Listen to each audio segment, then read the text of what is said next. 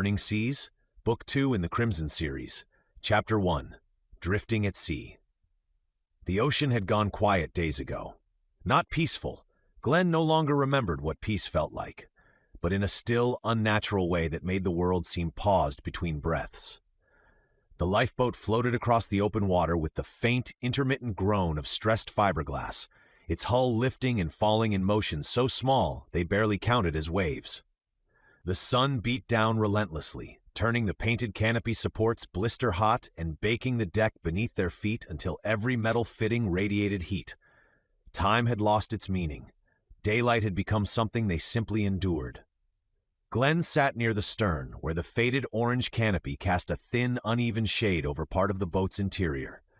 The cover was meant to shield passengers from sun during routine evacuations, not survive days adrift without breeze. The air beneath it hung thick and unmoving.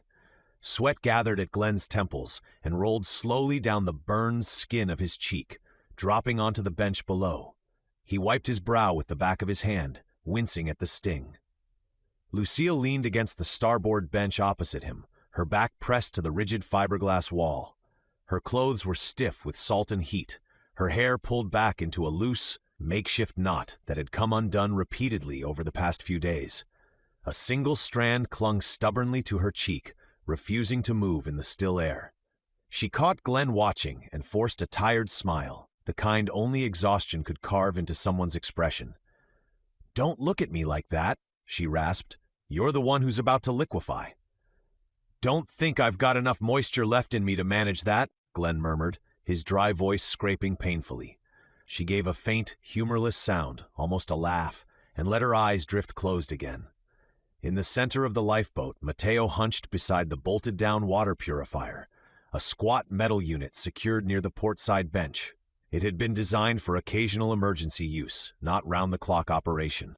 Now the machine rattled in protest, clicking with every strained cycle. Mateo pried open a small panel with a rusted screwdriver he'd scavenged from the lifeboat's emergency kit.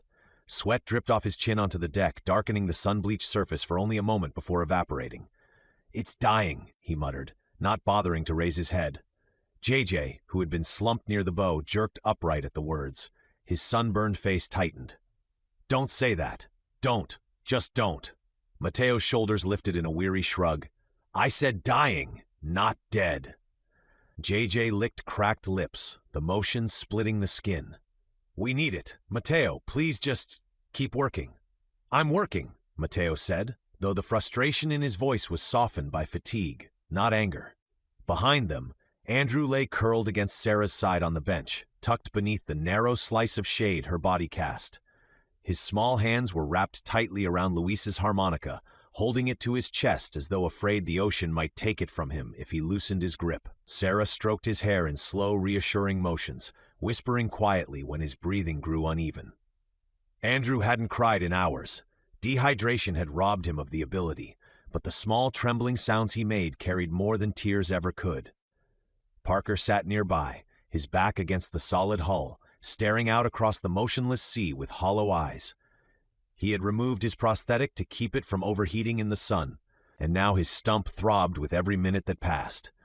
The unused prosthetic lay beneath the canopy beside a coiled rope and the emergency oars, covered with a tarp to keep it out of the sun.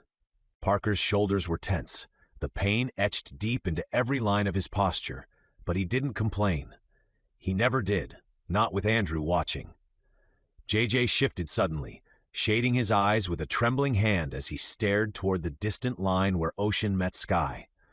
He had done this so often over the past 4 days that the motion had become instinctive. Glenn wasn't sure JJ even knew he was doing it anymore. "I know it's out there," JJ murmured. "My dad's island, it has to be." Lucille opened one eye and looked at him. "We believe you, JJ." "Then why does it feel like we're not moving at all?" "Because we aren't," Mateo muttered without looking up. "Ocean's flat as a table. No wind, no current. Like the world forgot how to turn." "That's not funny," JJ said, though his voice lacked conviction. Glenn lifted a hand to shade his vision and studied the horizon. The light shimmered strangely above the water, bending the line between sea and sky into a wavering blur. "I think fate hates us," he said quietly. "What do you mean?" Lucille asked. "It's too flat, like the ocean's holding still on purpose. JJ swallowed hard. Once we get close to the island chain, it'll change. My dad taught me. JJ, Glenn said gently, you've been saying that for days. JJ's fingers dug into the bench beside him. We're heading the right direction. I know the signs, I know the angles. I remember everything he taught me. His voice wavered, and he shut his eyes tightly. We have to be going the right way. Lucille reached out and tapped his wrist lightly, grounding him. JJ inhaled, shaky and uneven. The purifier gave a sharp clatter, and everyone turned toward it in tense silence. For a heartbeat, the machine rattled ominously, then released a reluctant trickle of water into the collection bowl.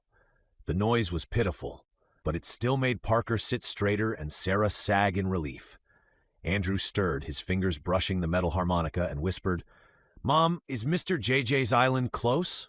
Sarah paused for only a moment before answering softly, We hope so, sweetheart, but we're heading in the right direction. Glenn saw Mateo glance away, his expression tightening, but the younger man wisely said nothing. Andrew pressed the harmonica to his chest again, holding it as though Luis's courage might seep through the metal and into him. Minutes, or maybe an hour, passed in suffocating quiet. The boat creaked occasionally, the purifier sputtered, the canopy fabric flapped weakly, though there was no wind. Glenn watched the others fight exhaustion, Lucille conserving every movement, Parker clenching through pain, Sarah holding herself together for Andrew's sake, JJ obsessing over the horizon, and Mateo working the purifier long past the point of reason. Eventually, Parker broke the silence with a voice scraped raw by heat and strain. How much longer do you think we have? The question settled heavily over the boat. Even the ocean seemed to pause with it. JJ looked down. Lucille closed her eyes briefly. Sarah pulled Andrew closer. Mateo's hands stilled over the purifier. All of them waited for Glenn. We have long enough, Glenn said, forcing steadiness into a voice that barely had any left. Long enough to reach land, long enough to keep moving. No one contradicted him. No one had the strength to. Parker nodded once. Sarah exhaled softly, relief and fear entwined. JJ resumed scanning the horizon. Mateo coaxed the purifier back into its rattling rhythm. Lucille shifted just enough that her shoulder brushed Glenn's, a brief, exhausted contact that grounded them both. The lifeboat drifted onward, creaking along the flat, sun-shattered water, the world around them waiting in stillness for whatever would come next. Glenn shifted from the stern bench to the lifeboat's small radio console, the metal warm beneath his palm. The radio housing was bolted beneath the canopy's framework, a box of peeling orange paint with a handset dangling from a frayed cord. He brushed grit from the knobs with his thumb, more out of habit than necessity, then adjusted the frequency dial in slow, deliberate increments. Static greeted him in every direction, thin, whispery stretches of sound that faded in and out like ghosts too weak to speak. He lowered the volume and listened harder. Nothing. Just a dry, distant hiss. The battery indicator flickered weakly on the display, then dimmed again until it was barely more than a tired glow. Glenn tapped the casing lightly, not expecting it to help, but needing to do something. The signal meter didn't move.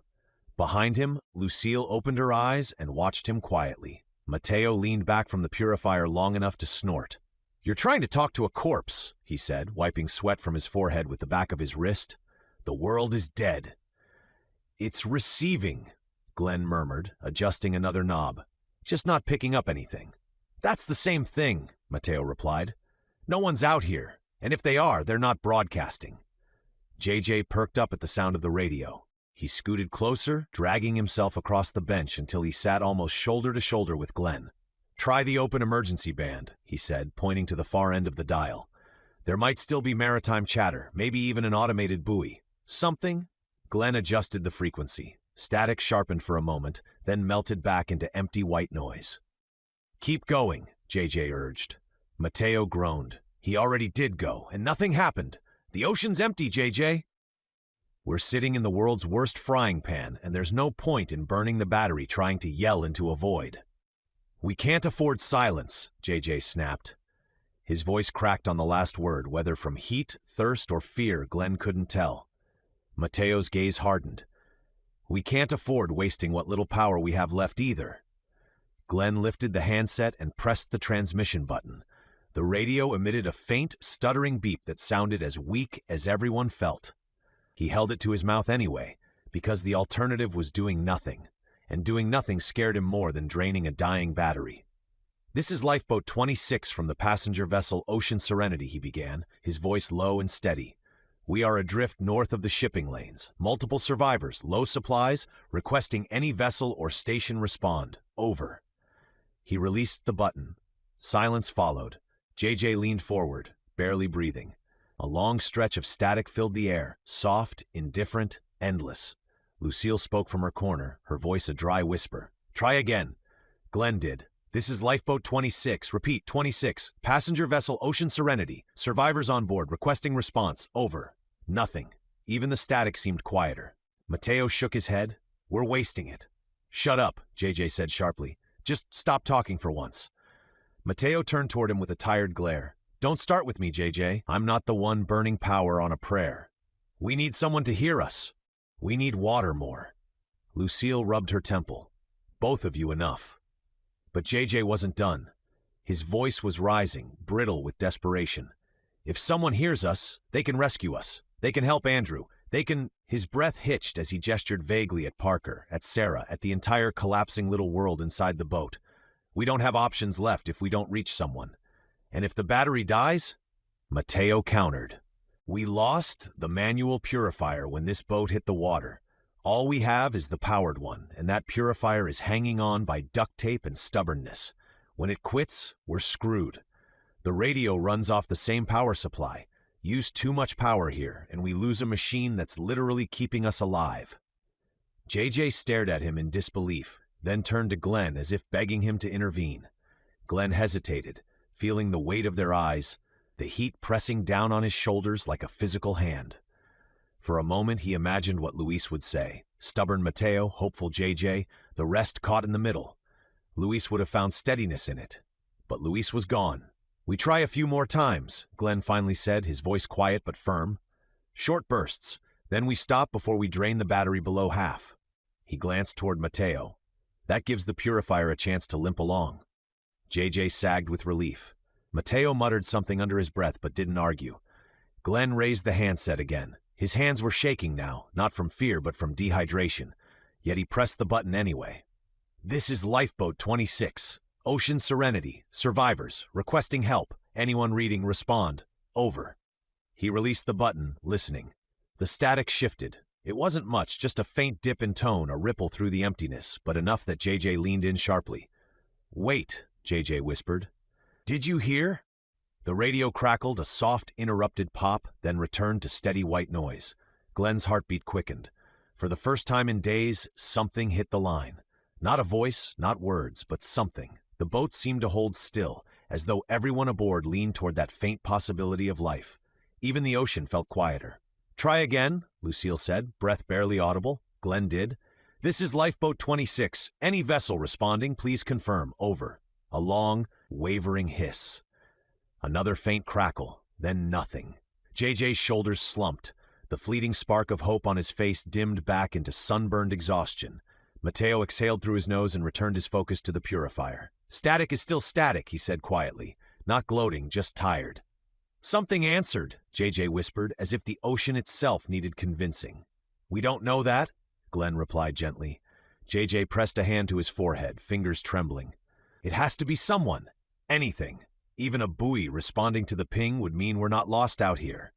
Lucille watched him with soft, tired eyes. "We're not lost. You know where your father's island is." JJ made a weak, uneven sound that wasn't quite a laugh. "Knowing doesn't make it closer." No one had an answer for that. The purifier rattled again, slower this time, weaker, and the boat drifted on the still, shimmering water, the radio silent except for the thin, indifferent whisper of static humming through its dying circuits. Glenn set the radio handset back into its cradle, listening to the thin hiss of static fade into the background heat. Around him, the lifeboat's silence settled again. Mateo tinkering quietly with the purifier, JJ rubbing at his forehead in restless anxiety, Lucille leaning against the starboard bench with a distant expression, Sarah murmuring to Andrew as the boy clung to his harmonica. The oppressive sun turned every breath into work, Parker sat a little apart from the others, propped against the rigid fiberglass hull beneath the meager strip of shade cast by the canopy. His prosthetic remained covered under the tarp, and he rubbed absently at the muscles in his remaining leg, his fingers trembling from exhaustion. He looked worn through, hollowed by heat, but his gaze stayed alert, watching Sarah, watching Andrew, watching the waterline in slow, steady sweeps. Glenn shifted along the bench until he sat beside him, lowering his voice so the others wouldn't hear. "Hey," he said quietly. "Got a sec?" Parker kept rubbing at his thigh for a moment before turning his head. "You all right?" "Yeah," Glenn said. "Just needed to talk to someone who might actually understand what I'm trying to figure out." He glanced toward Lucille, toward the way she sat with her chin lifted in stubborn defiance of exhaustion, her eyes narrowed against the sun's glare. He hesitated, searching for the right words, the ones he hadn't been able to say out loud until now. "If we ever make it off this boat," he said, his voice dropping even lower, "I'm going to ask her to marry me." Parker didn't react right away. He simply studied Glenn as if weighing the words, turning them over slowly, carefully, like a man too tired for small talk and too honest for pretense. Sweat rolled down his temple and disappeared into the collar of his shirt, but he didn't break eye contact. "You're serious?" he asked at last. "Yeah," Glenn replied. "I'm serious. I haven't told her yet. Haven't exactly had the right moment." He gave a dry exhale. Hard to propose when you're rationing sips of water and praying the purifier holds together for another day. Parker's mouth twitched. Not quite a smile, but close enough that Glenn could imagine what one used to look like on him before the world fell apart. "No, I suppose it's not ideal proposal material." Glenn rubbed his palms against the edge of the bench. "I just needed to say it out loud. And you're the only one here who's married. The only one who knows what it means to try to build something real when everything around you is falling apart." Parker let out a long breath, leaning his head back against the hull as he stared up at the faded canopy fabric fluttering weakly overhead. His voice, when it came, was quiet but steady. "Marriage isn't about the world staying together," he said. "It's about choosing someone you'll hold on to when it doesn't." He paused, shifting as a spike of pain ran through his leg. Glenn waited. Parker continued. "Sarah and I, we've been through storms, sickness, arguments, the everyday stuff, but none of that meant anything compared to this." He gestured broadly at the still horizon, the heat, the drifting lifeboat holding their fragile existence together. "The world ended, and we're still married because we keep choosing each other, even when it's hard, especially when it's hard." Glenn watched him, absorbing each word as though Parker were handing him something fragile and real. "I'm not asking for advice on proposing," Glenn said softly. "I'm asking if it's possible. If marriage makes sense in a world like this." Parker lifted his gaze, and in the burnt, tired depths of his eyes, there was something Glenn hadn't expected. Clarity. Maybe even a quiet conviction earned through pain and love and everything they'd lost. "Anything that gives you a reason to survive," Parker said, "makes sense." Glenn felt something settle inside him, heavy and grounding, but not unwelcome. Parker looked back towards Sarah and Andrew, his voice dropping even further. "But before you start planning a future, survive first. Talk about the rest when you're not one bad wave away from capsizing." Glenn exhaled through a subtle, weary laugh. "Yeah, survive first." "Survive first," Parker echoed, nodding once. A moment of quiet passed between them, two men balancing exhaustion, fear, and the thin thread of hope that kept them moving. Glenn followed Parker's gaze toward Lucille again. She seemed unaware of the conversation, though something about the set of her shoulders made him wonder if she sensed the shift anyway. Parker grabbed his leg, pain showing on his face. Lucille noticed and leaned over. "Let me take a look at it. Maybe it needs cleaned," she said. The smell hit Glenn before he saw what Lucille was doing. It was faint at first, sweet and sour at the same time, riding on the trapped heat beneath the canopy, but wrong enough that his stomach tightened. He turned toward the starboard bench and saw Lucille kneeling beside Parker, her sleeves rolled up past her elbows, her jaw set in that particular way it always was when she was doing something unpleasant, because it had to be done. Parker sat rigid against the hull, teeth clenched, sweat pouring down his temples. His stump was uncovered now, the bandage loosened and folded back. Darkened tissue clung to the edges where the heat and salt had done their work. The skin there was swollen, mottled, some of it no longer skin at all. Lucille worked carefully with the edge of a sterilized blade from the emergency kit, scraping away the rot with slow, deliberate motions. She didn't rush, she didn't flinch. Glenn swallowed and moved closer. "How bad?"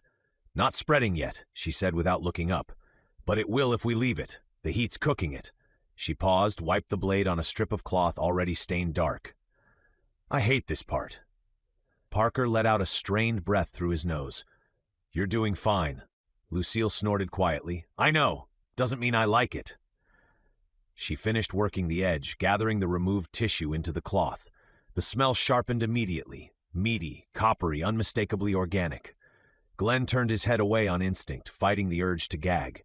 Lucille twisted the cloth closed and stood, flexing her fingers. "I'm tossing this," she said. "No reason to keep it on board." She stepped toward the rail. "Wait." Glenn's voice came out harsher than he meant. Lucille stopped mid-step and looked back at him, eyebrow lifting. "You don't want that anywhere near us," she said. "It's already—" "I know," Glenn said. He gestured toward the water beyond the gunwale, the flat, empty blue. "But we're starving." Lucille stared at him for a long second, then followed his gaze. Her expression changed, not immediately, but subtly, as the idea settled in. "You're suggesting—" "Bait," Glenn said quietly. Parker shifted, eyes narrowing. "You're kidding." "I'm not." Lucille looked back down at the bundled cloth in her hand. The disgust was there, written plainly across her face, but it wasn't stronger than the hunger hollowing her eyes. "We don't have hooks," she said. "We have line," Glenn replied. "We have wire, and whatever's down there still eats." A silence stretched between them. Mateo glanced over from the purifier, frowning. "You're not serious," he said. Glenn met his gaze. "I am." Lucille let out a slow breath, then she nodded once. "Okay." Mateo stared at her. "Okay?" "We need calories," she said simply, "even bad ones." They rigged the line with careful hands, wire stripped from a broken fitting, bent into a crude hook. Glenn tied the knot himself, fingers clumsy from dehydration but steady enough. Lucille unwound the cloth and threaded the softened flesh onto the hook without comment, jaw tight. When Glenn lowered the line into the water, it disappeared almost immediately, swallowed by the blue. They waited. The line twitched within seconds. Mateo leaned forward. "All ready?" Glenn felt the tug sharp, sudden. He pulled gently, heart hammering. The resistance was real, alive. He reeled hand over hand, careful not to snap the line. A small fish broke the surface, silver sides flashing weakly in the sun. It thrashed once, then hung limp. Lucille reached for it. The water beneath it exploded. Something struck from below with brutal speed. The fish vanished in a violent jerk that nearly tore the line from Glenn's hands. He stumbled backward, gripping hard. The line came up light. Too light. Dangling at the end was the fish's head, cleanly severed just behind the gills. The rest was gone. No splash followed. No fin. No ripple beyond the fading disturbance. Just absence. No one spoke. Glenn stared at the head swinging gently from the line, its eye clouded and still. A thin ribbon of blood drifted downward, dissolving into the blue beneath the boat. Lucille slowly lowered her hand. Mateo swallowed. "That was fast." Parker's voice was tight. "Fish don't do that." "No," Glenn said quietly. The ocean returned to stillness almost immediately, smooth as glass. Too smooth. Lucille wiped her hands on her pants, eyes never leaving the water. "Something's down there." JJ shifted uneasily near the bow. "How big?" Glenn reeled the line in the rest of the way, the head bumping softly against the hull. He didn't answer right away. "Big enough," he said finally. "But even more disturbing is that we didn't even see it." The lifeboat creaked softly as it drifted, surrounded by blue that suddenly felt crowded. And beneath them, unseen, something had learned they were there. The purifier rattled again, louder this time, straining like a machine on its last breath, when a dull thump reverberated through the hull. It was subtle at first, just a faint tap beneath Glenn's feet, hardly more than a shift in the water. He frowned and leaned slightly over the gunwale, listening. Another thump. Stronger. Deliberate. Mateo paused mid-adjustment, squinting toward the side of the lifeboat. "Did you feel that?" Before Glenn could answer, a dark shape slid beneath the boat, long, smooth, and unmistakably alive. The shadow warped slightly through the sunlit water, circling once before fading into the blue depths. "Oh, you've got to be kidding me," Mateo muttered. He grabbed one of the emergency oars from under the tarp and crawled to the port side. Sweat rolled off him in rivulets as he angled the oar downward, tapping the tip lightly against the surface. The response was immediate and violent. A heavy body slammed upward from beneath the water, striking the oar with enough force to send a shock through Mateo's arms. The wooden handle jerked so hard it nearly tore free. Mateo swore loudly, gripping it with both hands as he scrambled backward, the oar vibrating from the impact. JJ jerked upright. Sarah pulled Andrew tight against her. Parker tensed instinctively, pain flaring across his face as he moved too quickly. Lucille sat forward, eyes sharp now despite dehydration. Another dark shape passed beneath them, closer this time, its outline clearer. A sleek form. Yes, familiar in shape and speed, but wrong. Very wrong. Glenn leaned over the side, shading his eyes from the sun's glare to see more clearly through the shimmering surface. The shark's body glided just below the light, its skin mottled with pale patches that resembled rot or infection. Its movements were fast but not smooth, jerking in short, unsettling bursts as if its muscles weren't fully under control. Its tail shuddered irregularly, twitching rather than sweeping. "Sharks don't move like that," Glenn murmured. Lucille joined him at the rail, her sunburned brow tightening. "Sharks aren't supposed to act like they're drunk either." "Or sick," JJ whispered. Mateo pointed shakily with the oar. "That one hit like it recognized the boat, like it was testing it." As if summoned by the words, another shadow appeared, then a third. Dark shapes circled beneath them, slicing through the water with unsettling speed, rising just enough that their bodies flashed in the fractured sunlight. Their skin wasn't right, too pale in some places, discolored and sickly. One of them rolled slightly, exposing a patch of flesh where the skin seemed to be peeling or deteriorating, as though eaten from within. "What's wrong with them?" Sarah asked, her voice tight. Glenn's jaw clenched. "I don't know." But he had ideas. None of them good. The Ocean Serenity had shown them what the Crimson virus could do to people. To bodies, to instincts. If it could twist human biology into something monstrous, something efficient and predatory, then why not animals? Why not the ocean itself? A sharp bump jolted the lifeboat, this time from the starboard side. The hull groaned as the impact pushed them slightly off course. Andrew whimpered, burying his face against Sarah's chest, his small hands clenching the harmonica so tightly it dug into his skin. Mateo moved to the opposite side and shoved the oar into the water again, this time keeping a firmer grip. A shadow darted upward, a flash of pale flesh. Teeth snapped just below the surface, close enough to leave grooves in the wooden paddle. Mateo yanked the oar up fast, stumbling back with a curse. "These things are not normal sharks," he said, breathing hard.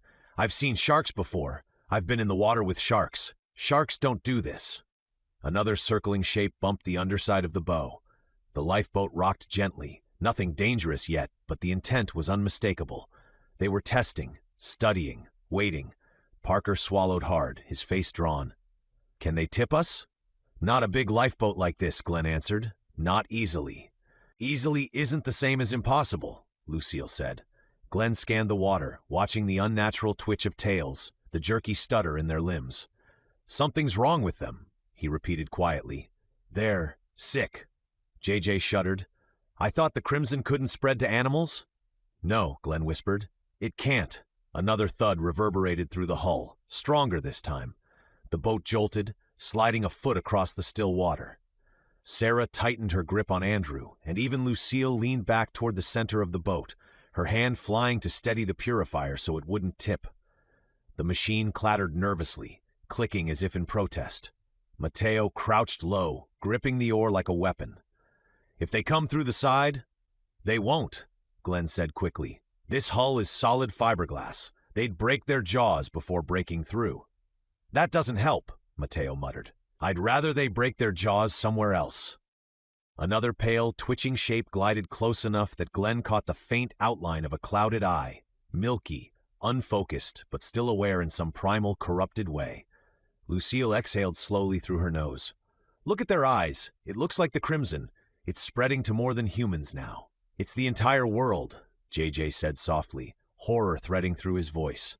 "The whole world's changing." Glenn felt the truth of that settle into his bones like cold iron. The sharks continued circling with unsettling patience, their pale, patchy skins slicing through the fractured light beneath the hull. Every so often, one would brush against the fiberglass with a muted scraping sound, as if testing the strength of the boat, or the resolve of the people on it. The tension they brought didn't fade.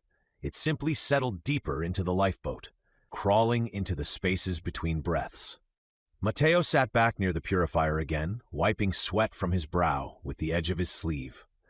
The machine clicked and wheezed, producing only a thin, inconsistent trickle of water that Luca caught in a shallow emergency cup. It wasn't enough for even the smallest sip. JJ watched the purifier with hollow eyes, his gaze bouncing from the rattling unit to the water cup to the battery indicator on the radio panel and back again. He bit the cracked skin of his lower lip, restless in his fear. "We need to be careful," Mateo said finally, his voice quiet but firm. "What's left in there has to last until we reach land, or until we figure out something else. We can't keep dividing it evenly if the purifier's on its last legs." JJ turned toward him sharply. "We've been rationing already." "Not enough," Mateo said. "The machine's dying. If we run out before we even get a hint of land," JJ cut him off, shaking his head. "If someone dies of dehydration because we decided to stretch the rations too thin, then what's the point of stretching them at all? A little water now might keep someone alive long enough to matter." "A little water now," Mateo countered, "won't mean a thing if none of us have enough later." JJ's jaw tightened. "You want to starve people of water out of fear of a future problem we can't predict. I want us to survive longer than the purifier does." Mateo snapped, then caught himself and lowered his voice. "We don't know when this thing's going to give out. Could be days, could be hours, could be less. We have to think smart." "We need people alive to think smart," JJ shot back. "Withholding water from people who need it, how is that smart?" "It's not withholding," Mateo said. "It's rationing. It's planning." "It's gambling," JJ said. "And you're willing to gamble with other people's lives." Mateo's expression darkened, but he didn't raise his voice.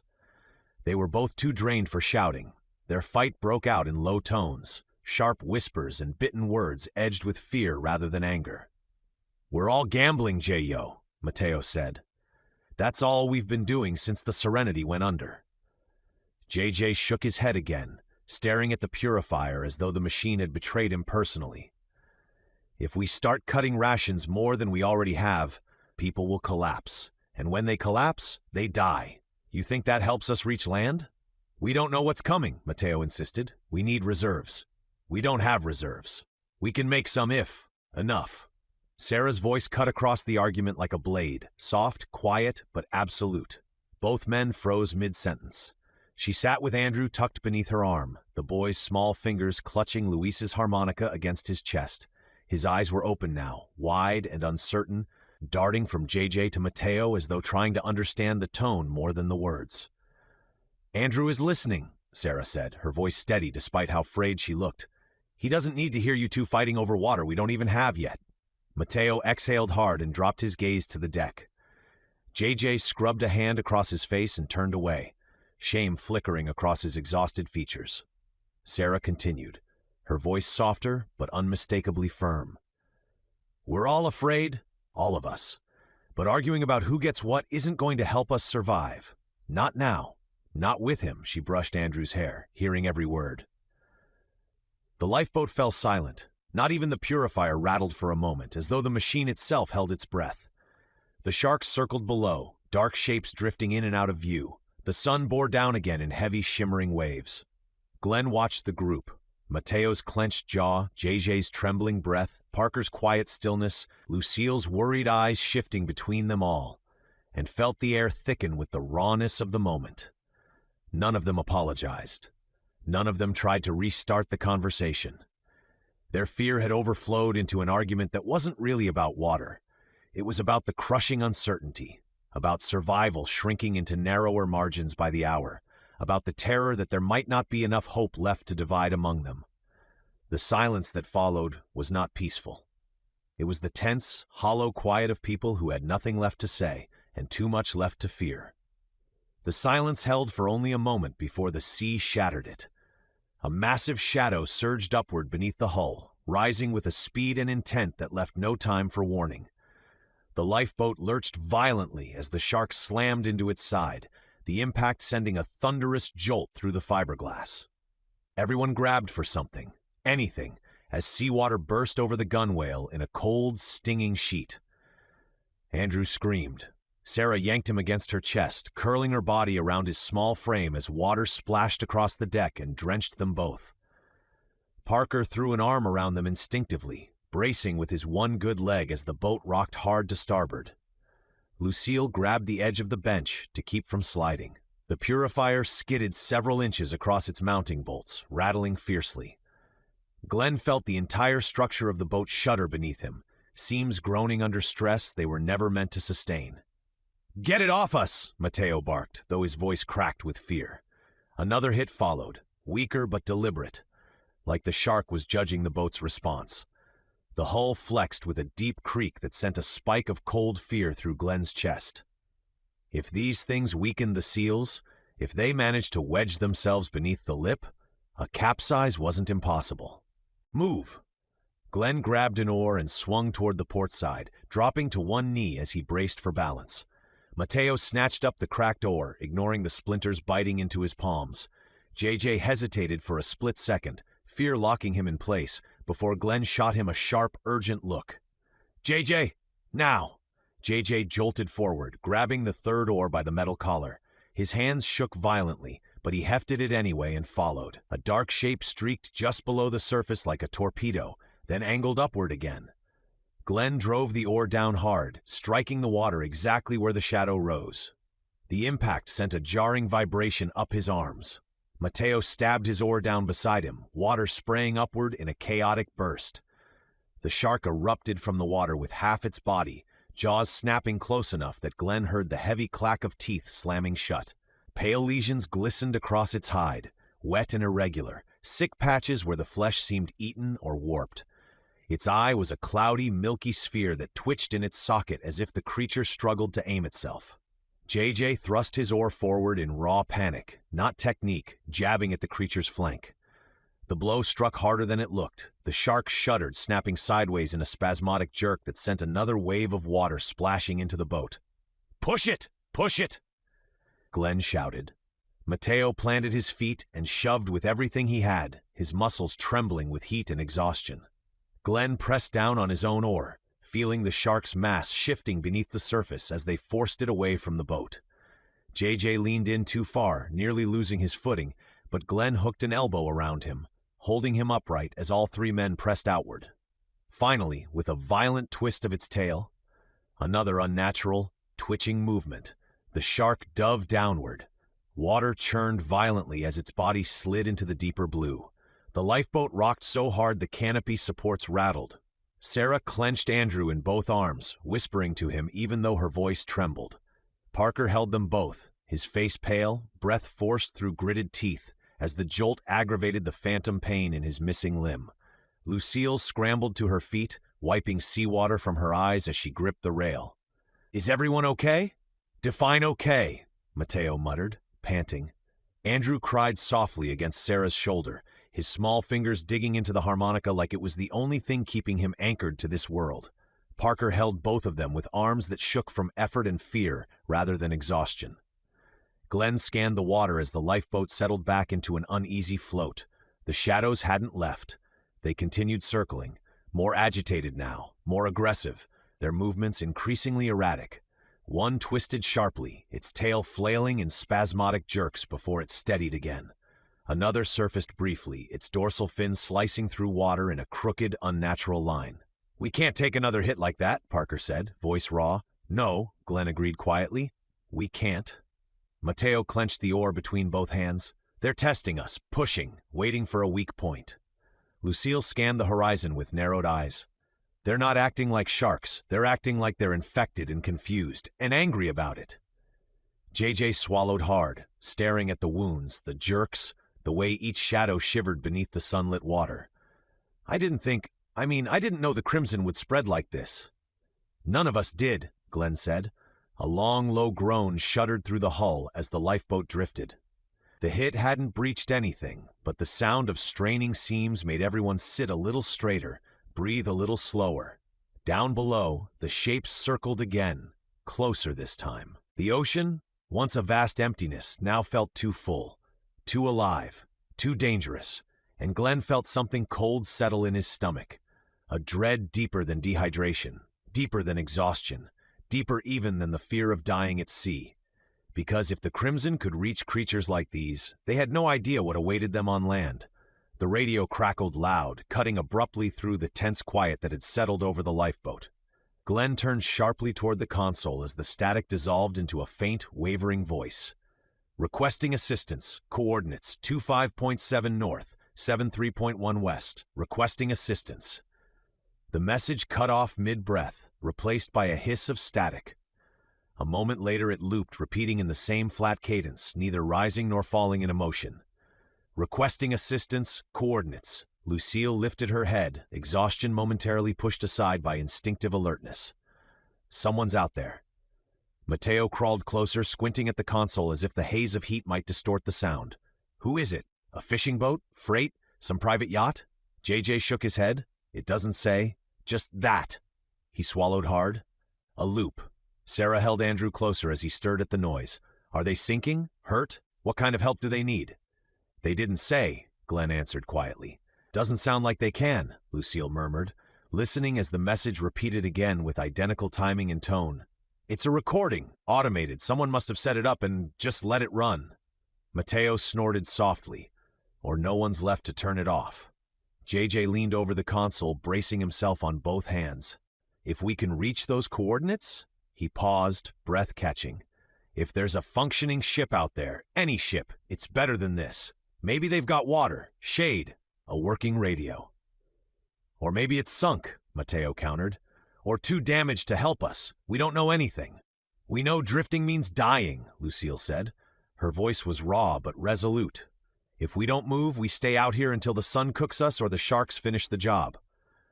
Glenn's gaze flicked to the dark shapes circling beneath them, their twitching bodies slicing through the water in broken motions that made his stomach tighten. Their unnatural behavior wasn't random.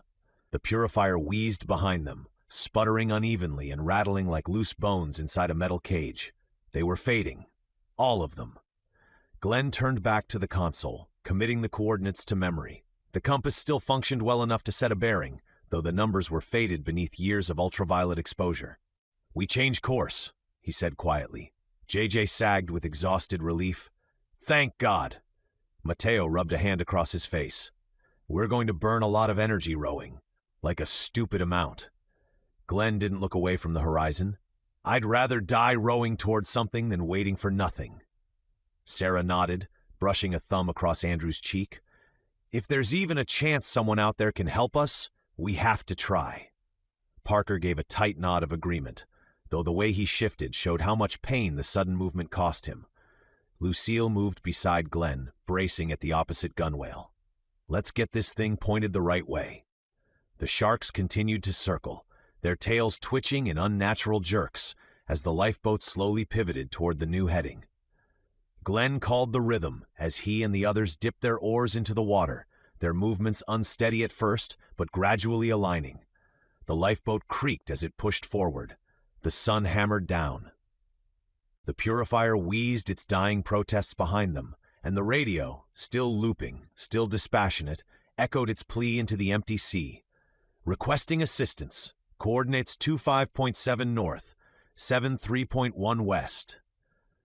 With each strained pull of the oars, they left the comfortless safety of drifting behind, spending the last of their strength on the thin hope that the voice belonged to a ship still afloat.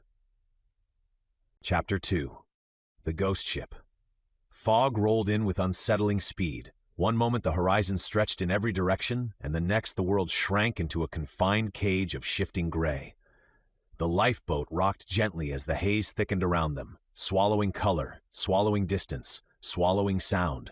Even the slightest noise, the creak of the boat, the rasp of breath, the faint drip of condensation, felt heavy, muted, as if the fog absorbed more than just light. It felt like drifting through a world half-formed. From below came the soft, rhythmic thump of bodies brushing the hull. Not waves, Not debris. Sharks. Their shadows slid beneath the surface, dark streaks gliding in slow, predatory circles, barely visible in the milky water. Every few seconds one passed close enough that the fogged light caught the pale lesions on its hide, sickly patches that blurred its outline and made it look more like a creature assembled wrong than one born of the sea. A dull bump struck the starboard side, rocking the boat just an inch, but every movement now felt amplified. Sarah tightened her arms around Andrew, who buried his face against her, clutching Luis's harmonica like a talisman. Parker steadied them both, pain tightening the lines in his face as the boat shifted under his weight. Another bump, harder this time, sent a shiver through the hull. Glenn's hand gripped the rail before instinct even caught up. Fog curled around him like cold breath. He couldn't see more than a few yards in any direction. The ocean could have ended 10 feet away or stretched forever, and he would not know the difference. Mateo crouched near the center bench, his soaked shirt clinging to him, eyes fixed on the water below. "They're pacing us," he muttered. Like wolves tracking a wounded deer. JJ swallowed hard, trying to peer into the murk. "Are they? Closer?"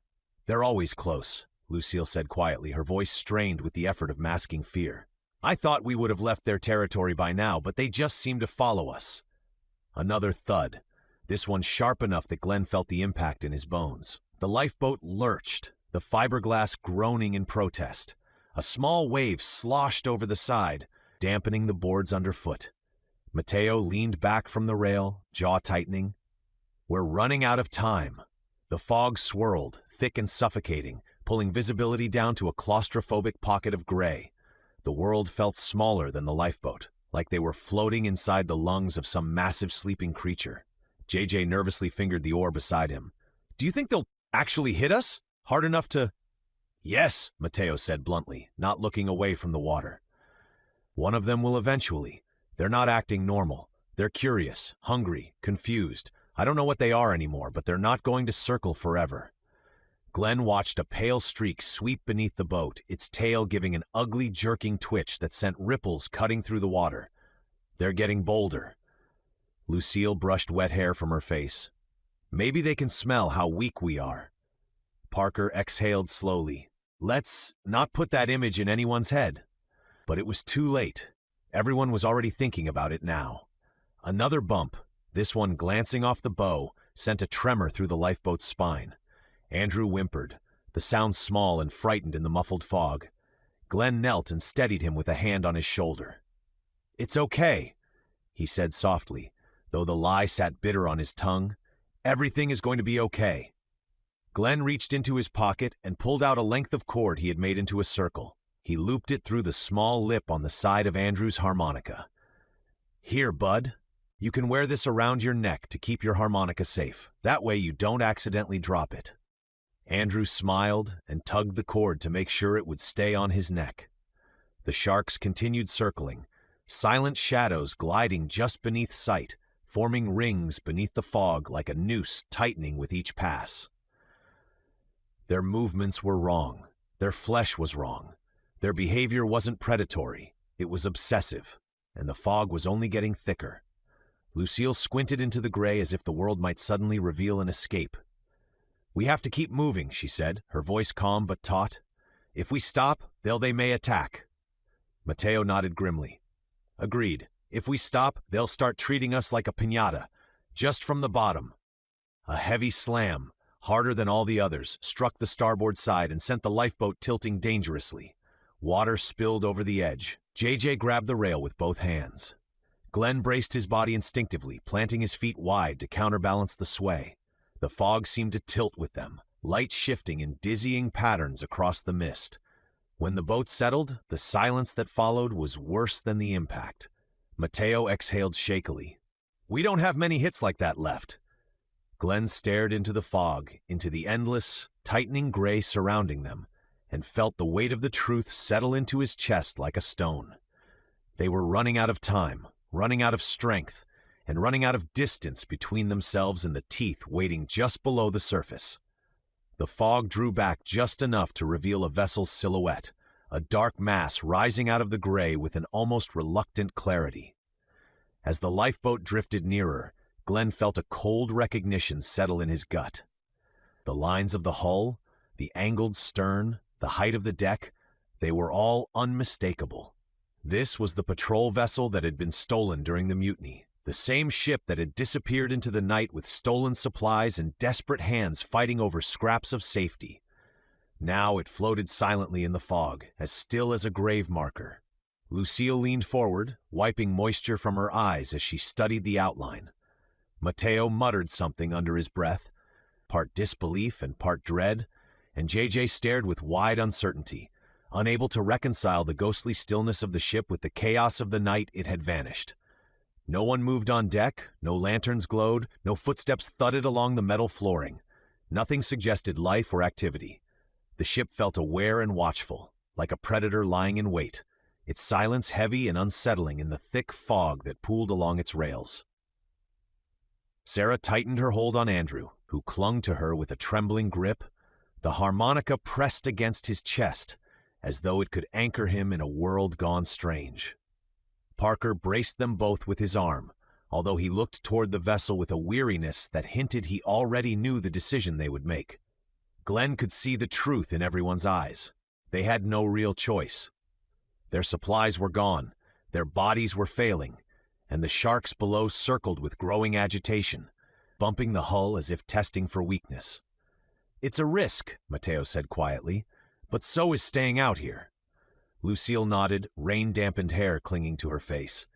"There may be water on board, or shade, or medical supplies. Anything would help at this point." JJ exhaled shakily. "If the mutineers were still alive, they would have shown themselves by now, right?" The lifeboat drifted closer, and the shape of a metal ladder came into view along the starboard side. Rust streaked down its rungs, but it remained intact, swaying slightly with the gentle movement of the sea. The ropes overhead creaked in the faint wind, and the water lapped rhythmically at the hull, each sound amplified by the fog's muffling embrace, until even the softest noise felt magnified. Glenn steadied himself and gripped the ladder, feeling the cold metal slick beneath his palm. Climbing into the unknown with exhausted limbs and predators circling below went against every instinct he had. But the alternative meant drifting helplessly until dehydration or sharks made the decision for them. Behind him, the others waited in tense, quiet readiness, their faces pale and drawn but resolved. "We go together," Glenn said. "Slowly, carefully. We take what we need and leave if anything seems off." Mateo nodded. Lucille gathered her strength. JJ swallowed hard. Parker pulled Sarah and Andrew close one last time before letting them move toward the ladder. Every motion felt quiet and deliberate, as though the fog demanded they approach the vessel with reverence rather than urgency. As Glenn began to climb, the fog thickened again around the lifeboat and the silent hull of the ship, shrinking the visible world to a narrow frame of peeling paint, rusted metal, and the dark mouth of an unknown deck waiting above. Whatever had happened on this vessel had long since ended. Whatever remained was theirs to discover. Fog clung to the deck in soft, shifting sheets, moving in lazy spirals as if stirred by the breath of the dead ship itself. Glenn stepped carefully across the slick metal, testing each patch of footing before shifting his weight forward. The others fanned out behind him in a tight formation, their movements cautious and deliberate. Every surface carried a thin sheen of moisture. Even the ropes along the railings were damp and swollen with fog, darkening their fibers until they resembled the veins of something living. The deck was eerily quiet. No wind hummed through the rigging, no gulls cried overhead, and no mechanical whir hinted at a running engine. It was a silence that did not feel natural to a vessel of this size, a silence that made even the soft tapping of water against the hull sound intrusive. When Glenn rounded the corner toward the main door leading below deck, he stopped abruptly. His hand rose instinctively, signaling the others behind him to pause. A body lay sprawled across the threshold, half inside the doorway and half out on the deck. The man's limbs were stiff with the rigidity of long-set rigor, his skin pale and sunken, his clothing stiffened by dried seawater and older stains of blood. A pistol rested beside his outstretched right hand. The grip turned inward, the barrel angled toward his chin in a position that left little doubt as to how he had died. Lucille approached slowly, her breath catching in her throat. He shot himself. Matteo crouched beside the corpse, tilting his head to examine the details. This wasn't recent, he murmured. Bloods dried into the grooves and worn by time, must have been weeks. Sarah held Andrew close, shielding his view as best she could, though Andrew peeked timidly through her arm, his small fingers clutching the harmonica with a child's desperate need to hold on to something familiar. Glenn knelt beside the body, taking in the man's empty, clouded eyes, the way they stared into nothing with a hollowness that unsettled him. The pale fog clung to the sockets, drifting and swirling as though the air itself avoided touching them. Glenn reached for the door handle and found deep scratches gouged into the metal around it, as if someone had clawed at the surface in a frantic attempt to escape. A heavy padlock sealed the door from the outside. JJ's voice was quiet but edged with dread. Why lock the door with him still on the outside? Parker swallowed. What did he see down there? Glenn didn't answer. The truth settled in his mind with the weight of a stone. The man had locked something inside and then killed himself to make sure he wouldn't hear it anymore. Before Glenn could speak, a faint noise drifted upward from the dark space beneath the deck. It was subtle at first, a soft rhythmic sound like fabric dragging across metal. The group froze, listening with a tension that seemed to coil the air itself. Matteo leaned closer, his eyes narrowing. Did you hear? The sound continued, growing clearer as the fog thinned enough to allow an echo to travel through the narrow passage beneath the door. It was wet and irregular, a dragging shuffle that scraped against the floor with a sickening cadence, as though something inside the ship lacked the strength or the structure to walk properly. A second sound followed, a strained, rattling breath that did not belong to anything human anymore. Glenn felt the muscles in his shoulders tighten as recognition struck him like a physical blow. The crimson, he whispered. The fog curled around the threshold as if recoiling from what moved below. The footsteps shifted again, closer now, as though the creature had sensed their presence. Lucille reached instinctively for Andrew, even though he was already protected in Sarah's arms. Matteo rose slowly to his feet, gripping his machete so tightly his knuckles whitened. JJ stepped back, pulse hammering visibly at his throat. The corpse at their feet lay frozen in its final moment of terror, a warning no one needed explained. The sound reached them as a deep, visceral crack that vibrated up through the metal plates beneath their feet, a noise so sudden and unnatural that all of them jerked toward the rail instinctively. For a moment, Glenn wasn't sure what he had heard, whether it came from within the ship, below the deck, or somewhere out in the fog. But then Matteo swore under his breath and pointed toward the waterline. Through the shifting gray, they saw their lifeboat lurch violently to one side as something huge struck it from below. A pale, mottled shape rolled beneath the surface, followed by the unmistakable outline of a jaw clamping down with a force that dented fiberglass like it was rotting wood. Without their weight in the boat, it no longer gave the sharks enough resistance to stop their attacks. A second later, the hull split open in a jagged tear that sent shards drifting upward through the murky water. Supplies tumbled out instantly. An empty water jug, a coil of rope, a flapping scrap of tarp, the last of their ration tins they were saving for the last possible moment. They scattered across the surface in a slow, spreading bloom, drifting away as the lifeboat dipped lower. Sarah let out a startled gasp, clutching Andrew close as he buried his face against her, and Parker stepped forward as though he could somehow stop the damage just by reaching toward it. JJ stared in frozen disbelief, his expression hollowing as he watched the only vessel they had left take on water faster than the shattered hull could hold. Lucille gripped the railing with one trembling hand. "It's tearing apart," she whispered, her voice barely audible over the low rumble of the sea. "They're actually tearing it apart." Glenn watched helplessly as another shark, its movements jerky and unnatural, crashed against the sinking craft with its full weight, forcing the lifeboat to roll partially onto its side. The contents shifted again, spilling over the edge in a cascade of color and motion. The purifier clanged once against the interior before sliding out and disappearing beneath the surface. The oars floated for a moment before the tide carried them apart, and one of the emergency kits burst open entirely, scattering pieces that bobbed uselessly before drifting out of reach. The lifeboat sank by the bow, water rushing into the fractured cavity with a sound like a great inhalation, swallowing the last fragments of their journey toward the glowing underbelly of the fog. The sharks followed, circling the debris with twitching bodies and impatient movements, their tails beating the water with unsettling, convulsive strokes. No one spoke for several seconds.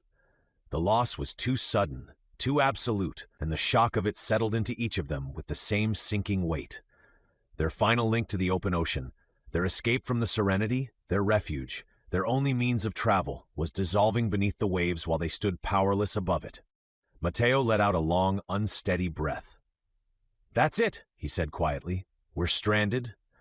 Lucille nodded slowly, her face pale beneath the film of fog. "There's no escape off this ship now." JJ rubbed a shaking hand across his mouth, staring down at the growing pool of floating wreckage. "We don't even have a way to leave," he said, his voice breaking as the truth took shape in front of them. "If whatever's down there gets free, we're trapped." Sarah held Andrew closer, her eyes fixed on the sinking remains of what had carried them across the water. "We have to stay here," she said, not as a suggestion but as a confirmation of what they all understood.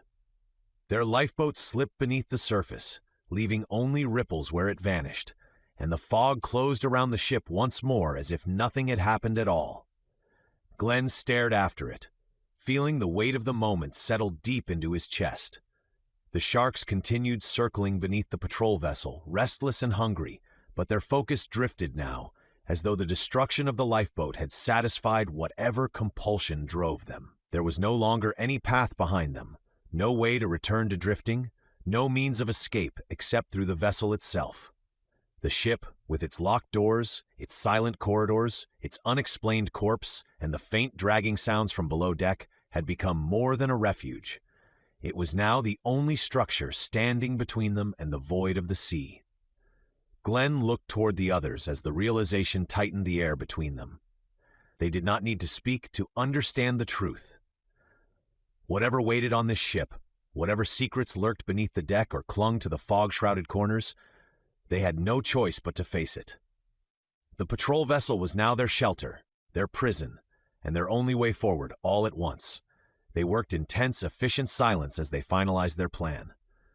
Glenn, Lucille, Mateo, and Sarah moved quickly across the cutter's deck, pulling crates, coiled netting, loose equipment bins, and a half-collapsed emergency locker into a narrow formation that funneled directly toward the starboard railing.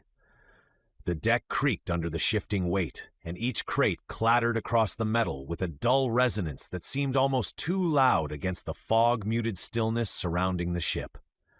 They built the barricade carefully, stacking and wedging items, so the path between the door and the sea was narrow enough that anything rushing through would have only one direction to go.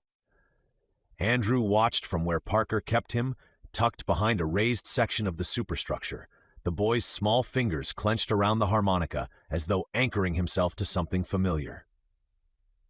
When everything was in place, Glenn inspected the locked door again. The dead man sprawled across the threshold was stiff with decay, one arm splayed across the deck while a pistol lay beside it. The old blood pattern confirmed what they already knew. He had died by his own hand, likely moments after locking something inside. Glenn braced himself, snapped the padlock with a firm strike, and eased the door open just wide enough for a single infected to squeeze through. The first creature lurched out immediately, its movements jerky and disjointed, propelled by a frantic burst of energy that sent it stumbling directly into the barricade lane. Glenn sidestepped and allowed its momentum to carry it forward. Lucille and Sarah met it together, their blades striking in quick, coordinated arcs that destabilized it long enough for Mateo to shoulder it toward the railing, where it toppled overboard with a violent splash. The second and third infected followed just as predictably, snarling and thrashing as they charged into the narrow funnel before being shoved over the side. For a moment, it seemed their plan had succeeded flawlessly. Then the door bucked inward with sudden force, crashing against Glenn's shoulder as 4 infected bodies slammed through at once. The barricade groaned under the weight of their combined momentum, crates rattling as the creatures spilled into the lane in a chaotic tangle of limbs and guttural cries. Glenn pushed back against the nearest one, feeling the slippery strength of its fevered body fighting against him. Lucille intercepted another with a sharp, decisive strike that severed its grip on the barricade.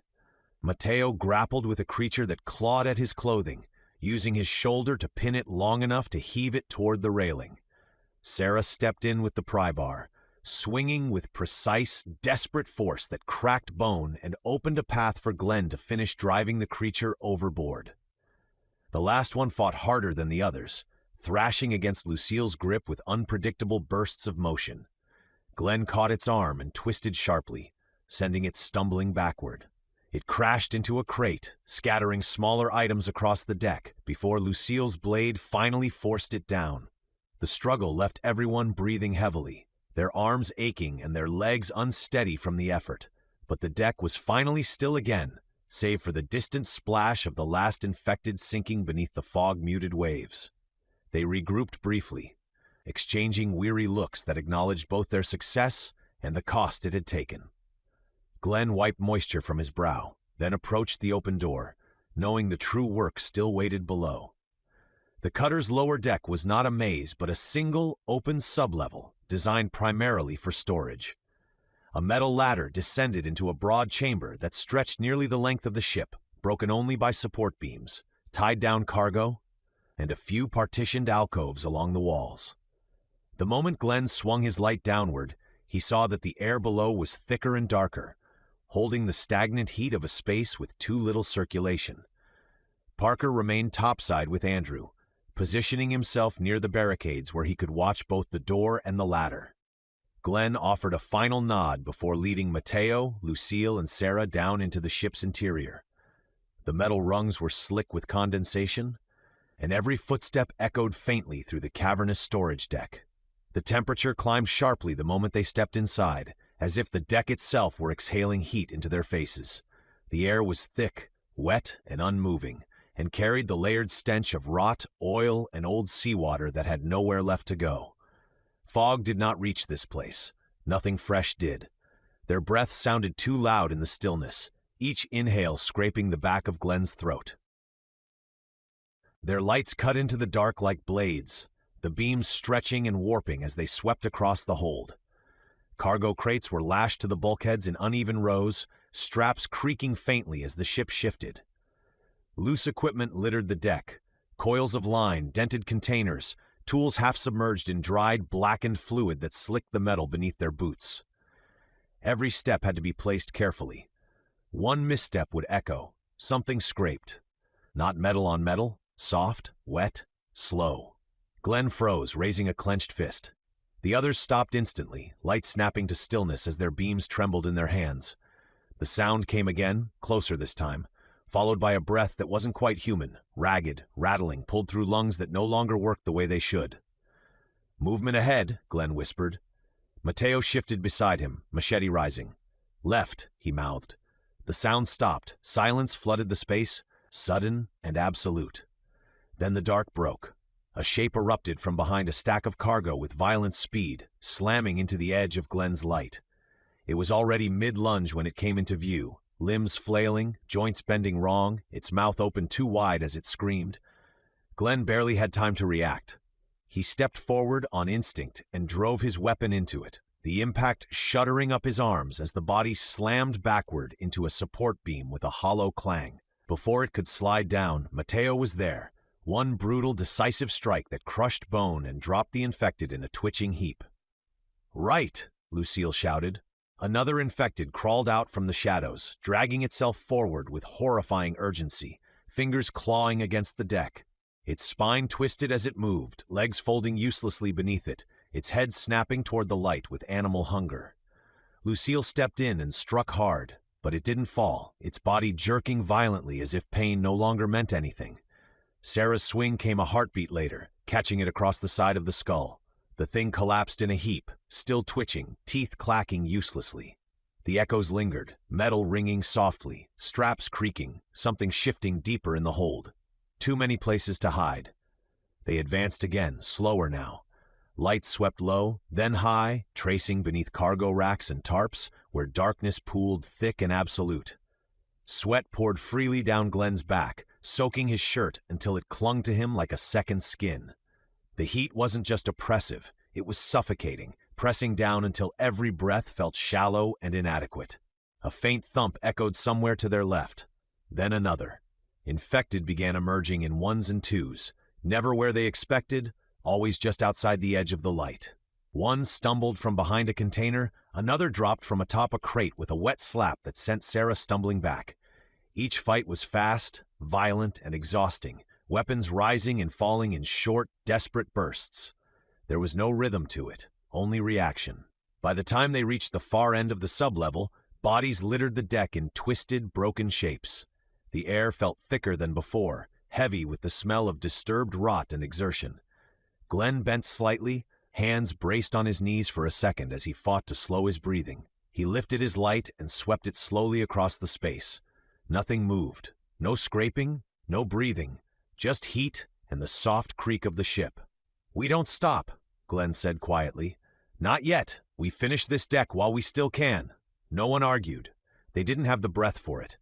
They moved deeper toward the last row of crates, the silence growing heavier with every step. The beam of Glenn's light caught on a narrow utility door at the far end.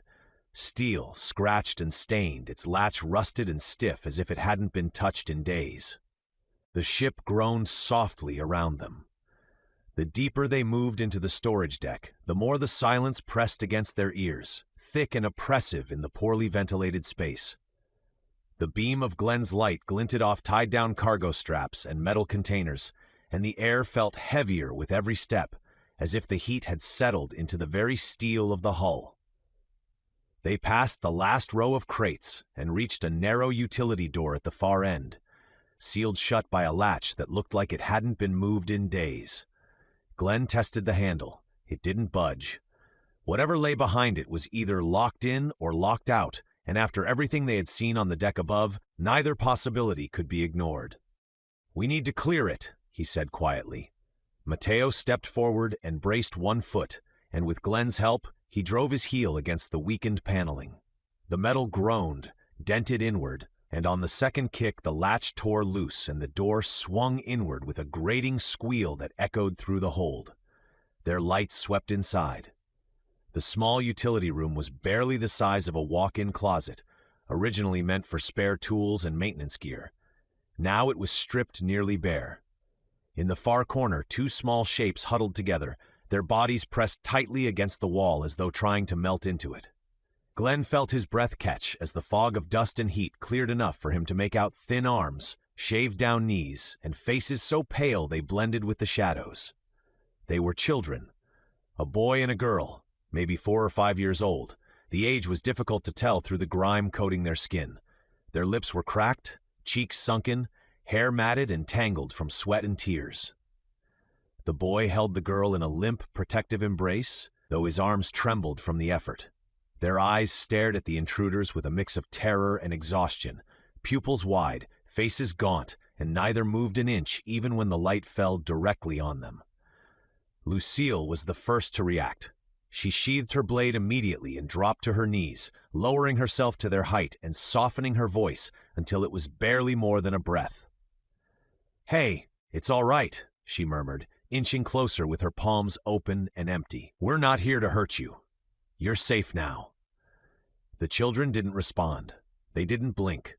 Their fear was carved too deeply into them, etched into their posture and the way they pressed into the wall, as though expecting violence simply for being seen. Lucille continued speaking in gentle tones, letting her presence remain steady and calm until at least the smallest shift in their expressions broke through the blankness. The girl swallowed. The boy blinked once, slowly, as if the movement cost him as much effort as standing. Mateo stepped back from the doorway, scanning the open hold behind them. "There were supplies back near the ladder," he said. "Not much, but some water bottles and a couple packs of dried fruit." "Go," Glenn said softly. "Bring whatever you can find." Mateo jogged off, his footsteps echoing up the metal flooring, and returned less than a minute later with 2 half-full bottles of water and a torn bag of dried fruit, the same brand Glenn remembered rationing on the Serenity months earlier. Time had faded the wrappers and humidity had softened the edges, but to the children, The sight of food may as well have been salvation. Lucille held out the water first, unscrewing the cap and offering it slowly so as not to overwhelm them. The boy reached with trembling fingers, hesitating for a moment before taking the bottle. He held it as though he expected it to vanish, then lifted it to his lips and drank with desperate, shaky gulps that made his shoulders tremble. The girl followed his lead, clutching her own bottle with both hands as she drank just as urgently. Mateo tore open the dried fruit packet and placed a small handful in Lucille's palm. She offered one piece at a time, watching carefully so they wouldn't choke from eating too fast. The children devoured each piece silently, their jaws working in small, exhausted motions, and for several long moments the only sounds in the room were the faint rustle of the fruit wrapper and the soft, uneven breaths of two small bodies relearning what nourishment felt like. "They're dehydrated and starving," Sarah murmured from behind Glenn, her voice thick with emotion. She looked around at some older, empty bottles and food wrappers. "They must have been locked in here for a long time." Glenn studied the streaks of dried tears on the girl's cheeks and the bruising around the boy's wrists, wondering how much fear they had endured, how long they had listened to infected pounding on the deck outside, and what they had witnessed before retreating into this tiny metal refuge. Neither child spoke. Their eyes stayed wide and hollow, fixed on the adults with a mixture of hope and terror, and their bodies remained tense even as they drank the last of the water with shaking hands. Lucille reached out slowly, resting her hand gently on the girl's shoulder. "We're going to take care of you," she whispered, "and we're not leaving you here. I promise." The girl did not answer, but she leaned into the touch just slightly, her small frame shuddering with a faint, exhausted breath. Mateo stepped back into the hall and scanned the empty darkness. "This level's clear," he said quietly. "But whatever happened here, it did a lot more damage than we thought." Glenn nodded slowly. "We double-check every hiding spot, then get them topside. We can't chance leaving a lurker hiding in the shadows."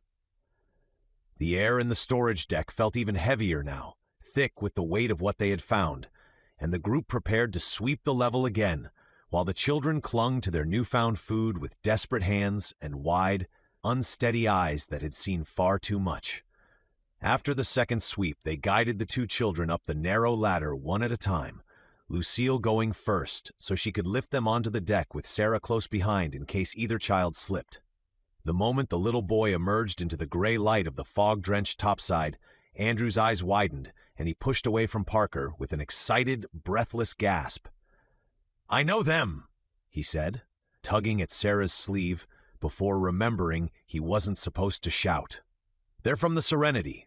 That's Lily," he pointed at the girl with a shy tremor of recognition. "And that's Owen. They used to play with me in the rec room." The children flinched at the sudden attention, shrinking back against Lucille's side, but Andrew stepped closer in careful, gentle movements, showing them the harmonica in his hands as though offering a piece of home. Lily blinked at the familiar object, then at Andrew, and though she didn't speak, a hint of recognition softened her expression. Parker exhaled slowly, relief and sorrow mixing in his tired gaze. "They made it off the ship," he murmured. "I can't believe they actually made it." "Someone locked them in a room to keep them safe," Lucille said quietly. "It worked, but only barely." Glenn gave Andrew a reassuring nod. "Good work, buddy. Knowing who they are helps more than you think." Andrew smiled faintly, staying close but not crowding them, instinctively understanding how fragile their trust was. Once the children were settled under Parker's watch on the mid-deck near the superstructure, the rest of the group turned their attention to the grim but necessary task still waiting on the storage deck. They descended again and began dragging the infected corpses topside one at a time, each body heavier than the last, as fatigue pulled at their muscles and stiffened their limbs. The metal deck rang faintly under the weight as the corpses were hauled across it, leaving streaks of dark fluid that the fog immediately dampened into muted stains. Glenn, Mateo, and Lucille lifted the first one over the railing and released it into the sea below. It hit the water with a dull thud, followed by an eruption of churning white foam as the waiting sharks slammed into it with frenzied hunger. The predators tore through the floating mass with such force that the water frothed into a violent bloom of red, the sound echoing against the cutter's hull like a muffled drumbeat. Sarah flinched as she helped move the next one, clutching her sleeve to her mouth to block the metallic scent rising from the bodies. They continued until each infected corpse had been discarded into the roiling water below. The sharks tore through the remains with disturbing efficiency. What they didn't tear into sank into the deep. By the time the last body vanished beneath the feeding frenzy, the fog around the cutter was tinged with faint streaks of red, and the water below churned as if boiling. Once the deck was cleared, Mateo wiped his knife on a rag and leaned against a rusted crate, catching his breath. "Well," he said, panting lightly, "if the sharks weren't already infected, they sure got their daily dose now." Glenn shot him a weary look, but the corner of Mateo's mouth lifted just slightly, the first sign of his old humor seeping back through the exhaustion. "Let's pray they don't sprout legs next," Lucille muttered as she secured her blade. With the topside safe and the remains disposed of, the group returned below to inspect the cutter properly now that the immediate threat had been handled. Glenn moved toward the navigational console mounted near the engine access hatch.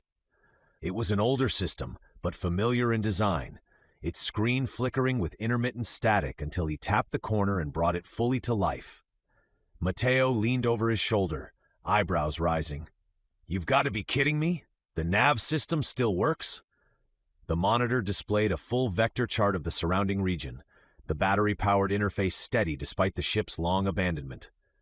Glenn cycled through the menus, each one confirming what they had hoped but hadn't dared expect. The GPS was functional, the communication array was dormant but intact, and the engines remained connected to the system.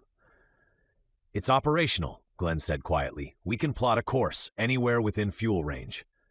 Lucille let out a breath she'd been holding. "We can actually steer this thing." "We have a ship," Sarah said softly. "A real ship." Mateo grinned as he started rifling through crates stacked along the storage level. "And it gets better," he called out. "Look what our mutineer friends left us." He pulled out several sealed bags filled with dried fruit, far from a feast, but in their condition, the sight of preserved food felt like stumbling onto treasure. He tossed a pack to Glenn, then Lucille, and then Sarah, his expression animated despite the grime streaking his face. "And that's not all," he continued, dragging out a pair of long, narrow boxes. He tore open the first cardboard flap and held up a rigid gray cylinder with a built-in pump handle. The label, faded from moisture but still legible, read, "Hand-operated reverse osmosis, RO, desalinator, emergency use." Mateo raised the device high. In other words, a miracle in plastic and aluminum. He opened the second box and lifted a compact, foldable sheet of clear material stretched over a frame. Solar still, slow but steady, the world's tiniest juice box for ocean water. Sarah barked a tired laugh despite herself. "You're impossible." "And yet entirely correct," Mateo replied with a mock bow. For the first time in days, Glenn allowed himself to breathe deeply, not from exhaustion, but from the fragile sense of relief forming in his chest. They now had shelter in the cutter's steel hull, food enough to keep them alive for a time, water-producing equipment to fend off dehydration, a working navigation system, and engines that could move them away from this fog-shrouded graveyard of sharks and sun. After so much drifting and uncertainty, they finally had a way forward. And as Glenn looked toward the deck where Andrew sat with Lily and Owen, a fragile sense of hope seemed to breathe through the stale air of the cutter, thin but genuine, as if the ship itself were offering a second chance. Chapter 3. The Island. The days that followed blurred into a rhythm of cautious hope and relentless exhaustion as the reclaimed patrol cutter pushed steadily across open water. Even with functioning engines, the ocean felt vast and unforgiving, and each sunrise brought a thin veil of uncertainty that clung to the survivors like mist. Yet the ship held together, its mechanical heartbeat steady beneath their feet, and for the first time since abandoning the Serenity, they had shade, rationed meals that tasted almost like real food, and enough water to keep their lips from cracking. On the morning that broke the monotony, the ocean was still and quiet, the early light gathering in pale gold streaks across the surface. Glenn stood at the bow, One hand braced on the rail as he scanned the faint fog rising off the horizon. At first, the haze looked no different from the mists they had drifted through for days, but then a darker shape pressed through it. A low outline, gentle at the edges, yet unmistakably land. He narrowed his eyes. As the cutter advanced, the shape sharpened to a rising slope of greenery, and the scent of salt changed subtly, carrying threads of living vegetation, earth, wet leaves, and something faintly floral that felt impossibly foreign after so many days surrounded by brine, diesel, and metal. A quiet exhale passed through the group as more faces turned toward the bow. Lucille stepped up beside Glenn, brushing errant hair from her face. "Is that?" "An island," Glenn said, his voice level but threaded with disbelief. "And not just any island." Mateo emerged from below deck, squinting into the light. "Smells like someone emptied a botanical garden onto a rock." Sarah joined them with Andrew close at her side, Lily and Owen holding hands beside her. The children blinked at the hazy silhouette with a mix of wonder and suspicion, unsure whether the sight promised safety or simply another unknown danger. As they drew nearer, the details sharpened. What first appeared to be a simple stretch of shore resolved into fortified structures, low concrete barriers rising out of the stone, metal watchtowers standing tall above the tree line, and a pair of docks extending into the water with calculated precision. The docks were not makeshift or worn. They were engineered, reinforced with steel bracing and lined with floodlights that glinted coldly under the morning sun. Lucille frowned. "This doesn't look very welcoming." "It doesn't look improvised either," Glenn replied. "This had to have been built before the Crimson." "Well funded," Mateo added under his breath. "And expecting trouble," Parker murmured, nodding toward a watchtower where the flash of optics glinted as someone trained binoculars on them. As the cutter closed the distance, a massive emblem painted across the seawall came into view, a sleek black dorsal fin cutting through stylized waves, rendered in bold, angular strokes. The symbol radiated both corporate polish and predatory intent. JJ's face hardened as soon as he saw it. "Blackfin Biotechnologies," he said quietly, gripping the railing until his knuckles paled. "My father's company. Pharmaceuticals, genetic research, private security, and a shark obsession big enough to build an empire around." Glenn turned toward him. "So this is his island?" JJ nodded once, jaw tight. "Every inch of it." Before more could be said, a sleek patrol boat detached from one of the docks. Its twin outboards churned up white foam as it cut a direct path toward them. The vessel was half the size of their cutter, but moved with unmistakable military efficiency. Its hull painted the same muted gray as the seawall and bearing the Blackfin logo near the bow. As it came alongside, a voice boomed through a loudhailer. "Unidentified cutter. Reduce speed and idle your engines immediately. Repeat. Idle engines." Glenn moved toward the helm and eased back the throttle until the cutter slowed to a gentle crawl, its wake trailing in mild ripples behind them. Lucille and Sarah ushered the children behind the console housing, while Mateo positioned himself near the stern, where he could watch both the patrol boat and the horizon.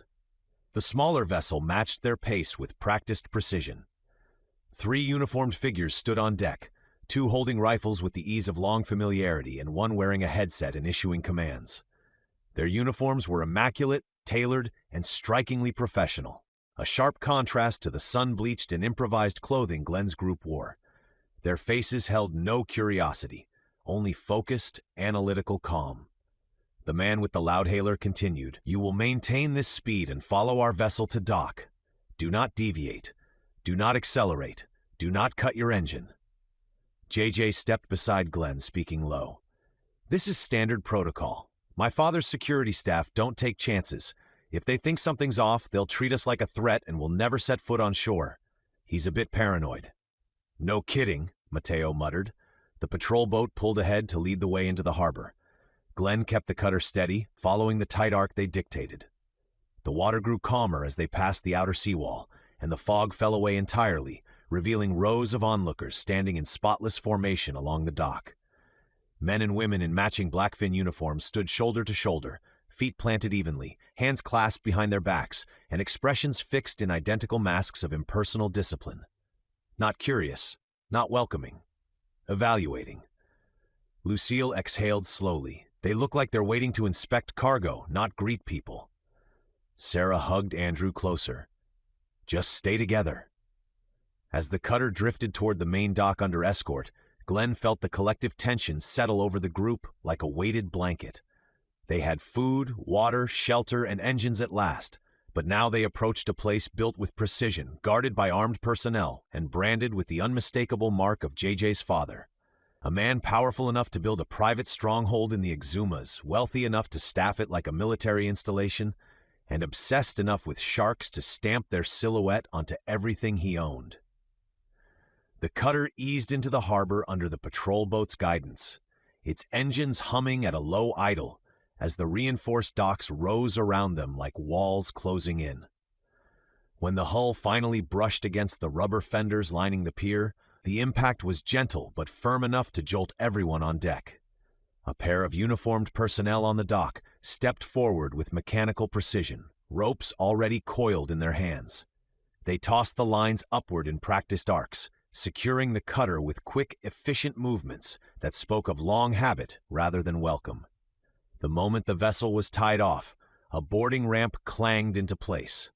Half a dozen Blackfin personnel crossed onto the deck without greeting. Their boots struck the metal in heavy, unified steps as they fanned out, checking compartments, peering into the bridge, and scanning the survivors with the same impersonal scrutiny they'd applied to the empty corners of the ship.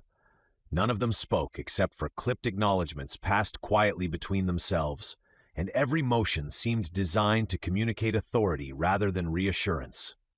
One man stood out immediately. He wore the same uniform as the others, but his insignia marked him as someone of higher rank, and the way the others oriented themselves around him made the hierarchy unmistakable. His posture was rigid, his eyes sharp behind narrow-framed glasses, and when he finally addressed the group, his tone carried the weight of someone accustomed to command. "You will be separated for intake." The declaration landed with the blunt finality of a verdict. He gestured with 2 fingers, and several guards moved in tandem. "Families to the east gate, singles to the west. Move." Sarah instinctively pulled Andrew closer while Parker placed a steadying hand on her shoulder. The 2 rescued children clung to her side, their eyes darting nervously between the guards. One of the uniformed personnel approached and motioned for them to follow. "This way," he said, the words flat and toneless. Sarah hesitated only a heartbeat before allowing herself to be guided across the dock. Parker stayed close, determined not to let Andrew out of arm's reach, and the children shuffled alongside them with small, uncertain steps.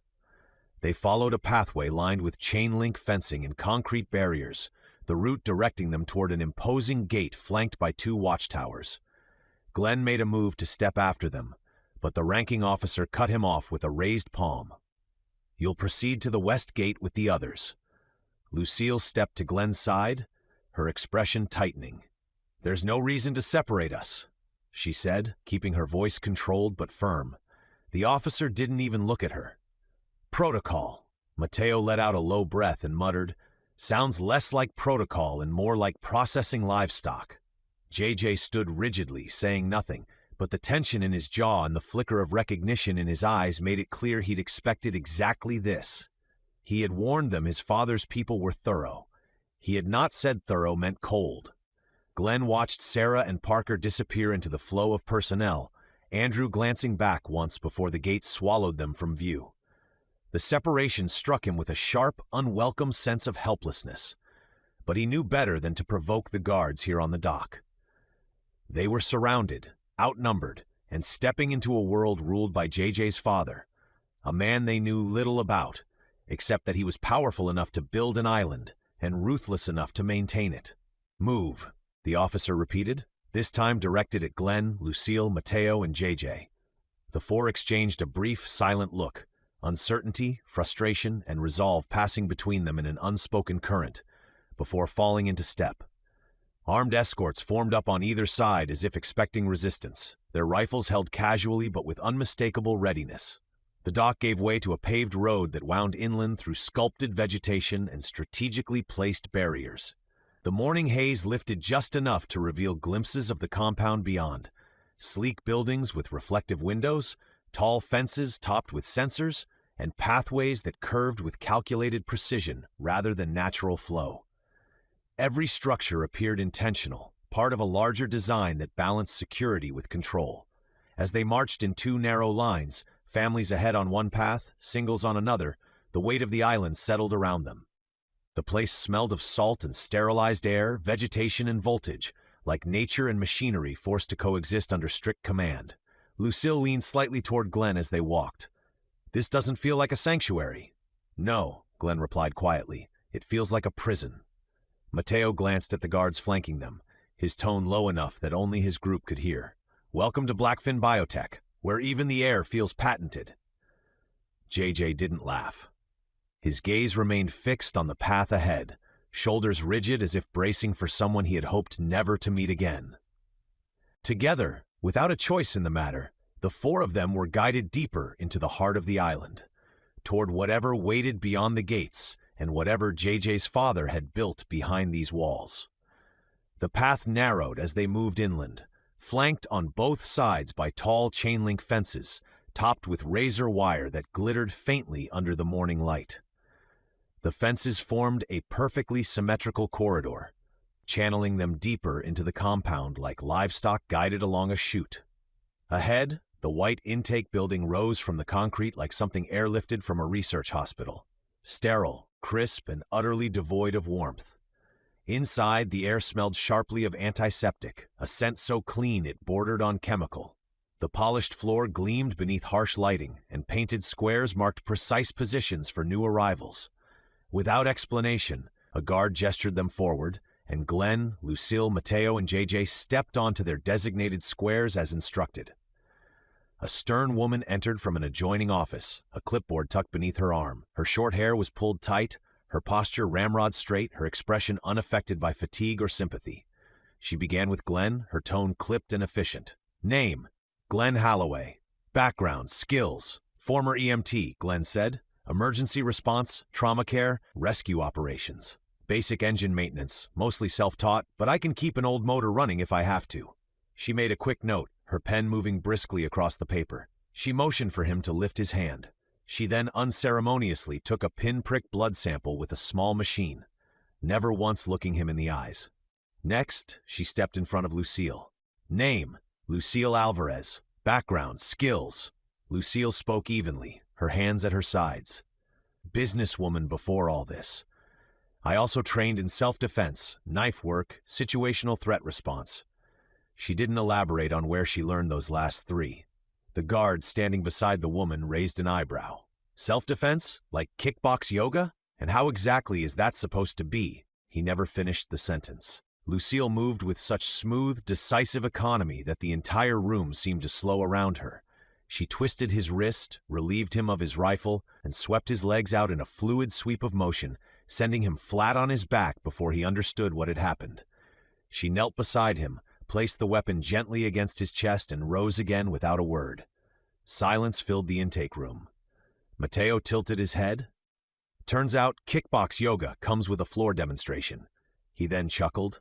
"Wow, man, you couldn't have read that more wrong even if it came with subtitles." The stern woman inhaled once, slow and controlled, then made another note on her clipboard. "Noted." She repeated the process of collecting a blood sample from Lucille.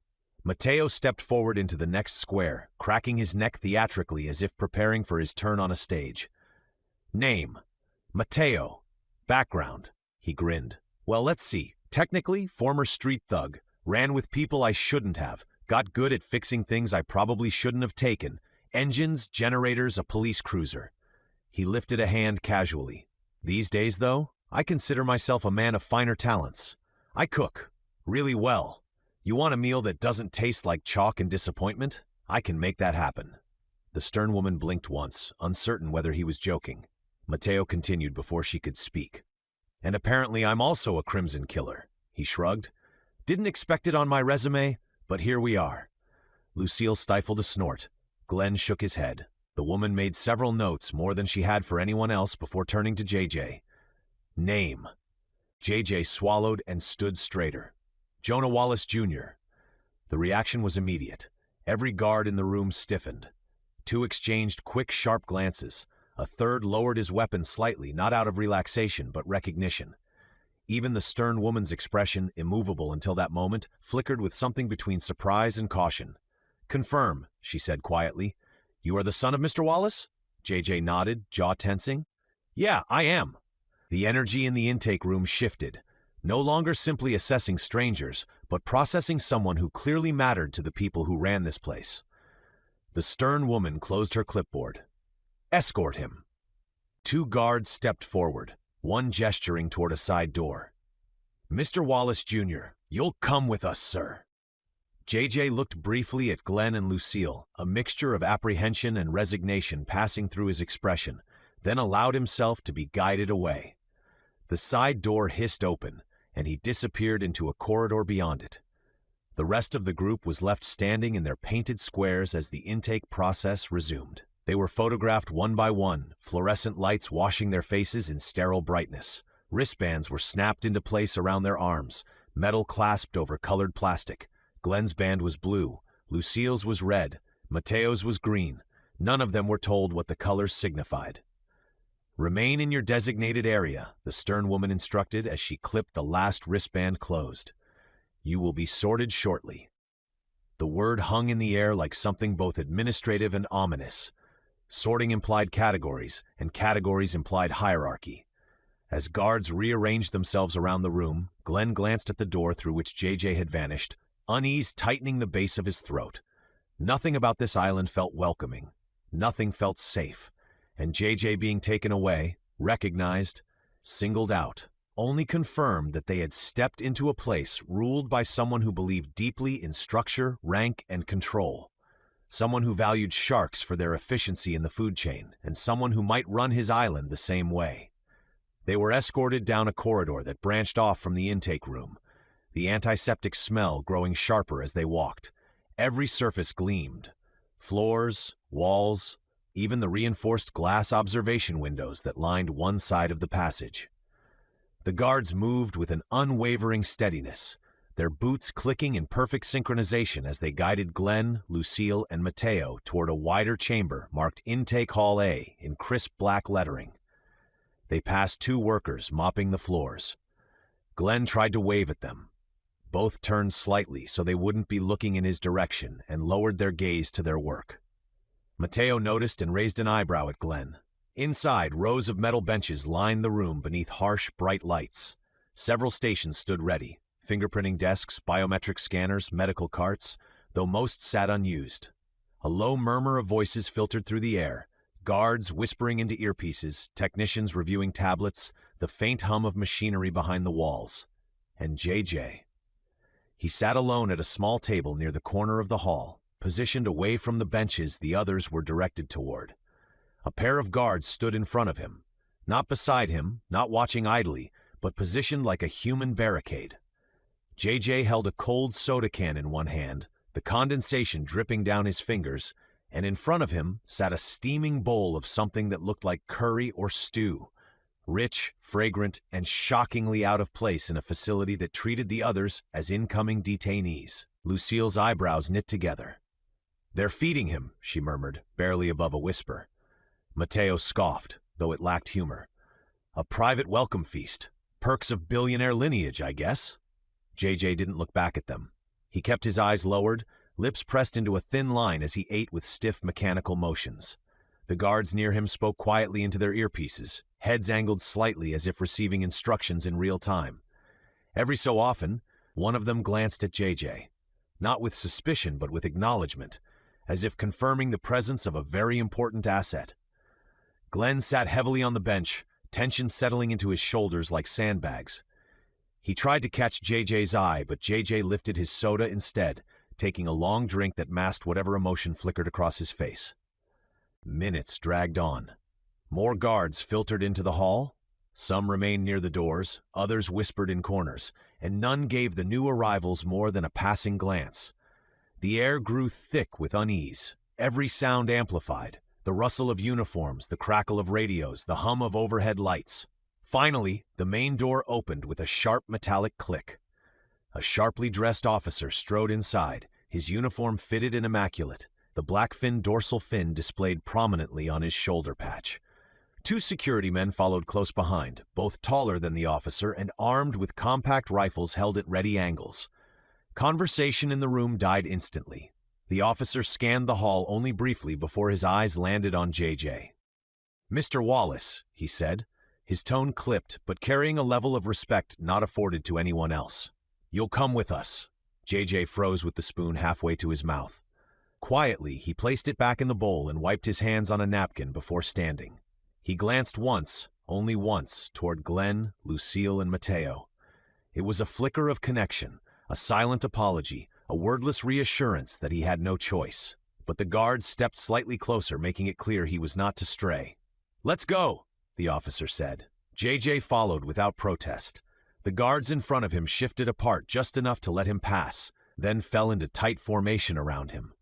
No one explained why he was being taken or where he was going. No one told the others what this meant. They walked him to a side door with biometric locks. The officer placed a hand on the scanner, the light flashed green, and the door opened with a soft hiss. JJ paused only long enough to give his friends one final look. Mateo muttered under his breath, "Well, that's comforting." But the humor in his voice had thinned to almost nothing. Lucille pressed her lips together, her expression guarded but worried. Glenn felt a cold, twisting sensation settle in his stomach. JJ had been with them since the Serenity, through storms, death, starvation, crimson attacks, and now, just like that, he was being peeled away, not violently, but with an indifference that somehow felt worse. The door closed behind him with a muted thud. Silence expanded in the intake hall, settling over the group like a shadow that stretched farther than the walls could contain. Glenn, Lucille, and Mateo remained on the metal bench, their wristbands catching the sterile overhead light, their friend gone beyond a door they were not permitted to approach. The loss sat between them, quiet, unfinished, and heavy, like a missing limb they hadn't learned to live without. JJ walked between the guards in silence, the soles of their boots striking the polished floor with crisp, rhythmic precision. The hallway stretched long and bright, lit by recessed lights set into the ceiling, their glow reflecting off lacquered walls that gleamed like wet stone. Along those walls hung mounted shark jaws, great white, tiger, bull, mako, arranged as though each specimen were another trophy in an ever-growing collection. Their serrated teeth caught the light with predatory glints, forming silent crescents of hunger that followed JJ as he passed. Between the jaws hung framed photographs. Jonah Wallace Sr. standing beside presidents, ministers, tech magnates, military generals. In every image, Jonah Sr. wore the same immaculate smile, confident, polished, entirely at ease in the company of power. JJ felt a familiar tightness coil in his chest as he walked past each one, the images reminding him of the world he'd turned his back on, the expectations he had refused, the version of himself his father once tried to mold and sharpen like a blade. The guards stopped at a set of double doors framed in dark wood. One pressed a code panel, the locks releasing with a soft metallic click. They ushered JJ inside. The office beyond was soaked in sunlight, the entire far wall made of glass overlooking the open sea. Whitecaps rolled against the rocky shoreline below, and the water sparkled beneath the morning sun in a display so calm and beautiful it felt deliberately curated, another asset Jonah Sr. had chosen for effect. Jonah Wallace Sr. stood with his back to the view, turning as JJ entered. He was tall, impeccably dressed in a tailored dark suit that contrasted sharply with the pale blue ocean behind him. His silver hair was slicked neatly back, and the cufflinks at his wrists bore the blackfin dorsal fin logo in polished onyx. In the glow of the sun, they almost appeared to move, as though the fin cut the light the way a shark sliced through water. "JJ," he said, smiling warmly as if greeting a favored son after a week away instead of someone who had vanished from his life. "Look at you." JJ halted just inside the doorway. The guards remained behind him until Jonah lifted two fingers in a casual, dismissive wave. "That's all. Leave us." The guards withdrew without a word, closing the door softly behind them. Their departure made the room feel larger, quieter, more exposed. Jonah Sr. stepped forward with arms slightly outstretched, his smile wide and polished. "I cannot tell you how relieved I am to see you alive. You have no idea what's been happening out there. Entire coastlines gone dark, supply lines fractured, countries collapsing under the weight of this outbreak. He gestured to the window. And here you are, walking back into my home as if the universe has finally corrected its course. JJ said nothing for a moment. The warmth in his father's voice sounded genuine, but the undercurrent beneath it, sharp, controlled, possessive, was the same tone JJ remembered from childhood, a tone that had always promised affection while demanding obedience. I didn't come back for you, JJ said carefully. I came because we didn't have anywhere else to go. Semantics, Jonah Sr. replied with an elegant wave of his hand. You're here. That's what matters. He stepped closer, studying JJ the way someone might study a returning asset, evaluating, measuring, searching for flaws or signs of damage. And you brought others with you, survivors. You always did have an eye for lost causes, JJ bristled. They're my friends. They're liabilities, Jonah Sr. corrected gently, almost soothingly, though the words carried the weight of a verdict. And yet, useful ones perhaps. We'll see. JJ stiffened. They're not here to be evaluated. Jonah's smile sharpened. Everything here is evaluated. That's how we survive. The older man turned and walked toward his desk, gesturing for JJ to follow. But let's not cloud this moment with disagreement. You're back under my roof, Jonah. Back where you belong. JJ's breath tightened at the phrasing.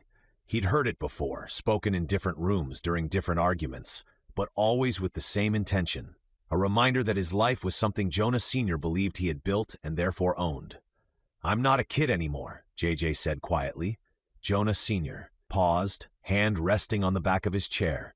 He looked over his shoulder, his expression softening, though his eyes remained sharp and calculating. No, he said, you're not, which makes your return even more meaningful. He turned fully, placing both hands on the chair now. I've built something here, something important, something the world will come to thank me for. And now that you're home, I expect you to understand your place in it. JJ's pulse hammered at his throat. My place smiled again, warm, inviting, and utterly predatory beneath the surface. By my side, of course. Jonah gave a wide grin. Oh, Isabella is going to be delighted. She should be back from her field research in a few days. It will be a true surprise. The room seemed to grow smaller, the sunlight colder, the sea outside more distant. And JJ realized with a sinking certainty that whatever challenges lay ahead on this island, his father was going to be the most dangerous of them all.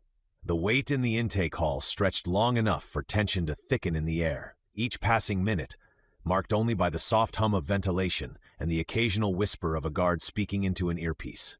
Glenn sat still, hands resting on his knees, Lucille standing beside him with her arms crossed, and Mateo pacing a slow line in the narrow space they'd been allotted. The room felt too clean, too bright, too controlled, like a space designed more for observation than for welcome. Finally, a door at the far end opened, and a guard stepped inside. You three, he said, move. There was no explanation, no reassurance, not even an acknowledgement that they had just watched their friend be removed without any information. The guards simply fell into formation, guiding them out of the hall with the same clinical precision that had defined every interaction since their arrival. They followed a paved walkway, bordered by neat hedges trimmed into perfect arcs, the greenery vibrant and healthy in a way that felt almost artificial. The air carried the scent of salt and sterile cleanliness, a blend that spoke of both proximity to the sea and strict maintenance standards. Modern research facilities towered ahead and to either side, sleek, angular buildings with mirrored windows and large blackfin emblems etched into steel panels. The stylized dorsal fin logo seemed to watch them from every surface. Workers in plain gray uniforms moved between buildings, pushing carts, carrying equipment, or reviewing tablets as they walked. Their steps were brisk, their eyes lowered, and none of them looked up when Glenn's group passed. Not out of rudeness, but out of trained avoidance. There were no conversations drifting through the courtyards, no laughter from open doorways, no casual greetings exchanged. The entire place ran with precise, silent coordination, each person serving a function and nothing more. Mateo slowed slightly as they passed one of the research wings, peering through a tall window. This place feels like a resort designed by a serial killer, he murmured. Pretty on the outside, unsettling on the inside. Lucille didn't smile. It feels wrong, Too clean, too controlled, Glenn nodded. Everything here is curated, and anything curated this tightly means someone wants complete control. They continued deeper toward another fence line, this one higher and far more imposing than the outer perimeter. The razor wire gleamed under the sun, loops stacked in dense spirals, and motion sensors blinked red along the posts. A reinforced gate waited ahead, flanked by 2 guard towers. Beyond it, a series of smaller living structures stood arranged in rows. Modular housing units with identical white siding, identical doors, identical neatly swept front paths. Housing Sector 3, a guard announced. This will be your assigned living area until further notice. Mateo frowned. Until further notice? Does that mean a day, a week, a lifetime? The guard didn't answer. He simply keyed in a code and the gate unlocked with a sharp metallic click. Glenn exchanged a look with Lucille. Her expression had tightened. She stood straighter now, her eyes absorbing every detail. The guard placements, the sensor grids, the way the pathways curved to limit blind spots. Not a prison, perhaps, but definitely not freedom. Inside the fenced sector, the houses were arranged with clinical precision. Manicured gardens bordered the walkways, each one identical to the next with trimmed flowers and evenly spaced shrubs. The silence here was heavier, as though even the air understood the rules. A guard pointed down the row. Unit 3C. You'll stay there until further instruction. Meals are scheduled. Curfew is enforced. Do not leave this sector without an escort. Glenn felt the words settle in his stomach like stones. Curfew. Escort. Assigned. That's welcoming, Mateo muttered under his breath. Feels like checking into an all-inclusive, minus the all and definitely minus the inclusive. Lucille touched Glenn's arm lightly. We need to stay alert. We will, he replied, and we need to keep track of where they took JJ. He won't be sitting in an office having soda forever. They continued down the walkway toward the uniform row of doors, the compound humming quietly around them. Clean, structured, efficient, and lacking anything that resembled human warmth. It was an island paradise in appearance, but every step made it clearer. This place was designed to keep people in line, not to make them feel at home. And somewhere behind these walls, JJ was already being folded back into a world he had spent his entire life trying to escape. Chapter 4. Power and Control. Time moved strangely inside the housing sector, stretching and compressing in ways Glenn couldn't measure. The days blurred together without markers. No work assignments, no clear explanations, no updates about JJ.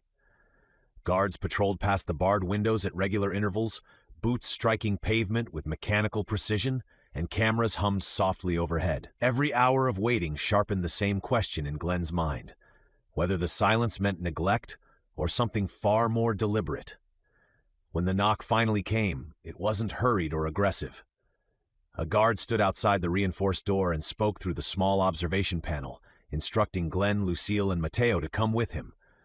No explanation followed, and none was offered when they were escorted out through the gate and along a wide path leading toward the center of the compound. The courtyard opened before them like a staged set, broad, sunlit, bordered by trimmed hedges and pale stone walkways that reflected the afternoon light. At its center stood JJ. At first glance, he looked better than Glenn had seen him in weeks. His clothes were clean and properly fitted, his hair neatly cut, his posture straighter. Whatever he'd been given, food, sleep, a shower, it showed. But the improvement was surface level only. Beneath it all, tension sat visibly in his shoulders, and his eyes flicked toward the guards with a wariness that hadn't been there before. Beside him stood a tall man in a tailored linen suit, light-colored and perfectly pressed, as though the island climate bent itself to his comfort. Jonah Wallace Sr. carried himself with effortless authority, his presence commanding without any visible exertion. The blackfin cufflinks at his wrists caught the sunlight as he moved, the stylized dorsal fins gleaming sharply against the pale fabric.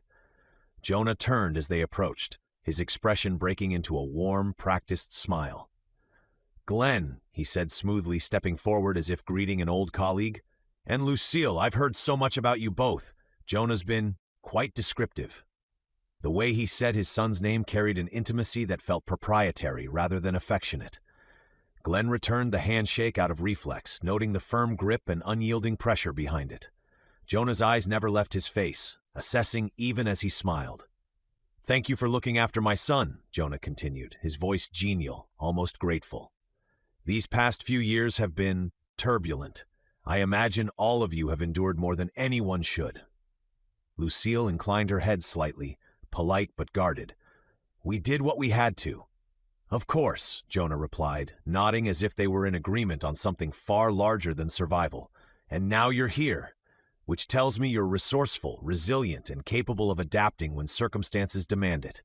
He gestured vaguely around the courtyard. Traits I value.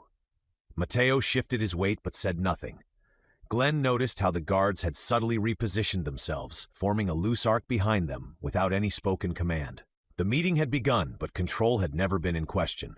Jonah's smile softened just enough to suggest warmth. I hope you're finding our accommodations sufficient. They're secure, Glenn replied carefully. Jonah chuckled as if amused by the phrasing. Security is a necessity these days. Safety requires structure. He glanced briefly at JJ, then back to Glenn and Lucille. And structure requires leadership. Without waiting for a response, Jonah turned and began walking toward the far end of the courtyard. He didn't ask them to follow. He simply assumed they would. JJ fell into step beside him without a word. Glenn paused only a moment before moving after them and Mateo close behind. The guards tightened their formation, falling in with quiet efficiency, rifles held at ease but unmistakably present. As they crossed the courtyard and moved deeper into the compound, Glenn felt the shift settle in his chest. This was not a meeting, not an invitation, not a negotiation. This was an audience. They were guided into a broad interior hall where sunlight poured in through tall glass panels set high along the walls, illuminating polished marble floors that reflected their footsteps in muted echoes. Massive murals stretched along both sides of the corridor, stylized shark forms rendered in sweeping arcs of steel gray and deep blue, jaws open, bodies in motion, each one capturing Jonah Wallace Sr.'s fascination with precision, dominance, and inevitability. The artwork was beautiful in a cold, deliberate way, less decorative than declarative, as if the building itself were reminding anyone who passed through it exactly what kind of philosophy governed this place. At the far end of the hall stood a woman in a pristine white lab coat, the fabric sharply pressed and immaculate despite the humidity outside. She straightened as they approached, posture formal and composed, but when her eyes landed on JJ, the reserve cracked just enough for something genuine to show through. Her smile was real, unpracticed, unguarded, and it softened her features in a way nothing else in the compound seemed designed to do. Jonah, she said, stepping forward, you look alive. JJ let out a breath he hadn't realized he was holding. Izzy. Isabel Wallace, Izzy, embraced him briefly, carefully, as though afraid he might vanish if she held on too long. When she pulled back, her hands lingered at his shoulders for a moment, her eyes searching his face as if cataloging damage both visible and hidden. Standing just behind her was a man who did not move at all. Nathan Cole was tall and broad-shouldered, dressed in a tailored tactical suit that blended seamlessly with the environment, functional without appearing overtly militarized. His hair was cut short, his jaw set, his expression unreadable. While Izzy and JJ exchanged their greeting, Nathan's eyes never stopped moving, scanning the hall, the guards, the corners of the ceiling, the hands of every person present. He took in details with the quiet intensity of someone who had learned the cost of missing even one. Jonah Wallace Sr. spread his hands, clearly pleased with the encounter. You all know my son, he said lightly, but allow me to introduce my daughter, Dr. Isabel Wallace, head of research here. Brilliant mind, far more disciplined than her brother ever was. Izzy shot him a look. You don't have to narrate everything. Jonah laughed, unbothered. Old habit? He turned slightly. And this, he continued, gesturing toward the man behind her, is Nathan Cole. Nathan stepped forward just enough to offer his hand. Glenn took it first, noting the grip, firm, controlled, brief. There was no attempt to establish dominance, no lingering pressure. Nathan released the handshake almost immediately and stepped back, his attention already drifting elsewhere. Good to meet you, he said, his voice low and even. Izzy fell into step beside JJ as they began walking again, and Nathan moved with them automatically, positioning himself just behind her left shoulder with the ease of long familiarity. He didn't crowd her, but he didn't drift either, maintaining a constant, protective proximity that felt instinctive rather than rehearsed. Jonah clasped his hands behind his back as he led them down the hall. "I found Nathan a few years back," he said conversationally, "before the world decided to tear itself apart. I was attending one of those international shooting competitions, world championships, something like that. The names blur together." He waved a dismissive hand. What mattered was watching him perform. Precision under pressure, calm, lethal accuracy. Nathan's jaw tightened slightly, but he said nothing. Jonah continued, clearly enjoying himself. "I couldn't imagine a better person to look after my little girl." Izzy raised an eyebrow. "I'm standing right here." Jonah smiled at her without apology. "And not little anymore," he conceded, "but still my daughter." Nathan exhaled slowly, the sound barely audible, the kind of breath taken by someone accustomed to tolerating powerful people for reasons that had nothing to do with loyalty. Glenn noticed it immediately, the way Nathan absorbed Jonah's presence without flinching. Not submissive, not defiant, just patient. The arrangement clearly served a purpose beyond employment. More telling was where Nathan stood, always a half step ahead of Izzy, always angled so his shoulder broke the line of anyone passing too close.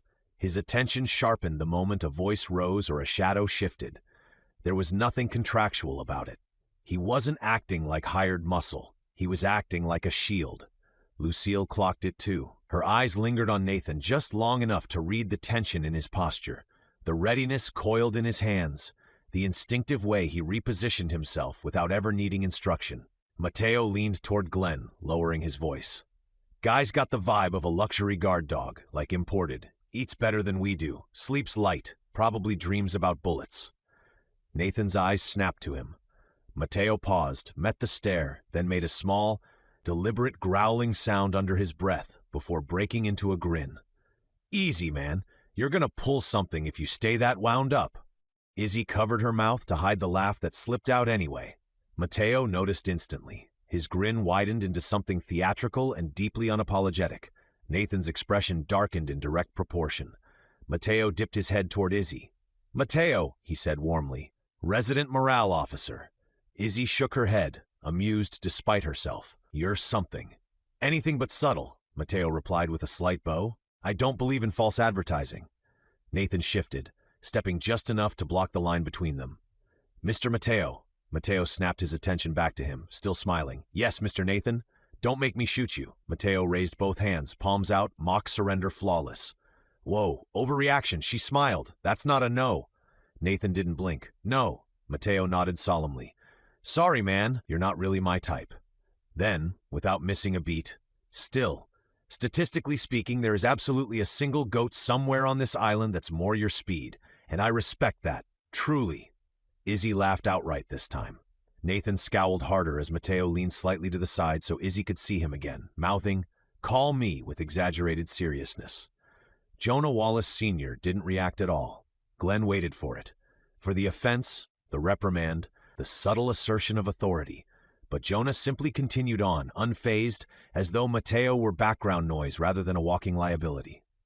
Glenn shook his head faintly. Mateo's wit was going to get him killed someday. Possibly all of them, but not today. Today, somehow, it just slid right past.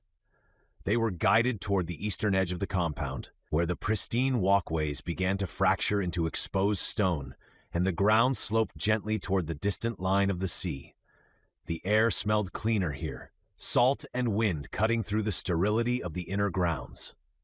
JJ bumped Mateo with his elbow, harder than necessary. "Hey, that's my sister you were hitting on." Mateo didn't miss a step. "First of all, hitting on is aggressive. I prefer professionally charming." He glanced sideways at JJ. "Second, you never mentioned you had a sister, and definitely not that she's a doctor." JJ frowned. "That's not the point." "Oh, it absolutely is," Mateo continued. "Because if I'd known you were holding out on a medically trained, drop-dead gorgeous sibling, I would have emotionally prepared myself." He shook his head in mock disappointment. "This is betrayal, man," Lucille snorted. "You are unbelievable. You're hopeless." Mateo looked at her, offended. "Hopeless is not accurate. Optimistic, resilient, committed to carrying on the human race." JJ groaned. "You keep flirting like that and you're going to get executed." Mateo grinned. Worth it, bro. Worth it. Plus, I'm still breathing. That's what we call a winning strategy.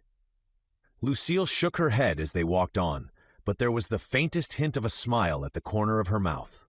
The manicured order of the inner complex loosened here, replaced by wind-scoured rock and steel guardrails anchored deep into the ground.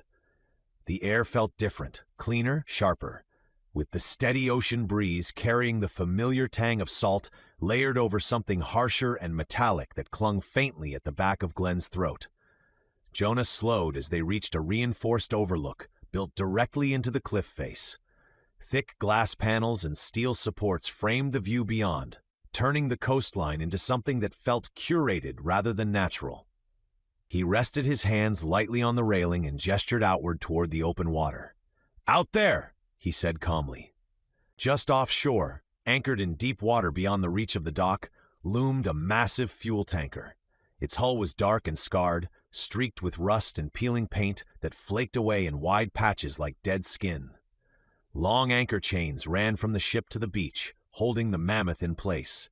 The ship sat low in the water, heavy with whatever it carried or contained, and even at a distance it radiated a sense of grim permanence. Glenn's stomach tightened as he scanned the deck of the ship and saw the crowds of bodies scurrying about like ants. Recognition clicked into place. It was a prison. Jonah didn't soften the truth. "Containment," he said evenly. "Anything infected that appears on the island goes there.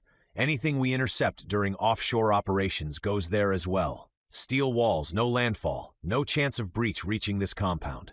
Izzy stepped forward, folding her arms as she stared at the tanker. "At first, we hoped isolation alone might be enough," she said quietly. "Distance, time, deprivation. We thought maybe the Crimson would burn itself out." She shook her head once. It didn't.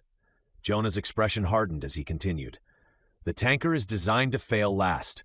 Layers of reinforcement, automated lockdowns, remote monitoring.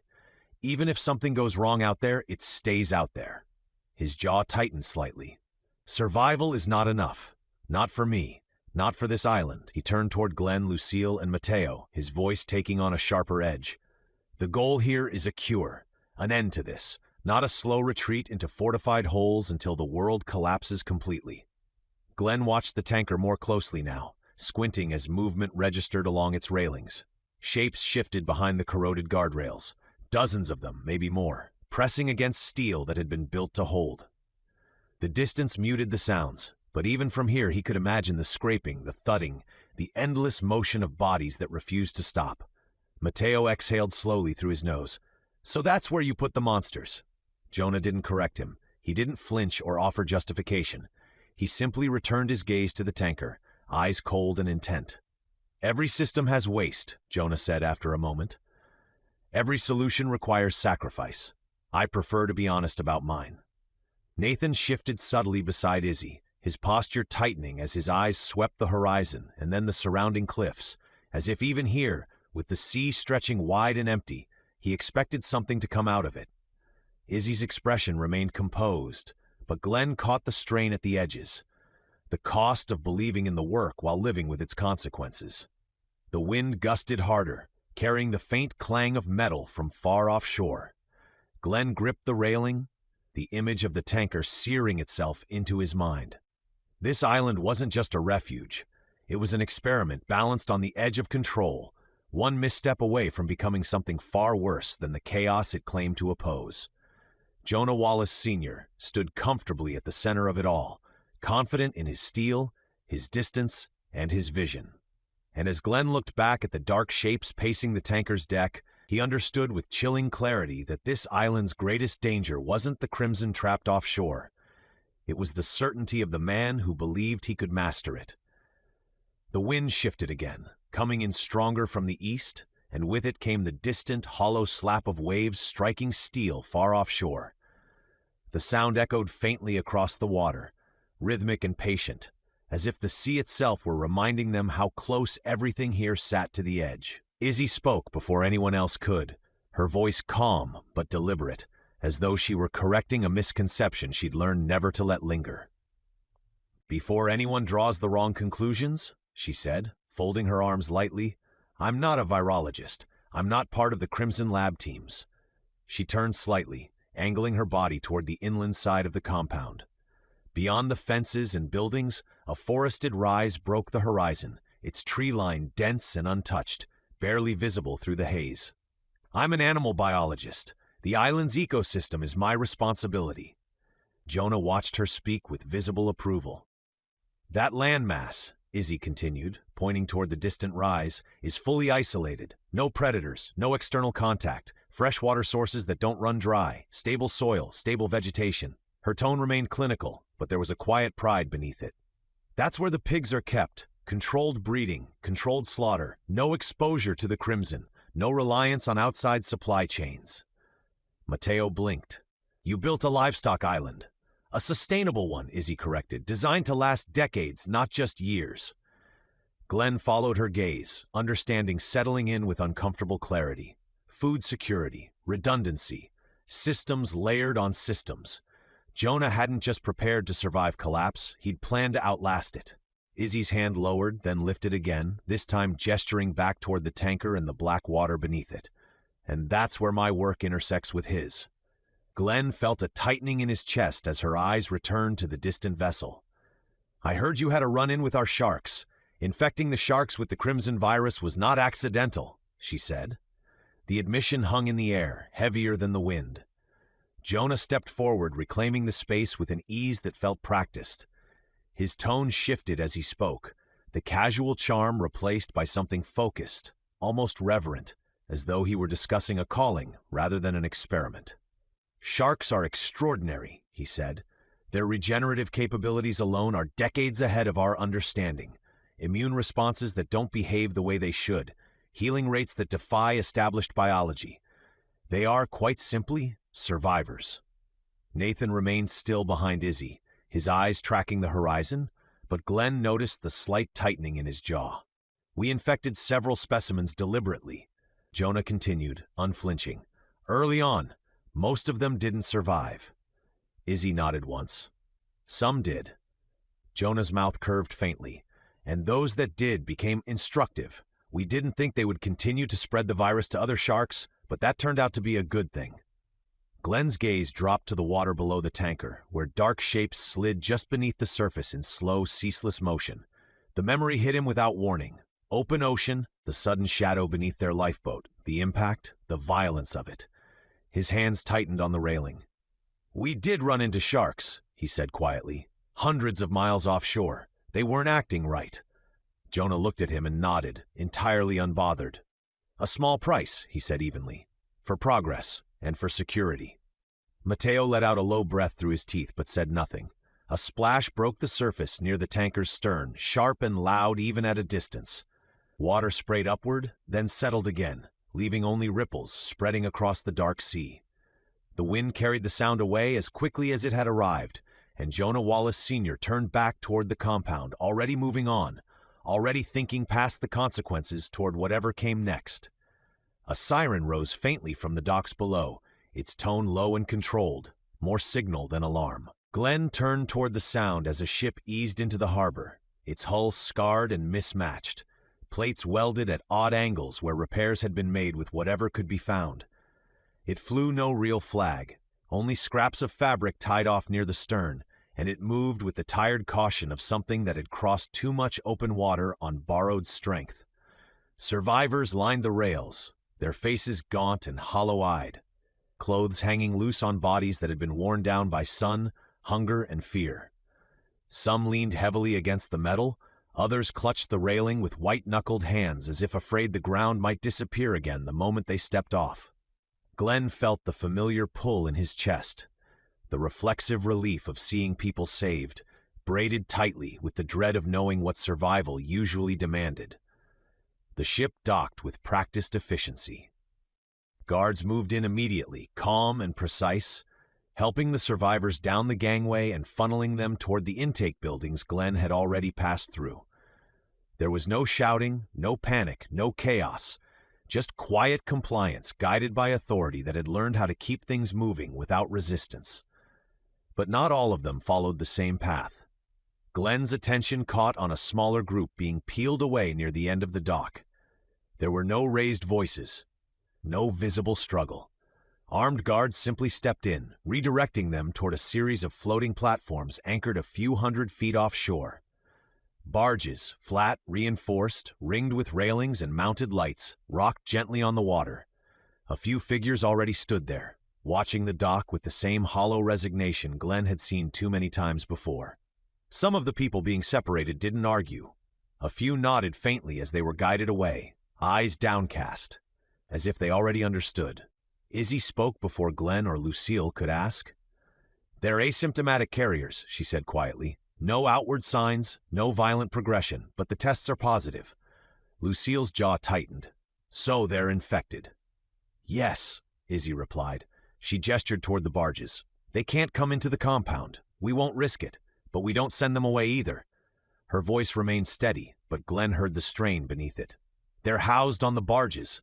Monitored, supplied, confined. They live there until we find a cure." Mateo stared out at the platforms, watching a guard help a woman step onto one as gently as if guiding her across a threshold she would never cross again. "So, floating purgatory." Jonah didn't react to the phrasing. "A holding pattern," he said evenly. "A humane one, under the circumstances." Mateo exhaled slowly. "And if they try to leave?" Jonah's gaze shifted back toward the water, toward the tanker farther out and the unseen shapes beneath it. "They won't." The certainty in his voice was absolute. Glenn followed Jonah's line of sight, watching the barges bob gently on the swells.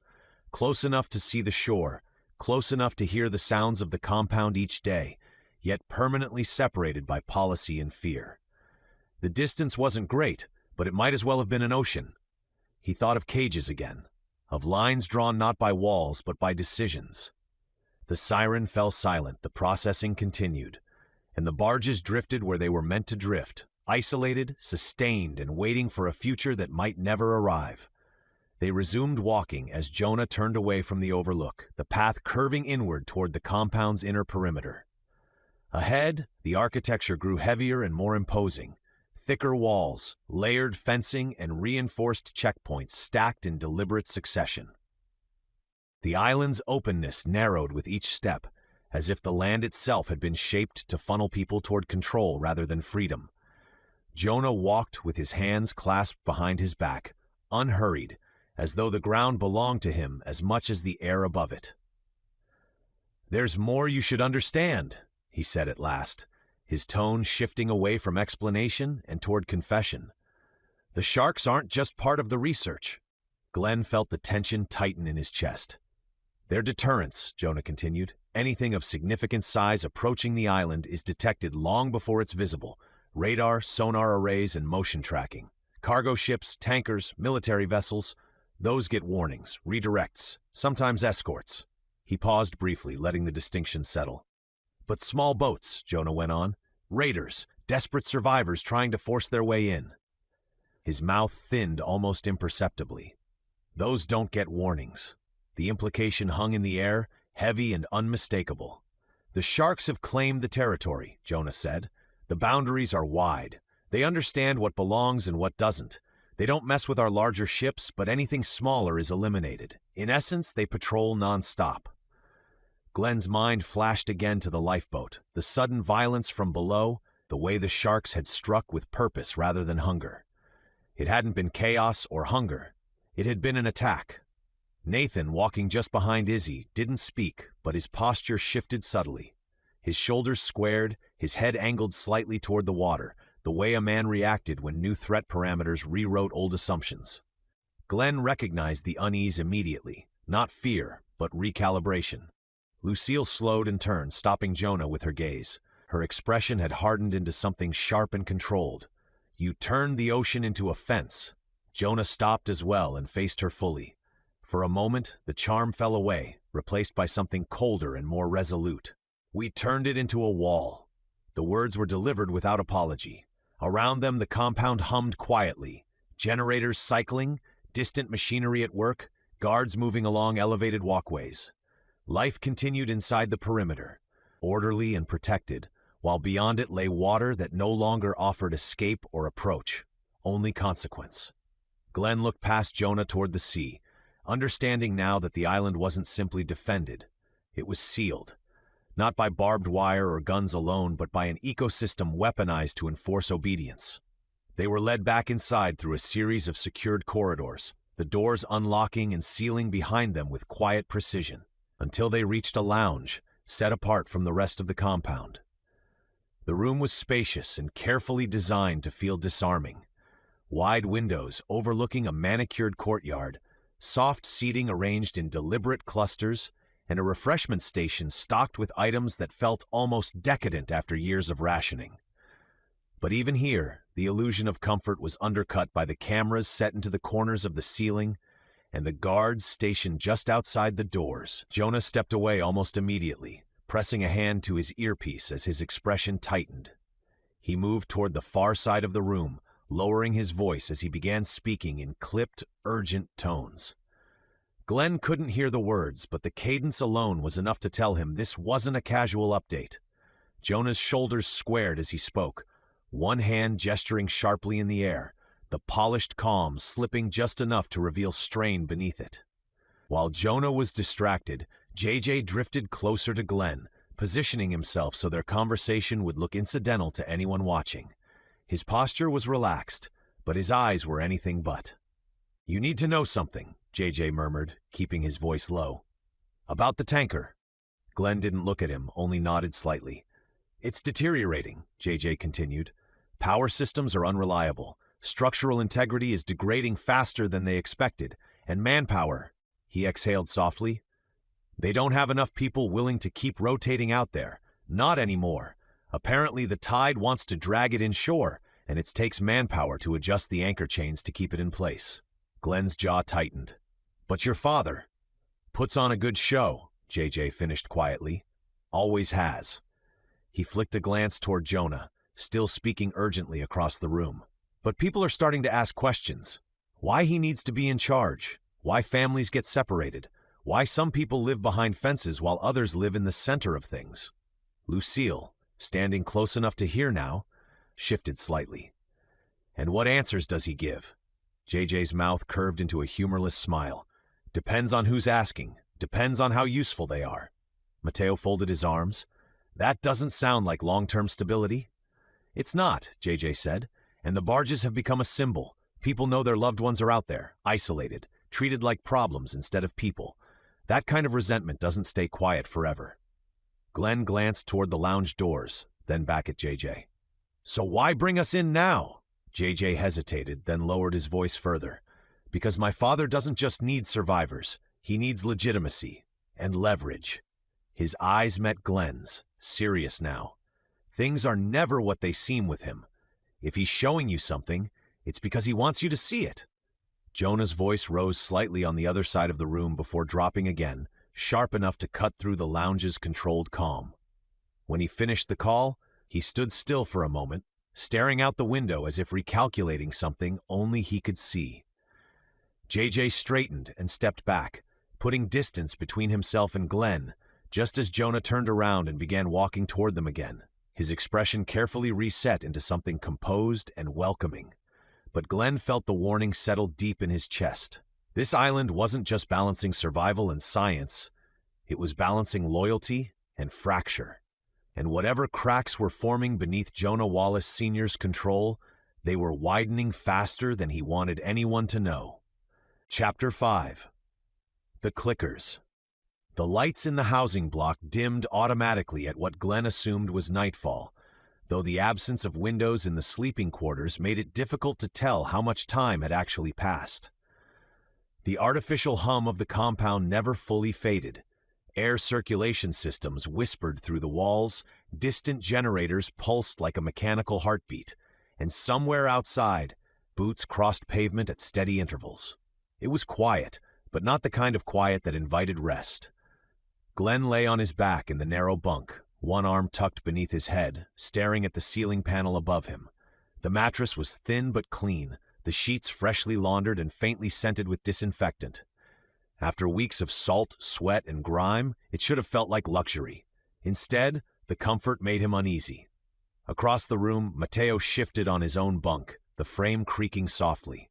Lucille lay on the opposite side, facing the wall, her silhouette barely visible in the low light. None of them slept. It's strange, Mateo murmured at last, keeping his voice low. How normal this place feels. Lucille turned slightly. Normal isn't the word I'd use. I don't mean good, Mateo said. I mean functional, clean beds, power that doesn't flicker, steady food and water. He let out a quiet breath. Still, even after everything we've seen, it's unsettling. Glenn nodded, though Mateo couldn't see it. It's calm.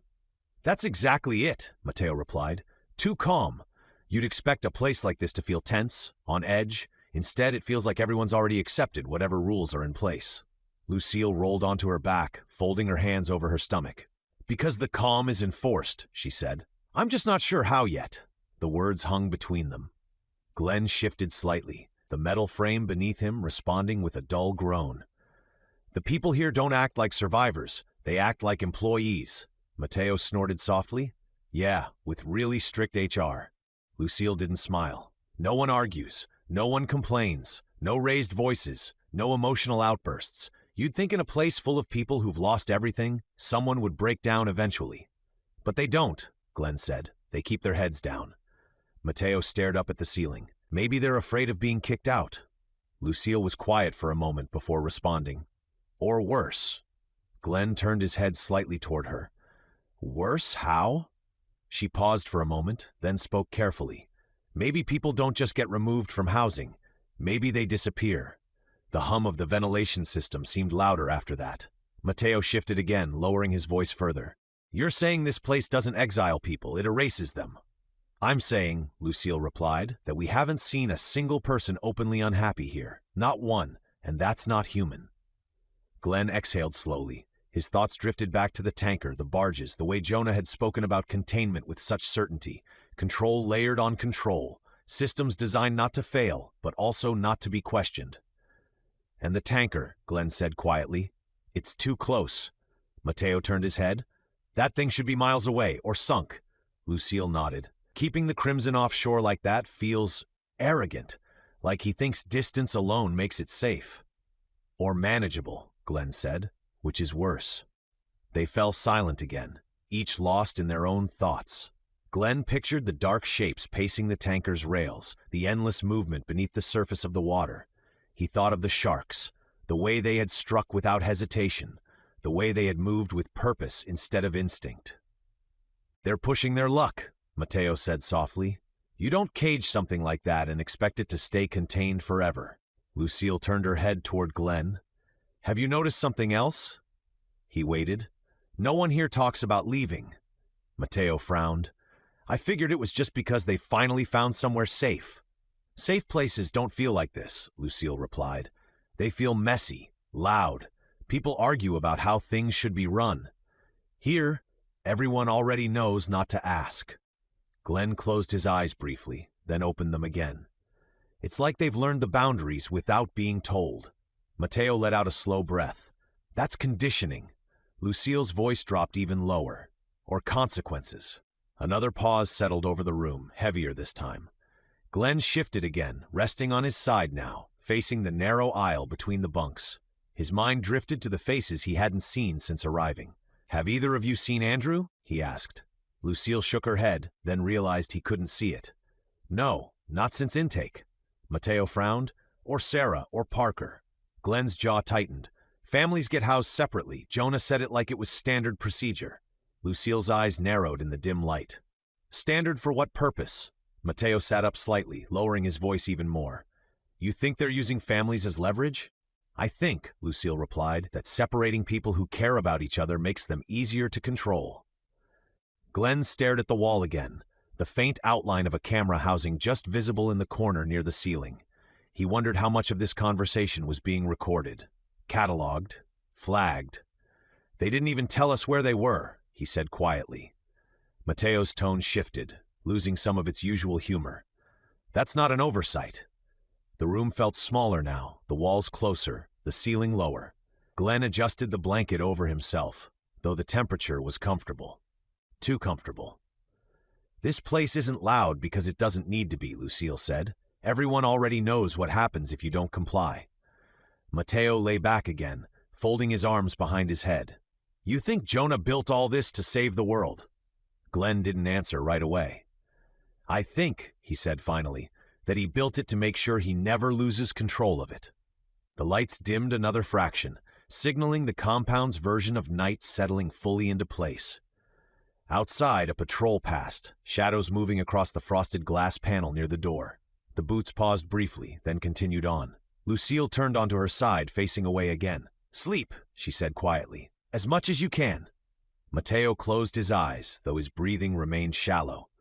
Yeah, wouldn't want to look ungrateful. Glenn lay still, listening to the rhythm of the compound, the measured sounds of a place that ran exactly as it was meant to. He thought of Andrew clutching the harmonica he carried everywhere, of Parker's steady presence, of Sarah's watchful calm, of JJ, somewhere else entirely, caught in the gravity of his father's world. Sleep came eventually, but it was thin and restless, filled with images of water pressing in from all sides, of steel walls holding until they didn't, of calm surfaces hiding movement beneath. The bunkhouse lay in a kind of manufactured stillness that Glenn had begun to recognize as the island's signature. It was quiet, but not naturally quiet. The distant surf rolled against the shore with a steady rhythm, and beyond the reinforced walls, the compound's generators carried on with their low, constant hum, a sound that never stopped long enough to let anyone forget they were living inside a machine. Glenn surfaced from sleep slowly, the way a diver rises through dark water, ears still half full of dreams. For a few seconds he wasn't sure what had pulled him awake. Then he heard it again, faint, almost delicate. Click, pop, click. He lay still, eyes open, letting his breathing remain slow as he listened. The sound didn't belong to the building's systems. It wasn't the regular pulse of power or the distant shuffle of a guard's boots. It was too irregular for that, too close, and it carried a small edge that made his skin tighten. Click, pop, click. At first, his mind tried to rationalize it the way it always did in the moments between sleep and panic. Maybe it was Mateo shifting in his bunk, metal frame flexing as he rolled over. Maybe Lucille had turned and the bed springs had answered with a quiet complaint. The bunks were old enough to have their own voices. But the sound repeated again, and this time Glenn could tell it wasn't coming from either side of the room. It was nearer than it should be. He kept still and listened longer, letting the seconds stretch. Mateo's breathing remained steady, deeper than usual, the kind of exhaustion sleep that couldn't be faked. Lucille lay facing the wall, her breath slow and even, her posture unchanged. If either of them had moved, Glenn would have heard the shift of fabric, the slight creak of the bunk, the quiet sigh of someone adjusting. There was nothing but stillness, and then, click, pop, click. The sound came again, closer to the far end of the bunkhouse, nearer the small attached washroom they'd been shown when they moved in. It wasn't loud. That was what made it worse. Loud noises belong to the day. Loud noises belong to people. This was subtle, the kind of sound that could be missed if you were tired enough. And Glenn was tired enough that his body wanted to ignore it and sink back into sleep. He forced himself upright. The room was dark, lit only by a narrow strip of emergency light near the ceiling that cast everything in muted gray. Shadows pooled in the corners. The barred window on the far wall in the living quarters revealed nothing but darkness outside, and the camera housing in the ceiling corner stared blankly over the bunks, its little lens catching a faint reflection of the emergency strip. Glenn reached slowly for the flashlight he kept near his pillow, fingers closing around the familiar shape. He didn't turn it on right away. Light drew attention. Light made you visible. On the Serenity, light had brought infected. Out on the lifeboat, light had brought sharks. Here, Glenn didn't know what light would bring. He slid off the bunk carefully, bare feet meeting the cold floor. The concrete had a slight dampness to it, as if the air here never fully dried. He stood still again, listening. Click, pop, click. There was no mistaking it now. The sound was coming from the washroom. Glenn took one slow step forward, then another, moving with the cautious patience of someone who had learned the difference between bravery and carelessness. His hand tightened around the flashlight, thumb hovering over the switch. He glanced back once at Mateo and Lucille. They were unmoving. If this was nothing, he could return to bed and they'd never know. He reached the washroom door, pausing with his hand hovering near the handle. The door was slightly ajar. Glenn couldn't remember leaving it that way. He couldn't remember closing it either. The last time any of them used it, they'd been careful, because everything here had a way of feeling like it belonged to someone else.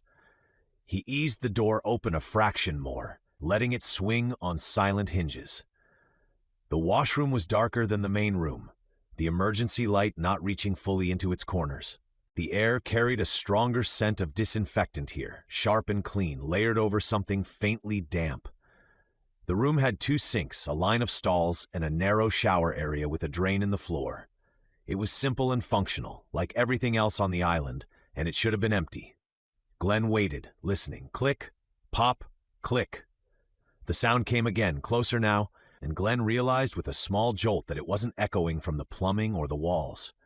It was coming from inside one of the stalls near the far end, the one closest to the back wall. That stall door was shut.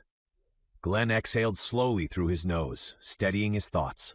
He tried to remember everything he knew about this island, about this housing sector, about what could and could not happen. There were guards outside, cameras, locks. These quarters were designed to prevent movement, designed to prevent people from slipping away unseen. And yet the sound continued, persistent and wrong. He clicked the flashlight on, keeping the beam angled downward at first so it didn't flare bright into the room. The light cast a pale cone across the floor tiles, revealing dust along the edges and a faint smear of damp footprints near the drains that might have been theirs from earlier. Nothing else stood out. Glenn raised the beam slowly. The stalls were lined up like teeth, their metal doors scratched from use. The far stall, the one he'd been listening to, was shut. The latch looked intact. Glenn stepped forward, one careful pace at a time, the flashlight beam sweeping left and right, checking the shower area, the corners, the space behind the sinks. Everything seemed normal. Everything was clean. Click, pop, click. It came again, and Glenn felt it in his nerves now, the way you felt a bug skitter across skin before you saw it. He stopped just short of the far stall, staring at the door. The metal surface reflected his flashlight beam in a dull glow. He reached out and touched the stall door lightly with his fingertips. The metal was cold. No movement. No thud. No breathing from within. He tightened his grip on the flashlight and used his other hand to slide the latch. It resisted for a fraction of a second, then clicked free. The sound in the room stopped. That abrupt silence was worse than the clicking had been. Glenn held still, listening for any response. The only sound was the hum of the compound's power systems and his own breathing. He pushed the stall door open in a slow, controlled motion, preparing himself for whatever waited behind it. The stall was empty. No person, no infected, no shadow crouched in the corner. The toilet bowl was clean, the floor spotless, and the back wall was bare. Glenn swept the flashlight beam across every inch of it anyway, checking behind the toilet, along the edges, under the lip of the bowl. Nothing. He frowned, confusion prickling at the edges of his fear. The sound had been real. He hadn't imagined it. He had heard it repeatedly, close enough to bring him out of sleep. He stepped into the stall, bending slightly to inspect the floor and the metal bolts anchoring the toilet. Then he heard it again. Click, pop, click, not from the stall, from above him.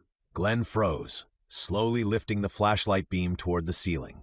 The stall's upper frame met a flat panel above, and in the center of that panel was a ventilation grate. It was rectangular, painted the same dull white as the ceiling, but the paint had been disturbed around its edges as if the grate had been removed and replaced more than once.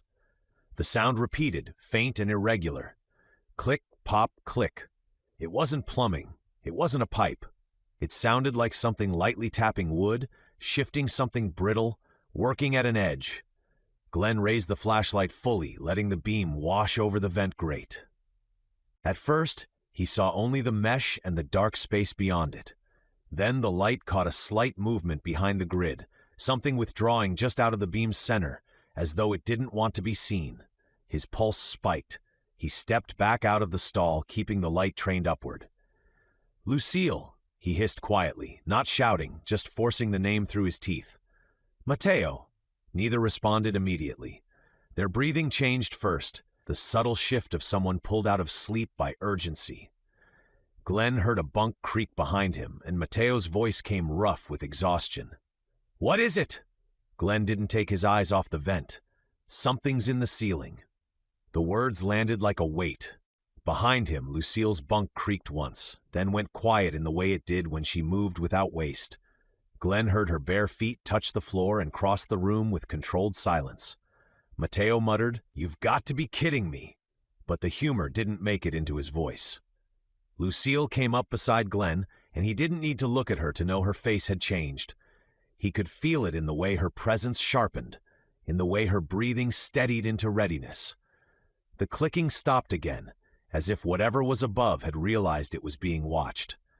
Glenn held the flashlight steady, and the beam shook only slightly from the tension in his arm. "I heard it in my sleep," he said quietly. "It wasn't you. It wasn't Mateo. It was coming from this stall." Lucille's gaze followed the beam to the vent. "You saw movement." "Just a flicker," Glenn admitted. "Enough to know it wasn't nothing." Mateo came into the washroom now, one hand gripping his own improvised blade. His eyes flicked from the open stall to the vent and then to the door behind them, as if measuring how trapped they were. "So what is it?" he asked softly. "A rat? A raccoon? One of the island's friendly employees spying on us?" Lucille didn't answer right away. She stepped forward, her body angled so she could see the vent at a different angle than Glenn's flashlight allowed. The compound's hum filled the pause, steady and indifferent. Then, very faintly, the sound returned. Click, pop, click. Only now it wasn't directly above the stall. It was moving, crawling along the duct line, retreating deeper into the ceiling space, with a careful patience that made Glenn's skin crawl. The sound faded a few inches, then a few more, as if whatever was up there had decided it was done and didn't want to be found.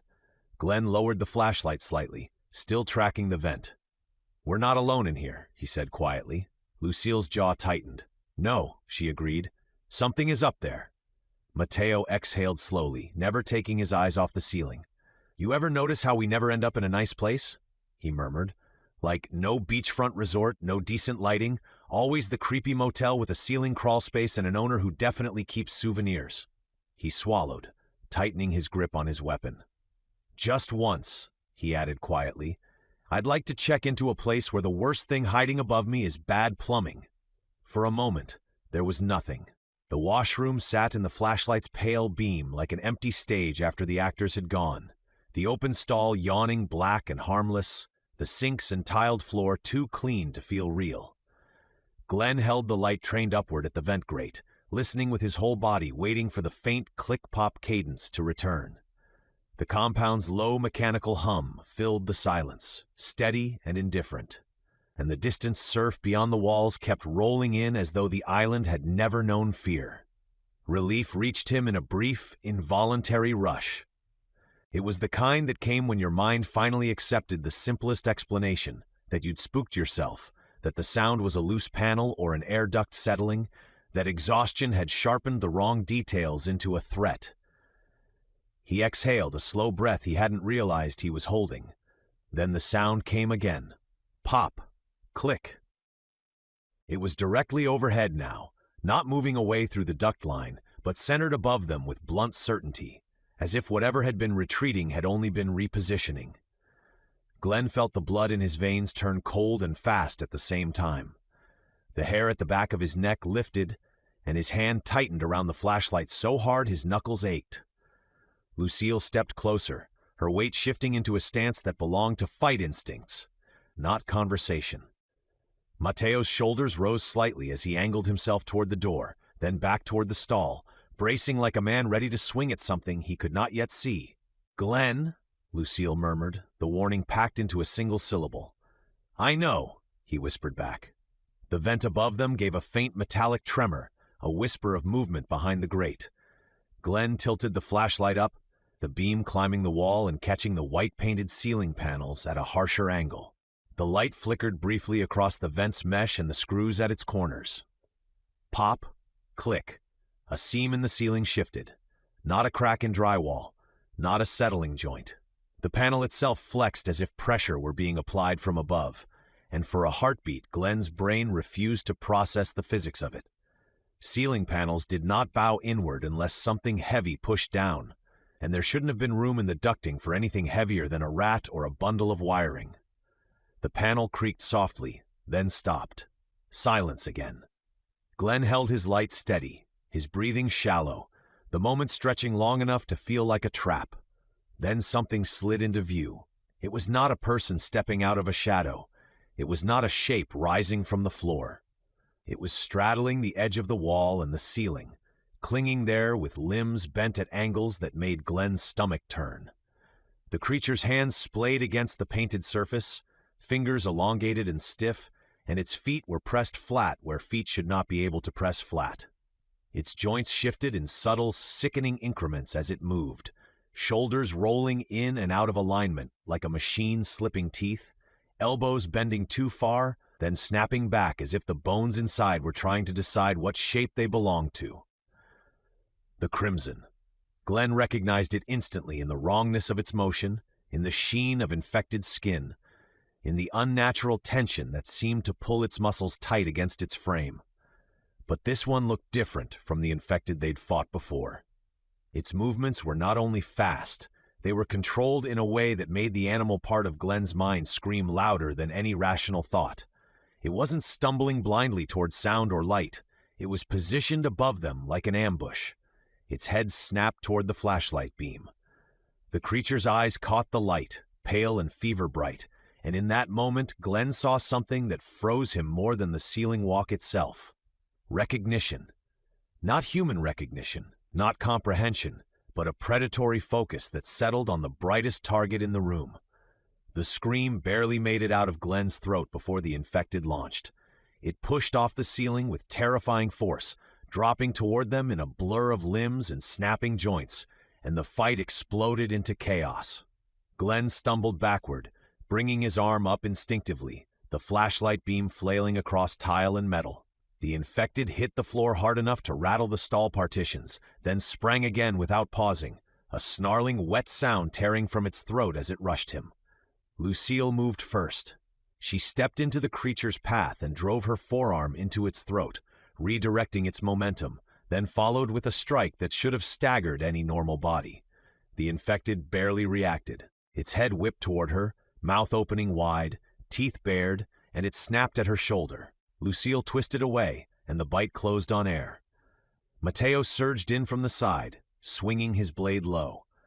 The metal caught the infected's leg with a sharp thud, and for a fraction of a second, Glenn thought the strike had done nothing. Then the creature's knee gave a violent sideways jerk, joints slipping out of place and then sliding back as it shifted its weight and continued moving. Mateo's eyes widened. "It did not just do that?" he hissed. "Back!" Glenn shouted, forcing himself into motion. He grabbed the edge of the sink with his free hand and shoved, tipping the fixture just enough to create an obstacle between them and the infected. The sink groaned, plumbing protesting, water lines split and began to spray water. The infected didn't slow. It vaulted, fingers catching the stall partition, and for an instant it was on the wall again, half clinging, half crawling. Its limbs moved in a sequence that didn't match human anatomy, shoulders swiveling as if the sockets were loose. It was trying to get above them again. Lucille planted her feet and drove her blade upward, aiming for the center mass. The knife sank in with a wet resistance, and the infected shrieked, high and raw, more anger than pain. It lashed out, hands swiping toward Lucille's face. She ducked, the fingers grazing her hair, and twisted the knife deeper with controlled force. The infected bucked, slammed a shoulder against the wall, and wrenched itself free from the blade as if tearing out a thorn. Blood, dark, thick, splattered across the tile. Glenn's heart hammered as he realized what they were dealing with. This wasn't a lurker that had wandered in by accident. It had gotten into their ceiling. It had stayed quiet until Glenn was alone in the washroom. It had used the duct line like a route. It was hunting. "Door!" Glenn snapped, voice sharp. "We get out of this room." Mateo glanced toward the washroom exit, but the infected was between them, and it now positioned near the doorway with its back half turned, as if it had anticipated the same move. It wanted them trapped. Lucille moved with brutal efficiency. She grabbed a metal trash can from beside the sinks and hurled it. The can clanged off the infected's shoulder. It didn't injure it, but it did distract it. As the creature jerked toward the sound, Lucille closed the distance and drove her elbow into its jaw, snapping its head sideways. Mateo lunged, slashing again, this time across the infected's forearm. The blade bit deep. The infected roared and raked its nails across the stall partition, leaving gouges in the metal. Glenn shoved past the sinks, aiming for the door. He reached for the handle, but the infected spun fast, too fast, and slammed into him. The impact threw Glenn back against the wall, his shoulder striking hard enough to send white pain through his arm. The flashlight slipped from his grip and clattered across the tile, rolling until its beam pointed crookedly up the wall. Glenn gasped, vision swimming for a moment as the infected loomed. It leaned in, mouth open, and Glenn caught the stench of it. Rot and salt and something chemical beneath, like disinfectant failing to cover decay. He shoved upward with both hands, bracing against its chest.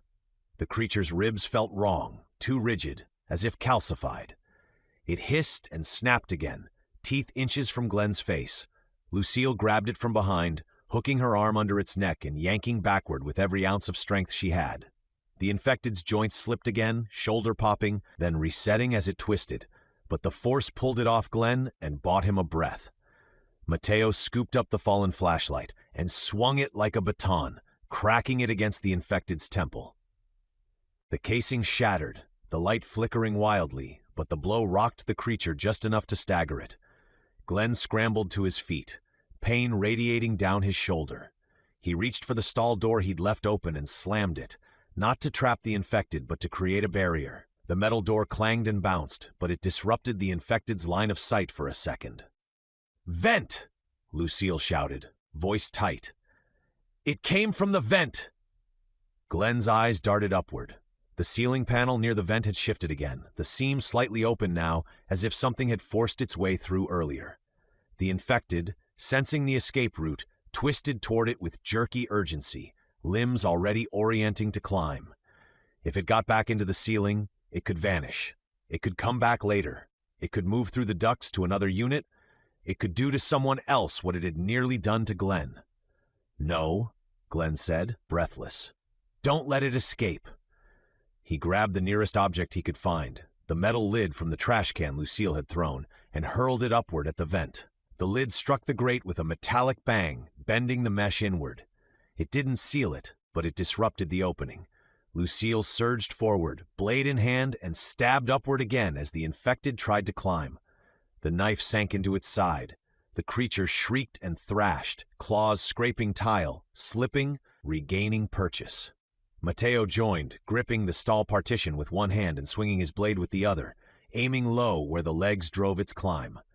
The infected convulsed, trying to twist free, but Lucille stayed locked in, her face set with grim focus, eyes cold and steady. Glenn could see the strain in her shoulders, the full-body exertion it took to hold something that refused to die the way it should. Mateo grunted as he drove a strike into the infected's calf again. "Stay down," he muttered through clenched teeth. "Just stay down." The infected jerked violently, elbow bending the wrong way as it tried to reach Lucille. Its fingers grazed her forearm. Lucille didn't flinch. She shifted her grip and drove the blade up under its ribs with a hard, decisive thrust. The creature's body went rigid for a fraction of a second, a full-body spasm that made its joints pop audibly. Then it slammed backward into the wall and slid down, leaving a dark smear on the white tile. Its head twitched once, jaw snapping, then twice, movements slowing in uneven spurts as if the signal inside it was failing. Glenn stood over it, chest heaving, adrenaline burning through the pain in his shoulder. The washroom smelled of disinfectant and blood now, clean and filthy tangled together in a way that made his stomach churn. Mateo took a shaky breath and backed away, eyes never leaving the infected. "Tell me," he said quietly, "that there aren't more of those in the ceiling." Lucille didn't respond immediately. She kept her blade raised, watching the creature for any sign of a second burst of movement. Only when its twitching finally ceased did she lower the knife a fraction, her gaze lifting slowly toward the vent above. The first boots hit the housing corridor less than a minute after the fight ended. Glenn barely had time to drag in a breath that didn't burn before the reinforced door rattled under a heavy fist, followed immediately by a sharp electronic chirp as an exterior lock disengaged. The door swung inward, and the bunkhouse flooded with men in gray-black uniforms, rifles raised, lights cutting across the cramped space in bright, hard beams that made the walls look whiter than they were. "Hands where I can see them," someone barked. The sound wasn't panicked, but it was edged with trained intensity. The guards moved like a unit that had run this drill before. 2 swept the bunks with their weapons. 2 more angled toward the washroom, muzzles steady. Another knelt at the doorway, bracing as a rear anchor. Glenn raised his hands slowly, careful not to make any sudden movements. His shoulder throbbed where the infected had slammed him into the wall, and the ache pulsed in time with his heartbeat. Mateo did the same, hands up, face tight with frustration. Lucille stood with her knife lowered but visible, the blade wet and dark. Her posture composed in a way that looked almost defiant beside the nervous rigidity of the armed men. "Inside," Glenn said quickly, before the guards could escalate. "It's in the washroom. 1 infected. We took it down." The nearest guard's gaze snapped to Lucille's knife. "Drop the weapon." Lucille set the knife on the floor with controlled care and slid it away with the tip of her boot, never taking her eyes off the guards. 2 men advanced toward the washroom, their flashlights and rifle-mounted beams crossing. Glenn watched their shoulders tighten as they stepped through the door and saw the smear of blood across tile and the corpse slumped near the stall. "Crimson," one of them muttered. Another guard glanced up at the ceiling panel, then back at the body. "How did it get in here?" "It was in the vents," Glenn said. "We heard it. It came down through the ceiling and attacked." The guard's expression shifted, something flickering behind his eyes that Glenn didn't like. It wasn't disbelief. It was something closer to concern, sharpened by the fact that Glenn's explanation fit too cleanly. Someone keyed their radio. "Unit breach confirmed. 1 infected neutralized. Appears to be a crawler. Request perimeter sweep of housing sector 3. Possible access through overhead ducting." The response crackled back too quickly, too smoothly, as if the island had rehearsed this exact sentence. Glenn's mouth went dry. The guards in the washroom crouched near the body, prodding it with the muzzle of a rifle as if expecting it to spring back to life. One of them nudged the infected's arm and watched the limb flop with a sickening looseness. Another shone a light into the open vent above the stall, his beam tracing the metal edges and the disturbed paint around the screws. "It didn't just fall in," he said, voice low. Mateo let out a short, humorless breath. "No kidding." A guard snapped his gaze toward him. "You want to explain?" Mateo lifted both hands higher, his jaw set. "I want to leave," he said, "because if 1 got in—" "More can." That earned him a sharp look, but it also landed in the room like a truth no one wanted to say out loud. The guard closest to the washroom door keyed his radio again, this time quieter. "We need eyes on the exterior. Check the roofline and duct exits." "Exterior?" Glenn echoed. The guard gave him a glance that wasn't hostile, but wasn't reassuring either. "We don't know where it came from or if there are more." Lucille's eyes narrowed. "You have cameras, sensors, guards. How do you not know where it came from?" No one answered her directly.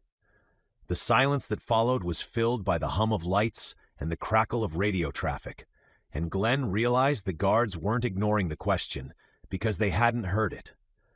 They were ignoring it because the answer wasn't something they wanted the newcomers to understand. A man with a different insignia on his collar entered the bunkhouse, his presence instantly shifting the guard's posture. He was older than the others, face lined and expression set in controlled irritation. He took in the room quickly, then focused on Glenn, Mateo, and Lucille. "You 3 stay here," he ordered. "This is a security matter." Glenn's stomach clenched. It became our security matter the second it dropped out of the ceiling. The officer's eyes tightened. "You're safe now." Lucille's voice was flat. "We were safe before it attacked too." Mateo lifted his chin, anger bleeding through the exhaustion. "We're not going to sit in a box while you pretend this didn't happen." The officer studied them for a long moment, as if weighing whether it was worth the trouble to argue. Then, unexpectedly, he nodded toward the doorway. "Fine," he said. "You want to see where it came from? Stay behind us and do exactly what you're told." Glenn didn't miss the way 2 guards shifted position immediately, turning the arrangement into something less like an escort and more like containment. They filed out of the unit into the corridor. The overhead lights painted the walkway in pale strips, and the cameras in the corners seemed to follow their movement. Outside, the air hit Glenn's face with a cool salt edge, carrying the ocean's dampness and the faint chemical tang of cleaning agents. It should have been a relief to breathe something other than filtered air. It wasn't. A trail led away to their unit, oily lines that smeared across the concrete in uneven streaks. Glenn's gaze fixed on it instantly. Lucille crouched briefly, studying the smear. Her fingertips hovered over it without touching. "Fresh," she murmured. The guards followed the trail with their rifles angled downward but ready. One man held a bright floodlight that washed the concrete in harsh white, revealing every streak and droplet. The blood led them past identical rows of housing units, across an open strip of pavement, and toward a fenced access path that cut down the slope toward the shore. As they descended, the wind sharpened. The sound of waves grew louder, no longer distant background noise but an active presence, slapping against rock and steel in a steady rhythm. The smell intensified too. Salt, seaweed, and something metallic that made Glenn think of rust and old ships. The trail continued down the path in broken smears. At one point it thinned, almost vanishing, then reappeared again closer to the shoreline, where the concrete darkened with dampness. The guards moved more slowly now, their earlier confidence tightening into caution. They rounded a final bend, and the shoreline opened up below them in a strip of reinforced stone and steel. Massive anchor chains ran from the island into the sea, each length the size of a man's torso, disappearing into the night in a straight, heavy line toward the offshore tanker. The chains were tensioned and anchored into concrete pylons that looked like they had been poured to withstand hurricanes. The trail ended at the nearest chain, not beside it, on it. Dark smears streaked across the lower links, caught in the pitted texture of steel, as if something had gripped the chain with bleeding hands and climbed. Glenn felt his stomach drop. One of the guards stepped closer, shining his light along the chain. The beam caught on wet-looking patches that hadn't yet dried. The blood was not just on the lowest links near the waterline. It went higher, 2 links up 3, then faded where the chain rose beyond the reach of their lights. A younger guard swallowed hard. "That's impossible." The officer's face tightened. "Nothing's impossible." Another guard muttered, voice strained with logic that sounded more like prayer. "Anything in the water would have been torn apart. The sharks, there's no way it came from the sea." Mateo's voice was quieter now, stripped of sarcasm. "Unless it stayed out of the water and the sharks couldn't touch it." The guards exchanged looks, brief and uneasy. "The only way it got here," the younger guard said, his voice lowered, "was down the chain." The words settled over the group like a slow, heavy fog. Glenn stared out at the ocean. Offshore, the tanker loomed in the distance, darker than it had appeared from the overlook, its bulk squatting on the horizon like a bruise against the water. Even from here, Glenn could see movement along its railings, faint shadowy shapes shifting in restless patterns. The ship looked less like containment now, and more like a living problem held at bay by strained steel and fading confidence. Lucille's hands curled into fists at her sides. "So the island isn't sealed," she said quietly. The officer stared at the chain as if it had offended him, then keyed his radio with a clipped motion. "We have breach indicators at anchor point 1, he said. "Trail confirms contact with the chain. Initiate full inspection protocol and notify command." The reply came back in a burst of static and terse acknowledgement. Glenn watched the chain disappear over the water and tried to imagine the climb. Infected flesh scraping on steel, hands gripping links slick with salt, the sea dragging at a body that refused to sink.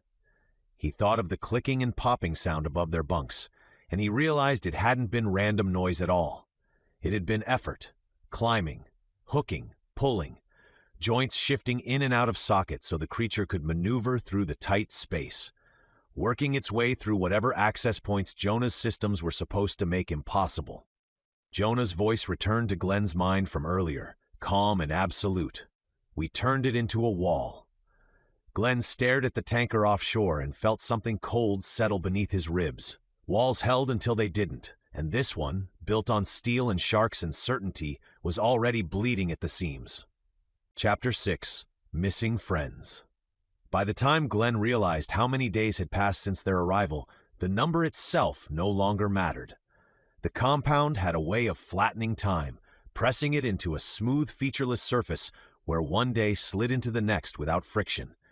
Morning arrived on schedule, meals appeared on trays, work assignments were issued, and lights dimmed when they were told to dim. The routine was efficient, polished, and quietly suffocating. Each of them had been kept busy in ways that felt intentional. Glenn's hours were spent in the medical wing, where clean corridors smelled faintly of antiseptic and ozone from sterilization units that never powered down. He treated minor injuries, monitored fevers, and assisted with intake checks for new arrivals. The work was real and necessary, which made it easier to accept, but it also kept his hands occupied and his mind directed away from questions that had no obvious answers. Lucille rotated between escort duty and perimeter assignments inside the compound. She walked people from one secured zone to another, stood watch at internal checkpoints, and learned the rhythms of guard rotations with the ease of someone who understood structure too well. No one treated her poorly. No one raised their voice. That, more than anything, unsettled her. The rules here weren't enforced with fear or anger. They were enforced with expectation. Mateo split his time between kitchens, maintenance, and whatever physical labor needed doing that day. He cooked, repaired, hauled, and improvised solutions when systems hiccuped. The island rewarded competence, and Mateo had plenty of that to offer. Still, Glenn noticed how Mateo's humor had shifted. It was quieter now, sharper at the edges, used less to entertain and more to test boundaries. JJ moved through the compound on a different orbit entirely. Some days he vanished behind doors none of them were allowed to approach. Other days he reappeared for meals or brief conversations, his posture carefully neutral, his expression guarded in ways Glenn had never seen before. The guards around him changed, but their presence never did. Despite the separation of their duties, breakfast remained the one point where their paths reliably crossed. That morning, the dining hall hummed with low conversation and the clink of utensils against trays. The food was consistent, nutritious, bland, efficient. People ate without lingering, eyes down, movements economical. It was the kind of environment where no one had to be told to behave. They simply did. Glenn sat across from Lucille, Mateo to his right, JJ arriving last with his escort hovering a respectful distance away. Glenn had just lifted his fork when the thought surfaced fully formed, sharp enough to make him pause. "I still haven't seen Andrew. Any of you?" he asked quietly. Lucille froze for a fraction of a second before answering. "No." Mateo frowned, eyes narrowing as he searched his memory. "Not since intake." JJ shook his head. "They're housed in the family sector. That's what they told us." "Yes," Glenn said slowly, "but we've been here weeks now." Lucille set her fork down. "And we've passed the family roots more than once." Mateo leaned back slightly, lowering his voice. "I haven't seen a single kid anywhere. Not running, not crying, not bored. Nothing." The table fell silent in a way that felt heavier than the surrounding quiet. Glenn thought of Andrew's harmonica, the way the boy carried it everywhere like a talisman. He thought of Parker's careful movements, of Sarah's steady presence beside her son. None of them were the kind of people who disappeared quietly. "They separated us during intake," Lucille said. "At the time it made sense. Organization, medical screening, quarantine. But then they didn't put us back together," Mateo added. JJ's jaw tightened. "My father is aggressive about containment, especially where children are concerned." "That doesn't explain zero visibility," Glenn said. "Not even a glimpse." Lucille nodded. "This place is controlled, not chaotic. If kids were living here, we'd see signs of it." Mateo's voice dropped. "Or hear it." The implication hung between them. Mateo tilted his head slightly, eyes tracking the flow of guards and staff ahead. "You know," he added, casual on the surface, "your sister might actually know something about Andrew, or where families like his end up once they're processed." JJ looked at him sideways. "You're not serious." "I am," Mateo said, "and as a bonus, I'm also willing to ask." He gave a quick, innocent shrug. "Purely humanitarian." JJ stopped walking. "Mateo, that is still my sister." "Which is why I'd be respectful," Mateo replied smoothly. "Concerned, empathetic, possibly devastatingly charming." Lucille snorted. "You're transparent," Mateo grinned. "I prefer honest about my motivations." Lucille folded her arms, eyeing him. You do realize that if, by some statistical miracle, you ever ended up with Izzy, your father-in-law would be Jonah Wallace Sr. Mateo's grin faltered, just a fraction. Then he shrugged. Every family's got at least one unhinged narcissist. JJ stared at him. That's not comforting. Mateo nodded solemnly. Sad but true. Glenn felt the unease settle deeper, no longer a vague discomfort, but something that pressed against his ribs when he breathed. He made a decision in that moment. Not a loud one, not something he voiced, but a quiet resolve that solidified behind his eyes. I'll ask, he said, carefully. Lucille met his gaze. We all will, just not at the same time. JJ glanced toward his escort, then back to Glenn. Be cautious. Questions here don't always get answers. Sometimes they get attention. Before Glenn could respond, a guard's voice carried across the hall, amplified just enough to cut through conversation. Work assignments. Blue bands report to medical. Green bands to maintenance and food services. Red bands remain seated until escort arrives. Yellow bands, stand by. The room shifted smoothly, almost choreographed. People rose, cleared trays, and formed orderly lines without complaint. Lucille remained seated with the red bands, her expression unreadable. Mateo stood, adjusting his wristband. I'll keep my eyes open, he said quietly. JJ stayed seated, yellow band marking him as separate again, his escort already leaning in to murmur instructions. Glenn joined the blue band line, but his appetite was gone. As he moved toward the exit, he glanced once toward the corridor that led to the family sector. The door was closed, guarded, indistinguishable from a dozen other restricted paths. The unease followed him through the day. In the medical wing, Glenn went through the motions with practiced focus. He cleaned wounds, monitored vitals, logged symptoms, and dispensed carefully measured medications. On the surface, nothing was wrong. The patients were compliant, the staff efficient, the systems intact. And yet, every time Glenn passed a hallway junction that pointed toward family housing, his gaze drifted that way. He never saw a child. Lucille reported the same during a brief exchange between assignments. She had escorted adults to and from restricted areas, monitored internal checkpoints, and stood watch near administrative corridors. She had not seen a single family unit. Mateo returned from the kitchens late afternoon, wiping his hands on a towel that smelled faintly of bleach. Nothing, he said quietly. No kids. Not even in places they shouldn't be. By the time evening lights dimmed, the absence had become impossible to ignore. Glenn lay in his bunk, staring at the ceiling panel that concealed vents and ducts and whatever else moved through the compound unseen.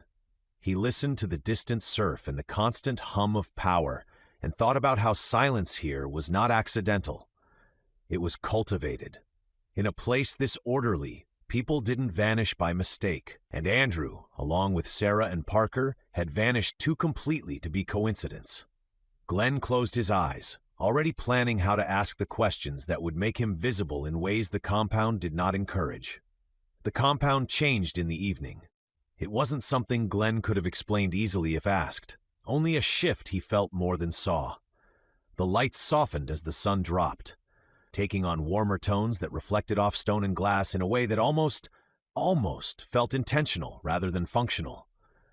The constant hum of generators remained, but it receded into the background as if the island itself had decided to lower its voice for a few hours. Glenn found Lucille in the garden just inside the inner perimeter, a narrow green space carved between high concrete walls and reinforced fencing. It was one of the few places in the compound where plants were allowed to grow without being clipped into perfect symmetry. Native grasses and low shrubs clustered around stone benches, and a single twisted tree reached upward toward the open strip of sky above the walls. The sunset spilled gold through that opening, catching on leaves and casting long, angled shadows across the path. Lucille sat alone on one of the benches, elbows resting on her knees, hands loosely clasped. She wasn't looking at anything in particular, just letting the light wash over her face as if it were something she could store away. Her posture was relaxed, but Glenn could see the tension in her shoulders, the way she held herself even when she thought no one was watching. He approached quietly, not wanting to startle her, and stopped a few feet away. "Mind if I sit?" he asked. She glanced up, surprised for only a fraction of a second before her expression softened. "No," she said. "I was hoping you'd find me." He sat beside her, close enough that their arms brushed. For a moment, neither of them spoke. They watched the sun sink lower, the light thinning as it slid down the walls and pooled at their feet. Somewhere beyond the compound, the ocean caught fire with reflected color, though they couldn't see it from here. "I don't like this place," Lucille said quietly, as if continuing a thought that had been waiting for him. "Not because it's dangerous, because it's pretending not to be." Glenn nodded. "It's built to feel safe. It's built to feel ordered," she corrected. "Like this is the only way things could ever work." He let that settle, then exhaled slowly. "That's actually why I came to find you." She turned to look at him fully now, one brow lifting slightly. "That sounds serious?" "It is," Glenn said. He paused, searching for the right words, then realized they didn't exist anymore. Not in a world like this. The right moment, the right setting, the right future. Those were luxuries the world had burned away. "I keep thinking about how fast everything changes," he continued. "How one day you're fixing wiring on a ship, and the next you're adrift in open water, wondering if you'll see land again. How we plan and wait and tell ourselves we'll do things later, when it's safer, when it's stable, when it makes sense." Lucille watched him without interrupting, her gaze steady and sharp. "There isn't a later anymore," Glenn said. "Not the way there used to be. And I don't want to keep waiting for the right conditions to exist before I decide what matters." The breeze shifted, stirring the leaves overhead.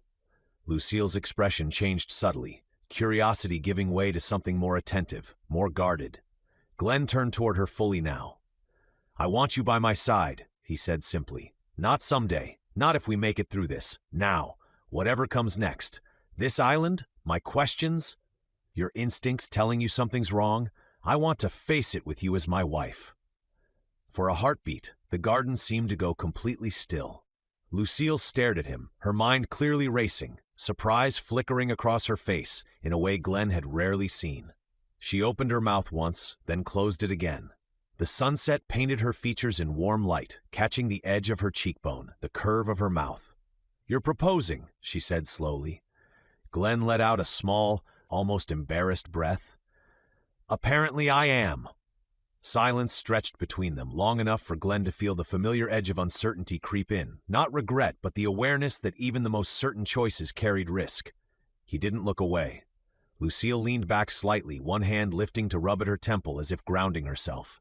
"You know," she said after a moment, "this is not how I pictured this." He smiled faintly. "Me neither." She studied his face, searching for something. Hesitation, doubt, fear. What she found instead seemed to settle her. Her shoulders eased. A small smile tugged at the corner of her mouth, tentative at first, then unmistakably real. "Yes," she said. The word landed softly and solidly all at once. "Yes," she repeated, this time with more certainty. "I don't see the point in waiting either." Relief flooded Glenn so fast it made him dizzy. He laughed quietly, shaking his head. "That was faster than I expected." Lucille reached out and took his hand, fingers warm against his. "We've already survived things most people won't even believe happened," she said. "Waiting for permission from the universe seems unnecessary." They sat there for another moment, hands intertwined, letting the decision settle into something real. The world hadn't changed around them. The walls were still high, the guards still patrolled, the questions about Andrew still loomed, but something inside Glenn felt anchored in a way it hadn't before. "There's no reason to wait," Lucille said, echoing his earlier thought. "If we're doing this, we do it now." "Tomorrow?" Glenn asked, half joking, half serious. She smiled. "Tomorrow." He exhaled, a mix of disbelief and quiet joy. "All right, then I guess we need two things." "An efficient," Lucille said immediately. "An address," Glenn added. She stood, smoothing the fabric of her shirt, as if already thinking ahead. "I'll check the storage facilities. They keep clothing for new arrivals, donations, surplus. I'm sure there's something that will work." He rose with her. "I'll find someone who can make it official. Quickly." Lucille leaned in and kissed him, brief but certain. "Be careful," she said softly. "You asking questions already makes people nervous." "I'll be careful, I promise," he replied, just as softly. She smiled once more, then turned and headed down the garden path, her silhouette briefly framed by the last spill of sunset before she disappeared around the bend. Glenn watched her go, then turned in the opposite direction, already scanning his mental map of the compound. Somewhere in this controlled maze of authority and compliance, there had to be someone who could perform a wedding. Someone with the clearance, the willingness, or the quiet defiance to make it happen. As he stepped out of the garden and back into the lit corridors of the compound, Glenn felt the weight of everything pressing in again. The missing child, the dangerous systems, the walls that weren't as sealed as they claimed to be. The idea of the wedding moved through the compound faster than Glenn expected. He hadn't announced it. He hadn't made a formal request. He simply mentioned it, casually, deliberately, to the first guard assigned to escort him back from the medical wing that evening. The man was younger than most, posture rigid, eyes trained forward as they walked the polished corridor. "I'm getting married tomorrow," Glenn said, as if he were commenting on the weather. The guard glanced at him, surprised just enough to betray curiosity before schooling his expression back into neutrality. "Congratulations." "Thanks," Glenn replied. He let a few steps pass, then added, "I'd like Parker and Sarah there, and their son, Andrew. They were separated from us during intake." The guard didn't stop walking, but Glenn saw the flicker of calculation behind his eyes. "I can pass the message along." "That would mean a lot," Glenn said evenly. "They're like family." The word lingered between them. The guard nodded once, a clipped motion. "I'll notify them." It wasn't confirmation. It wasn't reassurance. But it was the closest thing Glenn had received to an acknowledgement since they'd arrived that Andrew, Sarah, and Parker still existed.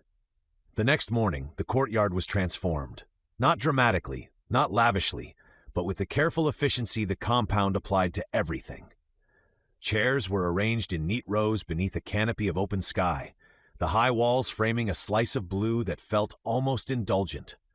White fabric had been draped between stone columns, simple and clean, catching the breeze just enough to move. Someone had placed small arrangements of native flowers along the aisle, their scent subtle but real, a reminder that life still grew here without permission.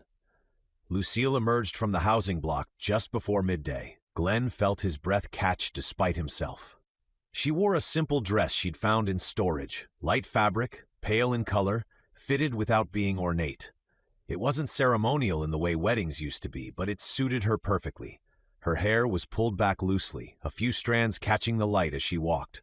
She looked calm, composed, and utterly certain. Mateo stood near the front row, dressed in clean compound-issued clothes that still managed to look like him through sheer force of attitude. He caught Glenn's eye and lifted his brows in silent approval.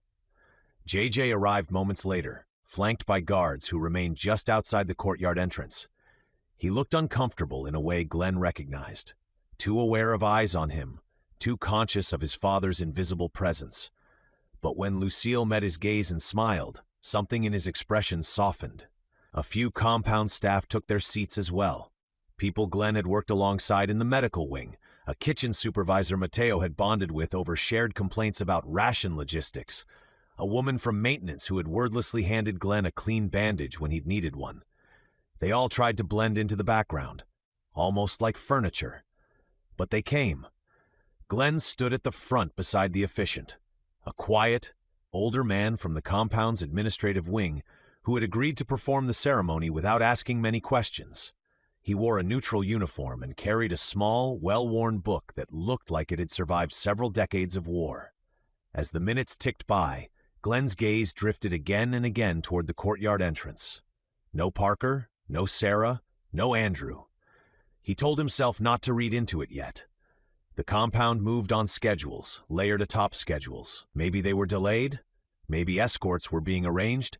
Maybe... 5 minutes before the ceremony was set to begin, Glenn leaned toward the nearest guard stationed just beyond the courtyard. "Can you check on Parker and Sarah?" he asked quietly. "And their son, Andrew?" "I was told they would be informed about the ceremony." The guard nodded, expression neutral. "I'll look into it." He left with brisk efficiency. Lucille noticed Glenn's tension immediately. She stepped closer, her voice low. "They'll come." He nodded, not trusting his voice. The officiant cleared his throat softly, a gentle reminder that time here was not fluid. The staff seated themselves more fully. Mateo crossed his arms, his earlier levity gone. JJ's eyes kept flicking toward the entrance now too, the tightness in his jaw returning. The guard returned. He stopped a few feet from Glenn, posture stiff. "They're unable to attend." Glenn stared at him. "Unable how?" "There are quarantine protocols in place," the guard replied smoothly. "Restricted areas, movement limitations." Glenn felt something cold settle behind his ribs. "They've been here for weeks?" "Yes. And they still can't move freely?" The guard's gaze didn't waver. "Protocols, sorry." Lucille stepped closer, her voice calm but edged. "Can we see them?" "I'm afraid not." JJ shifted sharply, the movement small but unmistakable. His jaw tightened, his mouth pressing into a hard line. "Where are they?" Glenn asked. The guard hesitated, just a fraction of a second too long. "They're safe." It was the same word Jonah used for everything. The officiant cleared his throat again, more insistently this time. The sun continued its slow arc overhead, the light bright and indifferent. Lucille met Glenn's eyes. In them, he saw the same conclusion forming, the same understanding that whatever explanation had just been given was not the truth. "Are they aware of the wedding?" Lucille asked the guard. "They've been informed," the guard replied. The silence stretched, heavy and exposed. Glenn felt the weight of every person watching him now, not with expectation but with quiet sympathy. They knew, maybe not the details, but the shape of it. Everyone here understood what it meant when explanations became vague. Glenn swallowed.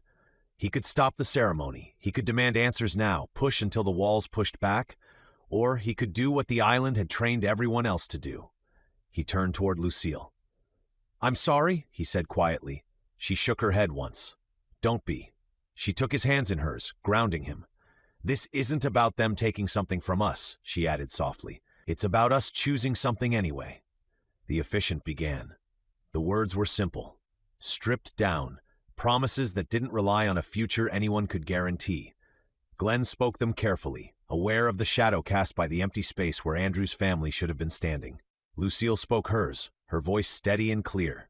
Mateo watched with an expression Glenn had never seen before, raw, protective, stripped of humor. JJ stood rigid, eyes dark, the polite veneer he wore in public cracked just enough to show anger beneath. When the officiant pronounced them married, there was polite applause, smiles, quiet congratulations. But the moment felt thinner than it should have. The absence lingered like a second presence, something unseen but impossible to ignore. Glenn felt joy, real, undeniable, but it existed alongside a growing certainty that the wedding had revealed more than it had celebrated. As people began to disperse, Lucille leaned close to Glenn's ear. "This wasn't quarantine." "No," Glenn replied. "It wasn't." JJ approached them as the courtyard emptied, his voice low and tight. "My father didn't tell me about any quarantine protocols." As the sun dipped lower and the compound lights began to warm, Glenn stood beside his wife, and understood that the wedding had done exactly what he'd hoped it would. It had drawn a line. And somewhere beyond the walls, in a restricted place guarded by silence and rehearsed answers, a family was being kept from them for reasons no one was willing to name. The courtyard slowly emptied after the ceremony, the guests dispersing in small, quiet clusters, as if unsure whether lingering too long might draw attention. Someone suggested photographs, an attempt, Glenn suspected, to anchor the moment into something tangible, something that couldn't be rewritten later. The suggestion was met with soft agreement, and the group drifted toward the outer wall where the light was better and the backdrop cleaner. The wall rose high behind them, smooth concrete broken only by seams and security fixtures. Beyond it, the ocean wind carried the distant crash of waves, a reminder that freedom existed somewhere just out of reach. Mateo stood to one side, arms crossed loosely, making an exaggerated show of trying to look serious before inevitably breaking into a crooked grin. JJ hovered nearby, half present, his attention split between the group and the guards positioned along the perimeter. Lucille stood beside Glenn, her hands still warm in his. For a moment, the unease receded enough for him to register the reality of that, to feel the quiet, grounding weight of it. Married. Even here. Even now. A compound staffer lifted a camera and gestured for them to arrange themselves. Glenn shifted slightly, angling Lucille toward the light. He was halfway through the motion when something caught his eye. One of the guards stationed a few yards away had stepped back from the wall and was leaning casually against it, posture loose, attention only half on the group. In his hands was a small object, turning slowly between his fingers as if he were absent-mindedly passing time. A harmonica. At first, Glenn's mind rejected the recognition outright. Harmonicas weren't rare. They were small, durable, easy to scavenge. Plenty of people carried them now. Comfort items, trade goods, noisemakers in a quiet world. But then the guard tilted it slightly, and the light caught along the metal casing. There was a dent along the side. Shallow, but unmistakable. Glenn's breath caught. He knew that dent. It came from the day Andrew had dropped it on the Ocean Serenity, fumbling it with clumsy hands as the ship lurched. Glenn had picked it up for him, had turned it over once and smiled, telling Andrew it gave the harmonica character. Andrew had nodded solemnly, as if that explanation mattered deeply. Glenn's pulse began to pound in his ears. He didn't say anything at first, didn't alert Lucille, didn't move abruptly. His eyes stayed on the guard's hands as the man rolled the harmonica over his knuckles, then brought it briefly to his lips. Not to play, just to test the weight of it there. Something cold and sharp slid into place behind Glenn's ribs. He stepped away from Lucille slowly, deliberately, as if nothing were wrong. "Give me a second," he murmured. She glanced at him, sensing the shift immediately, but nodded. Glenn crossed the short distance to the guard, each step feeling heavier than the last. The guard noticed him when Glenn was only a few feet away, his mouth curling into a lazy half-smile that suggested mild amusement rather than concern. "Nice ceremony," the guard said. Glenn didn't return the smile. His gaze stayed fixed on the harmonica. "Where did you get that?" The guard followed his line of sight, then shrugged lightly. "This?" "Yes," Glenn said. His voice was calm, but it took effort to keep it that way. The guard turned the harmonica over once more, then pushed himself off the wall. "Just lying around," he said. "Found it during a sweep." "Where?" Glenn asked. The guard's eyes flicked briefly toward the inner compound before returning to Glenn. "Storage area, family sector." "That belongs to a child," Glenn said. "His name is Andrew." The guard's smirk deepened. "Doesn't belong to him now." For a moment, Glenn didn't trust himself to speak. The sounds of the courtyard, quiet laughter, the click of the camera shutter, Mateo's low voice teasing JJ about smiling properly seemed to fade, replaced by a low rush in his ears. "Where is he?" Glenn asked. The guard leaned in slightly, lowering his voice just enough to make the exchange feel private. "You people ask a lot of questions for guests." Glenn's hands curled into fists at his sides. He forced them to stay there. "Answer me," he said. The guard straightened, professionalism sliding back into place like a mask. "I told you it was lying around." Lucille's voice cut in then, sharp and controlled. "What was lying around?" The guard glanced at her, then back at Glenn. "Property. Unclaimed." Mateo had gone quiet behind them. JJ stood rigid, eyes locked on the harmonica now, his expression darkening with every second. "That harmonica was not unclaimed," Lucille said. "It belonged to a boy who hasn't been seen since intake, a boy who wouldn't leave that behind for anything." The guard's jaw tightened almost imperceptibly. "I suggest you step back." Glenn reached out, not fast, not threatening, and closed his fingers around the harmonica. The guard's hand tightened reflexively, resisting for a split second before releasing it. The metal felt cool against Glenn's palm, familiar, heavy with meaning. "You shouldn't touch that," the guard said. Glenn turned the harmonica over in his hand, his thumb brushing the dent. There was no doubt now. None. "Where is Andrew?" he asked again. The guard's gaze hardened. "This conversation is over." Prosody. Two other guards had begun to drift closer, their posture no longer casual. The courtyard had gone quiet enough now that the tension was visible, a subtle tightening of space around them. Lucille stepped closer to Glenn, her presence solid at his side. Mateo shifted his weight, ready in a way that had nothing to do with celebration. JJ spoke then, his voice low but carrying. "If you found that in the family sector," he said, "then you know exactly who it belongs to." The guard glanced at JJ, recognition flickering briefly before settling back into indifference. "Things happen," he said. "People get moved. Property gets reassigned." Glenn felt something in him harden, not into anger, but into clarity. This wasn't negligence. This wasn't quarantine. This wasn't temporary separation. Something had happened to Andrew's family. He closed his fingers fully around the harmonica and stepped back, breaking eye contact. The guards didn't stop him. Whatever power they held didn't require confrontation. Lucille looked up at him, her eyes searching his face. "That was his," she said quietly. Glenn nodded once. "Yes." Mateo exhaled slowly, the sound tight. "So that's your answer." JJ's jaw was clenched so hard the muscles stood out. "My father knows," he said. It wasn't a question. Glenn looked down at the harmonica in his hand. The metal felt heavier than it should have. The photographs were forgotten. The ceremony felt like it had happened days ago instead of minutes. Around them, the compound continued its smooth operation, guards resuming their posts, staff dispersing, the system absorbing the disruption without visible strain. But something fundamental had shifted. The uncertainty that had lingered since intake was gone. In its place was resolve, and resolve was far more dangerous. Andrew hadn't simply been kept away. He, and his parents, had been erased quietly, efficiently, and without explanation. And Glenn knew with chilling clarity that whatever rules governed this island, they were not designed to protect families. They were designed to manage them. He closed his hand around the harmonica and felt the sharp edge of resolve settle in his chest. Whatever had happened to Andrew's family, Glenn was done waiting for answers.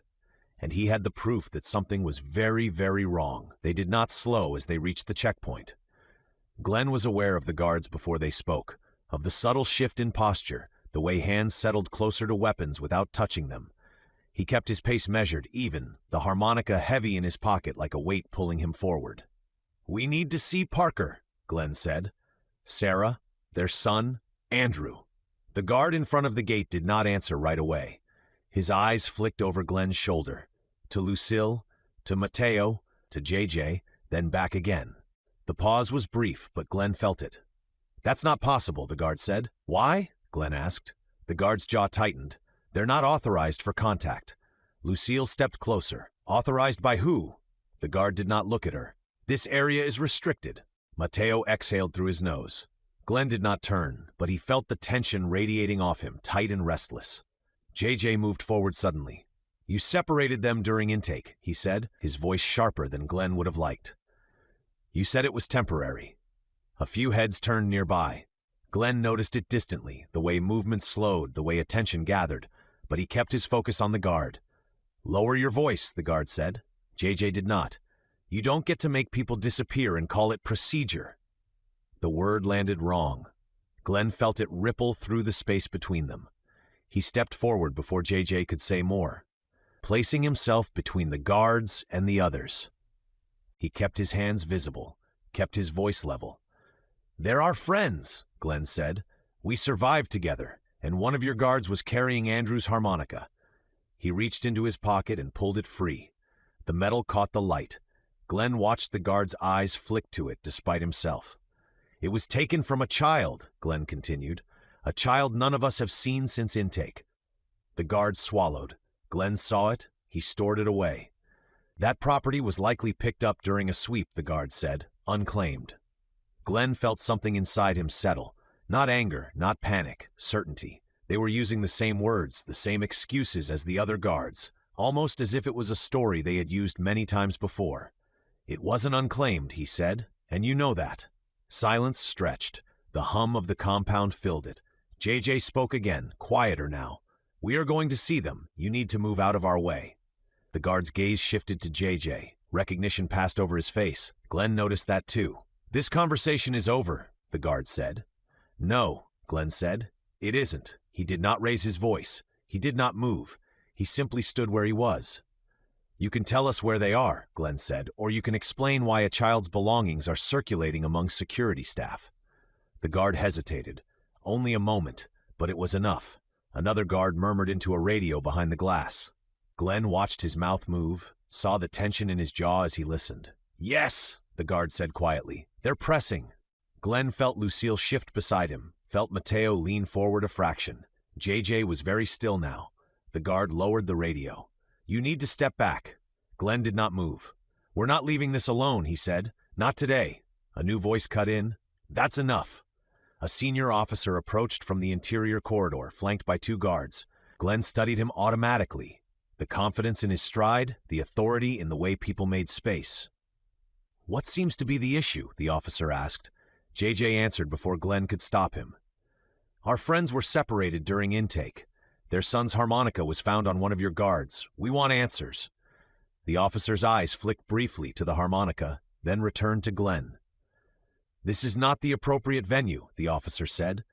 "Then take us to the appropriate one." Glenn replied. The officer paused, then he keyed his radio. "Command, this is Security Lead Morris. We have an escalation regarding Parker, Sarah, and their son. Request guidance." Glenn's chest tightened at the word escalation, and that this officer seemed to already know who this was about, almost as if they were waiting for this situation to eventually come up. The officer listened, nodded once, then lowered the radio. "You will return to your quarters," he said. "This matter will be reviewed." Mateo shook his head slowly. "That's not going to happen." The officer did not respond. Guards began to reposition around them, not aggressively but deliberately. Glenn recognized the tactic. Close space, reduce options. Glenn pressed, "What happened to them? Did you do something to them?" The guards just held their ground, a person in the background frantically talking over the radio. Lucille leaned toward him. "They're not denying it," she whispered. "No," Glenn said. "They're just not saying it." JJ's voice was low. "My father has to know where they are." The air around the checkpoint tightened as more guards drifted closer. Glenn noticed it in fragments, the quiet repositioning of boots on concrete, the way rifles were no longer slung quite so loosely, the subtle narrowing of space around him and the others. No one shouted, no one rushed. The compound didn't do chaos. It applied pressure slowly, the way a vice closed, until resistance became impractical. The senior officer was still standing in front of them when a ripple moved through the guards behind him. Heads turned, postures straightened. Someone murmured into a radio and then went silent. Glenn followed their line of sight. Jonah Wallace Sr. was walking toward them from the interior corridor, his pace unhurried. His expression relaxed in a way that felt deliberate rather than natural. He wore a light linen suit despite the heat, crisp and immaculate, the shark emblem catching the light at his cuff as his arm swung. To anyone watching from a distance, it might have looked like a man arriving late to a meeting, mildly amused to find it already underway. Glenn felt his jaw tighten. Jonah stopped a few steps away, taking in the scene with a glance that missed nothing. The guards, the harmonica in Glenn's hand, the way JJ stood rigid beside him, barely containing himself. "Well," Jonah said pleasantly, spreading his hands a fraction, "this looks energetic, Dad," JJ said, his voice tight. "Where are Parker, Sarah, and Andrew?" Jonah's attention shifted to JJ immediately, the warmth in his expression deepening as if he were greeting a son who'd raised his voice in a crowded room rather than a compound in lockdown posture. He stepped closer, placing a hand briefly on JJ's shoulder. "Easy," Jonah said. "You're drawing an audience. They're missing," JJ shot back, "and one of your guards had the kid's harmonica." Jonah glanced at Glenn then, just once. The look was quick, assessing, and Glenn felt it like a brush of cold air. Jonah did not acknowledge the harmonica, did not acknowledge Glenn's presence beyond that fleeting glance. "JJ," Jonah said calmly, "you're letting emotion outrun information." Glenn stepped forward. "We've been asking about them for days." Jonah did not look at him. "They were separated during intake," Glenn continued. "Now no one will say where they are. That harmonica belonged to Andrew." Jonah's smile didn't change, but something beneath it shifted.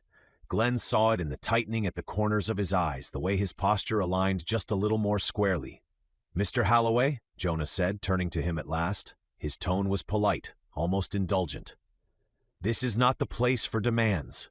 "It became the place when a child disappeared," Glenn replied. The guards around them went very still. Jonah studied Glenn for a moment longer than necessary. Then he nodded, as if conceding a point that cost him nothing. "Andrew and his parents are undergoing observation," Jonah said smoothly. "They are safe." "When can we see them?" Lucille asked. Jonah turned to her, his smile returning with practiced ease. "When it's appropriate." Mateo let out a short, disbelieving laugh. Glenn heard it, but his focus stayed locked on Jonah. The man's words were precise, carefully chosen to sound like answers without actually being any. "What does that mean?" Glenn asked. "It means," Jonah said, his voice still calm, that this island survives because we do not rush forward blindly. We do not take risks with things we do not fully understand. They're people, Glenn said. Yes, Jonah replied, and people can carry risk. JJ stared at his father. They're not infected. Jonah's gaze flicked back to his son. That remains to be determined. Glenn felt something cold slide into his chest. You said asymptomatic carriers were kept offshore. Jonah's eyes returned to Glenn. This time there was no warmth there, just curiosity, sharpened by irritation. You've been paying attention? Jonah said. You're hiding something, Glenn replied, and we are not letting this go. Jonah stepped closer, closing the distance just enough that Glenn could smell his cologne. Clean, expensive, out of place. He lowered his voice slightly, not enough to make it private, but enough to shift the tone. This island exists because I make decisions others are unwilling to make, Jonah said. That includes who moves freely and who does not. You're talking about a kid, Mateo said. Jonah did not even glance at him. JJ's hands clenched at his sides. You didn't tell me. Jonah sighed, the sound faintly theatrical. Because you don't need to be burdened with every operational detail. They're my friends, JJ said. You promised? I promised you safety, Jonah interrupted, his voice firm now. Not transparency. The word settled heavily. Glenn watched JJ's face tighten, watched something fracture there, trust giving way to something sharper and more dangerous. When do we see them? Glenn asked again. Jonah held his gaze this time. Glenn felt it then, a pressure, subtle but unmistakable. The look wasn't a threat in the traditional sense. It was a warning wrapped in civility. Drop it. Jonah's smile returned, polished and public-facing. You'll be informed when it's appropriate. And if we don't stop asking, Glenn said.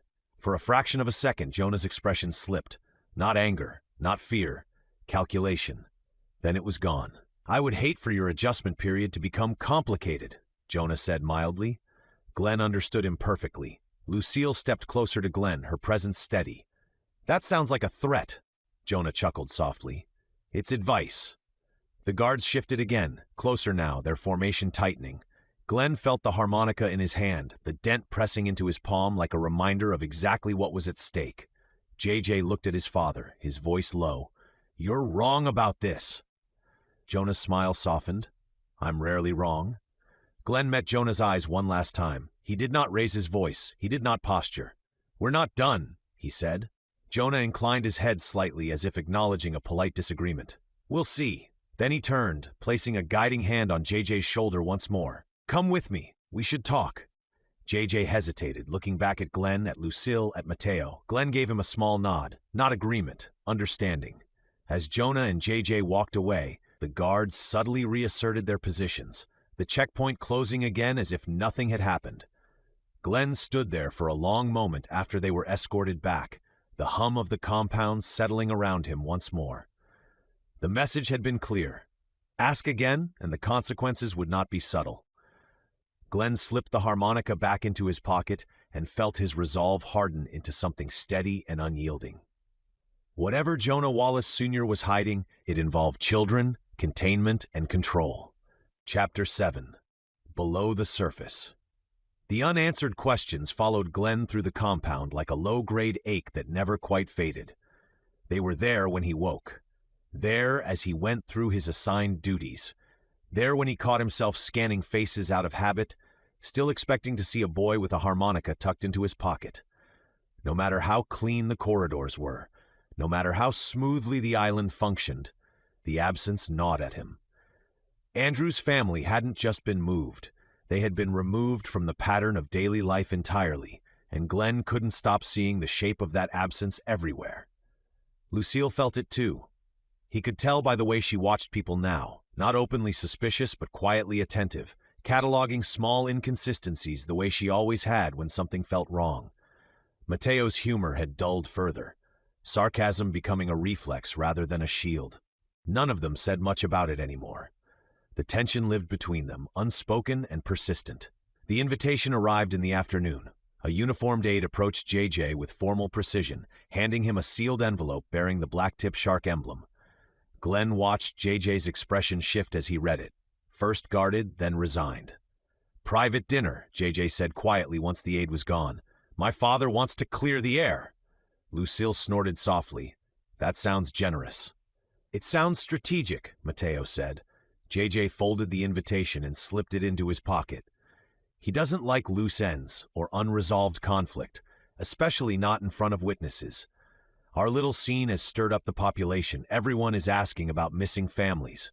Apparently Sarah, Parker, and Andrew are not the only ones who went missing after intake. Glenn studied JJ's face. There was tension there, but also something else. An edge of anticipation, maybe even defiance. Should we go? Glenn asked. JJ met his eyes. There is no such thing as an invitation with my father. If he sent this, then he expects everyone to show up. It's more of a notice. Lucille nodded once. Then we have to go. They were escorted at dusk. The main building rose from the center of the compound like a statement rather than a structure. Sleek lines, reinforced glass, and stone polished to a muted sheen. Inside, the temperature dropped a few degrees. The air cooled and filtered until it carried only the faintest hint of salt. Glenn noticed the way sound changed too.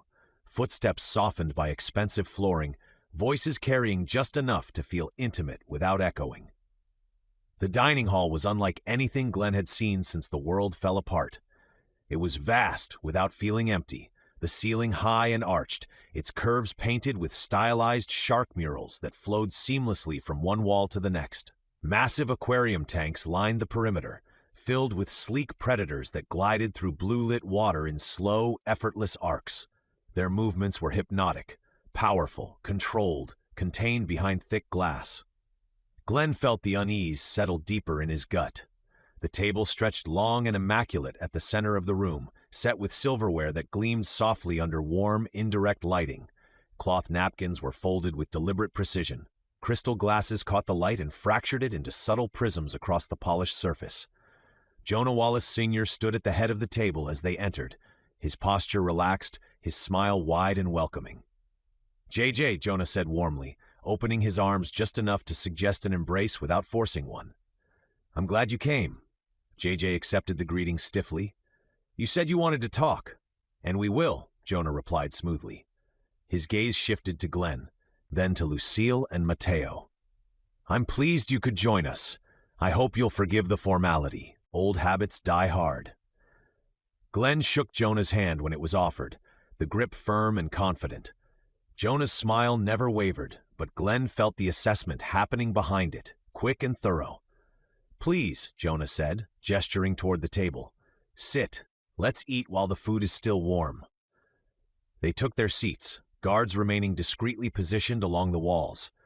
Glenn chose a chair that gave him a clear view of both the doors and the tanks, a habit he hadn't shaken since the early days after the collapse. Lucille sat beside him, posture relaxed but alert. Mateo leaned back slightly, eyes tracking the sharks with a mix of fascination and distrust. As servers moved silently to pour water and set down the first course, JJ leaned toward Glenn, his voice low. "This feels less like dinner," he murmured, "and more like an interview." Glenn nodded faintly. "Then answer carefully." Jonah took his seat at the head of the table, folding his hands together. "I know there's been tension," he said lightly. "That's unfortunate but understandable.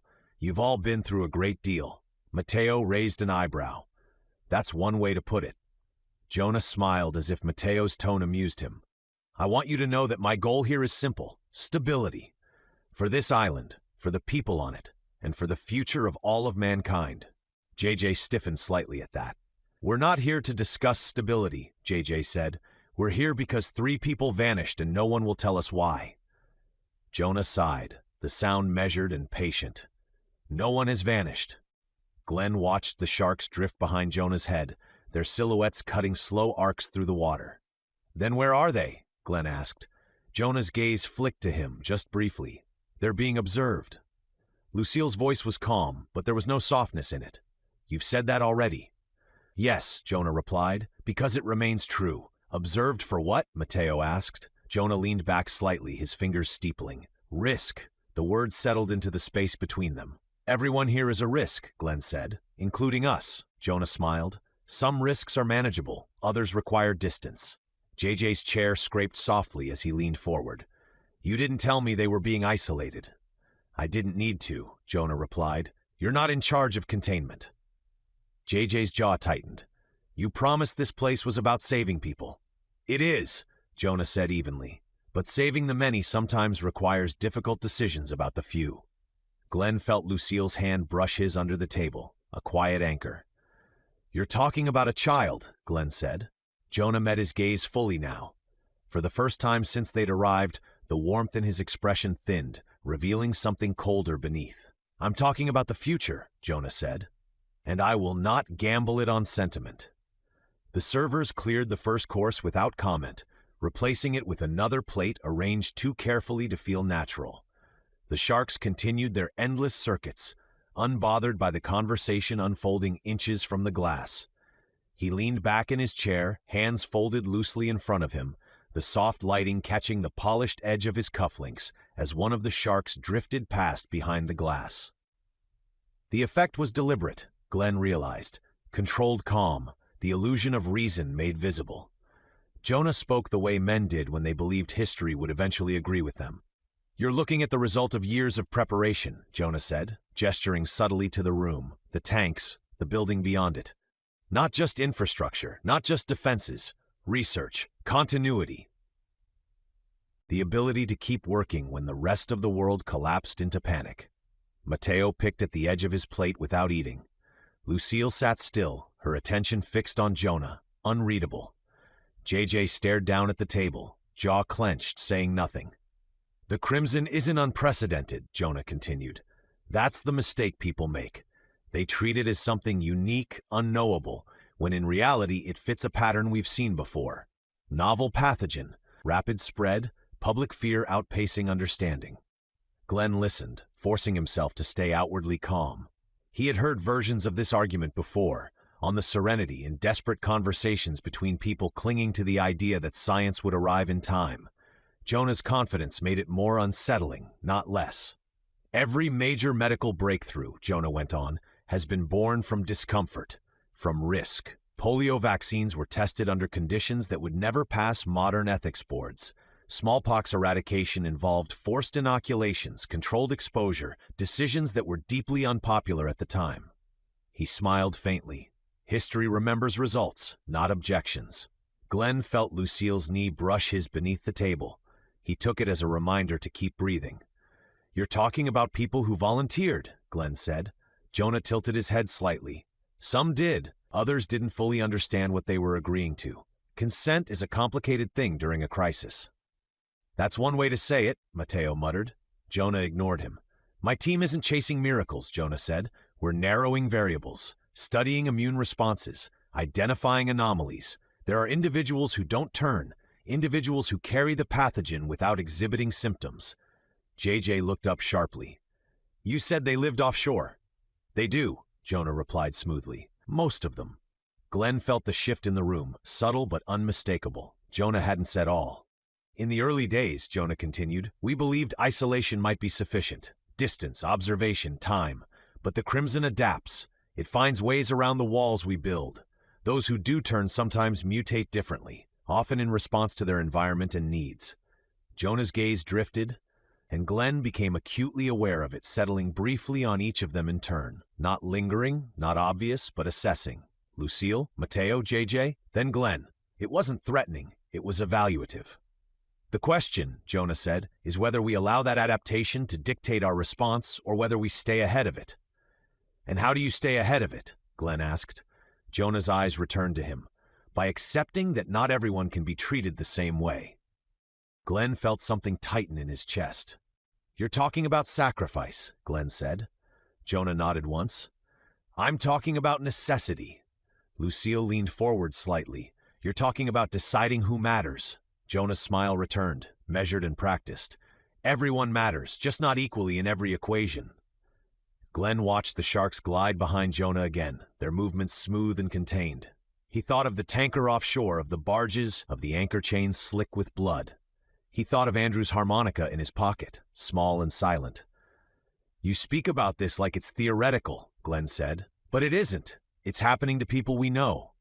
Jonah's expression softened, just enough to feel almost sympathetic. Which is why this is difficult for you. Proximity clouds judgment. Or clarifies it, Glenn replied. Jonah studied him for a moment longer than he had before.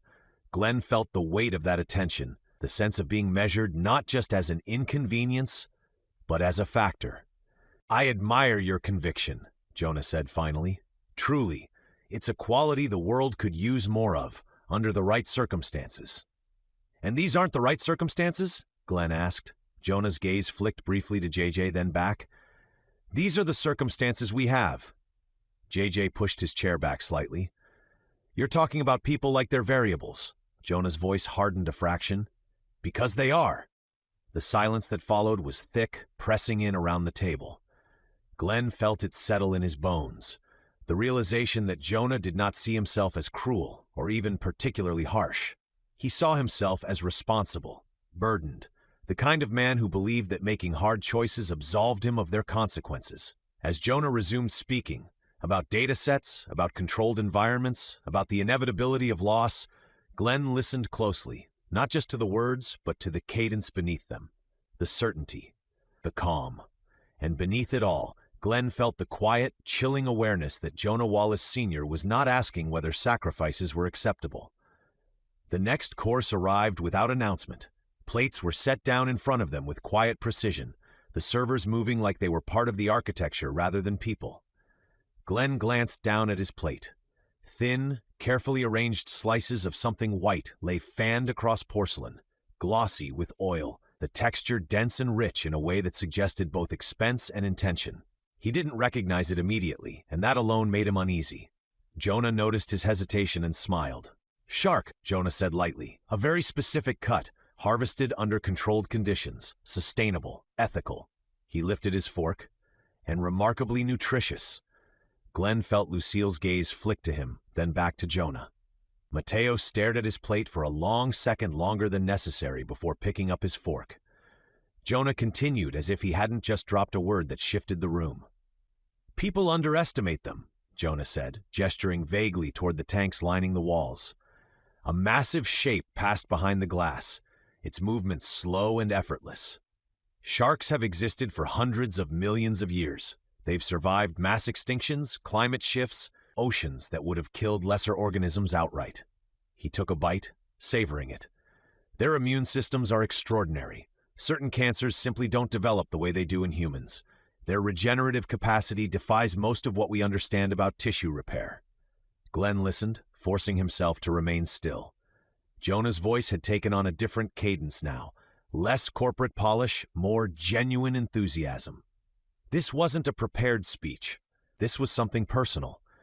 "They don't panic," Jonah went on. "They adapt, they heal, they endure. Nature perfected them long before we ever picked up a scalpel." Lucille cut a small piece from her portion but didn't eat it. "And that's where your research started?" she said. Jonah nodded.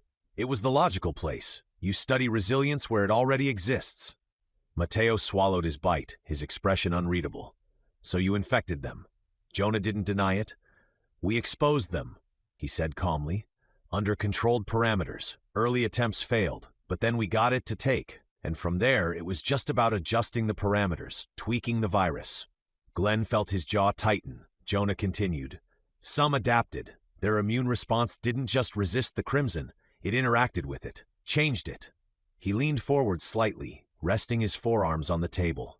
Glenn noticed again the way Jonah's gaze drifted. Not randomly, but deliberately, resting on each of them in turn as he spoke. "Animal models can only take you so far," Jonah said. "Eventually, if you want real results, you need proximity. You need variables closer to your own physiology." The word variables landed heavy in Glenn's mind. "So you moved on to people," Glenn said. Jonah met his eyes without flinching. "We expanded the scope." Lucille's voice was steady. "That's not an answer." Jonah's smile returned, faint and patient. "It's the most honest one you're likely to get." Glenn felt the meaning settle in slowly, like sediment dropping through clear water. Jonah wasn't confessing, he wasn't boasting. He was explaining, because in his mind, explanation equaled justification. "You're accelerating your research," Glenn said, "by shortening the distance between theory and consequence." Jonah inclined his head. "Time is the one resource we don't have." Mateo set his fork down. "And consent?" Jonah's gaze flicked to him, then moved on. "Consent exists on a spectrum during collapse." Glenn exchanged a glance with Lucille. He saw the same unease reflected there, the same recognition that Jonah was choosing his words carefully, not to hide the truth, but to shape how it was received. "When you say human trials," Lucille said, "you're not talking about volunteers." Jonah's eyes lingered on her a moment longer than necessary. "I'm talking about people who were already exposed," he said, "already compromised, already carrying risk." "Like asymptomatic carriers," Glenn said. Jonah's fork paused midair, just for a fraction of a second. "Yes," Jonah said, "among others." Glenn felt his pulse pick up. "And children?" Glenn asked quietly. The room seemed to still. Jonah set his fork down carefully. He looked at Glenn with a measured expression, not surprised, not offended. "Children," Jonah said, "are not immune to the crimson." "That's not what I asked," Glenn replied. Jonah held his gaze. Glenn felt it again, that subtle pressure, the warning beneath the civility. "You're asking questions," Jonah said, "that suggest conclusions." "I'm asking because people disappeared," Glenn said, "and you keep speaking like disappearance is part of the process." Jonah leaned back, folding his hands together once more. "Progress requires courage," he said, "and the willingness to act when others freeze." Glenn thought of Andrew's harmonica, of the dent, of the guard's smirk. "You're not curing anything," Glenn said. "You're just deciding who gets used." Jonah smiled thinly. "History will decide that." As the sharks continued their slow circuits behind the glass, Glenn felt the last of his uncertainty burn away. Jonah Wallace Sr. wasn't hiding what he was doing. He was normalizing it. And the way Jonah had said human trials, calm, deliberate, and just pointed enough, left Glenn with no doubt that the words had been chosen for him to hear. Whatever had happened to Andrew's family, it wasn't an anomaly. The main course arrived under silver lids, the scent reaching Glenn before the plates were fully uncovered. It was rich and savory, layered with spice and something faintly sweet beneath it.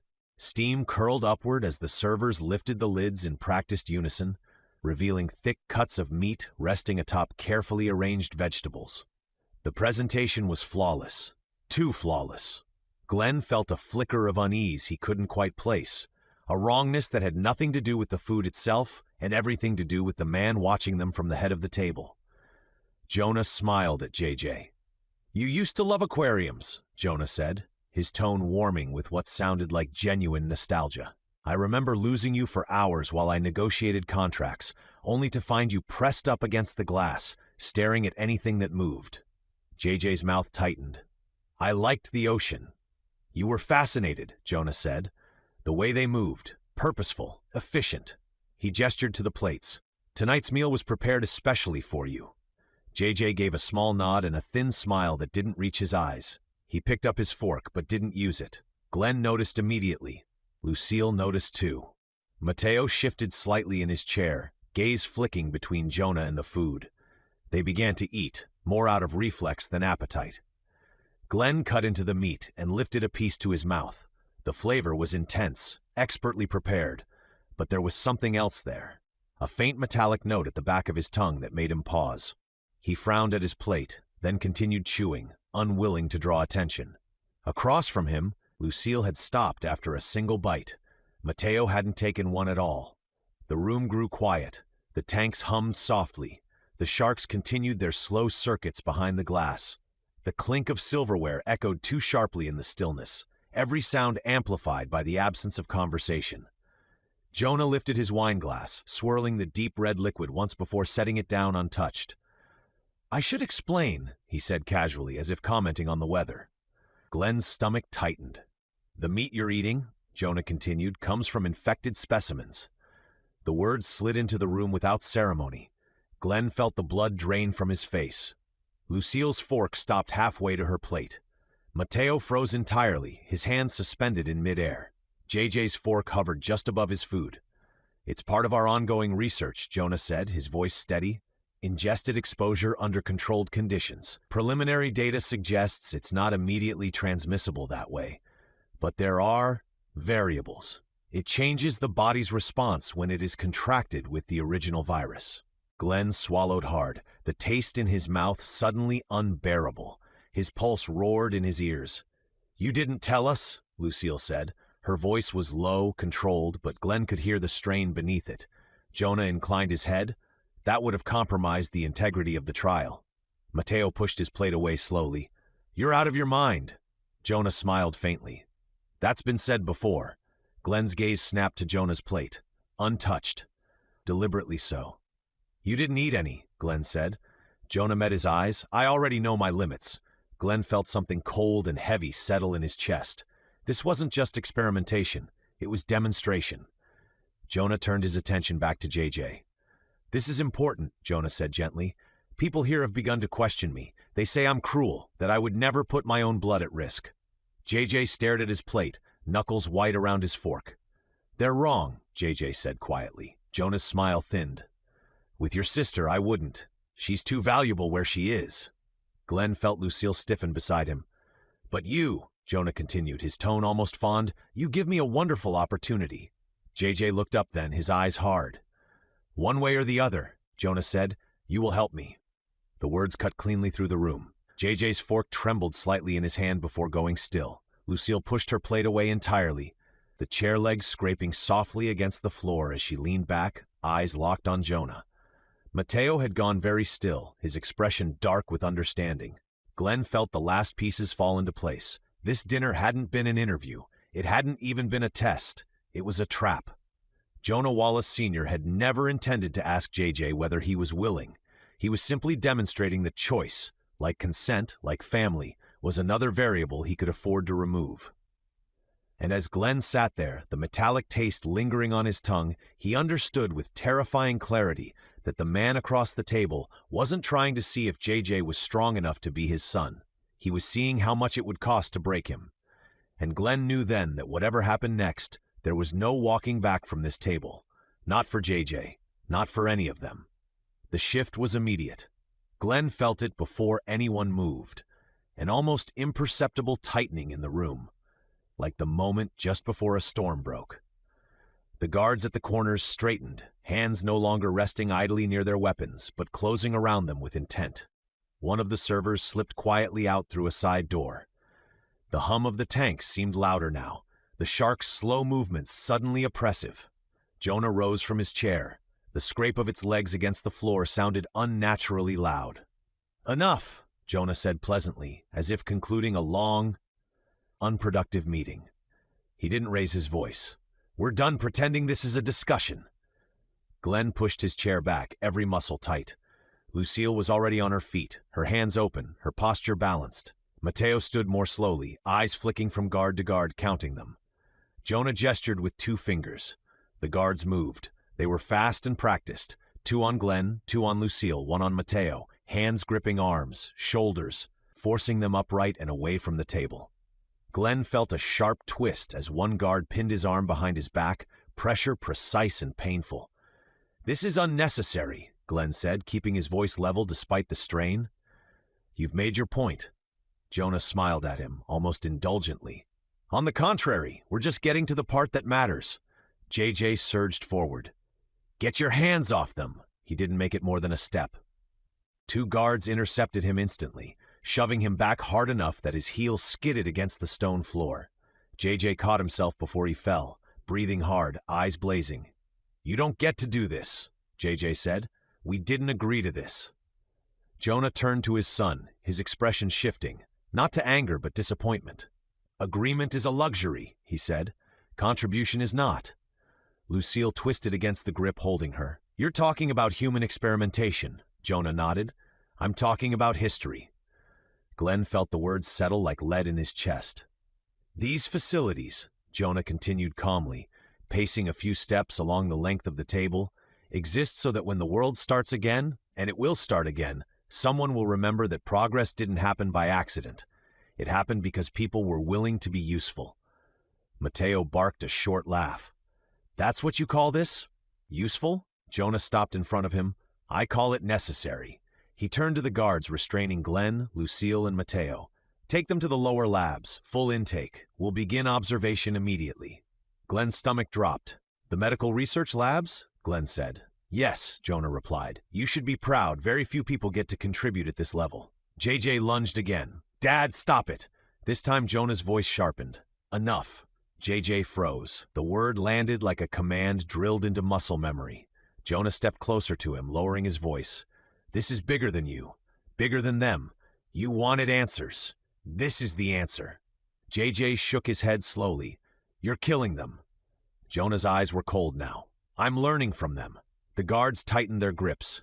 Glenn was forced forward, his feet stumbling for a moment before he found his balance. He caught Lucille's eye as they were turned toward the exit, saw the fury there, the resolve. Mateo met his gaze next, a grim nod passing between them. JJ's voice broke through one last time. You said family mattered. Jonah didn't turn back. It does, he said. That's why I've got a special plan for you. Jonah lifted his glass. This is how we change the world, son. The doors at the far end of the dining hall slid open, revealing a descending corridor lit in sterile white. Glenn smelled antiseptic before they even crossed the threshold. The air grew cooler as they were marched forward, the sound of their footsteps echoing harshly off polished walls. Behind them, the dining hall doors closed. JJ was left standing alone amid silverware and half-eaten plates, sharks circling endlessly behind glass, his father already turning away, as if the problem had been solved. As Glenn was pushed down the corridor, his shoulder aching, his pulse hammering, one thought cut through the fear with startling clarity. Andrew's family hadn't been isolated. They had been processed, and now, Glenn understood, he and the others were next. The corridor beyond the dining hall felt like a different world. The warmth, the polished stone, the curated calm vanished the moment the doors sealed behind them. Harsh fluorescent lights buzzed overhead, washing the hallway in a flat, unforgiving white that leached color from everything it touched. The air was colder here, stripped of salt and comfort, replaced by the sharp bite of antiseptic that burned the back of Glenn's throat. The guards did not speak. Their boots struck the floor in steady rhythm as they marched Glenn, Lucille, and Mateo forward, hands locked tight on arms and shoulders. Glenn stumbled once when the floor dipped slightly, a ramp descending deeper into the compound's underbelly. A guard jerked him upright without comment, fingers digging into muscle with practiced force. They passed reinforced doors set into the walls at regular intervals, thick steel, observation slits no wider than a hand. Red indicator lights glowed above some of them, steady and ominous. Glenn heard it then, a sound faint but unmistakable, muffled voices bleeding through the walls, not shouting, not screaming, just pleading. Weak, hoarse, the kind of sound that came from throats already worn raw. His jaw clenched. Lucille heard it too. He could tell by the way her shoulders tightened, by the barely perceptible hitch in her breath. Mateo's head turned sharply toward one door as a low cry seeped through the seam, quickly cut off by something mechanical clicking into place. "What's in there?" Mateo demanded. No answer. The smell changed as they went deeper. The antiseptic remained, but something else crept beneath it. Coppery, sour, unmistakably organic. Glenn recognized it from hospitals pushed past capacity, from makeshift triage zones where cleaning never quite caught up with reality. Blood, waste, decay. His pulse thudded louder with every step. The hallway ended at a wide set of double doors that slid open with a pneumatic hiss. Beyond them lay a holding area that made Glenn's stomach drop. Stainless steel tables lined the room, their surfaces gleaming under the lights. Thick leather restraints hung from their sides, buckled and ready, some still marked with dark stains that hadn't fully come out. Along one wall, glass-walled rooms stretched in a row, each fitted with monitoring equipment. Heart rate displays, IV pumps, observation cameras angled downward. Beds sat inside those rooms. Not all of them were empty. Glenn caught glimpses as they passed. Figures lying still beneath thin sheets, chests rising shallowly. Tubes ran from arms and necks. Electrodes clung to skin that looked pale, drawn tight over bone. One person stirred weakly as Glenn went by, eyes fluttering open just long enough to register fear before sliding shut again. "This is sick," Glenn said hoarsely. One of the guards tightened his grip. "Keep moving." They were shoved toward the center of the room, forced to their knees for a moment as restraints were unlocked and prepared.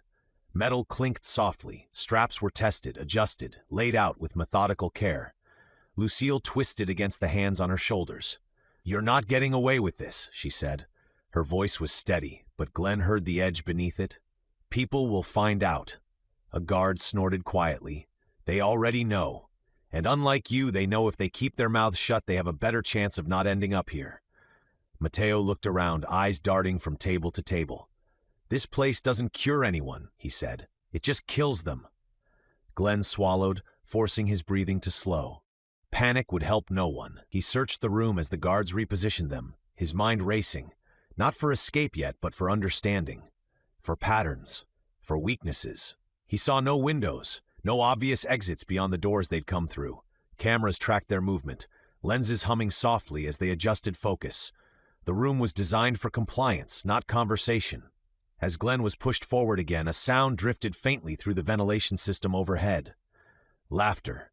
Distant. Refined. Familiar. For a moment, Glenn wasn't in the holding area anymore. He could picture it clearly. The dining hall above them, warm lights reflecting off glass tanks, Jonah Wallace Sr. lifting his wine glass with practiced ease. "This is how we change the world, son." The words echoed in Glenn's mind, cold and absolute. The guards forced him down onto one of the tables. The metal was icy against his back, sending a shock through his spine. Straps were pulled tight around his wrists, his ankles, his chest. He tested them instinctively. They didn't give. Lucille was restrained on the table beside him, her jaw set, eyes blazing as she tracked every movement. Mateo was forced down last, his breathing fast but controlled, his gaze locked on Glenn in a silent exchange of resolve. Above them, unseen and untouched, Jonah drank. Below, in the fluorescent glare and the smell of antiseptic and rot, Glenn understood with brutal clarity that this was never about saving the world. It was about controlling it. And somewhere, alone in a room filled with sharks and silverware, JJ was being taught exactly what that control cost. Chapter 8. The cold, hard truth. Glenn couldn't tell how long they'd been restrained. Hours, maybe longer. The fluorescent lights never dimmed, never shifted. The air stayed cold and dry, humming softly through vents that carried more than just oxygen. Every sound seemed amplified here. The faint whir of machines behind glass, the distant clatter of metal instruments, the soft hiss of something being sterilized nearby. He lay still, muscles aching from the restraints, forcing himself to breathe evenly. Panic would waste energy. Fear would cloud his thinking. Jonah had built this place to overwhelm people into compliance. Glenn refused to give him that satisfaction. Lucille lay on the table to his left, her head turned just enough that Glenn could see one eye. It was sharp, focused, angry, but not panicked.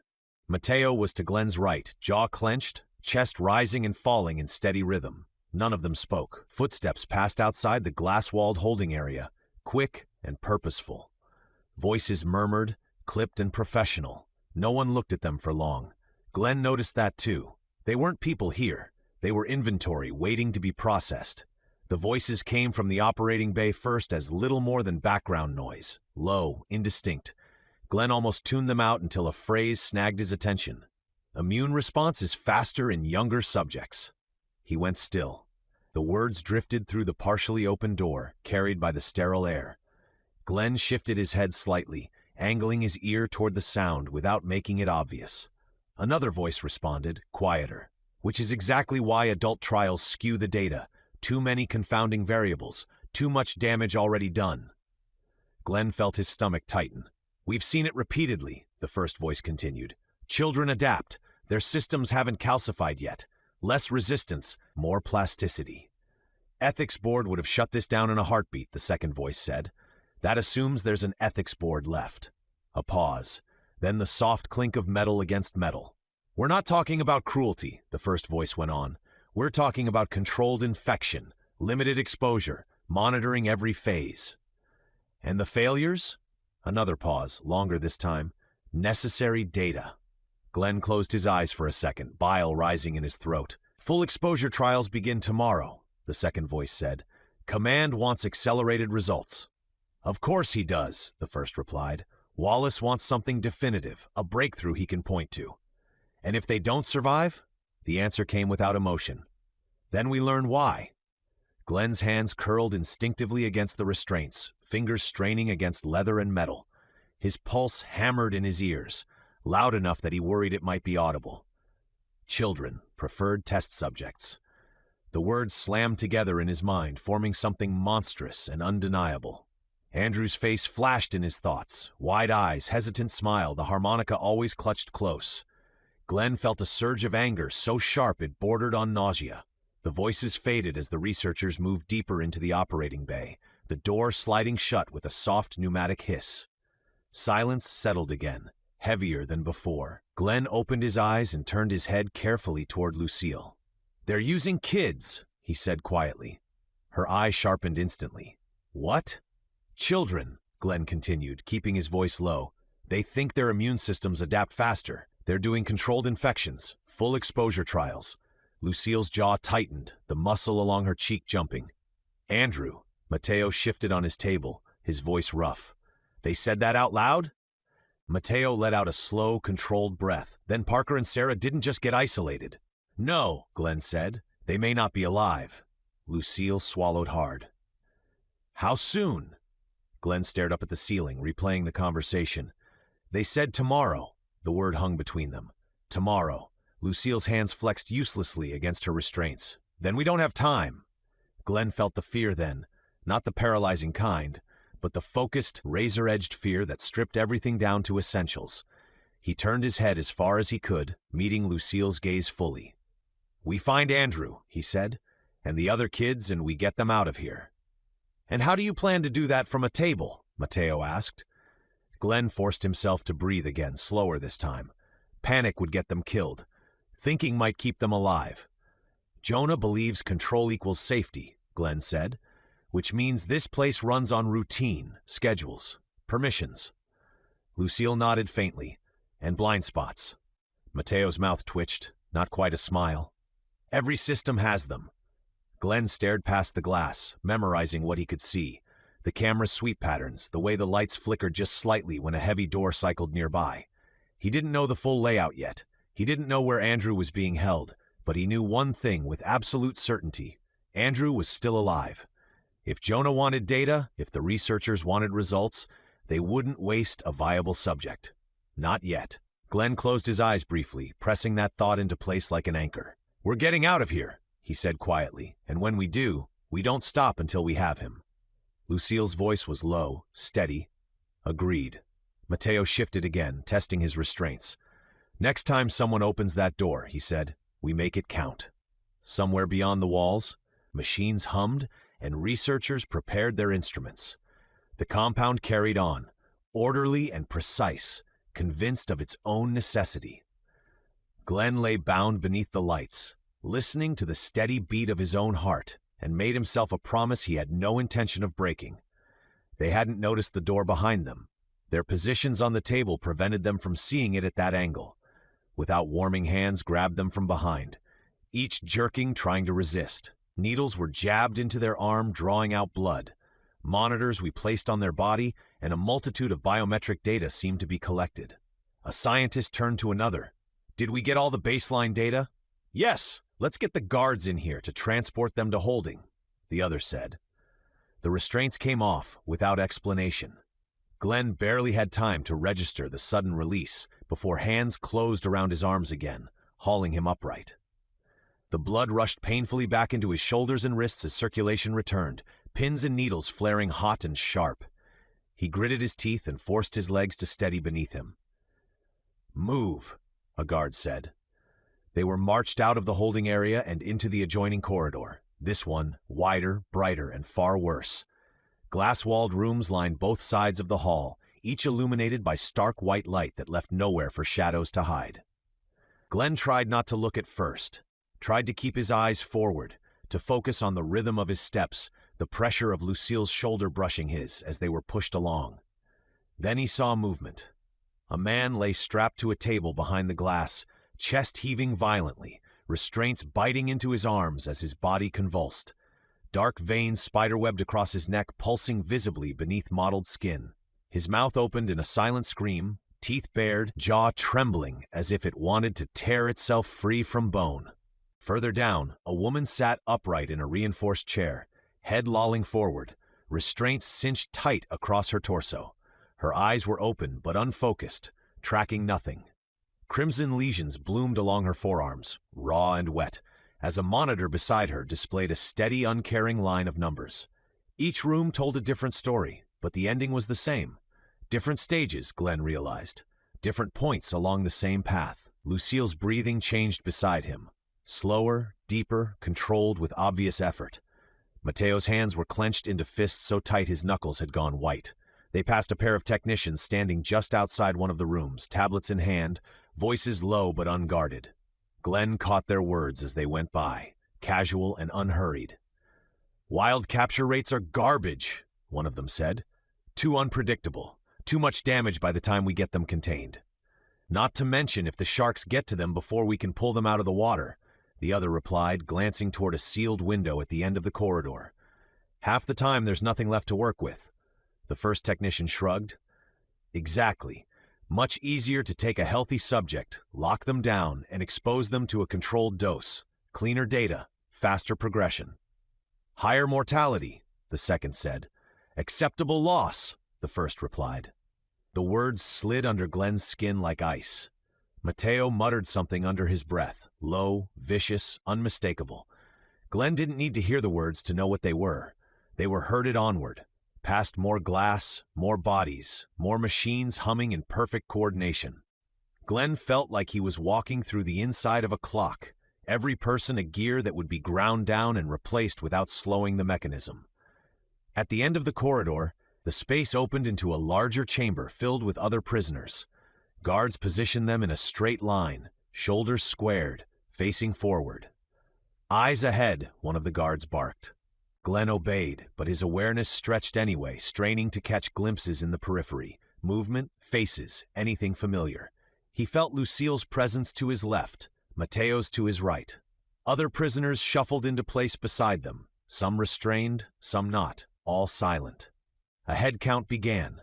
Names were called, numbers checked against tablets. The process was quick, mechanical. Then it happened.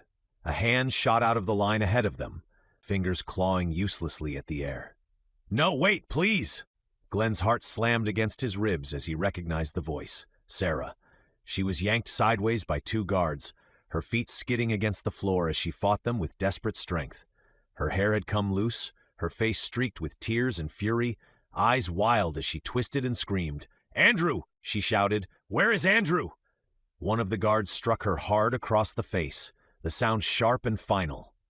Sarah stumbled but didn't go quiet, her screams turning hoarse as she clawed at the guard's arms. Glenn lunged forward instinctively. "Sarah!" he shouted. "Hey, where are you taking her?" A rifle butt slammed into his chest, knocking the air from his lungs and forcing him back into line. He staggered but stayed on his feet, rage flaring so hot it blurred his vision. "Answer me!" Glenn yelled. No one did. Sarah was dragged toward a heavy reinforced door set into the far wall, her screams echoing off steel and glass. She twisted one last time, her eyes sweeping the line in frantic search. Her scream broke then, raw and animal, the sound of something tearing loose inside a person. The door slid open. She was shoved through. It slammed shut behind her with a sound that felt like a period at the end of a sentence. The echo lingered. Silence followed. The head count resumed as if nothing had happened. Glenn stood frozen, chest heaving, his hands shaking at his sides. He scanned the line as subtly as he could, his eyes darting over faces. Older men, younger women, hollow-eyed survivors, people barely holding themselves together. No small face, no dark curls, no children at all. Andrew was nowhere among them. Lucille's hand brushed Glenn's wrist, grounding him before he could move again. Mateo stared straight ahead, his jaw locked so tight Glenn thought it might crack. Andrew wasn't here, which meant only one thing. Glenn swallowed hard, forcing the truth down past the surge of rage and fear threatening to choke him. Andrew was already deeper inside this place. And if Sarah had just been taken away screaming, Glenn felt something inside him snap into place, cold and unyielding. Whatever Jonah Wallace Sr. believed he was building here, whatever future he imagined justifying this horror, Glenn knew one thing with absolute certainty. They were running out of time, and Glenn was done watching people be dragged away behind sealed doors.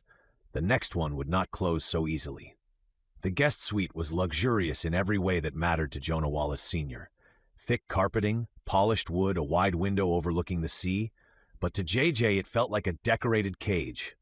The door had sealed behind him with a soft electronic chime hours ago. No lock on the inside, no handle, just smooth paneling and the faint hum of power running through the walls.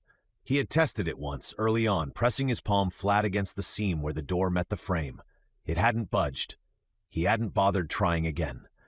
JJ paced now, running a hand through his hair, anger simmering just below the surface. His father's words replayed on a loop in his head. This is how we change the world.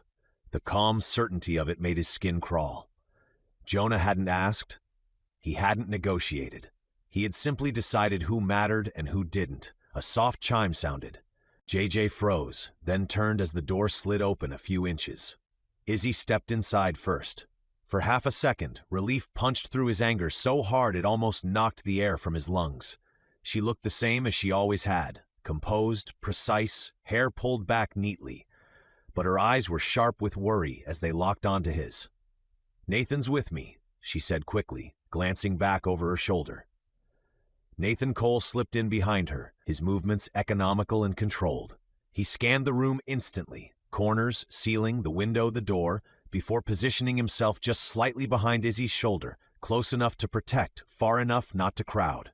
The door slid shut again, sealing them inside. JJ didn't wait. "You knew," he said, the words coming out harsher than he'd intended. "You had to know." Izzy blinked. "Know what?" "About the human trials," JJ snapped. "About what he's doing to people down there, children." Izzy's composure cracked. "What?" "They're infecting people on purpose," JJ said, his voice low but shaking now.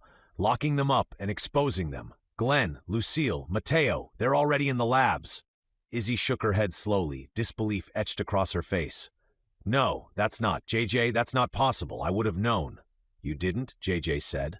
She stepped back as if the room had tilted under her feet, one hand bracing against the back of a chair. "I run ecological oversight, animal studies, environmental containment. I don't." Her voice faltered. "I don't touch human protocols." Nathan's jaw tightened. He didn't speak, but something in his posture shifted, subtle, dangerous. His hand flexed once at his side, then stilled. "You're telling me he kept this from you?" JJ pressed. Izzy looked up at him, eyes wide and searching. "He wouldn't," she said, but the words lacked conviction. "He said all human research was theoretical, modeling, nothing even close." JJ laughed once, sharp and humorless. "Welcome to the part of the island he doesn't give tours of." Silence settled heavily between them. Nathan broke it, his voice low. "Where are they now?" JJ swallowed. "Medical wing, lower levels." Nathan nodded once, filing the information away. "Then this ends." Izzy turned to him. "Nathan." "He crossed a line," Nathan said simply.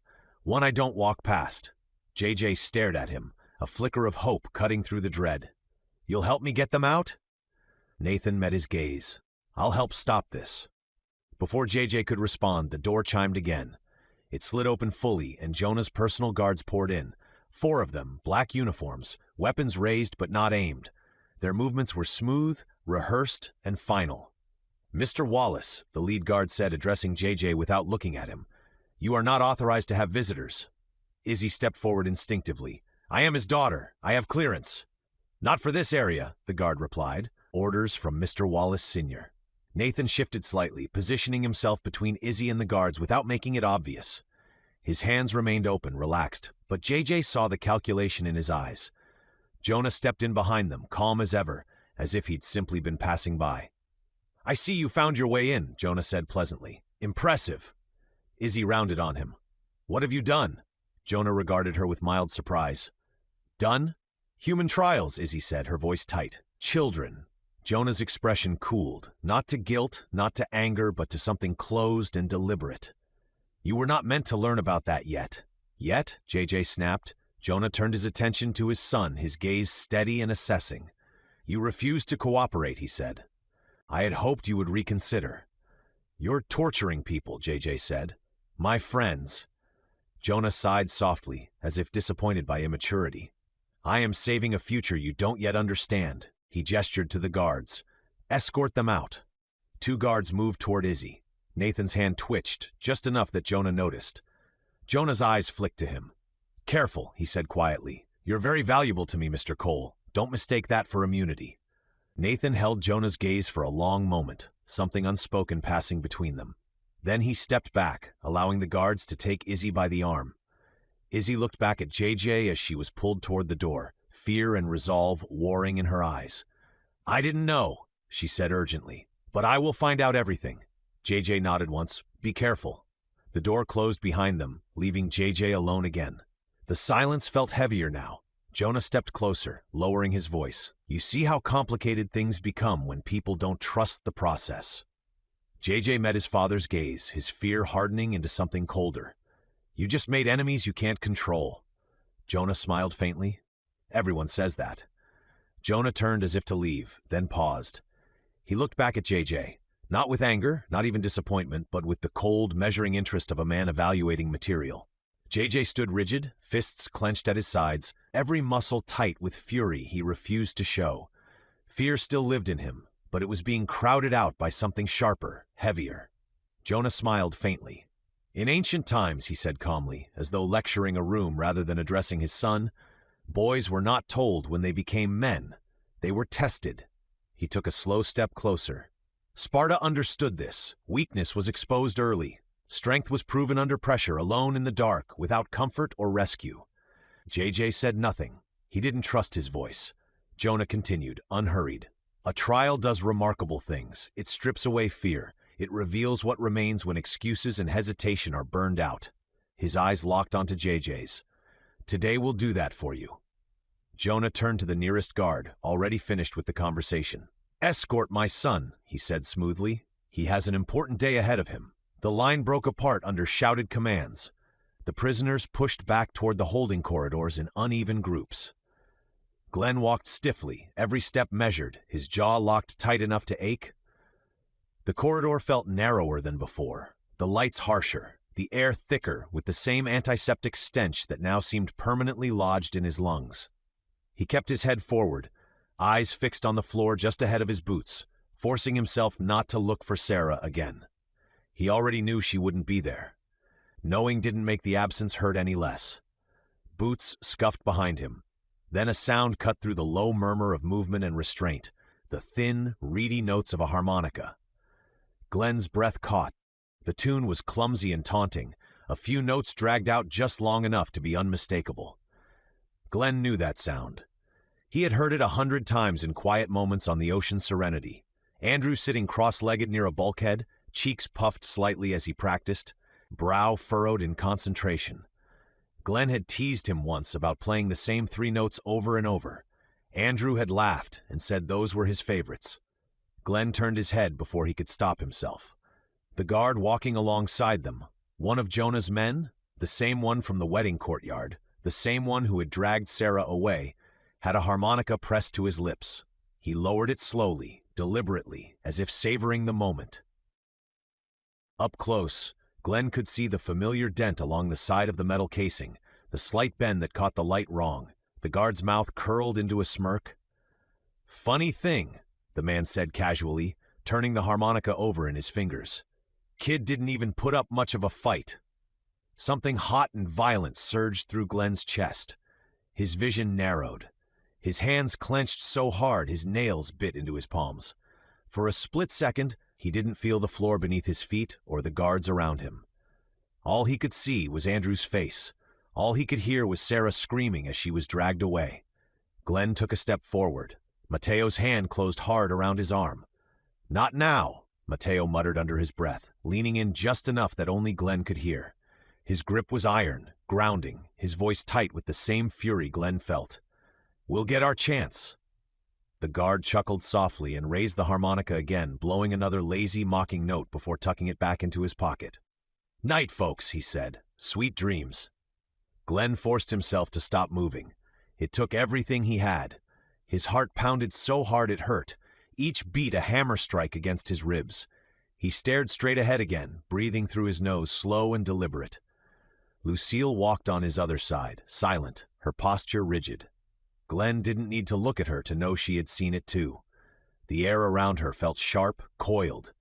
The guards shoved them forward again, herding them down the corridor toward the cells. Doors opened and closed with mechanical precision.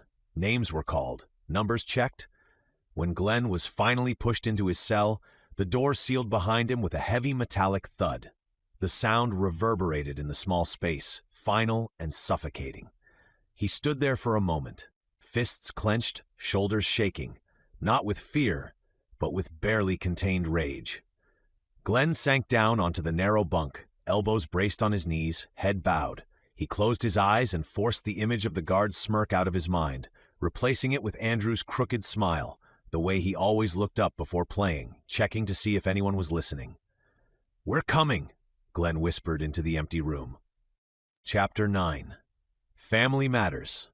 Glenn measured the days by routine instead, by the dull clank of a tray slid through the slot in his door, by the brief intervals when guards checked his vitals through the glass panel, by the lights that never dimmed and the air that never changed. He slept in fragments, waking often to distant screams that bled through the walls no matter how tightly he shut his eyes. Days since he'd been pulled from the line. Days since he'd seen Lucille, Mateo, or JJ. The cell was small and deliberately bare, a narrow bunk bolted to the wall, a stainless steel sink that dispensed water only when authorized.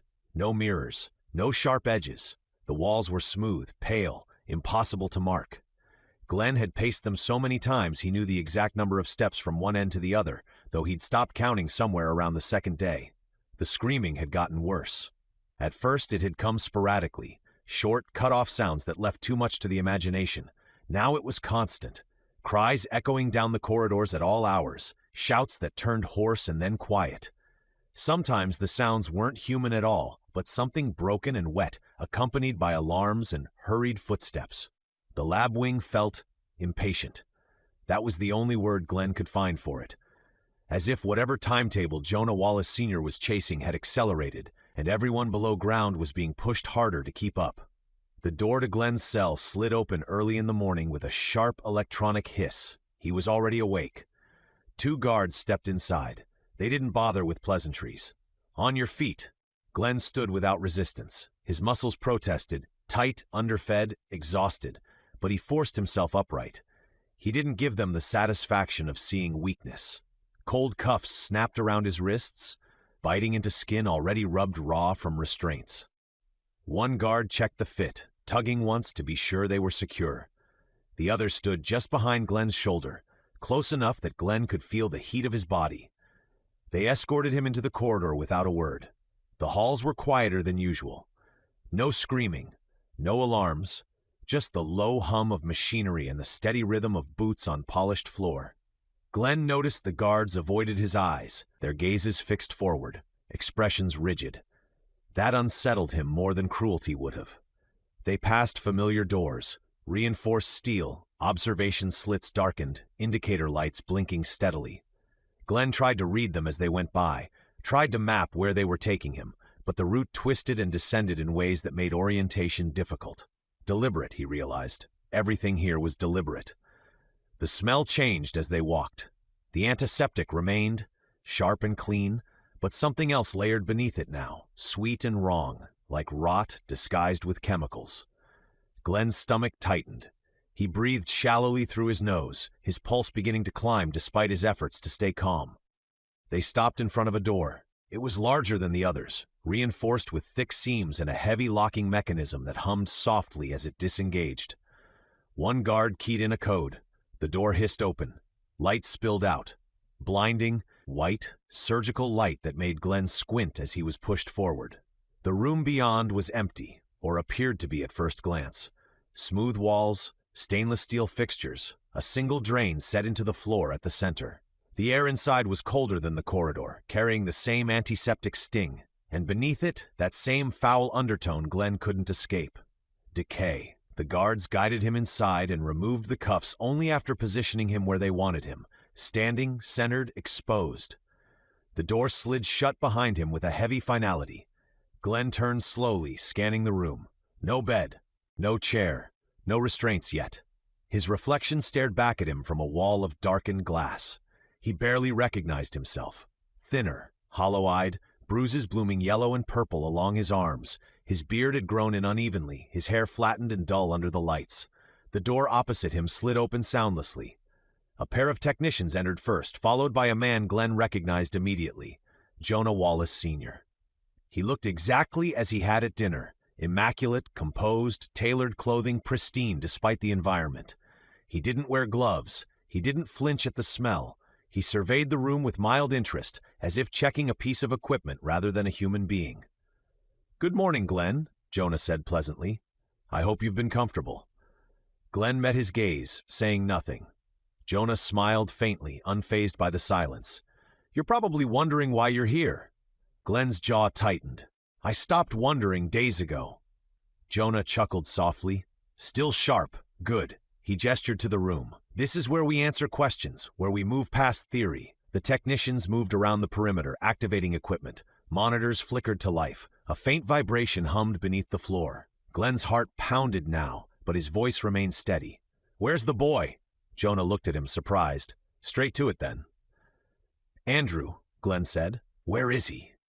Jonah regarded him for a long moment, head tilted slightly, like a man studying an equation with an unexpected variable. "You care deeply," he observed. "That makes you interesting." "It makes me dangerous," Glenn replied. Jonah's smile thinned. "We'll see." He stepped back, nodding to the technicians. "Begin prep." Glenn clenched his fists as the machines powered up, the light intensifying, the smell growing stronger. Whatever this room was designed for, it wasn't survival. Glenn drew in a slow breath, bracing himself. Whatever came next, he would endure it. They didn't take him straight into the testing chamber. Instead, the technicians and guards guided Glenn down another corridor branching off from the main lab hall. The lights dimmer here, the walls thicker. The air felt heavier, stale in a way the antiseptic couldn't fully mask. Glenn's pulse hammered as they walked, every instinct screaming that something was wrong, more wrong than before. They slowed near a glass-walled containment unit set into the wall like a display case. The glass was thick, layered, reinforced with metal seams and embedded wiring that pulsed faintly with power. Bright white lights flooded the interior, leaving nowhere for shadows to hide. Glenn's steps faltered. Inside the container stood JJ, or what used to be JJ. He was restrained upright, arms bound to metal supports bolted into the floor and ceiling. His head lolled forward slightly, chin streaked with dried blood. A dark, wet patch spread across his shoulder where his shirt had been torn away, the skin beneath mottled and inflamed. Crimson lesions crawled outward from the wound, veins dark and raised like something alive beneath his flesh. His chest rose and fell in sharp, uneven breaths. Then his head snapped up. His eyes, clouded, red-rimmed, unfocused, locked onto the movement in the corridor. JJ snarled, the sound ripped through Glenn like a blade. "No!" Glenn breathed, the word tearing out of him before he could stop it. One of the technicians glanced at him with mild curiosity, as if Glenn had commented on the weather. "Remarkable, isn't it?" the man said. "Rapid progression, faster than most." "That's him," Glenn said hoarsely, pulling against the guard's grip. "That's Jonah Wallace, Jr., the technician supplied calmly. JJ slammed against his restraints, metal groaning under the strain. Spittle flecked the glass as he roared, the sound raw and animal, nothing human left in it. The restraints held, barely. Glenn's vision blurred. His heart felt like it was splitting apart in his chest. "You did this," he said, voice shaking with fury. "You did this to him." The technician didn't deny it. "His father was disappointed," he said, tapping something into his tablet. "He'd hoped for greater resistance, genetic resilience. Unfortunately, Mr. Wallace Jr. proved weaker than anticipated. It would have been providential had he been the first successful case." Glenn turned on him. "Weak?" the man shrugged. "Unfortunately." Another technician joined them, glancing briefly at JJ's containment unit before continuing the conversation as if the glass held nothing more than an exhibit. "We'll keep him stable," she said. "Maintain him until a cure is viable. He's too valuable to dispose of." "At least now," the first technician added, "no one can accuse Jonah Wallace of favoritism. If anything, this should silence the critics." Glenn stared at JJ, bile rising in his throat. The snarling creature inside the glass still wore JJ's face, still had his hair, his build, the faint scar above his brow. Glenn remembered from before the world ended. Jonah's son, Jonah's proof. "You're monsters," Glenn said. The technicians barely reacted. One of them checked a message on his tablet and frowned. "Jonah won't be observing today's tests." "Why not?" the other asked absently. "There's a situation topside," he replied. "Revolt. Apparently some of the lower-tier residents coordinated with the barge population." Glenn's breath caught. "The barges?" the second technician repeated. "Yes," the first said. They're trying to take control of the tanker, using one of the harbor tugboats. The threat is to drag it towards shore. That made Glenn's blood run cold. Full containment breach, the second technician muttered. That would force negotiations. Exactly, the first said. They want better living conditions, integration, families reunited. And they think Jonah will cave? He won't, the technician said flatly, but it complicates optics. Glenn latched onto the words, a revolt. Survivors and island residents working together. People refusing to stay quiet anymore. JJ slammed into the restraints again, snarling louder, the sound echoing off the glass. Glenn locked eyes with him for a brief, terrible moment. Saw something flicker there. Recognition, maybe? Or just rage. I'm sorry, Glenn whispered, the words meant for JJ alone. A guard yanked Glenn forward, breaking the moment. Enough sightseeing, the guard said. They dragged him past the containment unit.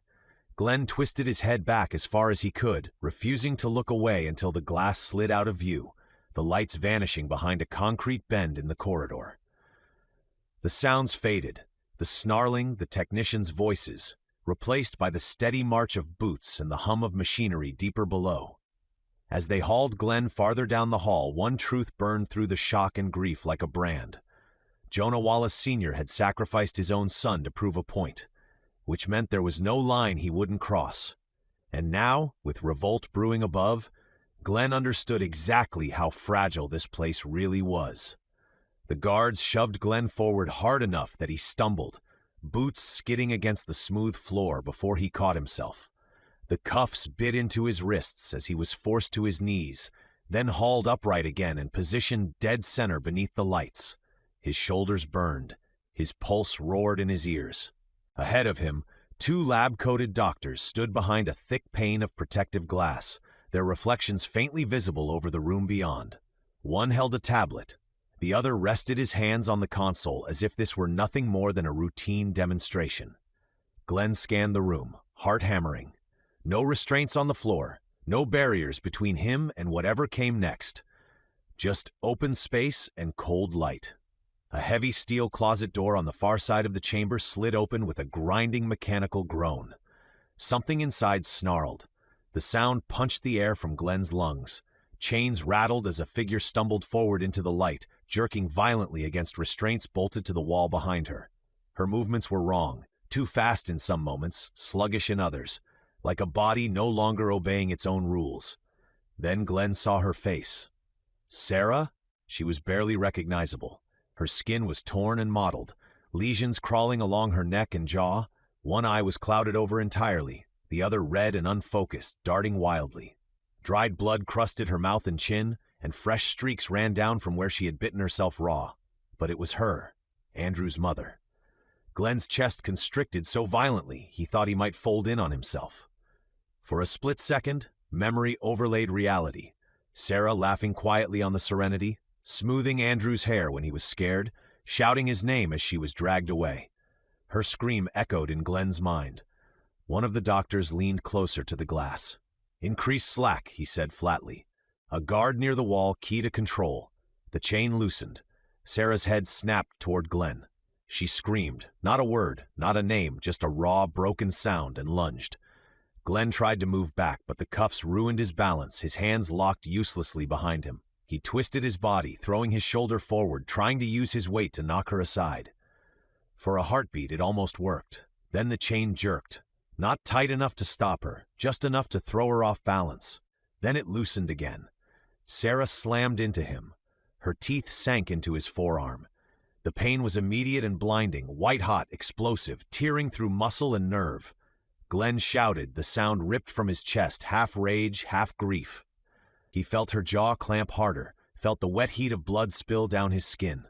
"Pull her back," one of the doctors said sharply. The chains snapped taut. Sarah was yanked away with a guttural snarl, her teeth tearing free. Glenn staggered, nearly collapsing as she was dragged backward, her hands clawing at the air, her screams echoing off the walls. Blood poured down his arm, splattering onto the floor in dark drops. Glenn barely registered it. A cold sensation bloomed beneath the pain. Not numbness, not shock, something deeper. It spread outward from the bite, a prickling crawl beneath his skin, like ice water seeping into his veins. His vision swam for a moment. His breath came sharp and uneven. Behind the glass, one of the doctors was already typing. "Exposure confirmed," he said. "Time 0. The other nodded. "Monitor vitals. Prepare for rapid progression." Glenn swayed on his feet, staring at the blood running down his arm, at the jagged bite marks already darkening. His body felt wrong. Too heavy, too light, as if gravity itself had shifted. Sarah slammed against the end of her chain again, roaring, her face twisted with something that might once have been pain. "I'm sorry," Glenn whispered, though he didn't know if the words were for her, for Andrew, or for himself. The guards grabbed him as his knees buckled, hauling him upright again. The cold kept spreading. The doctors watched from behind their glass, calm and intent. It couldn't be a coincidence they used Sarah. It was a message. Jonah Wallace Sr. wasn't merely showing that he had the power and no one questioned him and got away with it. Glenn, bleeding and shaking under the lights, felt the first irreversible step of that proof moving through his body. The doctor's calm fractured. "Vitals spiking," one of them said sharply, eyes locked on the monitor. "Heart rate irregular, no stabilizing, wait." Glenn's muscles locked without warning. Pain ripped through him in violent waves, every nerve firing at once. His vision tunneled, the edges going dark as he dropped hard to his knees. The cuffs bit into his wrists as his body convulsed, breath tearing in and out of his lungs in ragged gasps. Sweat poured down his face, mixing with the blood still dripping from his arm. Behind the glass, alarms chirped. "Adverse reaction," the second doctor muttered. "This isn't standard progression." "Immune response is accelerating," the first replied. "Too fast." They rushed in, the protective barrier sliding aside as they crossed into the room. One grabbed Glenn's shoulder, steadying him, while the other knelt in front of him, fingers pressing against his neck, then his wrist. "Pulse it's leveling out." Glenn's world narrowed to sensation. The cold spreading through his veins didn't deepen. It stopped, then it receded. His breathing slowed, steadied, each inhale deliberate, controlled.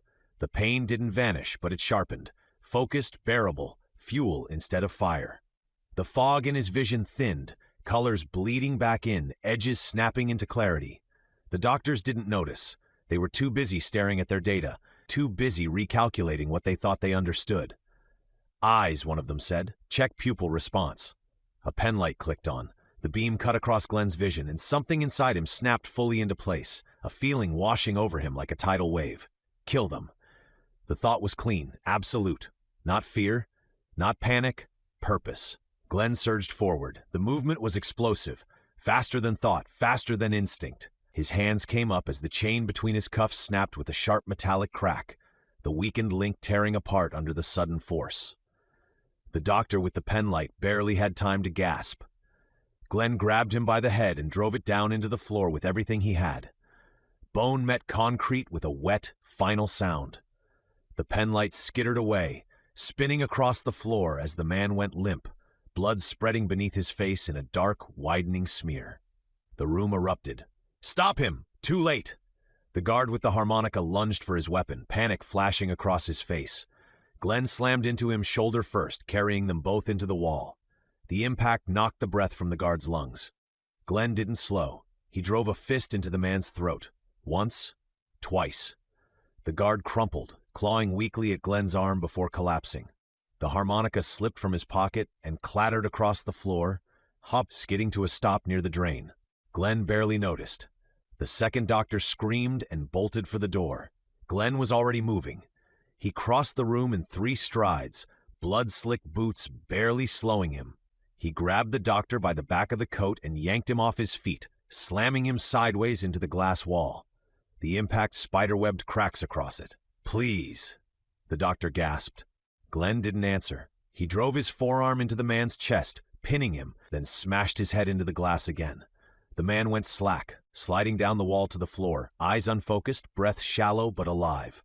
Glenn stood there for a second, chest heaving, hands shaking, not with weakness, but with barely restrained violence. Alarms blared now. Red lights strobed along the ceiling. He turned back toward Sarah's containment area. She was still straining against her chain, snarling, eyes wild, but something had changed. For a brief, impossible moment, she went still, her head tilted, her gaze fixed on Glenn. Recognition flickered. Then it vanished beneath the crimson again. "I will find him," Glenn said hoarsely. "I swear it." Footsteps thundered in the corridor outside. More guards. Glenn's eyes dropped to the harmonica on the floor. Andrews. He snatched it up, closing his blood-slick fingers around the dented metal, grounding himself in its weight, its reality. The noise of the alarms and the aftermath of violence drove Sarah into a frenzy. She slammed against the end of her chain again and again, snarling so hard that flecks of blood sprayed the glass and floor. The restraints groaned under the strain. The crimson had erased most of her, but not all of her. The sound carried something deeper than hunger. Rage. Pain. Loss. Glenn stood still for a long moment, chest rising and falling, blood dripping steadily from his arm to the floor. His hands shook, not from weakness, but from the effort it took to keep himself anchored in what little control he had left. Then he stepped toward her. Slowly. Each step felt like walking into a memory. He saw Sarah, as she had been, kneeling to Andrew's level, speaking softly, steady hands smoothing fear away. He heard her voice calling Andrew's name, felt the echo of it still ringing in his skull. "Easy," Glenn murmured, though he knew it was useless. The word was for himself as much as for her. Sarah's head tilted. For just a fraction of a second, her movement changed. The snarling paused. Her body stilled except for the tremor running through her limbs. One clouded eye fixed on Glenn, unfocused but searching, as if something buried deep inside her was clawing its way toward the surface. Recognition flickered. Glenn felt it hit him like a blow. Then she lunged. The chain snapped tight as she hurled herself forward, teeth bared, hands clawing. Glenn didn't retreat. He moved in, closing the distance. His arm burned as he wrapped one hand behind her head, pulling her close, holding her steady as she thrashed and screamed and tried to bite him again. "I'm sorry," he said again, voice breaking despite himself. With his other hand, he drove the blade up and into her temple. The resistance vanished almost instantly. The fury left her body in a single shuddering breath. Her weight sagged against him, the tension draining away as the infection's grip finally released what little remained of her. Glenn held her there for a moment, then he lowered her carefully to the floor. He stepped back, jaw clenched so tight it ached, and forced himself not to look down again. There was no room left for grief, not yet. Grief would come later, if there was a later. He turned toward the corridor. The alarms were louder now. Boots thundered somewhere beyond the walls. The facility was waking up to what he had done. As he moved, he passed another glass containment unit set into the wall. He stopped. JJ was inside. The lights in the container were harsh and unforgiving, illuminating every wrong angle of his posture, every twitch of infected muscle. JJ slammed against the glass the moment he saw Glenn, snarling, fists pounding uselessly against the reinforced surface. Spittle streaked down the pane as he roared, the sound distorted but unmistakable. Glenn stepped closer. JJ's eyes, no longer truly eyes, tracked him, wild and furious. He struck the glass again and again, driven by instinct and rage and something broken beyond repair. "There's no way in," Glenn muttered, scanning the seams, the locks, the thick reinforced layers. Nothing. No access panel, no emergency release. Glenn rested his bloodied hand against the glass. "I'm sorry," he said quietly. "I should have gotten us all out sooner." JJ snarled louder, slamming into the barrier hard enough to rattle it, but Glenn didn't pull his hand away. He held it there, forcing himself to meet JJ's gaze for one last moment. "You didn't deserve this," Glenn said. "None of you did." There was no response he could understand, only the relentless fury of the crimson. Glenn lowered his hand. He turned away. The corridor beyond was filling with noise, shouted orders, alarms, boots closing in. Whatever small mercy he could offer here was already spent. Clutching Andrew's harmonica in his fist, Glenn stepped over the threshold and moved toward the chaos ahead. There was still a child missing. Glenn didn't slow down. He stripped the fallen guard of his weapon in one fluid motion, fingers working on instinct as he freed a compact rifle from its sling and checked the magazine without breaking stride. The weight of it felt solid in his hands, real in a way the last several days had not been. He grabbed a sidearm next, shoving it into the waistband at his back, then scooped up spare magazines and a utility knife before moving again. Alarms howled overhead now, a rising layered wail that echoed through the lab wing and set his teeth on edge. Red lights strobed along the ceiling, washing the sterile corridors in violent pulses. Somewhere nearby, doors were sealing. Somewhere else, boots were already running. Glenn pushed forward, moving at a near run, breath controlled, pain compartmentalized. His bitten arm burned, the wound slick and sticky against his sleeve. But whatever had surged through him in the testing room hadn't faded. If anything, his senses felt sharper, edges clearer, sounds more distinct. He registered the hum of power behind the walls, the vibration of heavy machinery deeper in the compound, the faint echo of shouting far above. But overriding those senses was a building rage, a desire to find Jonah and tear him to pieces. He passed the first row of doors at speed, eyes flicking to observation windows as he went. Empty. Empty. One held a restrained subject convulsing weakly beneath a sheet, monitors screaming quietly beside them. Glenn didn't stop. He couldn't, not yet. Mateo, Lucille, Parker. The names repeated in his mind like coordinates. He took the next intersection hard to the left, nearly colliding with a technician who rounded the corner carrying a tablet. The man froze, eyes going wide as he saw Glenn, bloodied, armed, unmistakably out of place. Glenn drove the butt of the rifle into the man's temple and caught him as he fell, easing him down just enough to keep the body from making noise. He dragged the technician into a recessed alcove, stripped his badge, and moved on. The halls blurred together. Glass, steel, light, shadow. Glenn forced himself to slow just enough to think, scanning signage and directional markers as he ran. This wing was larger than he'd realized, layered and segmented, designed to isolate problems rather than solve them. He skidded to a stop at a locked door marked Subject Hold C. From behind it came a familiar sound. "Glenn?" Lucille's voice. The relief hit him like a blow. "I'm here," he said, already at the control panel. He slammed the technician's badge against the scanner. Red light. He cursed under his breath and drove the rifle's muzzle into the panel, firing twice. Sparks burst, the lock whining before the door slid open. Lucille was inside, standing rigidly between two restraint chairs, her hands bound but her posture unbroken. She looked up at him, eyes sharp, taking in the blood, the weapon, the look on his face. "Took you long enough," she said. He crossed the room in 3 strides and cut her free.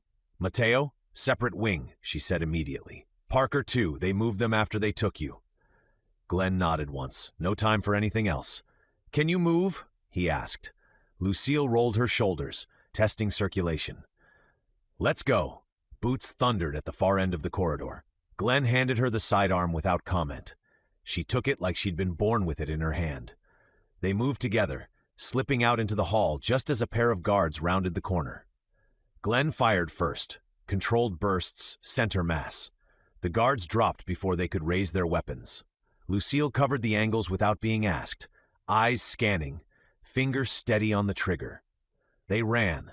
The compound was unraveling now. Doors were opening where they shouldn't. Sirens overlapped. Voices shouted contradictory orders through the intercom. Glenn caught fragments as they passed junctions. Containment breach, lower labs compromised, secure the tanker. Good, he thought grimly. Let it burn. They cut down another corridor, Glenn checking room numbers, Lucille watching their back. He smashed through a glass partition when the corridor dead-ended, landing hard on the other side and rolling to his feet without slowing. A familiar voice shouted from ahead. "And here I was coming to save you." Mateo barreled out of a side room, bleeding from the scalp, but grinning like a man who'd just been given permission to do exactly what he wanted. He had a baton in one hand and a rifle slung awkwardly over his shoulder. "You look awful," Mateo said. "Later," Glenn replied. "Parker?" Mateo's smile faded. "I beat it out of a guard. They have him in the lower access." He held up an emergency exit sign with a bloody line tracing the route. "He even showed me the way," Glenn grinned. The halls grew narrower as they descended, older construction giving way to reinforced bulkheads and exposed conduits. The smell changed again, oil, seawater, rust. Somewhere above them, something heavy detonated with a deep, distant thump that shook dust from the ceiling. The revolt was in full swing now. They reached the maintenance corridor just as another squad of guards poured in from the opposite end.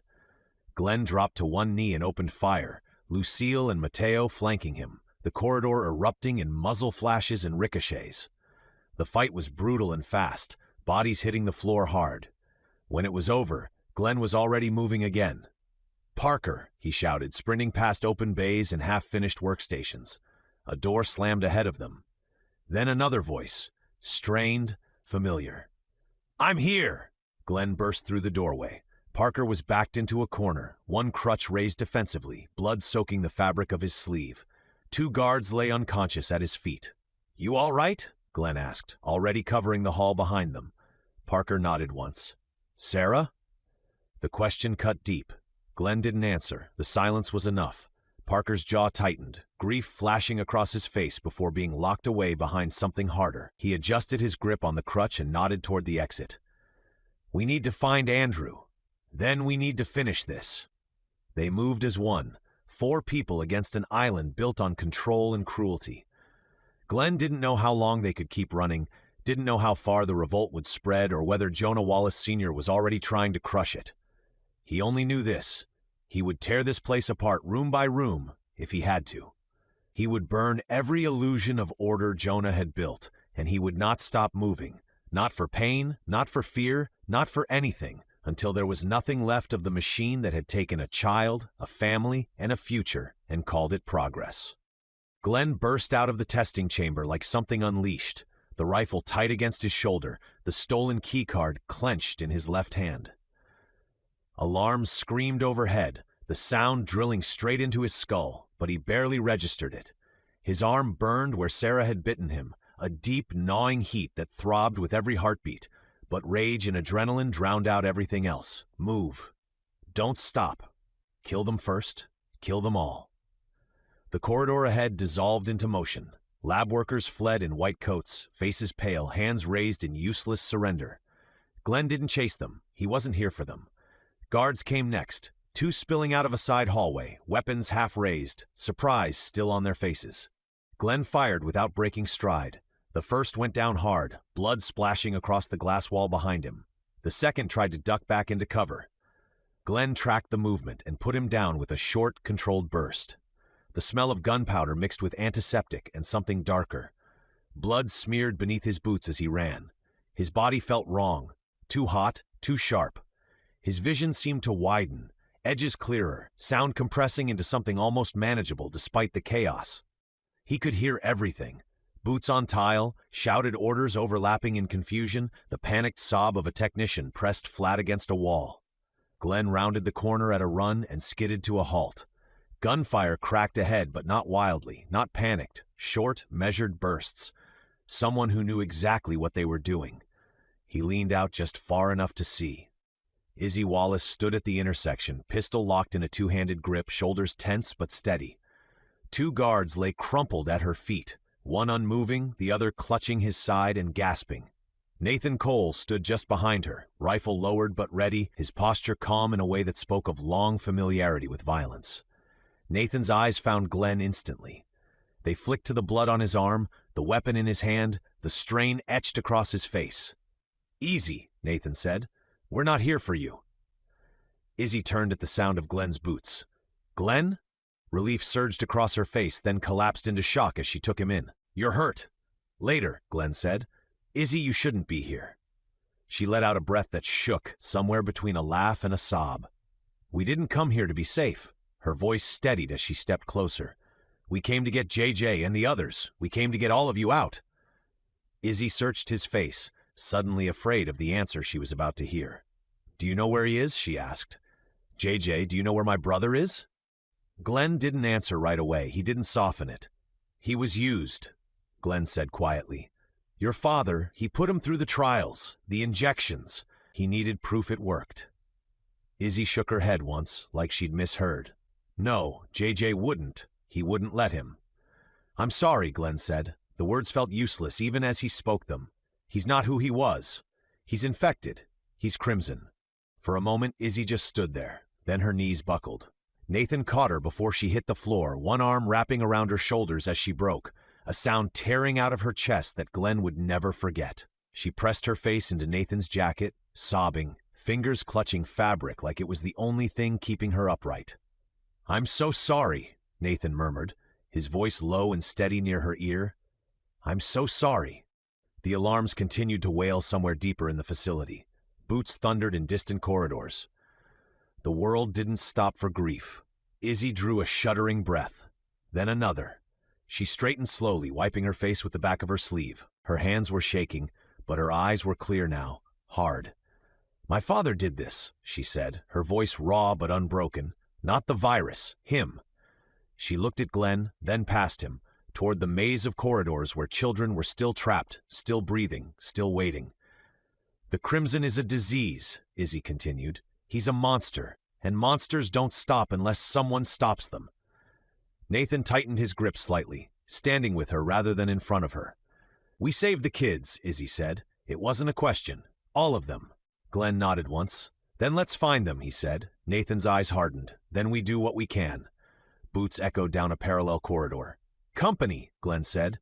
Nathan was already moving, stepping past Glenn to take point. "You heading up or down?" "Both," Glenn said. "I've got people to find and a place to burn." Izzy glanced between them. "My father's command center is above the labs. If the tanker falls, he'll consolidate there." Glenn met her eyes. "As much as I'd like to take him down, we need to find the kids first." Another squad of guards spilled into view at the far end of the corridor. Nathan fired first. 2 controlled shots that dropped the lead man before he could raise his weapon. Glenn moved with him instinctively, breaking left, rifle snapping in short, disciplined bursts. Izzy held the rear, jaw clenched, hands steady despite the terror flickering across her face. A sharp impact slammed into Mateo's arm. He staggered back with a grunt, clutching it hard. When he pulled his hand away, it came back slick with blood. Glenn froze for half a heartbeat, eyes locking on him. Mateo caught the look and snorted. "Nope, don't start." He flexed his fingers once, then waved Glenn off. "It's a graze. If this were a movie, I'd be giving a heartfelt monologue right now. Since it's not, keep shooting." Another burst of gunfire cracked past them. Mateo sucked in a breath, grinning through clenched teeth. "Besides, if I'm dying, I'm doing it somewhere with better acoustics." Izzy shook her head. "You just can't turn it off, can you?" Mateo grinned and motioned to himself. "Why would I want to turn off all this?" Nathan advanced, not even looking at him. "You're an idiot. You know that, right?" Smoke rolled through the corridor, gunfire echoing off steel as they pushed forward, the noise swallowing anything else Mateo might have said. When it was over, Glenn didn't slow. "You coming?" he asked. Izzy hesitated for half a second, then nodded. "I can't let him hurt anyone else." Nathan gave her a brief look, something unspoken passing between them, then turned back to Glenn. "Then move." They ran. Behind them, the lab wing descended further into chaos, systems failing, people screaming, alarms layering into a single shrill howl. Unknown to them, somewhere on the island, a tanker full of infected bodies strained against steel and chain, while desperate people tried to drag it closer to land. And Glenn Halloway ran toward the heart of it all, blood-soaked and burning from the inside out, knowing with brutal certainty that the island's order was finally breaking. Whatever Jonah Wallace Sr. had built here, it was coming apart. The sirens were no longer distant. They screamed from every direction now, overlapping and echoing through the compound, until the sound lost all sense of location. Glenn felt it vibrate through his chest as much as he heard it, a constant reminder that whatever fragile order Jonah Wallace Sr. had built was collapsing in real time. More guards poured into the corridors, drawn by the alarms like blood in water. They didn't slow. Nathan moved like a machine, stepping into angles before Glenn fully registered them, rifle already aligned, shots precise and economical. He cleared choke points with ruthless efficiency, dropping guards before they could coordinate or fall back. Every movement had purpose, no wasted motion. Glenn stayed close, rifle up, handling the spaces Nathan couldn't, doorways, blind corners, sudden rushes from side halls. When guards got too close, it became brutal and fast. Glenn felt the impact of every blow through his bones, the burning in his arm flaring with each exertion, but it didn't slow him. If anything, it sharpened his focus, narrowed his world down to targets and motion and the next breath. Mateo was everywhere Glenn needed him to be, swinging wide when space allowed, driving in when it didn't. He fought with the fury of someone who had already seen enough of this place to know there was no middle ground left. His earlier humor was gone, replaced by something hard and unflinching. Lucille brought up the rear, methodical and deadly, eyes never still. She covered each retreat with disciplined bursts, stepping backward only when Glenn or Nathan gave the signal. Twice she dragged one of them out of a collapsing corridor as security doors slammed shut behind them. Once, she dropped a guard mid-sprint without breaking stride. Andrew's father, Parker, pushed them forward despite the pain etched into every movement. His crutch was gone now, discarded somewhere behind them. He leaned into the walls when he had to, jaw clenched, eyes fixed ahead. Glenn could feel the force of his determination like gravity, pulling them onward whether their bodies wanted to keep up or not. They descended another level, the air growing cooler, the walls thicker. The sounds of the revolt above them became muffled, distant, replaced by the low hum of backup generators and the hiss of pressure-sealed doors cycling open and shut. They reached a junction where the corridors widened briefly, then narrowed again toward a reinforced double door at the far end. Glenn slowed. The door was different from the others. Heavier, thicker seams, reinforced hinges. It looked like it had been designed to stay closed no matter what happened elsewhere in the compound. Stenciled lettering across the surface read, "Pediatrics." Someone had tried to paint over it. Black letters slashed across the original word, crude and hurried, Project Haven. The name hit Glenn like a blow. Parker stopped beside him, chest heaving. His gaze locked onto the door, and Glenn saw something in his expression harden past anger, past fear. "That's it," Parker said quietly. Glenn nodded, his grip tightening on the rifle. His bitten arm throbbed, heat pulsing beneath the skin, but the sensation barely registered now. Nathan stepped forward, examining the locking mechanism. "This door's meant to hold," he said. "Once we open it, there's no quiet way through." Lucille shifted to cover the corridor behind them. "We're already past quiet." Mateo glanced at Glenn. "What do you think's on the other side?" Glenn didn't answer right away. He stared at the painted-over word, at the lie it tried to become. Haven. His jaw tightened. "Whatever Jonah didn't want anyone to see," he said. Glenn stepped up beside Nathan, raised the rifle, and nodded once. "Open it," he said. Glenn drove his shoulder into the door. The impact rattled up his spine, a shock that should have dropped him to a knee, but it didn't. The hinges screamed, metal protesting as the reinforced door buckled inward a fraction of an inch. Glenn gritted his teeth and hit it again, harder this time, rage and desperation pouring into the blow. Something inside him answered. It wasn't adrenaline alone. He felt it, an unfamiliar surge, deep and hot, rolling out from his core and into his limbs. The bite on his arm flared, pain spiking sharp enough to steal his breath, and then steadied. Strength flooded his muscles, dense and unyielding, as if his body had decided, without consulting him, that limits were optional now. Glenn hit the door a third time. The hinges tore free with a shriek of metal, and the door collapsed inward, slamming against the wall in a thunderous crash. For a heartbeat, no one moved. Then the smell hit them. Antiseptic, strong enough to sting the eyes, layered with something colder and metallic like blood filtered through steel. The room beyond was bright, sterile, and impossibly wrong. Rows of beds lined the walls. Children lay in them. Glenn's breath caught as his eyes raced across the room. Small bodies, too still. Arms threaded with IV lines. Spinal taps arcing from exposed lower backs, clear tubing snaking into large refrigerated containers stationed beside each bed. The containers hummed softly, condensation beating on their metal surfaces. Each one was labeled. Batch numbers, dates, dosage yields, vaccine substrate, juvenile source. Glenn's stomach turned. "These aren't trials," Mateo whispered hoarsely behind him. "They're factories." Lucille stood rigid, weapon lowered without realizing it, eyes fixed on the children. Her jaw clenched so tight Glenn could see the muscle jump beneath her skin.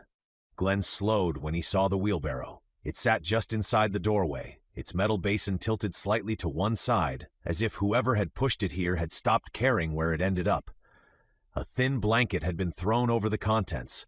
Not neatly, not with intention, just enough to hide what was inside from a distance. Lucille stopped beside him. She took one step closer. Then another. Her breath caught sharply, a sound she tried to swallow before it could turn into anything louder. Her hand came up to her mouth, fingers pressing hard against her lips as if she could physically hold the sound back inside her. Glenn followed her gaze. Small bodies, too small. The blanket had slipped just enough to expose a shock of familiar hair, matted and dark with sweat. Lucille's knees nearly buckled as recognition hit her all at once.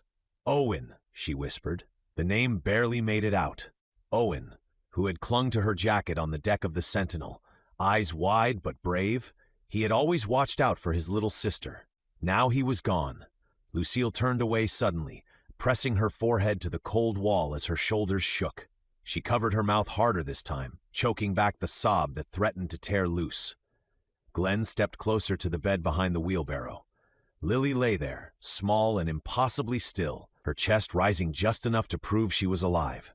Tubes ran from her arm, tape too large for her skin holding them in place. Her face was pale, lashes dark against her cheeks, lips parted slightly as she slept or drifted or waited. Unconscious. Not gone. Glenn swallowed, the air suddenly thick in his throat. Lucille turned back slowly, eyes red but dry, her jaw set with something harder than grief. She looked from Owen to Lily, then up at Glenn. Parker didn't speak at all. Glenn moved forward slowly, each step heavy, deliberate, his vision narrowing as he scanned the beds. Some of the children looked asleep. Others were pale and drawn, chests rising shallowly beneath thin sheets. Machines tracked heartbeats and neurological activity with soft, indifferent beeps. Then he saw Andrew. He lay near the center of the room, smaller than Glenn remembered, his dark curls flattened against the pillow. Tubes ran from his arms and neck, and a spinal line disappeared beneath the blanket at his lower back. His face was slack with exhaustion, eyes closed, lips dry and cracked. Glenn set Andrew's harmonica on a tray nearby. He knew he would want it when he woke. The bite wound on his arm throbbed violently, heat pulsing outward as something inside him roared in answer to the sight. His hands shook, not with fear, but with the effort it took not to tear the room apart with his bare hands. "This is where it was all coming from," Glenn said quietly, the words scraping out of him. "The cure." Parker stumbled forward, a sound tearing out of his chest as he reached Andrew's bedside. He dropped to his knees, one hand hovering over his son, afraid to touch him, as if even that might break something fragile and irreplaceable. "Andrew," Parker whispered. "I'm here." Andrew didn't stir. Nathan scanned the room, already moving to the control panels along the far wall. "We can shut the system down," he said, "but if we do it wrong—" "They'll crash," Izzy said from behind him, voice tight with horror as she stared at the labels. "Their bodies are being used to stabilize the load. Pulling them off cold could kill them." Glenn didn't look away from Andrew. "Then we don't do it wrong," he said. The sirens wailed louder outside the door now. Shouts echoed in the corridors. Jonah's men were coming. Glenn felt the heat in his veins settle into something steady and focused. The modified crimson inside him wasn't screaming for control. It was tearing him apart. He reached out and gently took Andrew's hand. It was warm, real. "I've got you," Glenn said, his voice low and unbreakable. "I promise." Nathan and Mateo moved without needing to be told, instincts honed by chaos guiding them to opposite sides of the room. Nathan took position near the shattered doorway, rifle up, scanning the corridor beyond while checking sightlines through the adjoining glass panels. Mateo swept the far wall, overturning a cart to create cover and positioning himself where he could see both the entrance and the narrow service passage at the back of the ward. Neither of them spoke. The urgency of the moment didn't allow for words. Izzy broke from the group and rushed to the nearest bed, hands already moving as she checked monitors and palpated a small wrist with practiced precision. Her face was tight, controlled, but Glenn saw the tremor in her fingers as she worked. "Okay, we've got the sedatives turned off. They're stable," she said quickly, moving to the next child. "Weak, dehydrated, but stable. The spinal taps—" She swallowed and forced herself to continue. "They'll be in pain, days, maybe weeks. But if we keep them clean and hydrated, it shouldn't kill them. Not on its own." "That's not good enough," Glenn said, already reaching for the tubing connected to the child closest to him. "It's all I've got," Izzy replied, not looking up. Glenn nodded once and went to work. He moved carefully, hands steady despite the heat still humming beneath his skin. He followed the lines from IV to port, unclipping, sealing, withdrawing needles with slow precision. Each child stirred as the connections were removed, soft whimpers, confused murmurs, but none fully woke yet. Lucille worked beside him, mirroring his movements, her jaw set, eyes focused entirely on the small bodies in front of her. Parker stood at Andrew's bedside, his face carved into something Glenn had never seen before. Fear, grief, and fury layered so thick they looked like they might crush him outright. His hands hovered for a moment over the tubing, unsure, then steadied as Glenn nodded to him. "Go slow," Glenn said. "He may be weaker than he looks." Parker gave a tight nod and began disconnecting the lines with care that bordered on reverence. Izzy reached Andrew last. She checked his vitals, adjusted a monitor, then gently removed the spinal line. Andrew stirred at that, a soft groan escaping him as his body reacted to the sudden absence of pressure and intrusion. "Easy," Izzy murmured. "You're okay. You're safe." Andrew's eyelids fluttered. Glenn knelt beside the bed before Parker could even finish pulling the last IV. He reached for the side tray and lifted out the harmonica, its dented metal catching the harsh light. He pressed it gently into Andrew's hand. Andrew's fingers closed around it instantly. His eyes opened fully then, confused, unfocused, but alive. He looked from Glenn to Parker, then down at the harmonica, as if grounding himself in something familiar. "Dad?" he whispered, his voice thin but unmistakably his. Parker choked on a sound that might have been a laugh or a sob, and carefully gathered Andrew into his arms.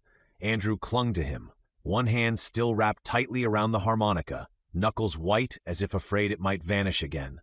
"I've got you," Parker said, over and over. "I've got you." Around them, the other children were waking now, confusion spreading into fear as they realized where they were and what had been done to them. Lucille moved among them, speaking softly, guiding small hands away from dangling tubes, lifting them carefully from beds and into waiting arms. Glenn followed, helping where he could, his mind already racing ahead. "We can't stay," Mateo said from his position, eyes still locked on the corridor. "They'll hit this room hard once they realize what's happening." Nathan nodded. "We've got maybe minutes, less if command's still intact." Izzy looked up from a cluster of children huddled together, her face pale but determined. "They can walk," she said. "Most of them, slowly." "Then we move now," Glenn said. The children were gathered together instinctively, clinging to one another, drawn by shared fear and shared relief. Some cried quietly, others were silent, eyes too old for their faces. Glenn felt something twist deep in his chest at the sight of them, but he pushed it down. There would be time for that later, if they survived. He looked at Andrew, now wrapped in Parker's arms, harmonica still pressed to his chest. "You stay with me," Glenn said gently. "All of you do." The sirens outside surged again, closer now. Boots thundered somewhere beyond the ward, orders being shouted, weapons being readied. Glenn rose to his feet, rifle back in his hands, and took position at the front of the group. "All right," he said, voice low but steady. "We're getting you out of here. No one gets left behind." The children pressed closer together, trusting him without question. Glenn felt the heat in his veins settle into something firm and unyielding. Whatever Jonah Wallace Sr. had unleashed inside him, whatever line had been crossed with that bite, it hadn't broken him. It had unleashed something deep inside him, something primal that Glenn was fighting to keep in check. And as they prepared to move, Glenn knew this wasn't just a rescue anymore. It was the beginning of the end for the island that had fed on children and called it salvation. The lights overhead flickered again, plunging the corridor into a stuttering rhythm of white and red as backup systems struggled to keep up. Somewhere deeper in the compound, something heavy shut down with a concussive thud, followed by the shrill rise of another alarm layered on top of the rest. Glenn felt the vibration through the soles of his boots. "Move," Nathan said, already in motion. He took point, rifle up, shoulders squared, guiding them into a narrow service corridor barely wide enough for two adults side by side. Pipes ran along the ceiling, condensation dripping steadily onto the concrete floor. Emergency lighting cast long, distorted shadows that made the children huddle closer together, small hands gripping sleeves and belts and each other. Mateo stayed just behind Nathan, covering forward angles when the corridor bent, while Lucille anchored the rear, turning every few steps to check that no one lagged behind. Glenn moved alongside the children, his body unconsciously positioning itself between them and the walls, between them and any threat that might spill out of the darkness. Every step felt heavier than the last. The bite wound throbbed in time with his pulse, a deep, insistent heat that hadn't faded since Project Haven. His muscles burned, joints aching under the strain, but he didn't slow. He couldn't. Not with Andrew pressed against Parker's chest, not with so many small, fragile lives trusting him to keep walking. "Almost there," Glenn said quietly, though he wasn't sure who he was saying it for.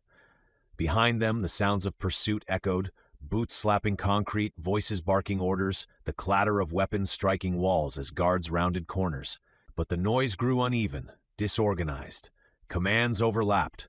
Someone shouted about sealed doors. Someone else shouted about losing sight of them.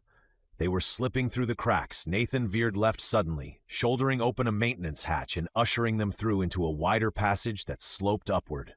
Cold air rushed in, sharp and salty, and Glenn felt his chest loosen at the first real breath that didn't taste like antiseptic and steel. "Stairs," Mateo said, pointing.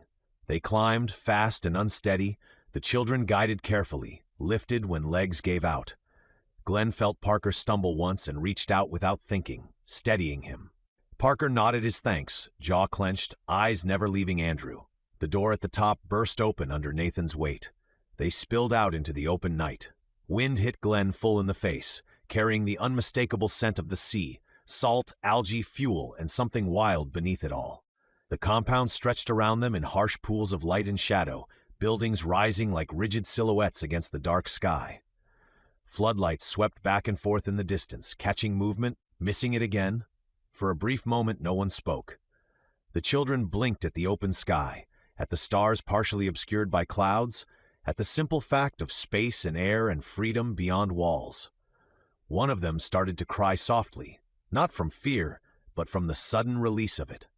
Glenn turned slowly, scanning the perimeter, already calculating what came next. He could hear the compound mobilizing, vehicles starting, shouted orders carried on the wind, the distant thrum of engines near the docks. The revolt hadn't died down. If anything, it sounded louder now. This wasn't over. Not even close. He looked down at his arm, blood dark against his sleeve, the skin around the bite flushed and angry. Red lines tracing outward from the bite. He didn't know what the modified crimson was doing inside him yet. He only knew it hadn't finished. "We keep moving," Glenn said, voice low but firm. "Stay tight. No one wanders. No one falls behind." The children pressed closer instinctively. Glenn lifted his gaze toward the distant lights near the harbor, toward the tanker looming, toward the compound that was beginning to tear itself apart under the weight of its own lies. The fight was about to get bigger. Chapter 11. Net closes. Alarms wailed from every direction now, no longer contained to the medical wing but bleeding outward through the compound like a spreading infection. Floodlights snapped on along the main roads, illuminating squads of guards pouring in from reinforced barracks and watchtowers. Shouted commands overlapped in sharp bursts, the sound bouncing off concrete and steel until it became impossible to tell how many of them there were. Too many. Glenn saw it instantly. The direct route to the outer wall was gone. Armored vehicles rolled into position, sealing intersections with brutal efficiency. Guards formed staggered firing lines, rifles up, optics already sweeping. "This way," he said sharply. He veered left, shouldering open a narrow access gate, just as the first burst of gunfire cracked overhead. Sparks flew from the concrete wall as rounds chewed into it. Glenn shoved the children forward, his body turning sideways to shield them as Lucille and Mateo returned fire in short, controlled bursts to buy them seconds. Only seconds, but enough. They spilled into the industrial sector. The air changed immediately. Oil and rust hit Glenn's nose, thick and metallic, layered with the sour tang of fuel and hot machinery. Massive storage tanks loomed overhead, their curved sides streaked with grime. Pipes crisscrossed above them like exposed veins, hissing and rattling as pressure valves cycled under stress. The ground was uneven here, patched and cracked, slick in places with leaked lubricant. Boots thundered close behind. "Keep them moving," Glenn shouted, lifting one of the smaller children without breaking stride as they hit a steep incline. Parker stumbled again, teeth clenched. But Mateo was there instantly, hooking an arm under his shoulder and hauling him forward without comment. Andrew clung to his father, harmonica pressed tight to his chest, eyes wide but silent. A loudspeaker crackled to life overhead. "All units," a voice boomed, calm and authoritative, "converge on the industrial sector immediately. Targets are armed and transporting assets. Use lethal force if necessary." Glenn felt the words settle like a weight. No clean escape. Nathan slowed just enough to scan the maze of tanks and catwalks ahead, eyes flicking from shadow to shadow. "They're hurting us," he said, "trying to funnel us toward the docks." "That's where the tanker is," Lucille said, breathless but steady. "Exactly," Nathan replied, "and where the revolt already is." Another burst of gunfire rang out behind them. A round ricocheted off a pipe overhead, showering sparks down around the group. One of the children cried out, stumbling, and Glenn scooped her up without thinking, tucking her against his side as he ran. They ducked beneath a low catwalk, just as guards spilled into the sector from two parallel corridors, their flashlights cutting through the darkness like blades. Glenn dropped to one knee and fired, suppressing their advance while Nathan moved ahead, guiding them into a narrower service lane choked with stacked crates and idle machinery. "Dead end?" Mateo shouted. "Not if we're fast," Nathan replied, already climbing. He scaled a rusted ladder bolted to the side of a storage tank, motioning for them to follow. Glenn boosted Lucille up first, then the children, hands steady despite the tremor in his arm. Pain flared hot and sharp at the bite wound as he hauled himself up last, teeth gritted. They emerged onto a catwalk overlooking the sector. Below them, chaos spread, guites swinging wildly, alarms pulsing red across steel and concrete. Farther off, near the harbor, Glenn could see movement in the darkness. Fires burning low, vehicles clustered wrong, silhouettes moving with purpose instead of panic. The revolt was still alive. "Up or down?" Mateo asked, crouched low beside him. Glenn scanned the horizon, mind racing. The outer wall was blocked. The compound interior was closing fast. The medical wing was behind them, sealed and swarming. That left only one direction Jonah couldn't fully control. "The docks," Glenn said. "Whatever's happening there, it's our cover." Nathan nodded. "Then we move now, before they tighten the net." The loudspeaker crackled again, closer this time. "All units, be advised. Subjects are on the catwalks. Do not let them reach the harbor." Floodlights snapped on, sweeping toward their position. Glenn tightened his grip on the rifle, heart pounding, every nerve alive. The heat beneath his skin surged again, not wild, not consuming, but ready, focused. He looked at the children huddled together, at Andrew clutching his harmonica, at Parker forcing himself to stand tall despite everything. "Stay with us," Glenn said quietly, "no matter what happens next." Then he turned toward the catwalk ahead, the sea air carrying distant shouts and the low, ominous groan of steel from somewhere offshore. They ran. And behind them, Jonah Wallace Sr.'s island closed in, determined to crush what it could no longer control. Gunfire tore through the night from two directions at once. Rounds sparked off steel and chewed into rusted pipes as the catwalk erupted into chaos. Glenn dropped instinctively, dragging two of the children down with him as bullets cracked overhead. The air filled with the sharp tang of cordite and hot metal, the sound of boots pounding below and above as guards tried to box them in. A little boy grabbed his chest, a bullet wound puncturing through. His eyes went wide with shock, and he tumbled forward over the catwalk. Glenn couldn't even catch his body in time. "Down!" Nathan shouted. Nathan's rifle snapped again and again, each shot controlled, precise. One guard pitched backward over a railing. Another dropped mid-stride, momentum carrying him forward before he crumpled hard against the steel grating. Nathan shifted positions smoothly, never lingering, never firing more than he had to. Lucille returned fire from behind a bank of pipes, her movements efficient despite the chaos. Mateo crouched beside Parker and the children, keeping them low, eyes darting for threats that slipped past the front line. Glenn raised his rifle and pulled the trigger. Click. Empty. For a fraction of a second, frustration flared, but it was drowned instantly by something hotter, deeper. The rage was building, the desire to kill these people who had done this to innocent children. He didn't think, he acted. He tore a length of rusted pipe free from the catwalk railing with both hands. The metal screamed as it came loose. Glenn surged forward. He felt it then, not just adrenaline, not just desperation. His body answered in a way it never had before. Strength flooded his limbs, dense and overwhelming, his muscles tightening as if reinforced from the inside. The bite wound burned like a brand, heat radiating outward until it felt like his blood itself was on fire. Every cell in his body seemed to ignite. Anger welled up, vast and feral, pressing hard against his thoughts.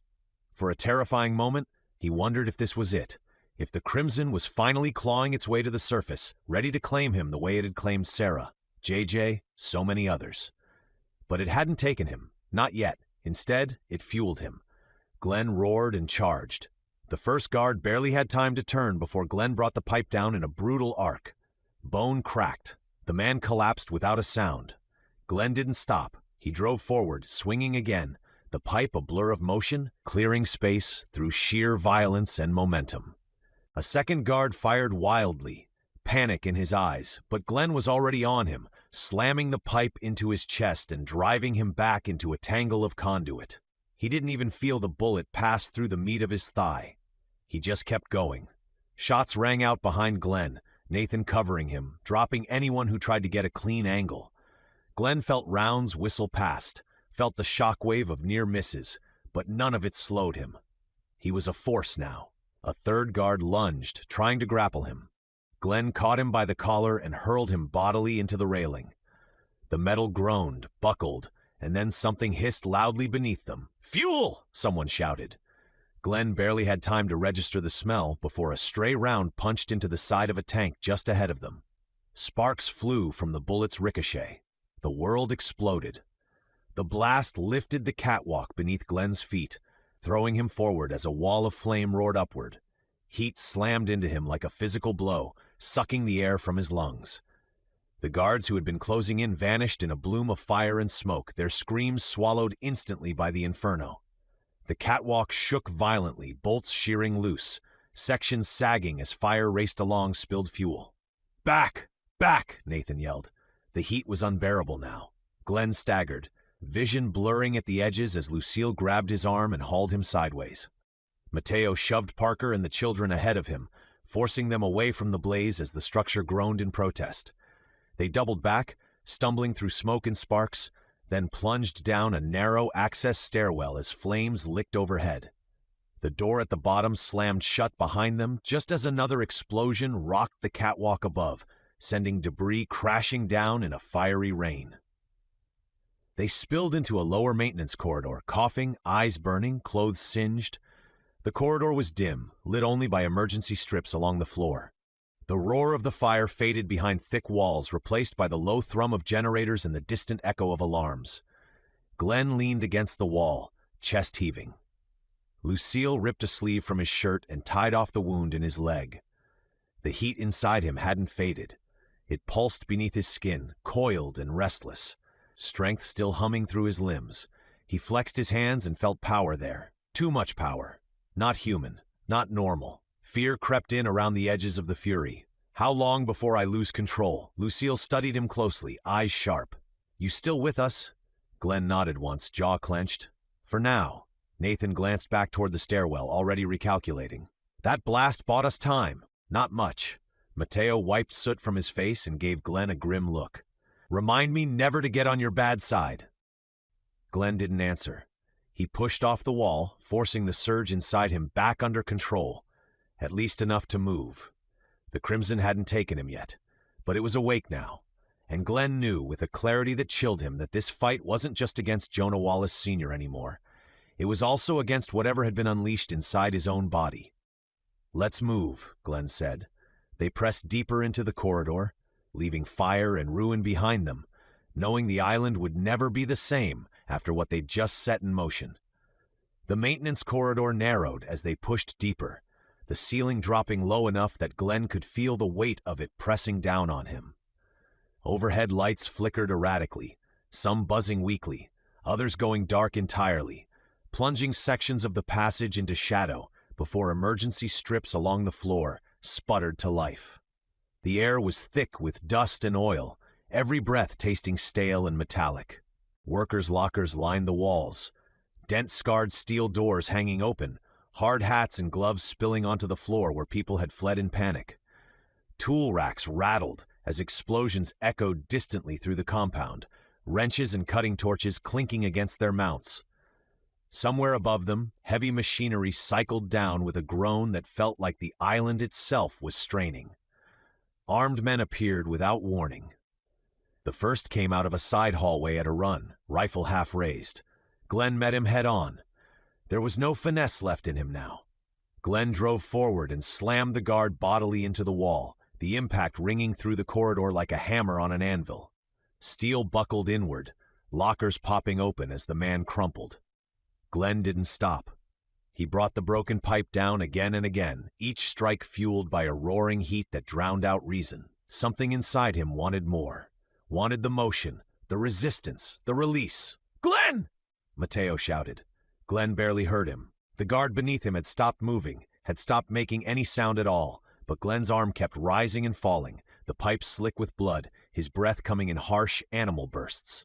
Mateo grabbed him from behind and hauled him back with everything he had. "Hey, hey!" Mateo snapped, voice sharp with strain.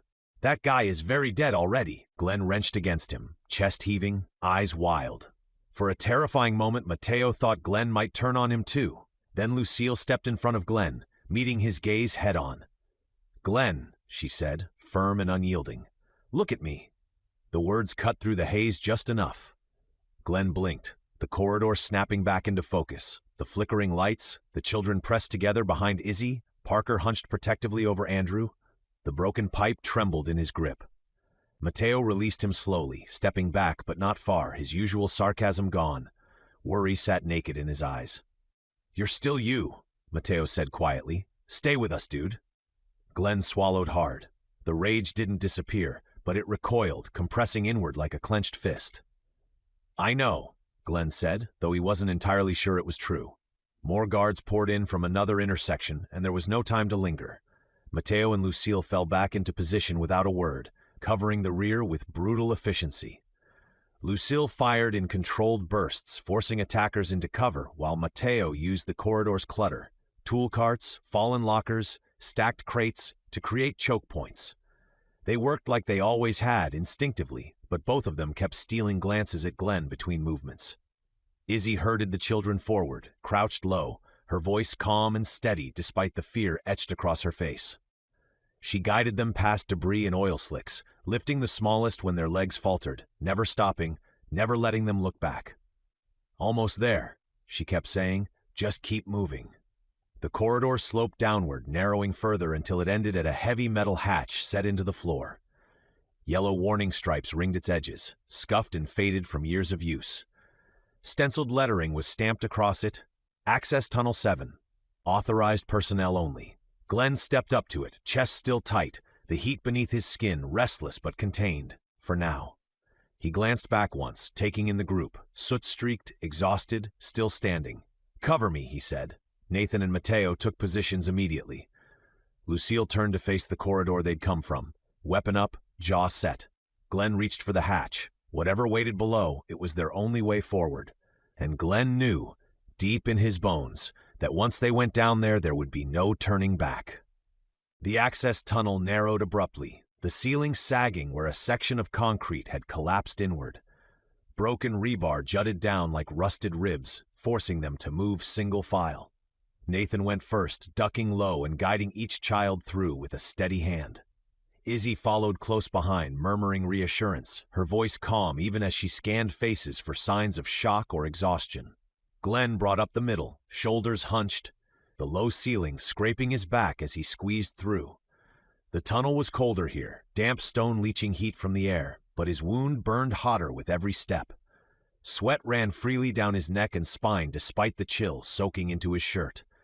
The heat beneath his skin pulsed in waves now, no longer a steady thrum but something erratic and sharp, like a fire flaring and dying back only to surge again. Behind him, Mateo slowed. One of the younger kids had stumbled, skin torn open on a jagged edge of concrete. It wasn't deep, but the child's breath hitched as Mateo crouched, already tearing a strip of cloth free to wrap the knee. "Hey, it's okay," Mateo said softly. "You're good, just a—" "Move," Glenn snapped.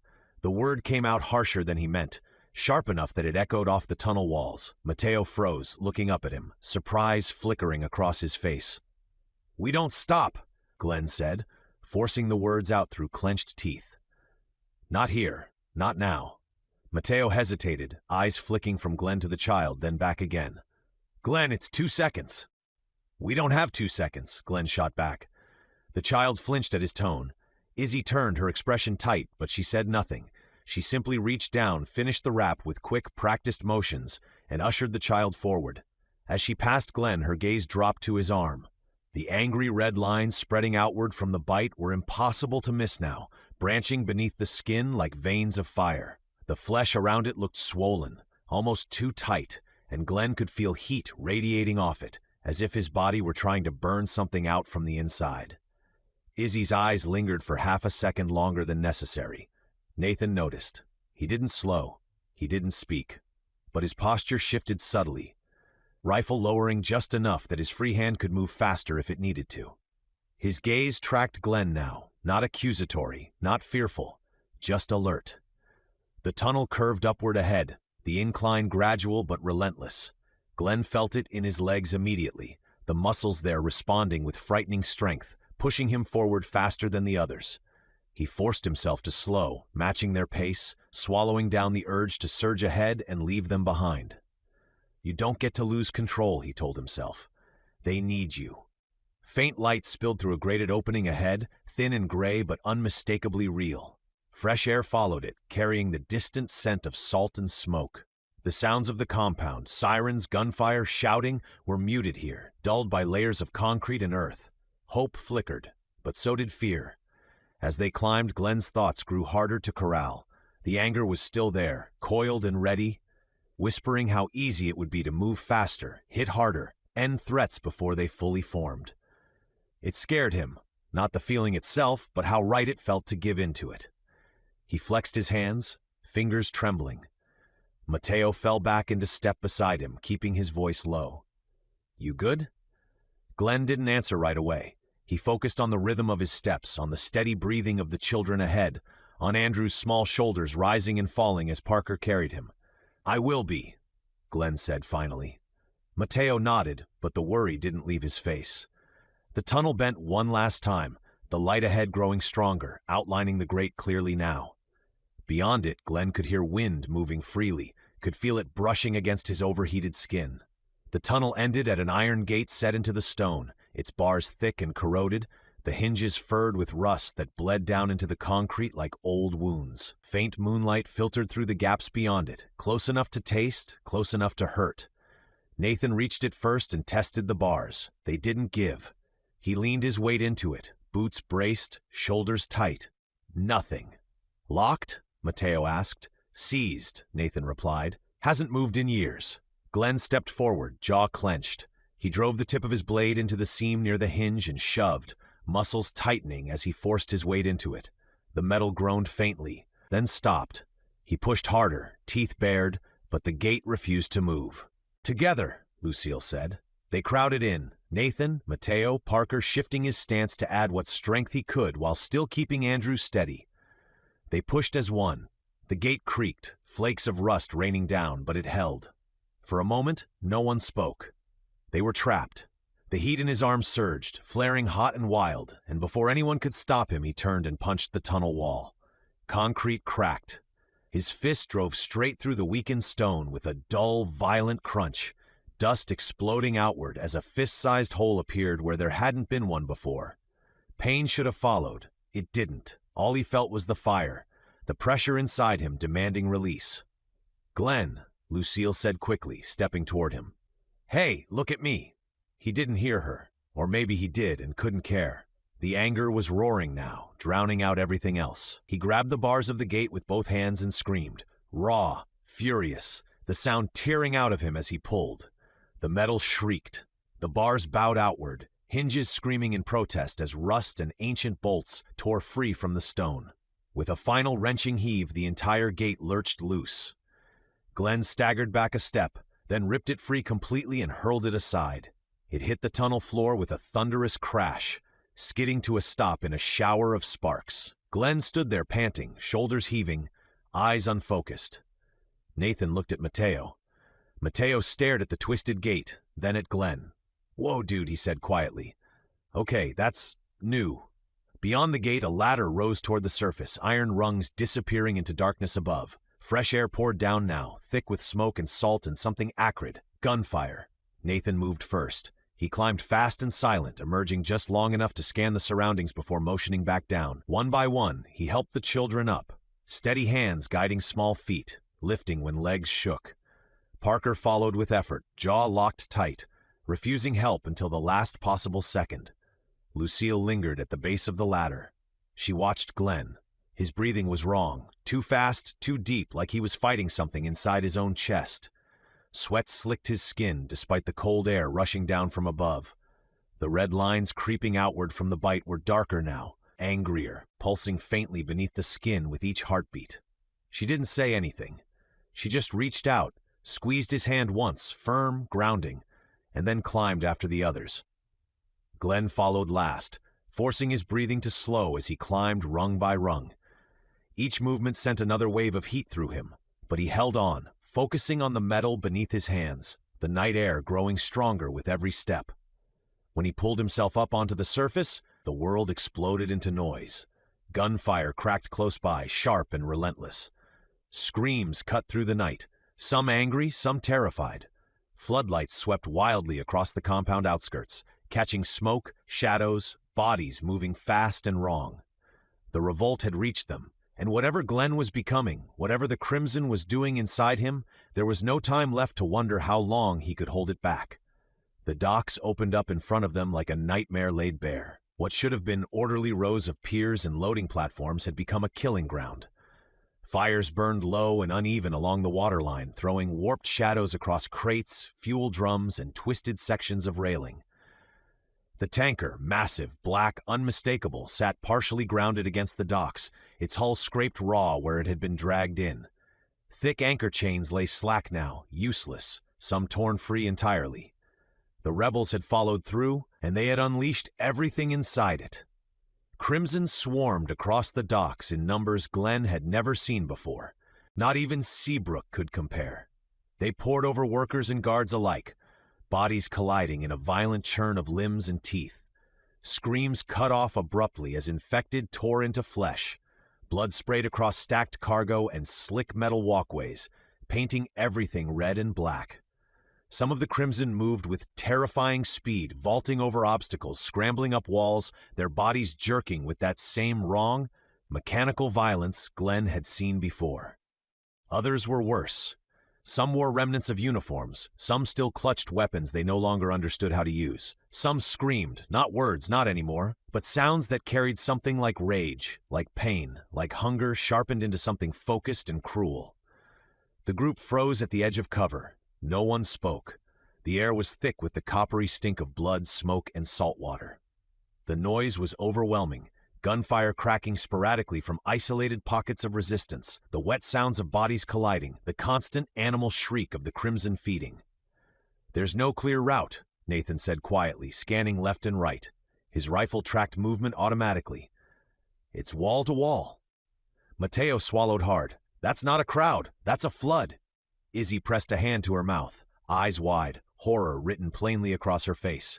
The children clung to each other behind her, some crying silently, others staring in frozen disbelief at the carnage ahead. Glenn felt it then, the shift inside him. Fear should have come first, logic should have followed. Planning. Instead, the heat surged. It rolled through his body like a wave breaking against a dam that was already cracked. His wound burned white-hot now, the red lines beneath his skin pulsing faster, brighter. His heartbeat thundered in his ears, drowning out everything else. The sight of the Crimson, of what they were doing, of what they represented, did something to him. It called to the fury. His grip tightened on his weapon until his knuckles went white. "There," Parker said hoarsely, pointing toward a narrow service causeway running between two warehouse structures. "If we can reach that, it leads past the outer docks." Glenn followed his gaze. The causeway was real, but it was choked with infected. Crimson spilled across it in waves, bodies piling atop one another as they overwhelmed anyone unlucky enough to be there. Lucille looked at Glenn, not pleading, not panicked, reading him. "This is bad," she said carefully, "but you're not doing this alone." Glenn didn't answer right away. His eyes tracked the movement ahead, calculating without consciously meaning to, angles, distances, momentum. The Crimson moved fast, but they moved predictably. They surged toward noise, toward motion, toward resistance, toward him. "The only way out," Glenn said, voice low and steady despite the storm raging inside him, "is through." Mateo let out a shaky breath that almost sounded like a laugh. "You always know how to sell a plan." Nathan shifted his stance. "I'll clear a lane as long as I can." "I'll stay with the kids," Izzy said immediately. Lucille stepped closer to Glenn, her hand brushing his arm, not restraining, not stopping him. Anchoring. "You lead, we follow. You go too far, I pull you back." For a heartbeat, Glenn looked at her. Then he nodded. He stepped out from cover. The Crimson noticed instantly. A dozen heads snapped toward him at once. Mouths opened, bodies twisted. The swarm shifted, drawn by something deeper than sound now, drawn by him. Glenn moved forward. He didn't scream, he didn't hesitate. He charged straight into hell. The first Crimson hit him like a wrecking ball. Glenn met it head on, slamming into its chest with enough force to lift it off its feet. Bones cracked under his grip as he threw it aside. Another lunged, jaws snapping. Glenn drove his weapon through its skull without breaking stride. Rage poured through him now, focused, sharp, terrifyingly clear. He was aware distantly of gunfire behind him. Nathan's shots cracked in disciplined bursts, dropping infected that tried to flank. Lucille moved like a shadow at Glenn's back, cutting down anything that slipped past him. Mateo stayed close to the children, dragging one infected down with a crowbar, then another, teeth bared in grim determination. But Glenn was the point of the spear. Crimson slammed into him from all sides. He broke them apart with brute force, tearing through bodies, throwing them down, driving forward step by step. He felt blows land, felt teeth scrape skin, claws rake his arms, but pain barely registered. The fire inside him consumed it, turned it into fuel. The horde screamed. And Glenn screamed back, raw, wordless, a sound torn from somewhere deep and broken inside him. The causeway loomed closer. The docks burned around them, and as Glenn carved a path through the swarm, one brutal step at a time, he knew with terrifying certainty he was becoming something he feared. Chapter 12. No Way Out. Crimson surged across the docks in a broken, screaming wave, bodies slamming together as they charged from the front, drawn by motion and noise and blood. Behind them, Jonah's guards advanced with brutal discipline, rifles barking in short, controlled bursts that drove the infected forward instead of thinning them out. The effect was unmistakable. Intentional or not, they were being herded. Boxed in. "Move," Glenn shouted, his voice raw but cutting through the chaos. "Don't stop. Don't slow down." He scanned desperately, eyes darting across the dockside clutter. Crates, fuel drums, twisted railings. None of it enough, none of it safe. The open space that had let them run now threatened to become their grave. "Right!" Izzy yelled suddenly, pointing. Glenn followed her line of sight and saw it, a weathered boathouse squatting at the edge of the pier, its paint long peeled away by salt and sun. The wide sliding doors hung crooked in their tracks, one half open, the interior swallowed by shadow. It wasn't fortified, it wasn't secure, but it was something. "There!" Glenn barked. "Go!" They broke for it as one. Nathan laid down covering fire, each shot precise, buying seconds as Crimson lunged and fell and kept coming anyway. Lucille stayed tight to Glenn's flank, cutting down anything that slipped too close. Mateo hauled one of the smaller kids forward as Parker half ran, half limped beside him. Andrew clutched to his chest like a shield and a promise. Glenn hit the boathouse doors first. He slammed his shoulder into the warped metal, forcing it wider as the group poured inside. The interior smelled of rot and old fuel, damp wood and rusted iron. Nets hung from hooks along the walls, swaying as bodies rushed past them. A small skiff lay overturned near the back, its hull cracked and useless. It looked like a relic from before Jonah took over the island. "Close it!" Glenn shouted. Nathan and Mateo grabbed the doors and shoved with everything they had. Metal shrieked against metal as the doors slammed together. Glenn seized a length of pipe from the wall and jammed it through the handles, just as bullets punched sparks into the outer surface, and something heavy slammed into it from the other side. The boathouse shook. Snarls erupted immediately, wet, furious, right outside the thin metal walls. Crimson bodies hit the doors in rapid succession, claws scraping, teeth snapping through gaps. Bullets followed, thudding into the structure, punching holes through rotted panels. The sound was deafening. Children screamed despite Izzy's efforts to quiet them. Parker crouched low, arms wrapped tight around Andrew, whispering to him over and over, words Glenn couldn't hear but understood anyway. Glenn turned slowly, chest heaving. The fire inside him was still raging, coiled tight now, desperate for release. His hands trembled, muscles aching with unused force, his skin too hot, his thoughts too sharp. He could feel the crimson outside, felt them in a way he never had before, like pressure against his awareness. It scared him. Lucille stepped in front of him, not blocking his view, just anchoring it. "We bought time," she said firmly. "That's all. So use it." Glenn nodded once, dragging his focus back inside the room. The boathouse wasn't empty. A narrow stairwell descended at the far end, half hidden behind stacked crates. A hand-painted sign above it read "Fuel Storage, Lower Level," the letters faded but legible. The floor beneath it was slick with old spills, dark stains that had soaked into the wood over years. Nathan followed Glenn's gaze. "If it's fuel, we'll just be pinned in at ground level. And maybe next to a bomb if those bullets keep coming," Mateo muttered. Another impact rocked the doors, harder this time. The pipe Glenn had wedged through the handles bent slightly, metal groaning. The boathouse felt like a pocket of held breath amid the chaos outside. Dust motes drifted lazily through thin shafts of sunlight that cut between warped planks in the walls, turning the stale air into something almost visible. The place smelled of old wood, salt, and rot, abandoned for years, forgotten until desperation forced its doors shut again. Every sound from outside carried through the structure, snarls scraping along metal, the distant crack of gunfire, shouted commands bouncing off the docks. Glenn stood near the center of the boathouse, forcing himself to breathe slowly. His heart hammered against his ribs, each beat pushing heat through his veins. The fire inside him hadn't faded. It simmered now, dangerous and watchful. But he clamped down on it, refusing to let it spill loose again. Not here, not in front of them. He wondered what would happen when he could no longer tell friend from foe. Would he hurt those he cared for? Nathan and Mateo worked fast at the doors. Together they dragged heavy crates across the warped floor, wood scraping loudly as they stacked them against the sliding panels. A rusted winch followed, its corroded gears shrieking as they heaved it into place. It wasn't pretty, and it wouldn't hold forever, but it bought time. Seconds, maybe minutes. Lucille moved among the children with practiced efficiency, crouching, checking hands and faces, murmuring reassurances that didn't sound hollow even now. She cleaned a cut with a scrap of cloth, tied another knee tight, steadied shaking shoulders with a firm touch. Glenn watched her for a moment, grounding himself in the normalcy of it, the quiet competence, the refusal to panic. Izzy stood at a cracked window near the far wall, peering through a gap in the boards. She leaned close, careful not to silhouette herself, her face tight with concentration. "They're swarming the central pier," she said quietly. "Crimson and guards both. No one's in control out there."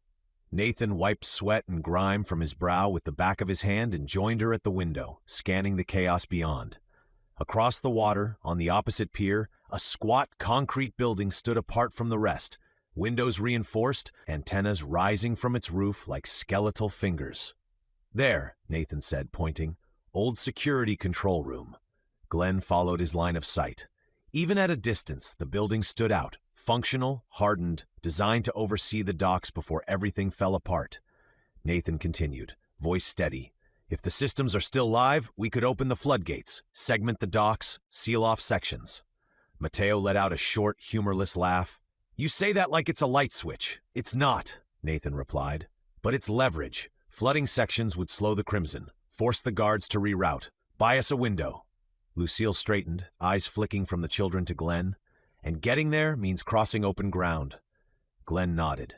He could already see it, the exposed run across the pier, the swarm moving unpredictably, the guards firing into anything that moved. There was no clever route, no tunnel, no cover worth trusting. Just distance, a tyrant's private army, and a horde of infected in between. "We don't have another option," Glenn said. His voice came out calm, even to his own ears. He felt the truth of it settle heavy in his chest. "If we stay, we get buried. If we run, at least we choose where." Mateo exhaled slowly, rolling his shoulders. So, straight into the nightmare then. Izzy turned from the window, meeting Glenn's eyes. Once we open the gates, the docks will flood unevenly. Some areas will go under fast, others won't. People will panic. They already are, Glenn said. Outside, something slammed into the doors hard enough to make the crates shudder. A chorus of snarls followed, close and hungry. Lucille stepped closer to Glenn, her voice low. You can do this, but you can't lose yourself again. Glenn swallowed, nodding once. He flexed his fingers, feeling the strength there. Too much strength, but he kept it leashed. You're still you, he reminded himself. You choose what you do with it. Nathan checked his rifle, then looked to Glenn. You lead us to the control room. I'll cover the right flank. Mateo, you stay with Izzy and the kids. Mateo grimaced. I really hate being the sensible one. Nathan almost smiled. Another impact hit the doors. Wood cracked. The pipe Glenn had wedged earlier rattled loose, clanging against the floor. They're about to breach, Izzy said. Glenn took one last look around the boathouse. The dust, the rot, the fragile bubble of calm they'd carved out of the storm, and then nodded. On my mark, he said. The warning came too late. A shrill metallic shriek tore through the boathouse as something above them gave way. Glenn's head snapped up just as the roof panels buckled inward, warped steel peeling back like a lid being ripped from a can. The light from the floodlights vanished, replaced by shadow, and then movement. They poured in. Dozens of crimson spilled through the opening in a writhing mass, bodies contorting as they dropped from the ceiling and walls. These weren't like the one they saw in their barracks. Their limbs bent the wrong way, double-jointed at every angle. Arms, legs, feet, hands all folding and unfolding with horrifying speed. Each moving, giving off a pop or a click as the bones went in and out of their sockets. They didn't fall so much as crawl through the air, catching beams, clinging to walls, skittering across surfaces like insects. It looked less like an attack and more like a nest being disturbed. Contact everywhere, Nathan shouted. The first one hit the floor on all fours and launched itself forward before Glenn could fully register it. He swung instinctively, bringing his weapon across its skull. The impact snapped its neck sideways with a wet crack, but another was already there, then another, dropping, leaping, crawling along the walls with sickening agility. Lucille fired upward, shots punching through bodies clinging to the ceiling. One crimson lost its grip and fell directly onto Mateo, limbs wrapping around him as it shrieked.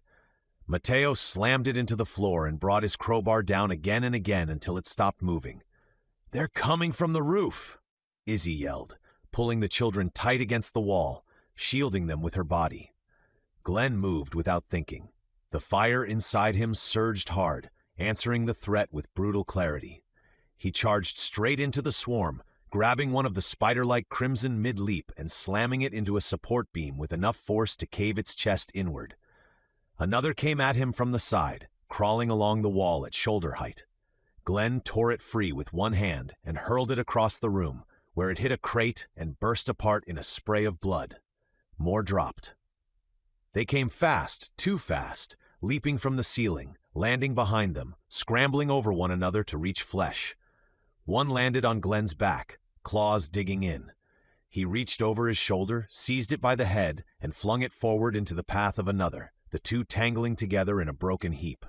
Gunfire thundered inside the confined space. Nathan pivoted constantly, firing upward and outward, never staying in one place long enough to be surrounded. Lucille moved like a blade, intercepting anything that got too close to the kids, her movements tight and economical, even as the walls crawled. Glenn felt himself slipping closer to the edge. The rage was right there now, hot, intoxicating, begging him to stop holding back. His vision tunneled, every movement of the crimson sharp and bright, every sound painfully clear. He could feel them, sense their motion before they struck, their intent before they lunged. No, he told himself, forcing the thought through clenched teeth. Not yet. A crimson dropped directly in front of him, limbs folding in on themselves as it hissed. Glenn drove his weapon straight through its face and kept moving, slamming into the next, then the next, his body a blur of force and momentum. He barely noticed the blood soaking his arms, the pain where claws raked his skin.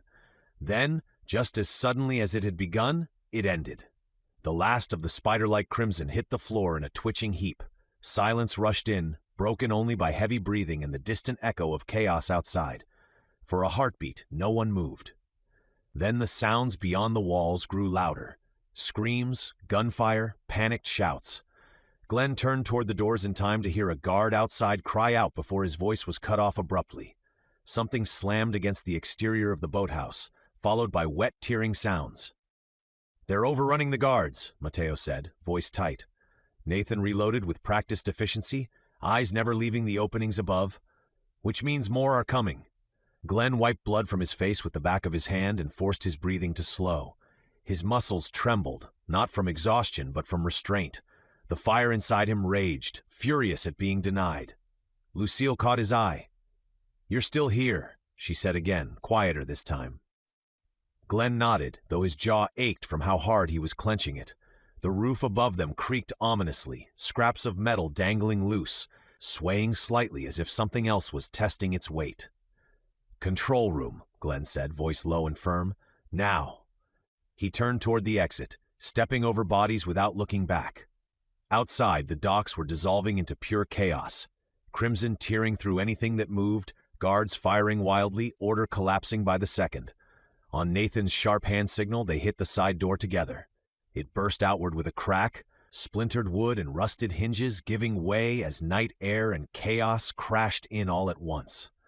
Glenn was already moving, boots pounding against the dock as he broke into a full sprint, the boards slick beneath him with seawater and blood.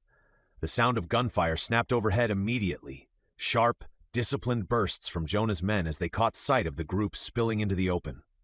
"Go! Go! Go!" Nathan shouted. Crimson surged from behind stacked cargo, bodies unfolding from the shadows like nightmares given form. One leapt straight into Glenn's path, jaws wide. He didn't slow. He drove his blade through its skull and kept running, the impact jarring his arm as blood sprayed across the boards and splashed up his legs. Another came from the side, skidding low. Glenn pivoted and brought the weapon down in a brutal arc, feeling bone give way. The heat inside him flared again, answering the threat with savage eagerness. He forced it down, channeling it forward. Speed, strength, focus, nothing else. Behind him, Izzy stayed glued to the children, her movements precise despite the chaos. She fired in short, clean bursts, each shot deliberate. Crimson dropped mid-lunge, bodies slamming hard against crates or skidding lifelessly across the dock. There was no panic in her motions, only grim determination as she cleared a narrow bubble around the kids. Lucille covered their rear, turning and firing as Jonah's guards advanced from the boathouse direction, rifles barking as they tried to push the group toward the water. Mateo ran just ahead of her, glancing back constantly, ready to pull anyone forward who faltered. The pier bridge loomed ahead, a narrow span connecting to the next section of docks. Glenn felt a brief surge of hope at the sight of it. Then he saw what waited beyond. The bridge itself was choked with infected. Crimson clung to the railings, crouched on the decking, piled against one another in a snarling mass. Some were already fighting, infected tearing into infected, bodies tangling and falling into the water below. The sound of it was overwhelming, a wet, furious chorus that made Glenn's stomach knot. They skidded to a halt just short of the bridge. "There's no lane," Mateo said, breathless. "It's solid."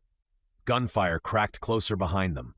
Jonah's men were closing the distance, pushing hard now, trying to pin them against the horde. Glenn's mind raced, scanning the bridge, the water, the dock supports beneath it. The crimson packed tight were a wall of teeth and claws, but they were also unstable, driven more by hunger than coordination. His arm throbbed violently, heat pulsing down to his fingertips. The anger stirred again, hungry and insistent. Lucille stepped up beside him. "If we rush it like this, we lose people." "I know," Glenn said. Nathan knelt briefly, firing 2 precise shots that dropped Crimson crawling along the bridge supports. He looked back at Glenn. "We need to break the pack. Scatter them?" Glenn's gaze drifted to the fuel drums stacked near the pier's edge, some already leaking, slicks of oil shimmering on the boards and water below.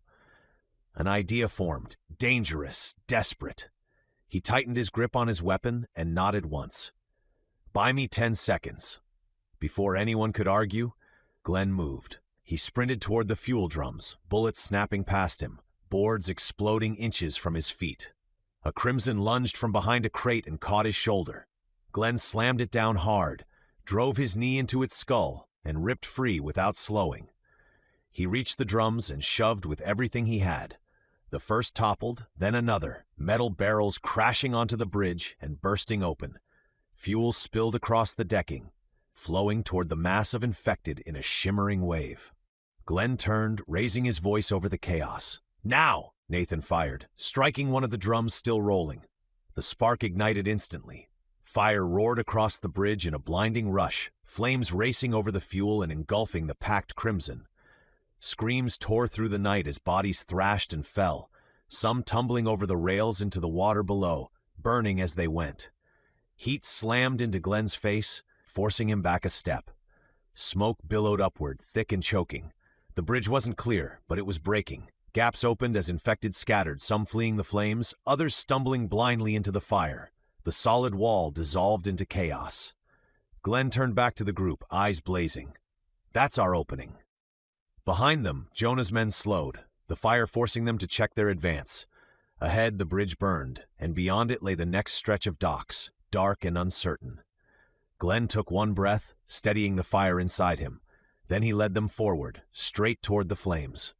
The group compressed at the mouth of the bridge, bodies pressed close, the heat from the burning fuel washing over them in suffocating waves. Crimson shrieked as one, the sound rising into a jagged chorus as they registered the movement. Heads snapped toward Glenn, limbs tensed.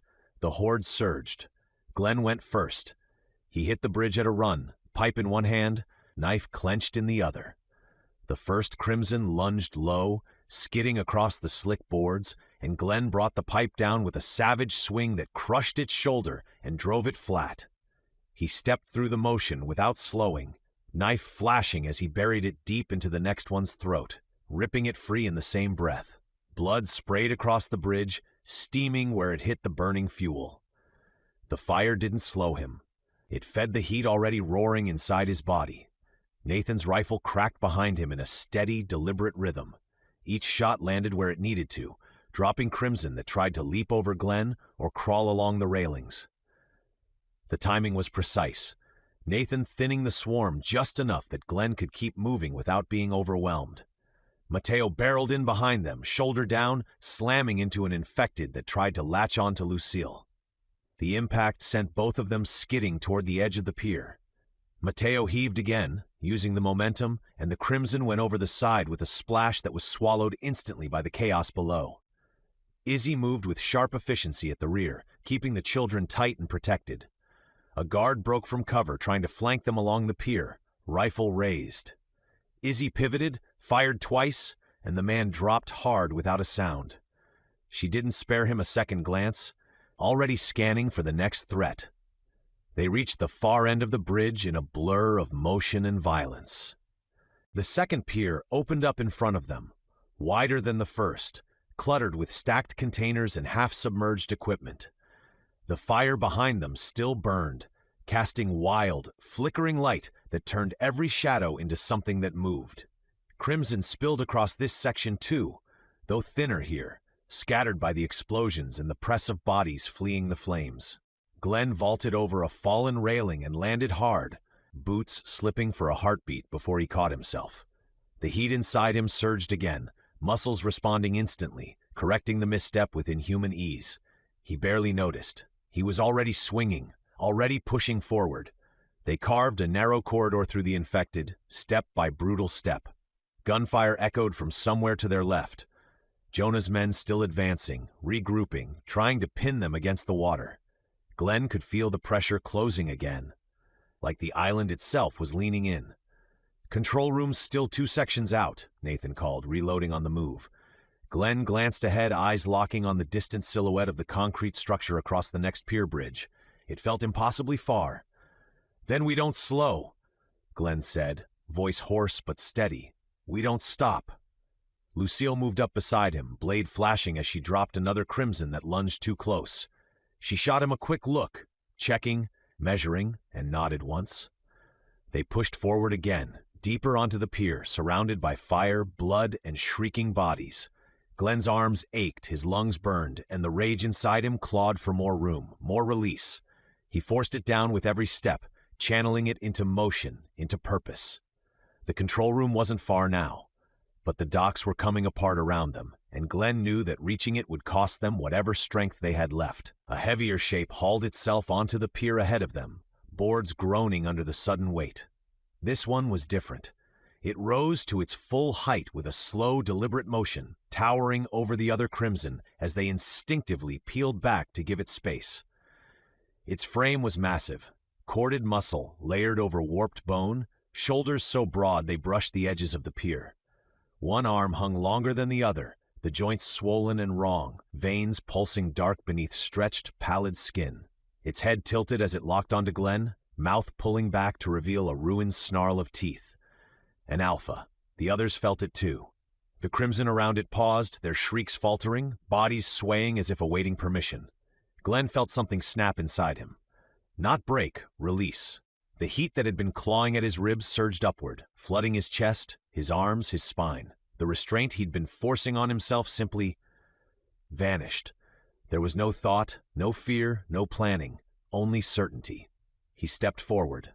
"Glenn," Lucille started. Glenn charged. The alpha roared and met him halfway, the impact of their collision shaking the pier like a car crash. Wood cracked beneath their feet as they slammed together chest to chest, hands snapping up instinctively, fingers locking around each other's. For a heartbeat, they were frozen there. Two bodies straining, muscles bulging, raw force grinding against raw force. To everyone's disbelief, Glenn held. His boots slid back an inch, then stopped. His arms burned white-hot as the alpha leaned into him. But Glenn didn't buckle. He dug in, teeth bared, veins standing out along his neck as he pushed back just as hard. Mateo stared. That is not supposed to be happening. Glenn felt the alpha adjust, trying to overpower him with sheer mass. He didn't try to match it anymore. He moved. High school wrestling instincts kicked in, muscle memory buried deep but still alive. Glenn dipped his shoulder, twisted his hips, and slipped under the alpha's reach. He drove forward, spun, and climbed the monster's back in one brutal motion, locking his legs around its waist. The alpha bellowed, thrashing wildly, trying to reach him. It couldn't. Its massive bulk worked against it. Too much muscle, too little flexibility. Its arms flailed uselessly, claws scraping the air as Glenn hauled himself higher, one arm locking around its thick neck, the other grabbing a fistful of slick, infected hair.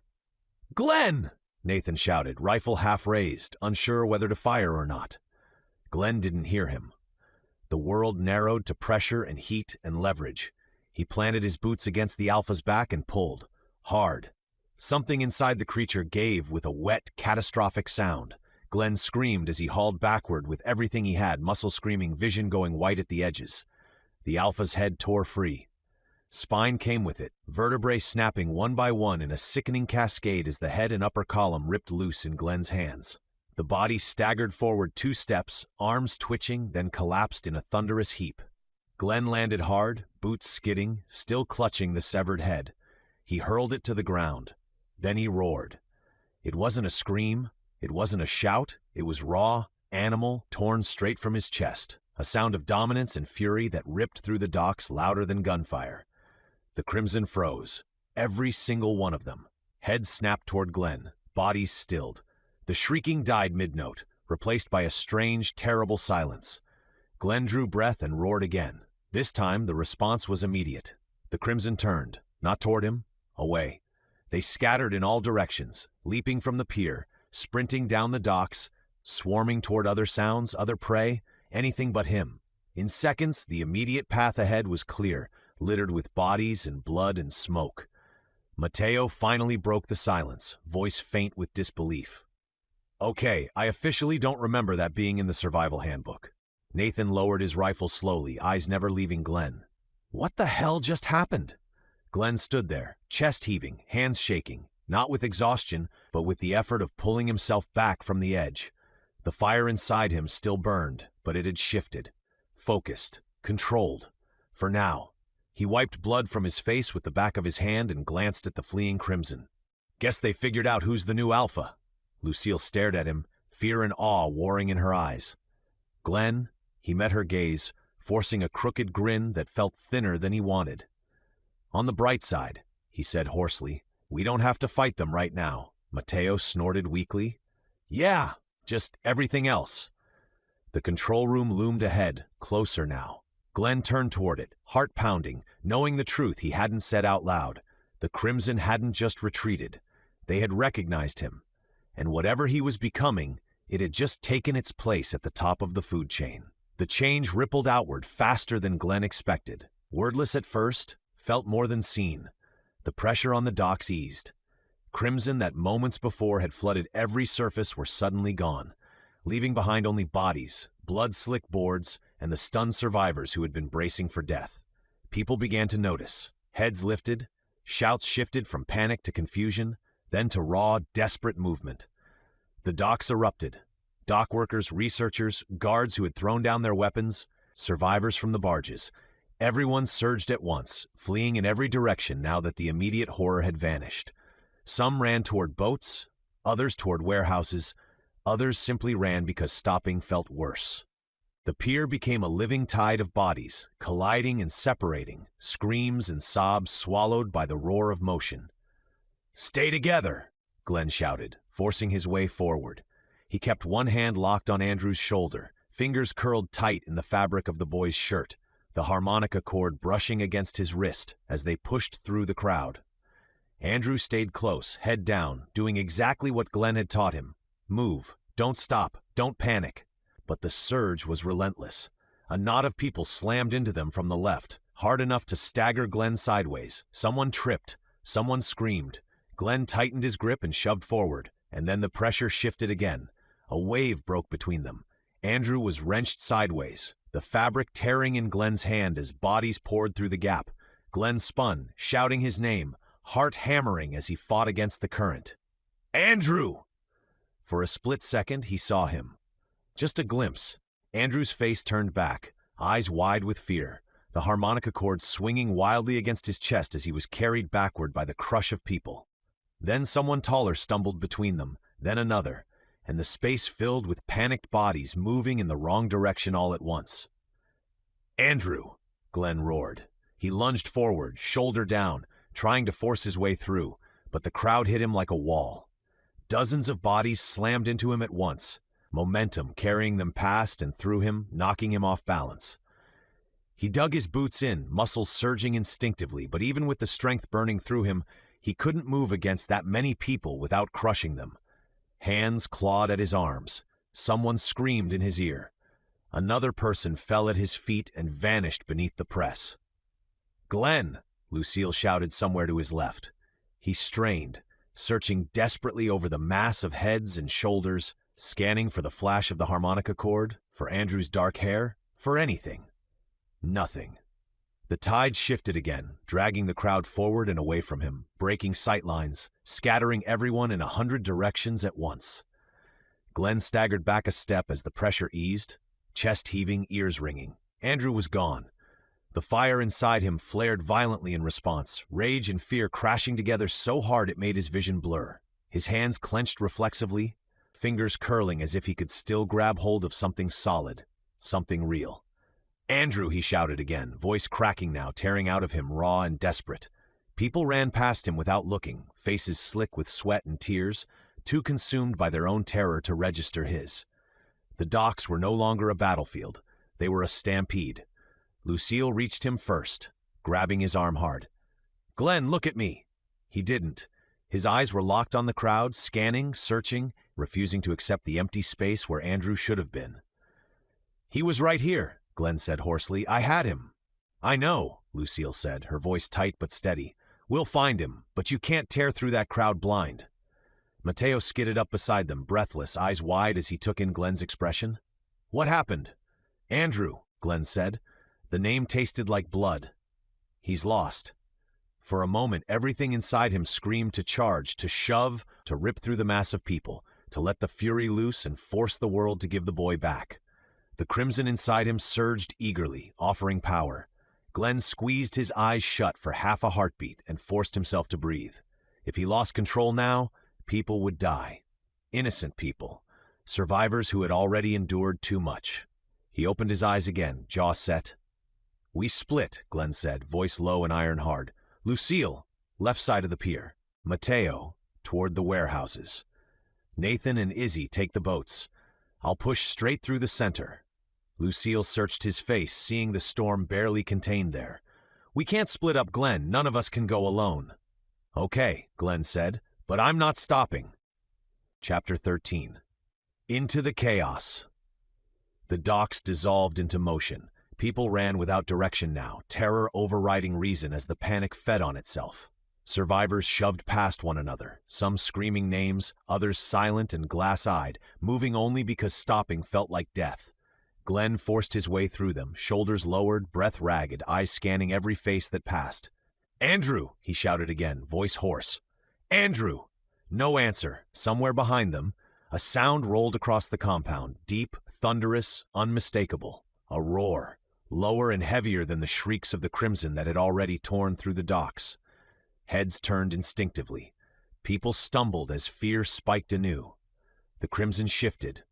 Not all of them, just enough. A large group peeled away from the docks and surged deeper into the facilities, drawn toward the heart of the compound where lights still burned and alarms screamed. Others, fewer now, turned back toward the fleeing crowd, attacking in short, violent bursts rather than overwhelming waves. The chaos fractured instead of exploding. Glenn didn't slow. He shoved through bodies, catching a glimpse of a child's face here, a flash of dark hair there, each time his heart leaping, then crashing when it wasn't Andrew. Someone slammed into him from the side. He barely noticed. His focus tunneled, everything narrowing to the search. A crimson burst from behind a toppled crate, jaws snapping inches from his face. Glenn reacted without thought, blade flashing. He drove it through the creature's skull and ripped it free in one brutal motion. Blood splattered across his chest and arms, warm against his already sweat-soaked shirt. The body hit the dock and slid into the water without a sound. He didn't look back. "Glenn!" Lucille shouted, struggling to keep pace. "You can't!" "I know," he snapped, not breaking stride. "I know." Mateo ran on Glenn's other side, breathing hard, eyes darting constantly. He grabbed a fleeing man by the shoulder. "Kid, about dark hair, harmonica around his neck. You see him?" The man shook his head violently and tore free, vanishing into the crowd. Another roar echoed from deeper in the compound. Closer now. Glenn felt it vibrate through his chest, felt the crimson inside him stir in response, agitated but restrained. Nathan skidded to a stop ahead of them, turning sharply. "This isn't working," he shouted over the noise. "We're blind out here." Glenn hesitated for half a step, just long enough. Nathan seized the moment. "We need to split up. Cover ground fast. If Andrew's moving, we won't catch him like this." Lucille looked between them, fear flickering across her face. "Splitting up gets people killed." "Standing still does too," Nathan shot back. Another scream cut through the air as a crimson tackled someone near the warehouses. The docks were tearing themselves apart in pockets now, violence flaring and fading in unpredictable bursts. Nathan didn't wait for agreement. "I'm taking the side route," he said, already backing toward a narrow lane between stacked shipping crates. "If I find him, I radio. Same goes for you." Glenn locked eyes with him, the moment heavy. Then he nodded once. "Find him," Glenn said. Nathan turned and disappeared between the towering crates, swallowed by shadow and noise. Glenn faced forward again, jaw tight. Lucille touched his arm briefly. Grounding. "We'll find him." Mateo forced a grim smile. "Yeah, kid's tougher than he looks. Learn from the best, right?" Glenn didn't answer. His throat felt too tight, his chest too full. They pushed down the main dock path, weaving through fleeing survivors, stepping over dropped bags and discarded gear. Glenn shouted Andrew's name again and again, each time louder, each time more desperate. The crimson roared again from somewhere inland, drawing more infected away from the docks. But Andrew was still out here. Somewhere.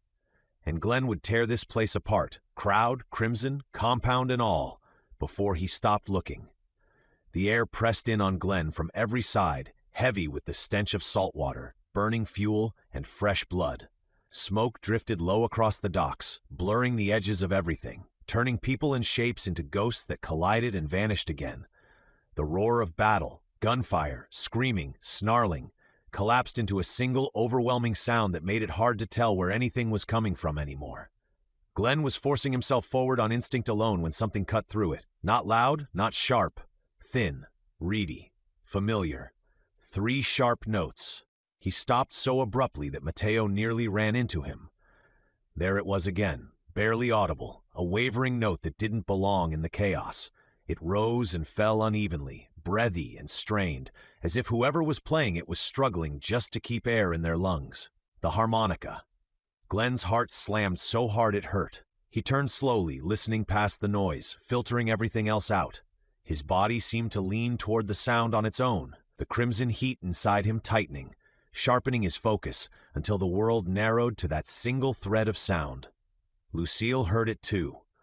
Her head snapped up, eyes wide, and she pointed without a word toward a narrow gap between two leaning fish stalls near the edge of the pier. The structures were half collapsed, nets hanging loose, wooden frames splintered and slick with blood. The alley between them was choked with bodies, crimson piled atop one another, tangled and twitching, some still moving, some not.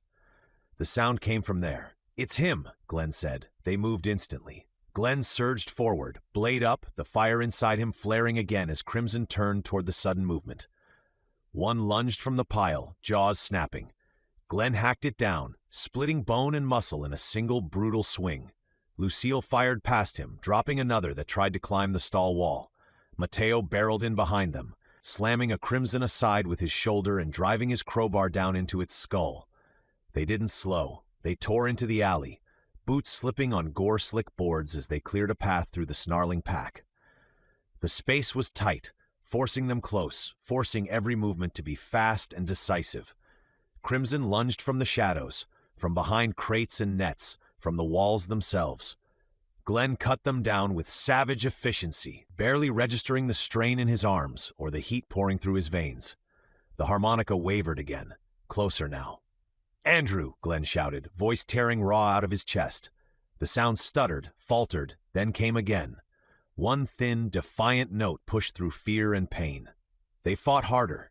Lucille moved ahead of Glenn now, blade flashing in the cramped space, her movements precise even as bodies pressed in.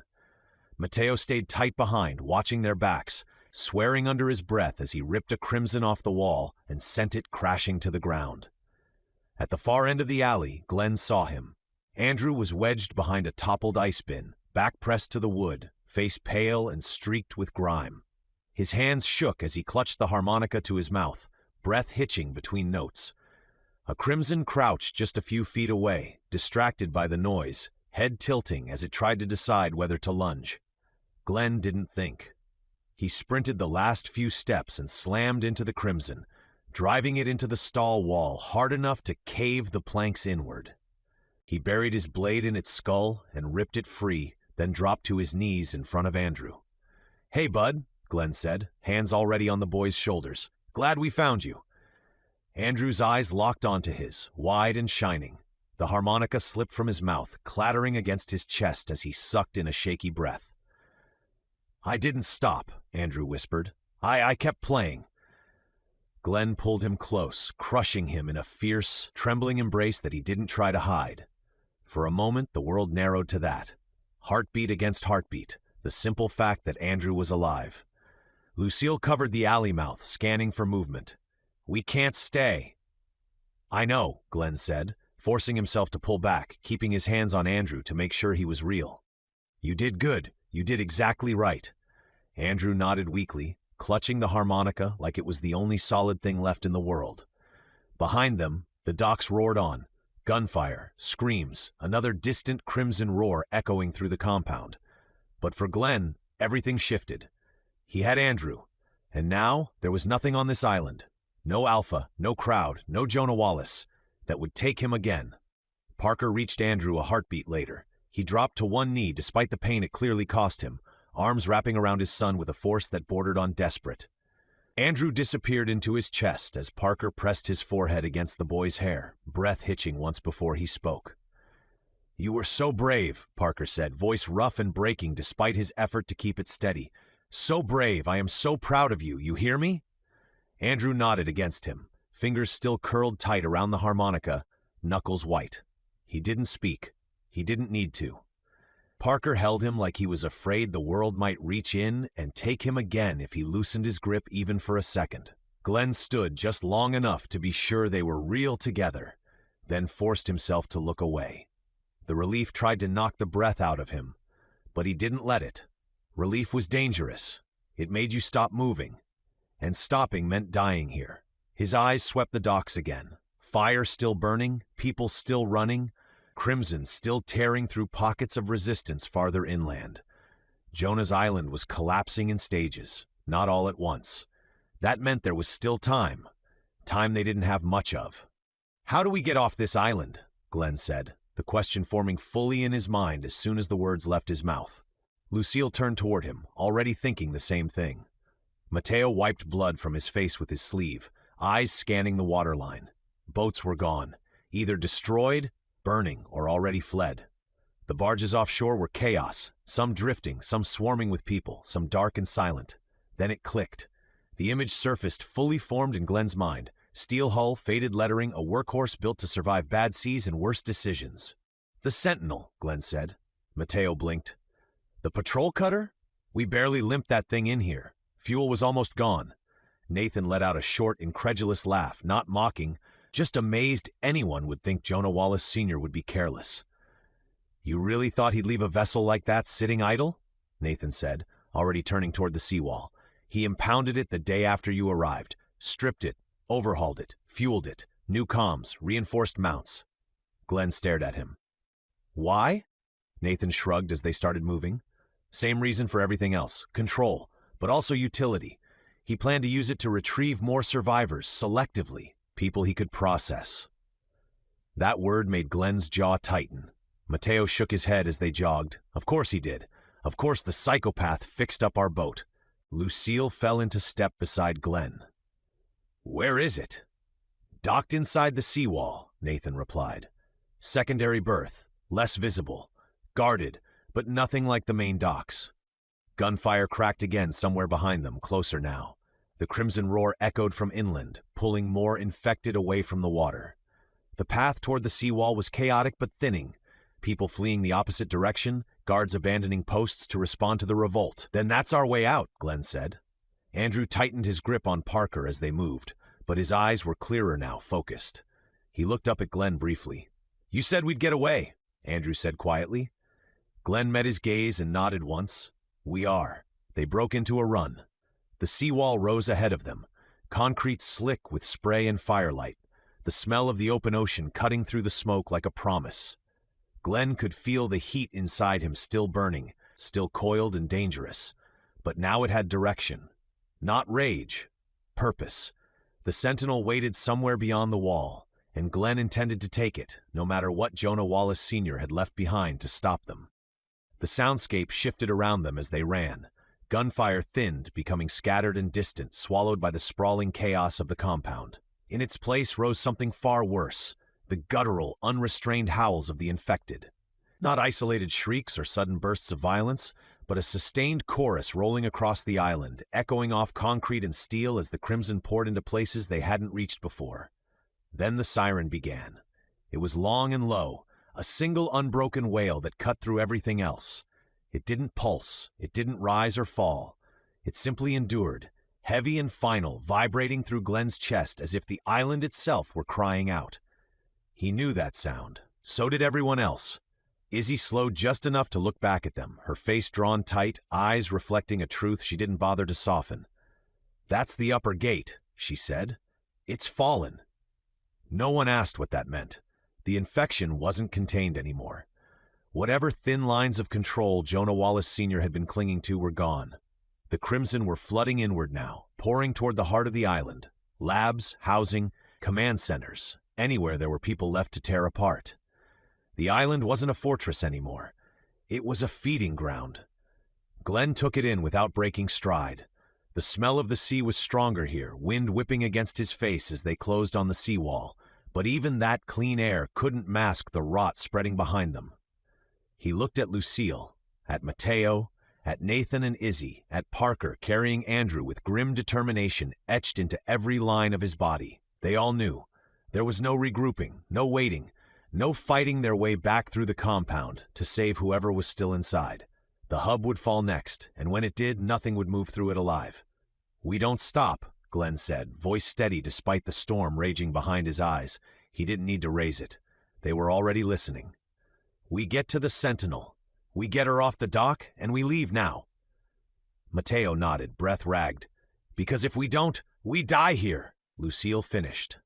Andrew shifted slightly in Parker's arms, fingers tightening around the harmonica. Glenn caught the movement and met the boy's eyes for a brief moment. Andrew nodded once, small but resolute. Glenn felt something inside him lock into place. Not the rage, not the fire, resolve. They reached the final stretch toward the seawall as the siren continued its relentless cry behind them, the sound of an island coming apart piece by piece. The Crimson howled louder now, closer, their voices bleeding together into something that sounded almost like triumph. Glenn didn't look back. Whatever Jonah Wallace Sr. had built here, whatever horrors he had justified in the name of progress, it was done. The island was lost. All that mattered now was getting his people behind them, finished tearing itself apart. Move, Glenn said again. And they did, sprinting toward the water, toward steel and engines, and a chance, however slim, to escape before the island became just another grave. Chapter 14. The Seawall. The lower docks were no longer a place. They were a collision. Bodies lay strewn across the planks. Guards in uniform, dock workers still wearing tool belts, people Glenn didn't recognize and didn't have time to mourn. Crimson surged over crates and through shattered barricades, their movements frantic and violent, smashing anything that slowed them. Defensive lines formed and collapsed in seconds. A burst of gunfire would snap through the smoke, sharp and desperate, and then cut off abruptly as the infected poured through the gap it left behind. The air burned in Glenn's lungs, smoke, salt spray, and rot blending into something that tasted like rust and old blood. The sea slapped against the pylons below, indifferent, a steady rhythm beneath the chaos. "Keep moving," Glenn shouted, forcing his voice above the din.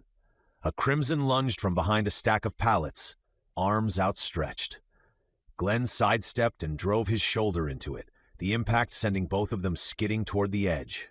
He shoved hard, boots digging in, and the creature went over the side with a splash that disappeared instantly beneath the noise. They ran. Lucille stayed tight on Glenn's flank, blade flashing when something broke too close. Mateo barreled through debris, dragging a fallen worker out of their path without slowing, then kicking a crate aside to clear a lane. Nathan moved ahead and to the right, rifle barking in controlled bursts that opened narrow corridors through the crush. He would occasionally stop by a dead guard and grab their ammo belt and then keep moving. Izzy kept the children tucked behind the adults, moving them like a single unit, her voice calm even as the world came apart around them. Parker limped but didn't slow. Andrew clung to him, the harmonica bouncing lightly against his chest with each step. Glenn kept glancing back, counting heads, counting breaths. They cut through a storage yard, weaving between rusted containers and toppled forklifts. The ground here was slick with fuel and seawater, reflecting firelight in broken shards. A barricade loomed ahead, sandbags and steel drums hastily thrown together, already half collapsed. Crimson clambered over it, bodies piling, claws scraping as they spilled down the other side. "No shelter near the docks," Nathan called back. "Nothing solid left." "I know," Glenn said, already angling them east. He could feel the pull of the seawall now, the open water just beyond it. He could also feel the heat inside him, coiled and restless, answering every shriek and impact. He forced it down, breathing through the surge, using it without letting it use him. They passed a burning warehouse, flames licking out of broken windows. The heat rolled across them in waves. A guard staggered out of the smoke, weapon dangling uselessly from his hand. He looked at Glenn with wild eyes, opened his mouth to speak, and was tackled from behind, dragged screaming back into the fire. Another volley of gunfire erupted somewhere to their left, closer now, then died just as quickly. The Crimson howled in response, a rising tide of sound that chased them across the yard. "East gate's gone," Mateo said, breath ragged. "We're getting funneled." "Then we break the funnel," Glenn replied. He spotted a narrow service lane between two stacked containers and cut toward it. They squeezed through, metal scraping shoulders, sparks jumping as a bullet ricocheted off steel. The lane opened onto a wider stretch of dock that sloped gently toward the seawall. For a moment, just a moment, the path ahead looked almost clear. Then a wave of infected poured out from behind a crane, cutting across their route. Glenn didn't slow. He raised his weapon and charged, shouting as he went. Not fear, not rage, but command. The Crimson hesitated just enough. He smashed through the first, cut down the second, felt the heat surge as he drove forward. Nathan's shots stitched the edges, Lucille's blade flashed, Mateo's crowbar rose and fell. They broke through. Beyond the melee, the seawall loomed closer, concrete dark and slick with spray. Glenn could almost see it, the berth tucked inside the wall, the shape of steel that meant engines and distance and a chance. "Almost there!" he yelled, not sure who he was convincing. Behind them, the docks continued to fall, each defensive pocket collapsing, each scream swallowed by the roar of the infected. The island was eating itself alive. For a brief, dangerous moment, Glenn thought they had bought themselves space. The noise dipped just enough to notice it, the gunfire farther away, the howling of the Crimson muffled by steel and distance.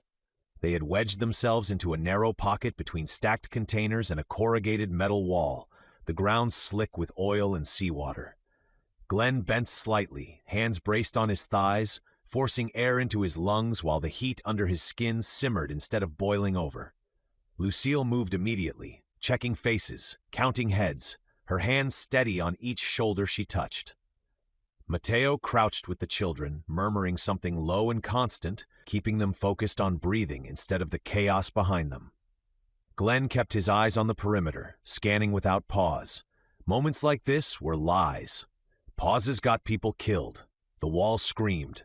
Metal tore apart with a shriek that punched straight through Glenn's skull. A massive hand burst through the corrugated steel, fingers ripping the sheet open like wet paper. Glenn's breath caught as the hand closed around one of the children and yanked backward. "No?" The word barely left his mouth. Parker moved instantly. Glenn saw him lunge, knife flashing as it drove into thick gray flesh. The hand spasmed and released the child, who stumbled backward into Izzy's arms, screaming. Relief flared, sharp and fleeting. The hand snapped forward again. It clamped around Parker's leg. "Parker!" Glenn surged forward, but he was already too far away. The wall collapsed inward as the rest of the creature came through. The Titan Crimson didn't crawl or squeeze. It charged straight through the metal, tearing it apart around its shoulders. It filled the space like a living catastrophe. 12 feet tall, maybe more, its body swollen with dense, unnatural muscle. Bone jutted from its arms and spine at wrong angles, pale growths forcing their way through stretched skin. Its head hung low, jaw distended, eyes buried deep beneath a sloping brow. And it was still holding Parker. Everything went loud and slow at the same time. Gunfire cracked. Glenn slammed into motion, driving his blade into the creature's torso with everything he had. The impact jolted his arms to the shoulder, pain flaring, but the Titan didn't even register it. It didn't flinch, it didn't slow. It lifted Parker. Glenn shouted, Parker's name maybe, but the sound was swallowed as the Titan swung. Parker's body hit Glenn like a wrecking ball. The breath blasted out of him as he was thrown backward, skidding across concrete. The follow-through caught Lucille and Mateo as well, bodies colliding and tumbling hard. The world tilted. Glenn tried to push up and failed, vision swimming, ears ringing. The Titan roared. It turned back to Parker. Then it started slamming him. Down, up, down again. Each impact landed with a wet, hollow sound that Glenn felt in his chest more than heard. Parker's body moved wrong. Too loose, too limp. Glenn clawed at the ground, forcing himself upright, rage and panic tearing through him together. "Stop!" Glenn roared, his voice breaking. The fire inside him surged, screaming to be unleashed, muscles flooding with heat and strength, but his body lagged half a second behind his mind. Half a second too long. A single gunshot cut through everything. Sharp, controlled, final. The Titan's roar died mid-bellow. Its head snapped back as the bullet punched straight through its eye. The massive body staggered, fingers loosening as Parker's leg slipped free. It swayed, bones creaking under its own weight, then collapsed forward in a thunderous crash that shook the ground beneath Glenn's feet. Silence slammed down. Glenn was moving before he realized he was standing. He dropped to his knees beside Parker, hands hovering because he didn't know where it was safe to touch. Parker was alive, barely, but the sight of him twisted something deep in Glenn's chest. Parker moaned, the sound thin and broken. His leg was mangled, bent at an angle no leg should ever bend. Blood darkened the ground beneath him. Every breath looked like it cost him something. "Hey," Glenn said, his voice low and urgent. He gripped Parker's shoulder carefully. "Stay with me. Don't close your eyes." Parker's face tightened with pain, teeth clenched. "Andrew?" he managed, barely audible. "He's safe," Glenn said immediately. "He's right here. You saved him." Parker exhaled shakily, eyes fluttering but staying open. Andrew was crying. The sound cut through Glenn worse than the gunfire ever could. High, broken sobs tearing out of the boy as he clutched at his father, small hands slick with blood he didn't understand.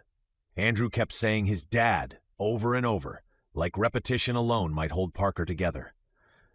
Glenn dropped beside them, heart pounding, every instinct screaming to fix this even though he already knew he couldn't. Parker's breathing was shallow now. Each breath rattled, thinner than the last.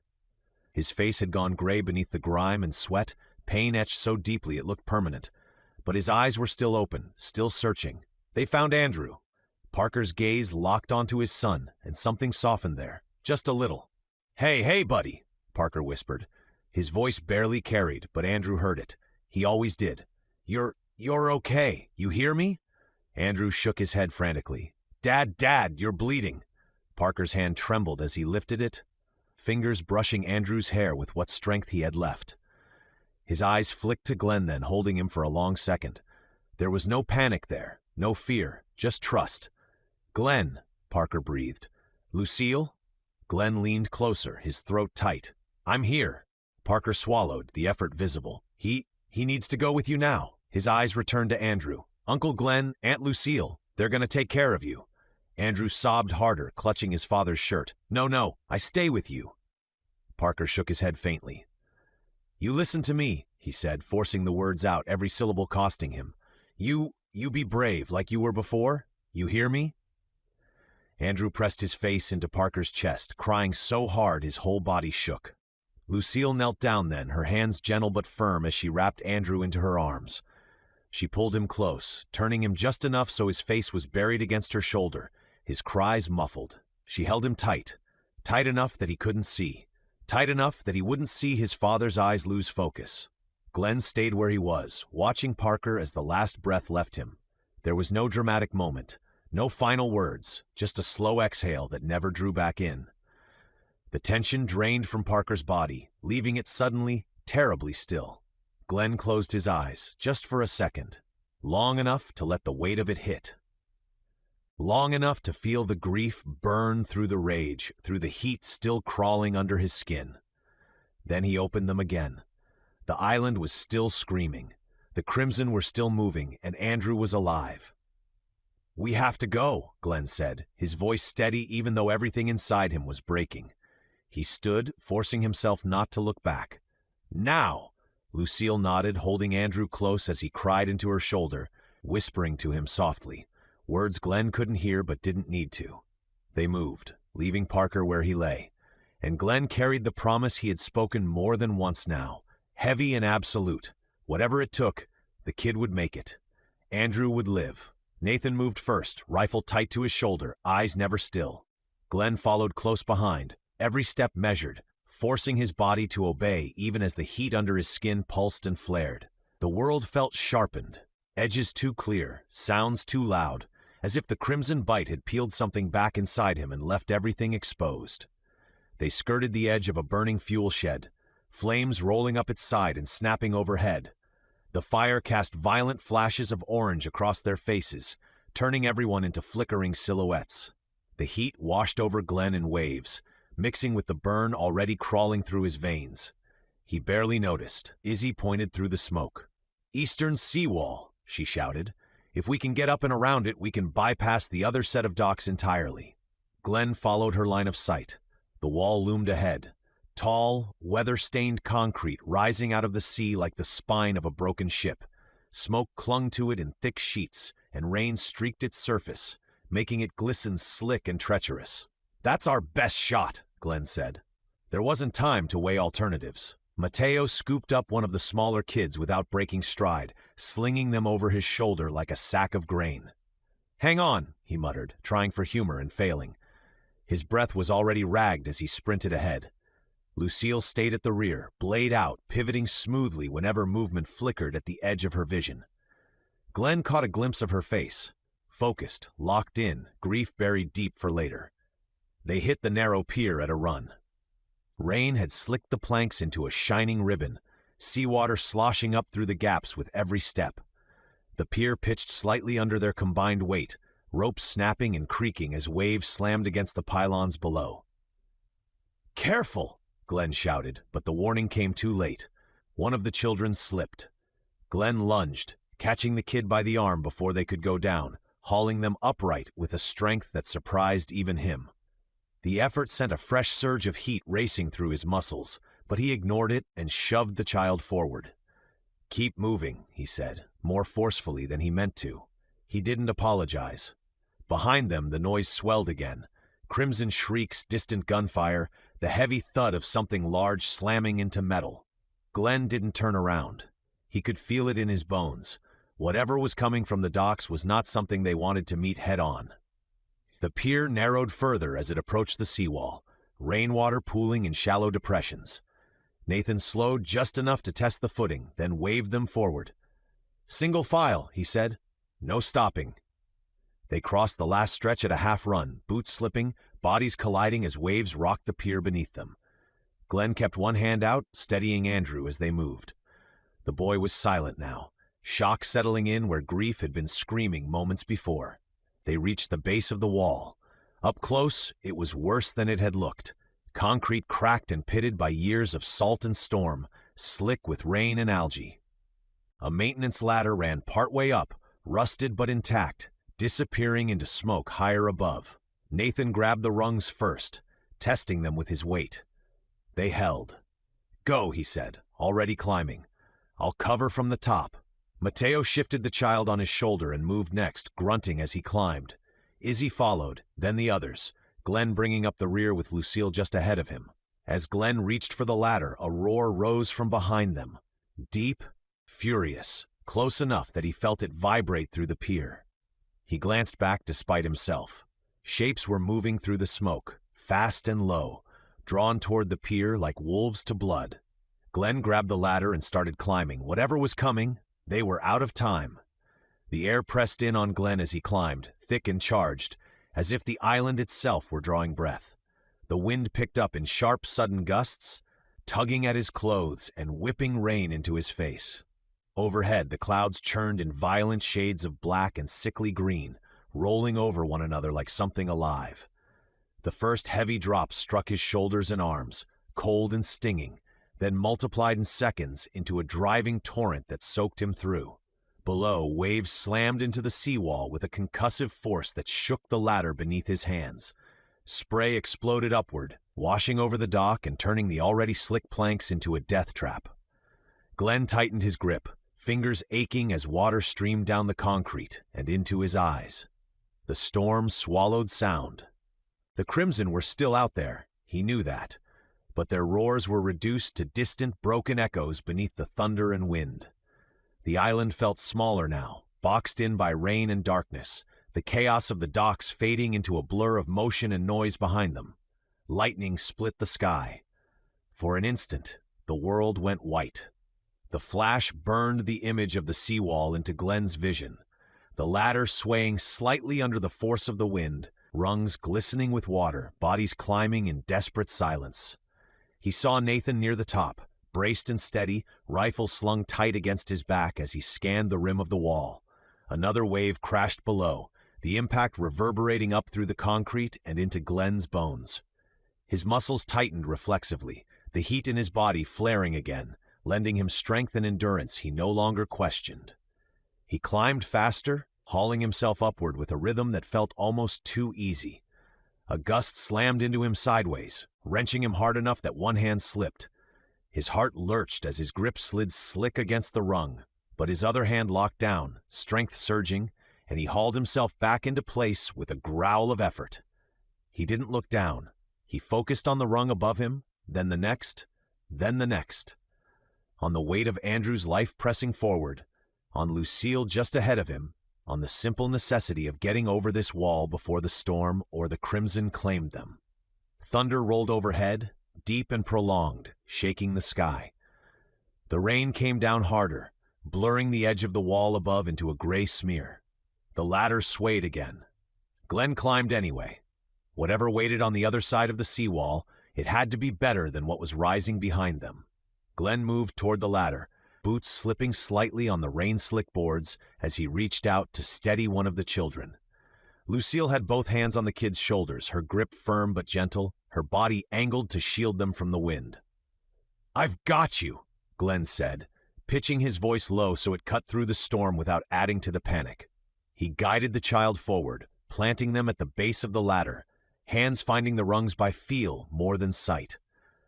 Lightning split the sky again. For a heartbeat, the world below was frozen in stark white clarity. Glenn saw the water churn at the base of the seawall, dozens of sharks circling in tight, restless patterns. Their fins sliced the surface in smooth, predatory arcs. Between them floated broken boards, scraps of metal, and darker shapes streaked with crimson. Then something splashed hard nearby. The sharks reacted instantly. Bodies twisted and collided, water erupting into violent froth as they surged toward the disturbance. Teeth flashed beneath the surface, pale and jagged, the frenzy contained only by the narrow space they fought within. Glenn felt his stomach knot. Even Nathan, already halfway up the ladder, paused and looked down, rain streaming off his helmet as the sight registered. "Don't look," Glenn muttered, more to himself than anyone else. He grabbed the ladder, fingers locking around cold steel. The wind howled through the rungs, a shrill, hollow sound that carried the raw stench of the ocean mixed with blood and oil. He set his foot on the first rung and began to climb. One by one they followed. Nathan went first, fast and controlled, reaching the top and bracing himself as he scanned the far side. Glenn climbed just behind him, muscles burning but steady, ready to turn and help pull the others up. Lucille came next, her movements precise despite the rain and shaking ladder, guiding the children with calm efficiency. Below them, gunfire cracked. Rounds slammed into the seawall and dock, splinters and sparks flying as Jonah's men continued firing blindly through the storm. Glenn heard bullets snap past, felt one ricochet off the ladder hard enough to send a shudder through the steel. "Move!" Nathan shouted from above. Lightning flashed again, bleaching the world white and etching every face in sharp relief. Rain streaming down Lucille's cheeks, fear and resolve tangled together. Mateo below, muscles straining as he lifted another child up to the rungs. Andrew clinging tight, knuckles white, the harmonica cord pressed against his chest. Glenn reached down, grabbing small wrists, hauling children upward one at a time. Each pull sent another surge of heat through his body, strength answering without limit. He didn't question it anymore. There would be time for that later, if there was a later. The wall shook as another wave slammed into it, water spraying up and over them in a cold, blinding sheet. The ladder swayed violently, metal screaming in protest. Glenn wrapped one arm around the ladder and used the other to pull the last child past him, shoving them upward toward Nathan's outstretched hands. "Almost there," Glenn said, though he wasn't sure who he was saying it for. Thunder rolled overhead, deep and sustained, vibrating through the concrete. The final stretch loomed above them, the top of the seawall slick and barely visible through the rain. Glenn climbed, teeth clenched, every sense stretched thin as the storm raged around them, and the sea tried to claw them back. They were exposed. They were exhausted, and they were still climbing. The top of the wall loomed just ahead, slick with moss and rain, the concrete rounded and treacherous beneath the pounding storm. Nathan hauled himself over first, disappearing from view for a split second before reappearing, crouched low and scanning the far side with his rifle already up. Glenn followed close behind, planting his boots and reaching down to boost Lucille and one of the older kids up onto the narrow ledge. The child slipped once, catching themselves just in time, and Glenn steadied them with a firm grip before shoving them the rest of the way over. When Glenn pulled himself up, the wind hit him. He staggered, boots skidding on wet concrete, arms flaring out as salt spray lashed his face. The air tasted sharp and metallic, rain stinging his eyes and mixing with the blood already streaked across his clothes. For a moment, all he could do was brace himself and breathe. Then he turned back. Izzy was halfway up the ladder, rain plastering her hair to her face. Mateo climbed just below her, jaw clenched, muscles shaking as he pushed another child upward. Glenn dropped to one knee and reached down, gripping wrists, hauling bodies over the edge one by one as waves detonated against the wall below them, sending shudders through the concrete. Almost, Glenn muttered, though his voice was nearly swallowed by the storm. At last, they were all up. Crowded together on the narrow strip of concrete, soaked and shaking, they moved as one toward the far edge of the seawall. Glenn stepped forward, bracing himself against the wind, and leaned just enough to see over. He froze. The ground on the far side was alive. Crimson filled the space below, dozens at first glance, then far more as his eyes adjusted. They poured through gaps in the outer fencing like water through broken sluice gates, bodies slamming into one another, movements jerky and violent. Some crawled on all fours, others staggered upright, shrieking into the storm. The rain seemed to drive them harder, whipping them into a frenzy that sent them surging deeper inland. There was no clear path, no pocket of safety, no stretch of ground that wasn't already claimed. Glenn straightened slowly, rain streaming off his face, his body aching and humming with heat. He turned his head just enough to take in everything at once. The storm-lashed sea behind them, sharks churning below the wall, the docks burning and collapsing in the distance, and now this, an island coming apart under the weight of its own monsters. There was nowhere left to run. Glenn wiped rain from his eyes and looked at the others. At Lucille, holding Andrew close. At Mateo, breathing hard but ready. At Izzy and Nathan, already calculating angles and odds. At the children, watching him with fear and fragile hope tangled together. "I've got an idea," Glenn said at last, his voice steady despite the chaos around them. "It might save us." The wind tore at his words, rain hammering down as the crimson howled below. "But it's going to be dangerous." Glenn lifted his arm and pointed past the wall, out toward the boiling black water below. "We swim," he said. The words hung there, absurd and terrifying all at once. Rain plastered his hair to his face as he traced the line with his finger, from the base of the seawall to the distant pier where the Sace. The sentinel sat half-shrouded in storm and smoke. It wasn't far. 50 yards, maybe less. On a calm day it would have been nothing. This was not a calm day. Mateo stared at him for a long second, rain dripping from the end of his nose. "Okay," he said slowly, nodding as if he were trying to be reasonable. "That's true. Not a long swim." Then he turned, eyes wide, gesturing violently toward the water below. Counterpoint. The ocean is currently full of crimson-infected, super-mutant, hyper-aggressive, feeding frenzy sharks. He looked at Izzy. "By the way, thanks for that. We'll just go ahead and log this one under spectacularly bad ideas." Izzy shrugged, soaked lab coat plastered to her frame, expression tight but unapologetic. "Hindsight," she said simply. "Always clearer." Glenn didn't have the time or the luxury to argue. "They're distracted," he said, forcing himself to sound certain. He pointed again, this time at the chaos below the docks. "There's blood in the water, bodies, crimson falling in by the dozens. If there was ever a moment they're not focused on us, this is it." Another wave detonated against the wall, spray blasting up around their legs. Glenn felt the vibration through his bones. The storm was getting worse, not better. And behind them, on the far side of the wall, the crimson were still pouring through the fences. This was the only direction left. Lucille adjusted her grip on Andrew, leaning close to Glenn. "We keep him between us," she said. "No letting go." Glenn nodded once. He crouched, looking each of them in the eye, Mateo, Izzy, Nathan, then down at the children, faces pale and terrified but still listening. "When I say go," Glenn said, raising his voice just enough to cut through the wind, "you jump. You don't stop. You don't look down. You swim hard, straight for the pier. If something brushes past you, you keep swimming." Nathan checked his rifle, then slung it across his back. "I'll take rear," he said. "If anything comes up behind." Glenn shook his head. "No heroics. We get everyone across, or this doesn't matter." Nathan met his eyes, then nodded once. The seawall shook again, this time not from the waves, from below. A chorus of shrieks rose from the far side as the crimson surged closer. Glenn didn't wait for them to crest the wall. He took Lucille's hand, tightened his grip on Andrew's shoulder, and stepped up onto the edge.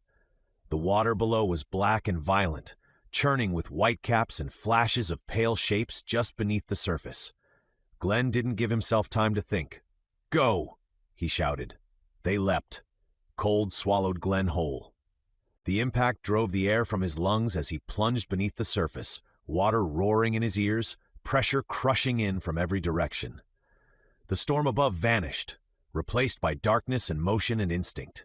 He kicked hard, dragging himself upward, arm locked tight around Andrew. They broke the surface in chaos, rain slashing down, waves lifting and dropping them like toys. Glenn gasped, sucking in air that tasted like salt and blood. He spun, searching frantically. Lucille surfaced beside him, coughing but upright, one hand still locked on Andrew. Mateo was a few yards away, thrashing toward the pier with a child clinging to his back. Izzy surfaced farther out, Nathan already angling toward her. "Swim!"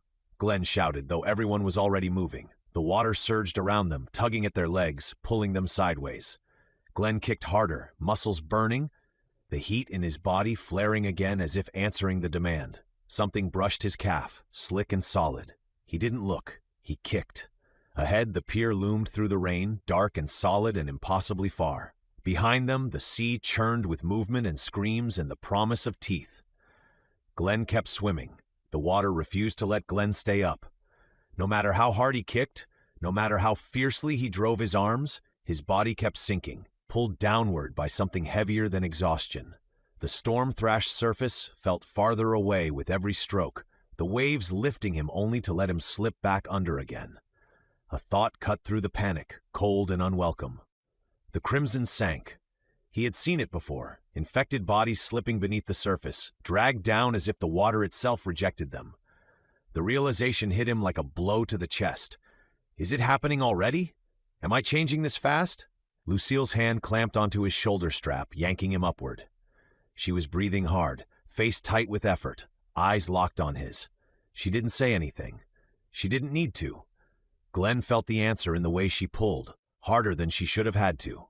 Shadows moved beneath them, long, fast. Glenn twisted, heart hammering, catching glimpses of sleek shapes cutting through the water with terrifying ease. Fins broke the surface nearby, then vanished again, circling, converging. A sharp crack sounded underwater, muted but unmistakable. Nathan. He was firing his pistol beneath the surface, the shots sluggish and distorted but still enough to disrupt the motion below. One shadow veered away at the last second, another dipping deeper. It bought them a moment, nothing more. Someone screamed. Glenn turned just in time to see one of the children vanish beneath the surface, pulled down in a violent swirl of white water and red. There was no struggle long enough to fight, no second chance. Glenn's chest seized. He knew. There was no reaching them, no saving them. The guilt slammed into him, sharp and absolute, threatening to drag him under faster than the water ever could.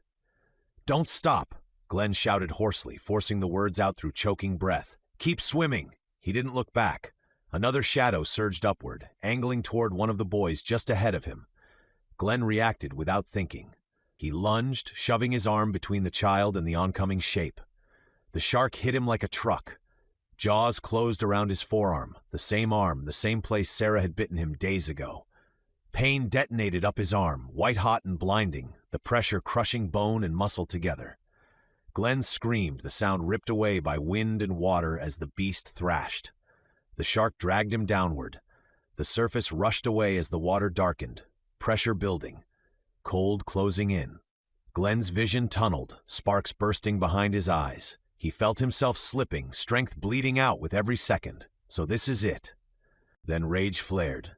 Not fear, not despair, rage. Glenn forced his free hand down to his belt, fingers closing around the knife. He drove it forward again and again, stabbing blindly until the blade struck something solid. He rammed it upward with everything he had left. The shark convulsed, its jaws loosened just enough. Glenn tore free, lungs burning, body already sinking again as the darkness pressed in. His limbs felt heavy, unresponsive, the pull downward stronger now than ever. Hands grabbed him. Mateo. Strong, desperate, refusing. Mateo's grip locked onto Glenn's shoulders, hauling him upward with a grunt of effort that bordered on a sob. Glenn kicked weakly, forcing his body to remember what it was supposed to do as light returned in flickering patches. They broke the surface together. Glenn sucked in air so hard it felt like glass in his lungs. The pier was right there now, close enough to touch, wooden pilings looming through rain and spray. Arms reached down, hands grabbing clothing, dragging bodies forward. They slammed into the dock. Glenn barely felt the ladder beneath his hands as he started climbing, muscles shaking, vision swimming. His arms screamed with every movement, blood washing away into the sea below. He hauled himself up, rung by rung, rain pounding his back, thunder rolling overhead. When Glenn finally pulled himself onto the dock and collapsed forward, chest heaving, he knew only one thing with absolute certainty. He was still alive. But it was only a matter of time before the Crimson finished its work. Before it took him. Chapter 15. Feeding Frenzy. The tanker burned behind them, a towering silhouette of fire and smoke rolling into the storm-dark sky. Each wave of heat washed across the docks in sickly pulses, casting long, twisted shadows over the wreckage and the bodies strewn across the planks. Rain hammered down hard enough to sting, hissing as it struck flames and steel alike. Glenn barely registered any of it. The route ahead was a snarl of collapsed crates, torn railings, and writhing bodies. Crimson surged through the gaps, slipping and scrambling over debris with feral urgency. There was no clean line through them, only momentum. "Move," Glenn shouted, his voice raw. They did. Nathan's rifle cracked in sharp, disciplined bursts from behind, each shot placed with lethal precision. Infected dropped mid-charge, bodies skidding across wet boards or tumbling into the sea. Mateo stayed close to the children, one arm out, blade in the other hand, shoving anything that got too close back into the chaos. Lucille moved like a blade herself, efficient, controlled, always where the line threatened to break. And Glenn was something else entirely. He drove forward, ignoring the pain screaming through his arm, through his ribs, through places he knew should have failed him by now. He hit the Crimson head-on, cutting them down with brutal economy. Strength surging where it had no right to be. Bones cracked, bodies flew back. One infected lunged for his throat and Glenn caught it midair, slamming it into a steel post hard enough to cave its skull. The heat inside him roared. He didn't think, he just kept going. Lightning split the sky, illuminating the dock in a frozen instant of white, and in that moment a voice cut through the storm. "Glenn!" He faltered for half a step, blade still dripping, rain running down his face as he turned toward the sound. Smoke parted ahead, swirling in the firelight. Jonah Wallace Sr. emerged from it like a man stepping onto a stage. He was immaculate despite the storm, dark coat untouched by soot, hair still perfectly in place. The shark insignia at his collar caught the lightning and flashed coldly. Two armed guards flanked him, rifles raised but not firing, as if Jonah himself were shield enough. The chaos seemed to bend around him. "Impressive," Jonah said, his voice carrying easily over the wind and rain. He smiled, calm and practiced, as though they were meeting in a boardroom instead of a slaughterhouse. "Truly, I always knew desperation made people inventive." Glenn felt his grip tighten on his weapon. Every instinct in him screamed to charge, to end this, to put Jonah down and let the storm take the rest. But Jonah lifted a hand slightly. "Easy," he said, almost gently. His eyes flicked to the children huddled behind Lucille and Mateo, then back to Glenn. "You wouldn't want this to get any messier than it already is." Behind Glenn, Nathan shifted, rifle tracking Jonah's chest. Glenn didn't need to look to know it. Jonah noticed anyway. He chuckled softly. "Ah, Nathan Cole. Still protecting my daughter, I see. I suppose some habits are hard to break." His gaze returned to Glenn, sharper now. Assessing, measuring. "You've changed," Jonah said. "Faster than I expected. Much stronger." The words sent a chill through Glenn that had nothing to do with the rain. Jonah took a step closer, boots crunching over debris. "You see, Glenn, this was never about control. It was about survival. About building something that could last when everything else burned." He gestured vaguely toward the tanker, flames licking higher as another explosion rippled through its hull. "Unfortunately," Jonah continued, unfazed, "some people simply can't accept the cost of progress." Glenn's voice came out low and dangerous. "You murdered children." Jonah's smile didn't fade. "I saved humanity," he corrected calmly. "Or I was going to. You interfered. Another step." Rain streaked Jonah's face now, but his eyes were still sharp, still calculating. "And now here we are, my island in ruins, my work undone, and you." His gaze flicked to Glenn's bloodied arm, the bite marks barely hidden beneath torn fabric, standing proof that I was right. The crimson surged again nearby, shrieking as they closed in, the storm driving them wild. Jonah spread his hands slightly, almost invitingly. "So tell me, Glenn, are you going to try to kill me? Lightning crashed overhead? Or are you finally going to listen?" Jonah's smile sharpened as Glenn didn't answer. "You know," Jonah said, voice almost conversational, "if you hadn't interfered, those children would still be safe. Clean beds, controlled environments, no suffering beyond what was necessary." He gestured vaguely toward the burning tanker and the chaos beyond. "Instead, you turned my sanctuary into a war zone." Rain streamed down Glenn's face, mixing with blood from his arm. He didn't wipe it away. "My work," Jonah continued, stepping closer, boots steady on the slick planks, "will be remembered. A cure, or something better than a cure. A correction. Humanity's next step forward." His eyes flicked to Glenn's arm, to the torn flesh, the dark blood running freely. JJ was too weak. When Sarah bit him with the latest strain, he turned within minutes. No resistance, no adaptation. Pathetic. Jonah's gaze locked onto Glenn's. "But you didn't." The words landed heavy. "You're still standing," Jonah said softly. "Still thinking, still fighting. That means something. You might be the key I was missing, or better yet, proof that the crimson isn't a disease at all, but an upgrade." Glenn felt the strength inside him falter then, just a little. The heat that had carried him this far flickered, exhaustion crashing in behind it. His arm throbbed violently, the shark bite burning deep, his muscles trembling with the effort of staying upright. Maybe it was catching up to him. Maybe he was finally running out. But the Sentinel was right there. He could see her through the rain, steel hull looming ahead, lights still burning stubbornly through the storm. Escape. Safety. A future that didn't belong to Jonah Wallace Sr. Jonah smiled. "Come with me freely, Glenn, and I'll make sure the rest of your group escapes alive." Glenn was done listening. He launched. The distance between them closed at reckless speed. The impact sent both of them skidding across the dock, boots slipping, rain-slick wood offering no traction. Jonah grunted in surprise as Glenn drove into him, raw fury behind every movement. Jonah struck back immediately, precise, efficient blows aimed at joints, at balance, at leverage. Glenn hadn't expected him to be well-trained. He assumed he let others do the dirty work. They crashed into a stack of crates, wood splintering. Glenn swung wide, pain flaring through his arm, and Jonah ducked inside the arc, slamming an elbow into Glenn's ribs. White-hot agony bloomed, stealing his breath. Behind them, gunfire snapped as Nathan and the others fought to keep the crimson back. Glenn heard Lucille shout, heard Mateo curse. He ignored it all. Jonah shoved him hard, boots sliding, forcing Glenn backward toward the edge of the pier. The sea roared below, black and violent, waves smashing against pylons already slick with blood and rain. "You can't win this," Jonah said, breathless now but still composed. "You're burning out. I can see it." Glenn snarled and drove forward again, slamming his shoulder into Jonah's chest. They teetered at the edge, rain blasting sideways, lightning cracking overhead. Jonah twisted at the last second, using Glenn's momentum against him. The world lurched. Glenn's heel slipped. For a heartbeat, nothing held him but air and rain and the endless dark water below. Glenn's heel slipped, skidded, then caught. Pain flared up his leg as he twisted hard, the heat inside him surging in response, answering the demand before his body had time to fail. He slammed forward with a guttural sound, driving Jonah back into the railing. Metal rang out as Jonah hit it, the impact sharp enough to bend the steel inward.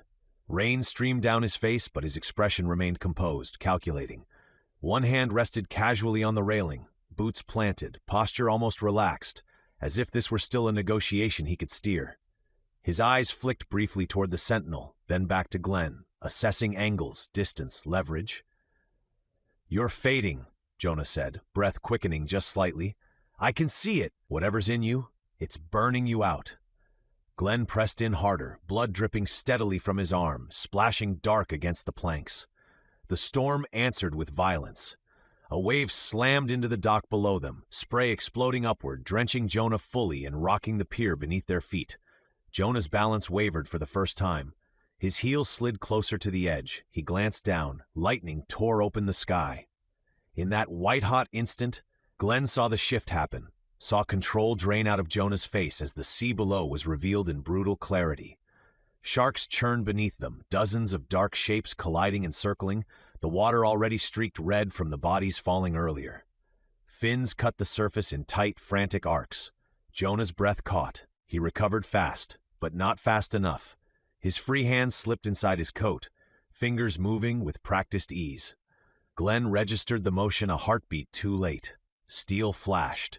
Jonah drove the blade into Glenn's side, just beneath the ribs. The pain should have dropped him.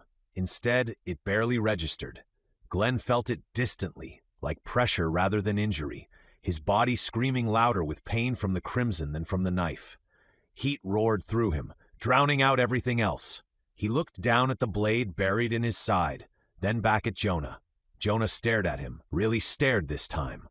Something close to fear crept into his eyes. "You see?" Jonah said, forcing steadiness into his voice even as rain plastered his hair to his forehead. "You don't even feel it. This is what I was trying to build." Glenn's lips curled. "You didn't build this," he said. He grabbed Jonah by the front of his coat and drove him backward again. Jonah's hands scrabbled at the railing, fingers slipping on wet steel. The knife tore free from Glenn's side as Jonah flailed, blood spilling freely now, unnoticed. Jonah's composure shattered. "Wait," he gasped, panic cracking through the word. "You don't understand?" Glenn shoved. Jonah toppled backward over the railing, arms windmilling as gravity claimed him. He hit the water hard, disappearing beneath the surface for a split second. Then the sea erupted. Sharks surged upward in a frenzy, bodies colliding violently as they converged on him. Jonah surfaced screaming, arms thrashing as teeth tore into him from below. Blood bloomed instantly, thick and dark, spreading through the water in roiling clouds. Lightning flashed again. Glenn saw Jonah's face one last time, mouth open in a soundless scream, eyes wide with pure terror as he was dragged under. The water churned violently as sharks ripped into him, bodies twisting and colliding, tearing him apart piece by piece until there was nothing left but foam and red-stained waves. The storm swallowed the rest. Glenn stood at the railing, rain pouring over him, chest heaving, as the last traces of Jonah Wallace Sr. vanished into the sea. The sharks circled for a moment longer. Then they dispersed. The moment didn't last. The noise erupted again as more crimson surged toward the docks, heedless of the storm, their shrieks cutting through thunder and wind. Glenn tore his eyes away from the water and turned back into motion before the weight of what he'd just done could settle. A body lay crumpled near the railing, one of Jonah's guards, torn apart by gunfire and claws. Glenn dropped to a knee beside him and ripped open a pouch at the man's waist. His fingers closed around a small waterproof key, cold and solid in his palm. "Bridge key," Nathan said immediately when he saw it already moving. "That's our ticket! Everyone now!" They pushed forward as one, carving a narrow path through the last wave of infected. Glenn felt every strike now, felt the drag in his limbs, the fire in his chest faltering as exhaustion finally clawed its way in. He cut down a crimson that lunged from behind a toppled crate, then another that came in low, slipping on rain-slick boards before he finished it. The ship loomed ahead, dark and immense, her lights burning stubbornly through the downpour. The Sentinel looked less like salvation now and more like a final gamble, but it was still standing, still whole. They reached the gangway in a rush of bodies and shouted orders. Rain hammered the deck, wind tore at loose lines. The ship rocked against the dock as if eager to break free or be smashed apart. More survivors came stumbling out of the smoke. Dock workers, injured guards, people Glenn didn't recognize but couldn't leave behind. Hands reached up, voices begged. Glenn helped pull them aboard, one by one, muscles screaming with every lift. "Below deck," Lucille shouted, her voice cutting through the chaos as she ushered the children down the hatch. "Now, don't stop!" Nathan sprinted for the bridge, key already in hand. Glenn jumped back on the dock. A crimson burst from behind a stack of crates, slipping and skidding on the wet boards, jaws snapping as it lunged for the gangway. Glenn met it head on, blade driving up under its jaw. He shoved the body aside and turned, boots slipping as he leapt for the ladder. Glenn took one step, then another, and then his body betrayed him. His arm screamed, white-hot pain tearing through muscle and bone where the shark had bitten him. His side burned where Jonah's knife had sunk in, blood soaking his clothes and washing pink under the rain. The heat that had carried him through the fight guttered, leaving him hollow and shaking.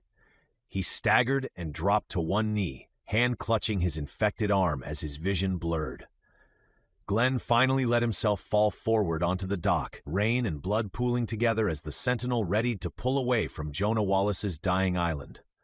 The Sentinel lurched as the engines finally caught, a deep, shuddering vibration rolling through the deck. The ship groaned like a waking animal, lines snapping free as the bow began to pull away from the dock. Rain hammered down harder, streaking the deck in silver sheets. Glenn felt hands on him, strong, urgent. Mateo hooked an arm under his shoulder, trying to haul him upright. Lucille was there too, fingers slick with blood as she gripped his jacket, her face tight with fear she was barely holding together. "Come on," Mateo grunted. "Up, we're moving." Glenn shook his head weakly, the motion sending a fresh wave of dizziness through him. His arm burned, his side throbbed. Something inside him felt wrong, too hot, too loud, like his body was screaming in a language he didn't understand anymore. "No," Glenn said, forcing the word out. "You need to leave me," Lucille froze. Don't say that." He looked at her then, rain running down her face like tears she refused to let fall. The chaos around them blurred, narrowing until there was only her. "I can feel it," Glenn said quietly. "Whatever this is, it's not stopping. I don't know how long before I lose control." His grip tightened briefly on her sleeve, then loosened. "I'd be a danger on the ship," Mateo swore. "Oh, absolutely not. You don't get to decide that." Glenn gave a faint, humorless smile and turned his eyes back to Lucille. The words came slower now, heavier. "I love you," he said. "I always will." Her breath hitched. "Glenn, I'm sorry our marriage was so short," he went on, voice rough but steady, "but it was worth it. Every second." Lucille shook her head hard, tears finally breaking free as she clung to him. "We just got started," she whispered. "You don't get to end it like this." Mateo stepped closer, anger burning through the fear in his eyes. "You can take that heroic self-sacrifice nonsense," he snapped, "and shove it. We didn't come this far for you to play martyr." Glenn summoned what strength he had left and pushed Mateo back. Not hard, but enough. Mateo stumbled a step, stunned more by the intent than the force. "Get them out," Glenn said. "I'll buy you time." He turned toward the dock, toward the smoke and the howling shapes closing in as the gap between ship and dock widened a few feet. The rain and wind swallowed everything else, his focus narrowing to one last brutal purpose. Then something hit him from behind, a heavy, solid blow to the back of his head, sharp, precise. The world lurched. Glenn felt the dock rush up toward him, heard someone shout his name, felt hands reaching, but none of it mattered. The storm, the ship, the pain all collapsed inward as darkness swallowed him whole. The roar of the storm was gone. In its place came a steady low vibration, the deep, constant hum of engines pushing steel through water. The sound worked its way into Glenn's awareness slowly, threading through the fog in his head until consciousness followed. His eyes opened. A low ceiling swam into focus, pipes and wiring running just overhead, the faint smell of antiseptic cutting through the lingering scent of smoke and blood. He tried to move and couldn't. Panic flared, brief, sharp, until he realized his wrists and chest were secured, thick straps holding him to a narrow bunk bolted to the wall. Some kind of makeshift infirmary. Cramped, functional, barely more than a converted storage room. Nathan sat in a chair near the door, rifle across his lap, posture relaxed but alert. His eyes were on Glenn the moment he stirred, assessing, measuring. He didn't reach for the weapon, but his eyes told Glenn he was ready to if needed. Lucille was at Glenn's side, sleeves rolled up, hands steady as she cleaned the shark bite on his arm. Her face was drawn tight, jaw clenched, eyes too focused, fear buried beneath determination. "You're awake," she said softly. Glenn swallowed. His throat felt like sandpaper. The fire inside him was still there, hot, restless, coiled beneath his skin. Nathan spoke before Glenn could. "We couldn't risk you loose," he said bluntly. "Not with what's in you." Glenn didn't speak. He stared at the ceiling, listening to the engines, feeling the ship move beneath him. Jonah's face flickered in his mind. Control, certainty, terror at the end. The water closing in, teeth, blood. That could still be me. "Who hit me?" Glenn asked finally. Mateo leaned into view from the foot of the bunk, arms crossed. He looked tired, older, but there was a crooked smile fighting its way onto his face. He tilted his head toward Nathan. "Him," Mateo said. Knew I liked that guy for a reason." Nathan didn't react.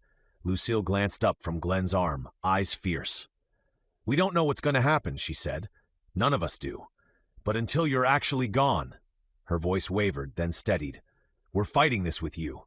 You don't get to decide otherwise." Glenn turned his head toward her, meeting her eyes. The straps held him down, but her words anchored him more firmly than any restraint could. Izzy stood near the back wall, arms wrapped around herself. Her eyes were red, her composure cracked but intact. She caught Glenn looking and inhaled slowly. "It's mostly for my brother," she said quietly. "But Jonah was still my father." She swallowed. "He was an evil tyrant, but he was still my dad." Mateo shifted his weight. "Yeah?" he said carefully. "Family's complicated, especially when one of them runs a shark cult and experiments on kids." Izzy almost smiled. Almost. "So what now?" Glenn asked. His voice was rough, but the question was steady. Izzy straightened. "Before the island fell, I heard rumors, comms chatter. There's a safe zone inland, a city the government managed to isolate early on. Walls, power, coordination." She paused. "Last transmission a few weeks ago said it was still standing." Mateo let out a breath. "Inland," he repeated, nodding. "Good, I've officially had enough of the freaking ocean. How bad could land really be?" Nathan finally shook his head, just once. "Bad," he said. "Very, very bad." The engines thrummed beneath them, carrying the Sentinel forward through dark water still glowing faintly from distant fires. The sea behind them burned. Oil, wreckage, blood, an ocean that had become both weapon and grave. But the ship kept moving, and so would they, because whatever waited ahead, they were done being swallowed by the burning seas.